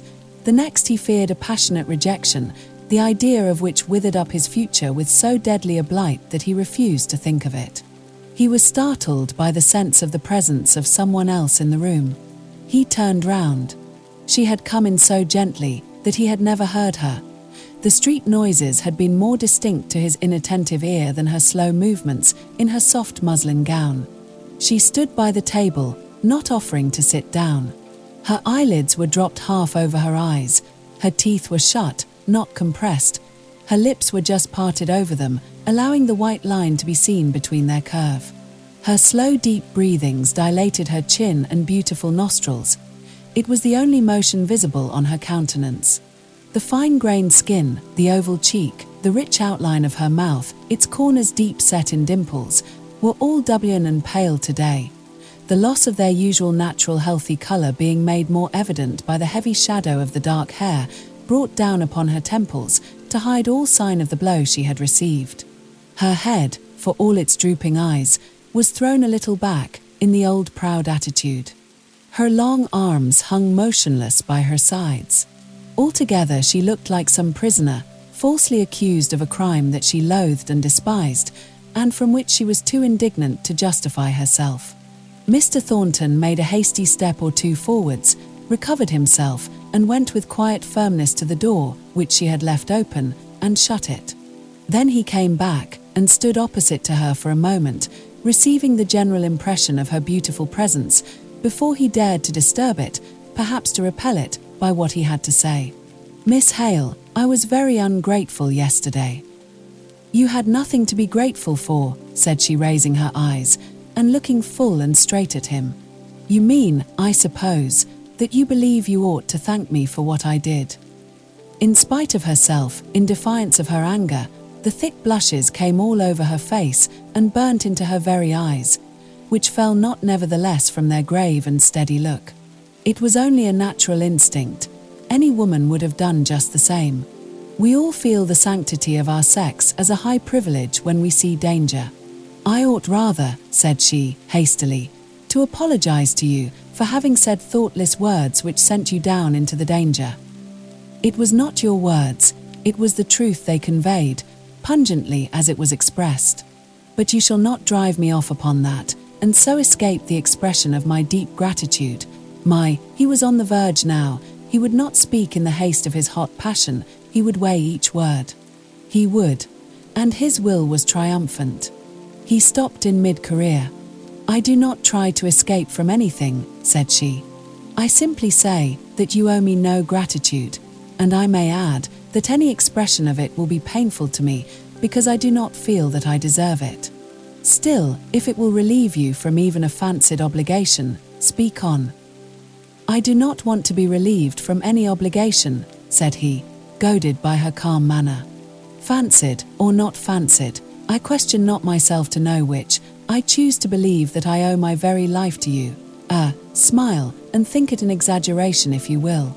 I believe it because it adds a value to that life to think, "Oh, Miss Hale," continued he, lowering his voice to such a tender intensity of passion that she shivered and trembled before him.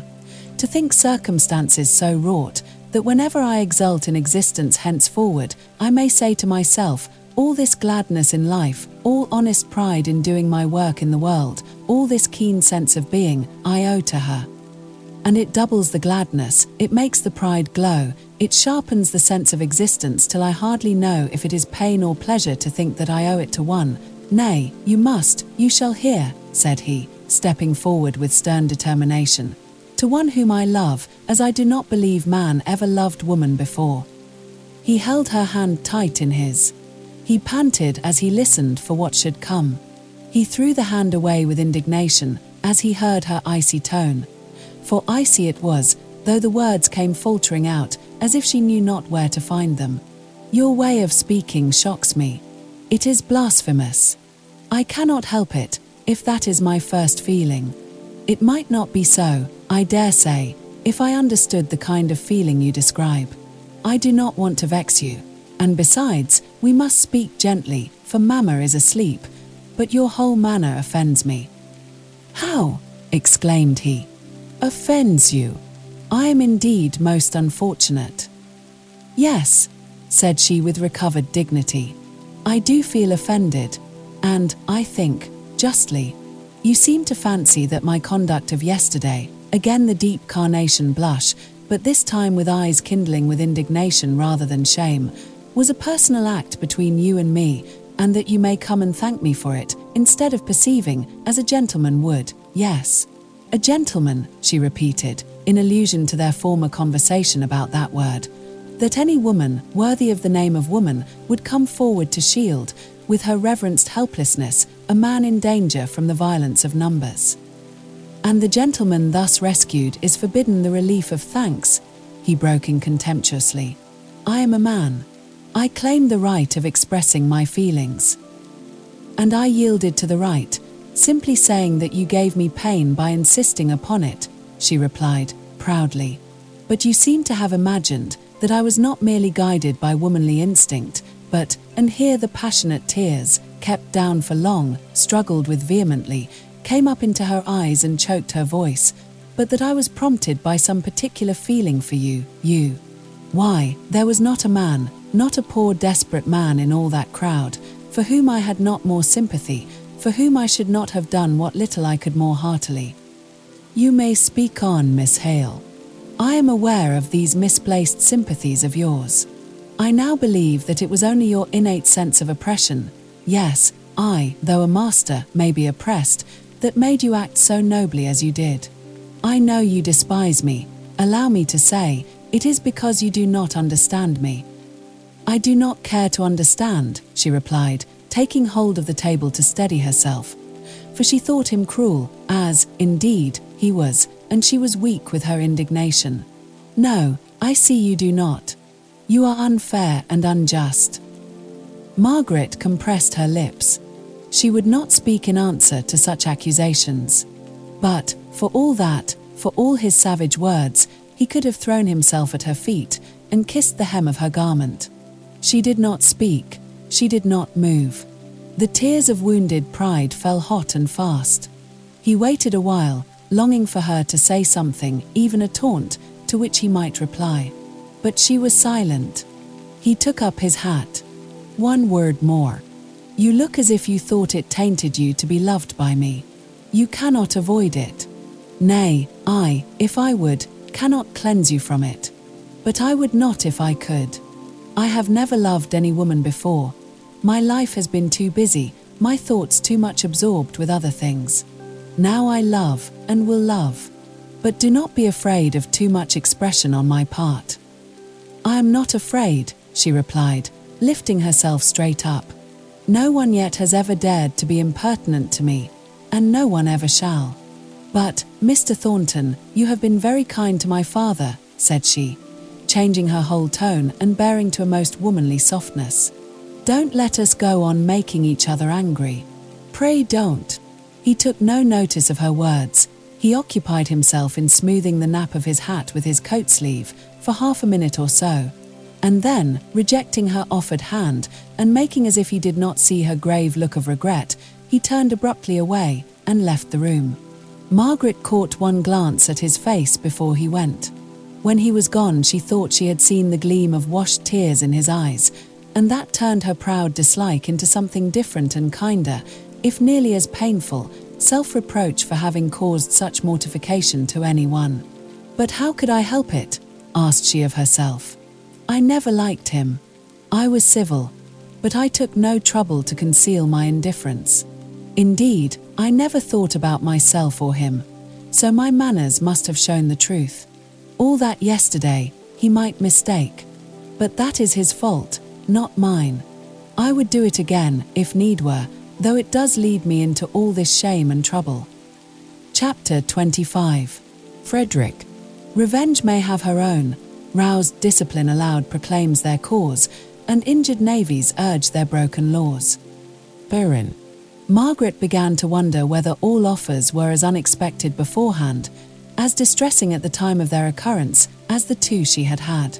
An involuntary comparison between Mr. Lennox and Mr. Thornton arose in her mind. She had been sorry that an expression of any other feeling than friendship had been lured out by circumstances from Henry Lennox.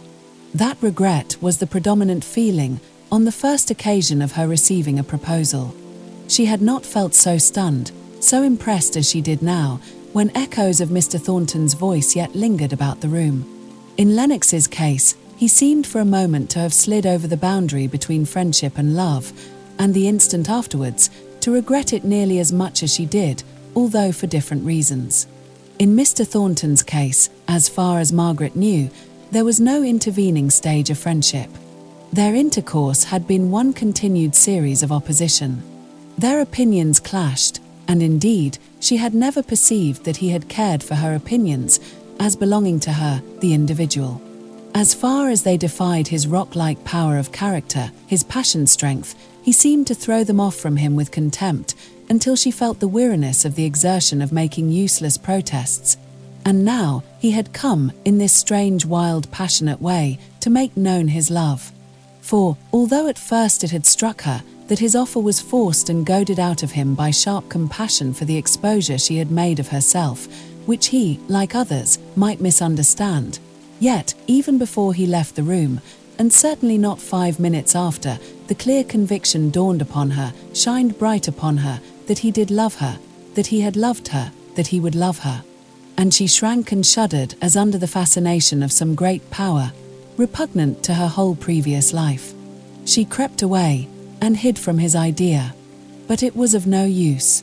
To parody a line out of Fairfax's Tasso, his strong idea wandered through her thought.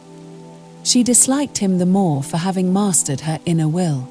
How dared he say that he would love her still, even though she shook him off with contempt? She wished she had spoken more, stronger. Sharp, decisive speeches came thronging into her mind, now that it was too late to utter them. The deep impression made by the interview was like that of a horror in a dream, that will not leave the room although we waken up and rub our eyes and force a stiff, rigid smile upon our lips. It is there, cowering and gibbering, with fixed ghastly eyes, in some corner of the chamber, listening to hear whether we dare to breathe of its presence to anyone. And we dare not. Poor cowards that we are. And so she shuddered away from the threat of his enduring love. What did he mean? Had she not the power to daunt him? She would see. It was more daring than became a man to threaten her so. Did he ground it upon the miserable yesterday? If need were, she would do the same tomorrow, by a crippled beggar, willingly and gladly. But by him, she would do it, just as bravely, in spite of his deductions, and the cold slime of woman's impertinence. She did it because it was right, and simple, and true to save where she could save, even to try to save. Fais ce que doit, advienne que pourra. Hitherto she had not stirred from where he had left her. No outward circumstances had roused her out of the trance of thought in which she had been plunged by his last words, and by the look of his deep intent passionate eyes, as their flames had made her own fall before them. She went to the window, and threw it open, to dispel the oppression which hung around her. Then she went and opened the door, with a sort of impetuous wish to shake off the recollection of the past hour, in the company of others, or in active exertion. But all was profoundly hushed in the noonday stillness of a house, where an invalid catches the unrefreshing sleep that is denied to the night hours. Margaret would not be alone. What should she do? Go and see Bessie Higgins, of course, thought she, as the recollection of the message sent the night before flashed into her mind. And away she went. When she got there, she found Bessie lying on the settle, moved close to the fire, though the day was sultry and oppressive. She was laid down quite flat, as if resting languidly after some paroxysm of pain. Margaret felt sure she ought to have the greater freedom of breathing which a more sitting posture would procure, and, without a word, she raised her up, and so arranged the pillows, that Bessie was more at ease, though very languid. "I thought I should ha seen you again," said she, at last, looking wistfully in Margaret's face. "I'm afraid you're much worse. But I could not have come yesterday, my mother was so ill, for many reasons," said Margaret, colouring. "Yo dem happen think I went beyond my place in sending Mary for yo. But the raglin and the loud voices had just torn me to pieces, and I thought when father left, oh, if I could just hear her voice, reading me some words o' peace and promise, I could die away into the silence and rest, O God, just as a baby is hushed up to sleep by its mother's lullaby. Shall I read you a chapter now? I do. Map and I shan't listen to sense, at first, it will seem far away, but when you come to words I like, to comforting texts, it'll seem close in my ear, and going through me as it were." Margaret began. Bessie tossed to and fro. If, by an effort, she attended for one moment, it seemed as though she were convulsed into double restlessness the next. At last, she burst out, "Don't go on reading. It's no use. I'm blaspheming all the time in my mind, I thinking angrily on what canna be helped. Yo'd hear of Doriot, happen, yesterday at Marlborough Mills? Thornton's factory, you know. Your father was not there, was he?" said Margaret, colouring deeply. "Not he. He'd ha' given his right hand if it had never come to pass. It's that's fretting me. He's fairly knocked down in his mind by it. It's no use telling him. Fools will always break out o' bounds. Yo never saw a man so downhearted as he is." "But why?" asked Margaret. "I don't understand." "Why, yo see, he's a committee man on this special strike. Union appointed him because, though I say it as shouldn't say it, he's reckoned a deep chap and true to tij backbone. And he and t'other committee men laid their plans. They were to hood together through thick and thin, what the major part thought, t'others were to think, whether they would or no. And above all there was to be no going again the law of the land. Folk would go with them if they saw them striving and starving dumb patience, but if there was once any noise of fighting and struggling, even knobsticks, all was up, as they know by experience of many, and many a time before. They would try and get speech and knobsticks, and coax 'em, and reason and up and warn 'em off. But whatever came, the committee charged all members a union to lie down and die, if need were, without striking a blow, and then they reckoned they were sure o' carrying the public with them. And besides all that, committee knew they were right in their demand, and they didn't want to have right all mixed up wrong, till folk can't separate it, no more nor I can the physic powder from jelly yo gave me to mix it in. Jelly is much the biggest, but powder tastes it all through. Well, I've told yo at length about this but I'm tired out. Yo just think for your sale, what it mun be for father to have his work undone, and by such a fool as Boucher, who must needs go right again the orders of committee, and ruin to strike, just as bad as if he meant to be a Judas. But father gived it him last night. He went so far as to say, he'd go and tell police where they might find a ringleader riot. He'd give him up to mill owners to do what they would him. He'd show the world that the real leaders of the strike were not such as Boucher, but steady thoughtful men. good hands, and good citizens, who were friendly to law and judgment and would uphold order, who only wanted their right wage and wouldn't work, even though they starved, till they got 'em, but who would ne'er injure property or life. For, dropping her voice, they do say that Boucher threw a stone at Thornton's sister, that welly killed her. That's not true, said Margaret. It was not Boucher that threw the stone. She went first red, then white. Yo'd be there then, were yo? Asked Bessie languidly. For indeed, she had spoken with many pauses, as if speech was unusually difficult to her. Yes. Never mind. Go on. Only it was not Boucher that threw the stone. But what did he answer to your father? He did na speak words. He were all in such a tremble wi spent passion. I could na bear to look at him. I heard his breath coming quick, and at one time I thought he was sobbing. But when father said he'd give him up to police, he gave a great cry, and struck father on face wi his closed fist, and he off like lightning. Father was stunned wi the blow at first, for all Boucher were weak wi passion and wi clemming. He sat down a bit, and put his hand afore his eyes, and then made for to door. I dunno where I got strength, but I threw Mrs. Settle and clung to him. Father, father, said I, thou'll never go peach on that poor clemmed man. I'll never leave go on thee, till thou say'st thou won it. Dun not be a fool, says he. Words come readier than deeds to most men. I never thought o' telling to police on him, though by gee, he deserves it, and I shouldn't have minded if someone else had done the dirty work and got him clapped up. But now he has strucken me, I could do it less nor ever, for it would be getting other men to take up my quarrel. But if ever he gets well o'er this clemming, and is in good condition, he and I'll have an up and down fight, purring and I'll see what I can do for him. And so father shook me off, for indeed I was low and faint enough, and his face was all clay white, where it weren't bloody, and turned me sick to look at. And I know not if I slept or waked, or were in a dead swoon, till Mary come in, and I telled her to fetch yo to me. And now done not talk to me, but just read out tit chapter. I'm easier in my mind for having spit it out, but I want some thoughts of the world that's far away to take the weary taste of it out of my mouth. Read me not a sermon chapter, but a story chapter. They've pictures in them, which I see when my eyes are shut. Read about the new heavens and the new earth, and happen I'll forget this. Margaret read in her soft low voice. Though Bess's eyes were shut, she was listening for some time, for the moisture of tears gathered heavy on her eyelashes.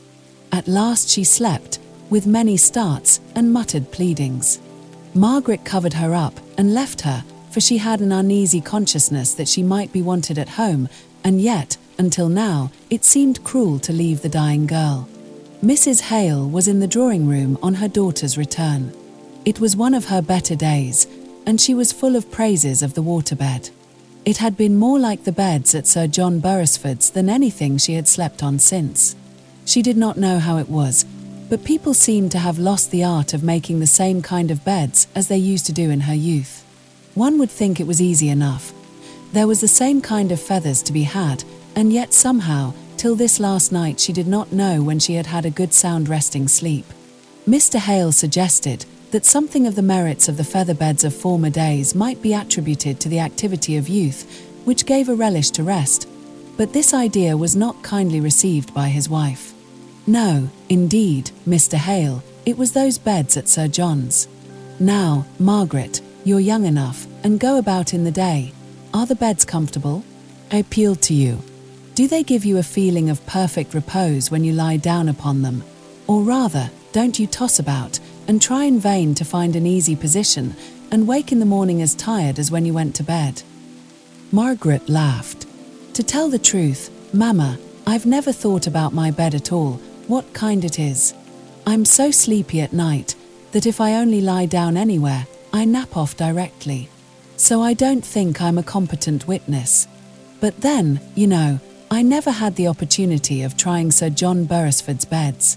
I never was at Oxenham. Were you not? Oh, no. To be sure. It was poor darling Fred I took with me, I remember.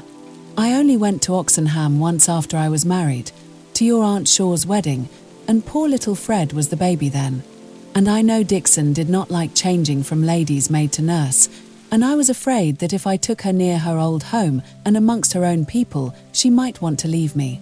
But poor baby was taken ill at Oxenham, with his teething, and, what with my being a great deal with Anna just before her marriage, and not being very strong myself, Dixon had more of the charge of him than she ever had before, and it made her so fond of him, and she was so proud when he would turn away from everyone and cling to her, that I don't believe she ever thought of leaving me again, though it was very different from what she'd been accustomed to. Poor Fred. Everybody loved him. He was born with the gift of winning hearts. It makes me think very badly of Captain Reed when I know that he disliked my own dear boy. I think it a certain proof he had a bad heart. Your poor father, Margaret.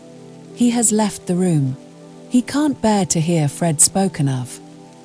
I love to hear about him, Mamma. Tell me all you like. You never can tell me too much. Tell me what he was like as a baby. Why, Margaret, you must not be hurt, but he was much prettier than you were. I remember, when I first saw you in Dixon's arms, I said, "Dear, what an ugly little thing." And she said, "It's not every child that's like Master Fred, bless him." Dear, how well I remember it. Then I could have had Fred in my arms every minute of the day, and his cot was close by my bed. And now, Margaret, I don't know where my boy is, and sometimes I think I shall never see him again. Margaret sat down by her mother's sofa on a little stool, and softly took hold of her hand, caressing it and kissing it, as if to comfort.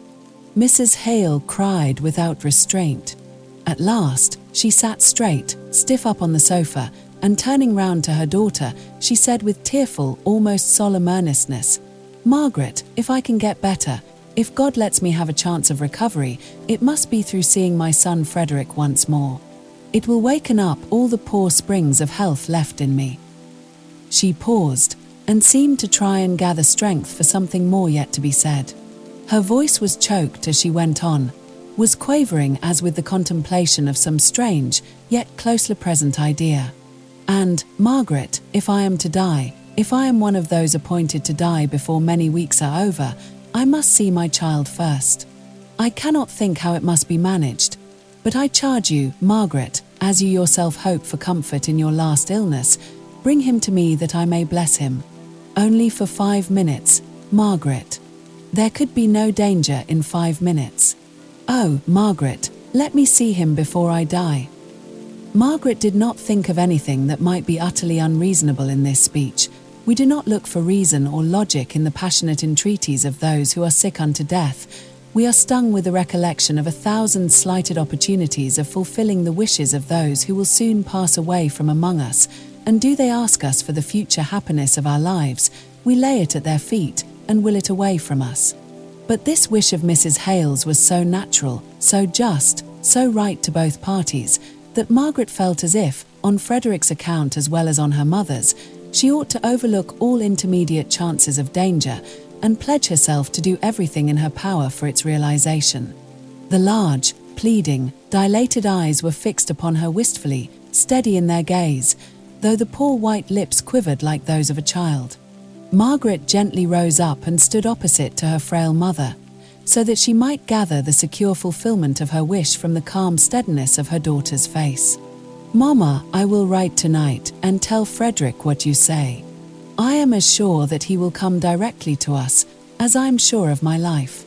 Be easy, Mamma, you shall see him as far as anything earthly can be promised."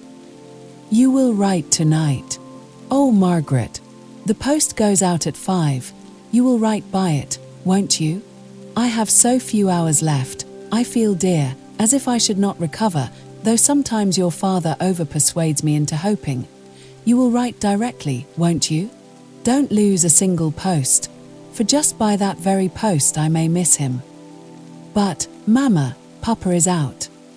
"Papa is out? And what then? Do you mean that he would deny me this last wish, Margaret? Why, I should not be ill, be dying, if he had not taken me away from Helstone, to this unhealthy, smoky, sunless place. "Oh, Mama," said Margaret. "Yes, it is so, indeed. He knows it himself. He has said so many a time. He would do anything for me.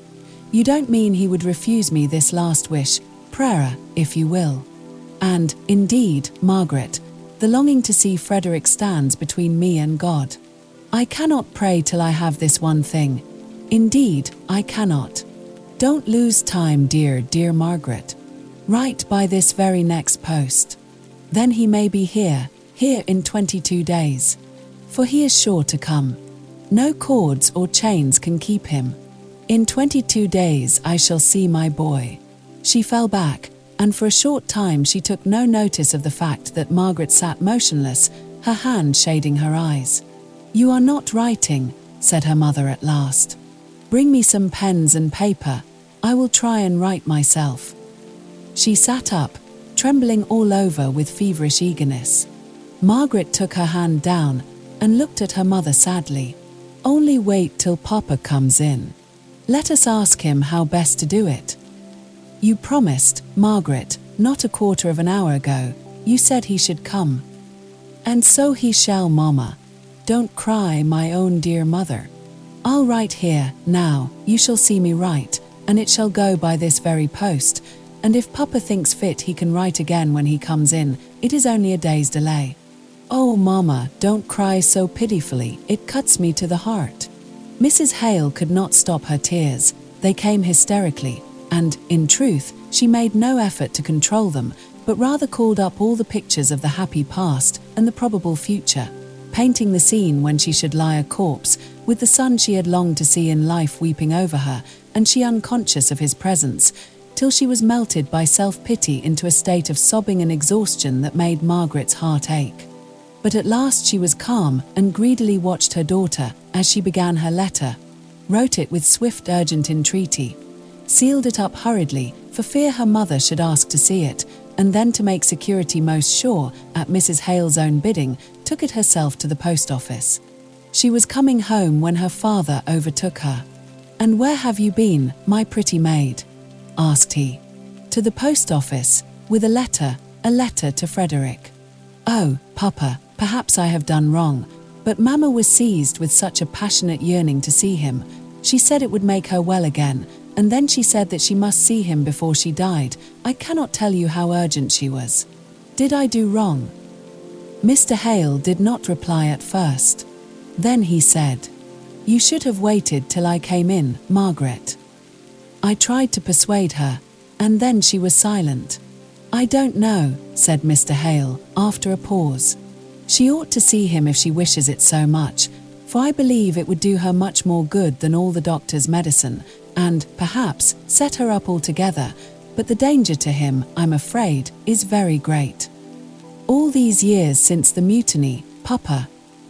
"Yes, it is necessary, of course, for government to take very stringent measures for the repression of offences against authority, more particularly in the Navy, where a commanding officer needs to be surrounded in his men's eyes with a vivid consciousness of all the power there is at home to back him, and take up his cause, and avenge any injuries offered to him, if need be. It's no matter to them how far their authorities have tyrannized, galled hasty tempers to madness, or, if that can be any excuse afterwards, it is never allowed for in the first instance. They spare no expense, they send out ships, they scour the seas to lay hold of the offenders. The lapse of years does not wash out the memory of the offence. It is a fresh and vivid crime on the Admiralty books till it is blotted out by blood. Oh, Papa, what have I done? And yet it seemed so right at the time. I'm sure Frederick himself would run the risk. So he would, so he should. Nay, Margaret, I'm glad it is done, though I durst not have done it myself. I'm thankful it is as it is. I should have hesitated till, perhaps, it might have been too late to do any good. Dear Margaret, you have done what is right about it, and the end is beyond our control. It was all very well, but her father's account of the relentless manner in which mutinies were punished made Margaret shiver and creep. If she had decoyed her brother home to blot out the memory of his error by his blood, she saw her father's anxiety lap deeper than the source of his latter cheering words. She took his arm and walked home pensively and wearily by his side.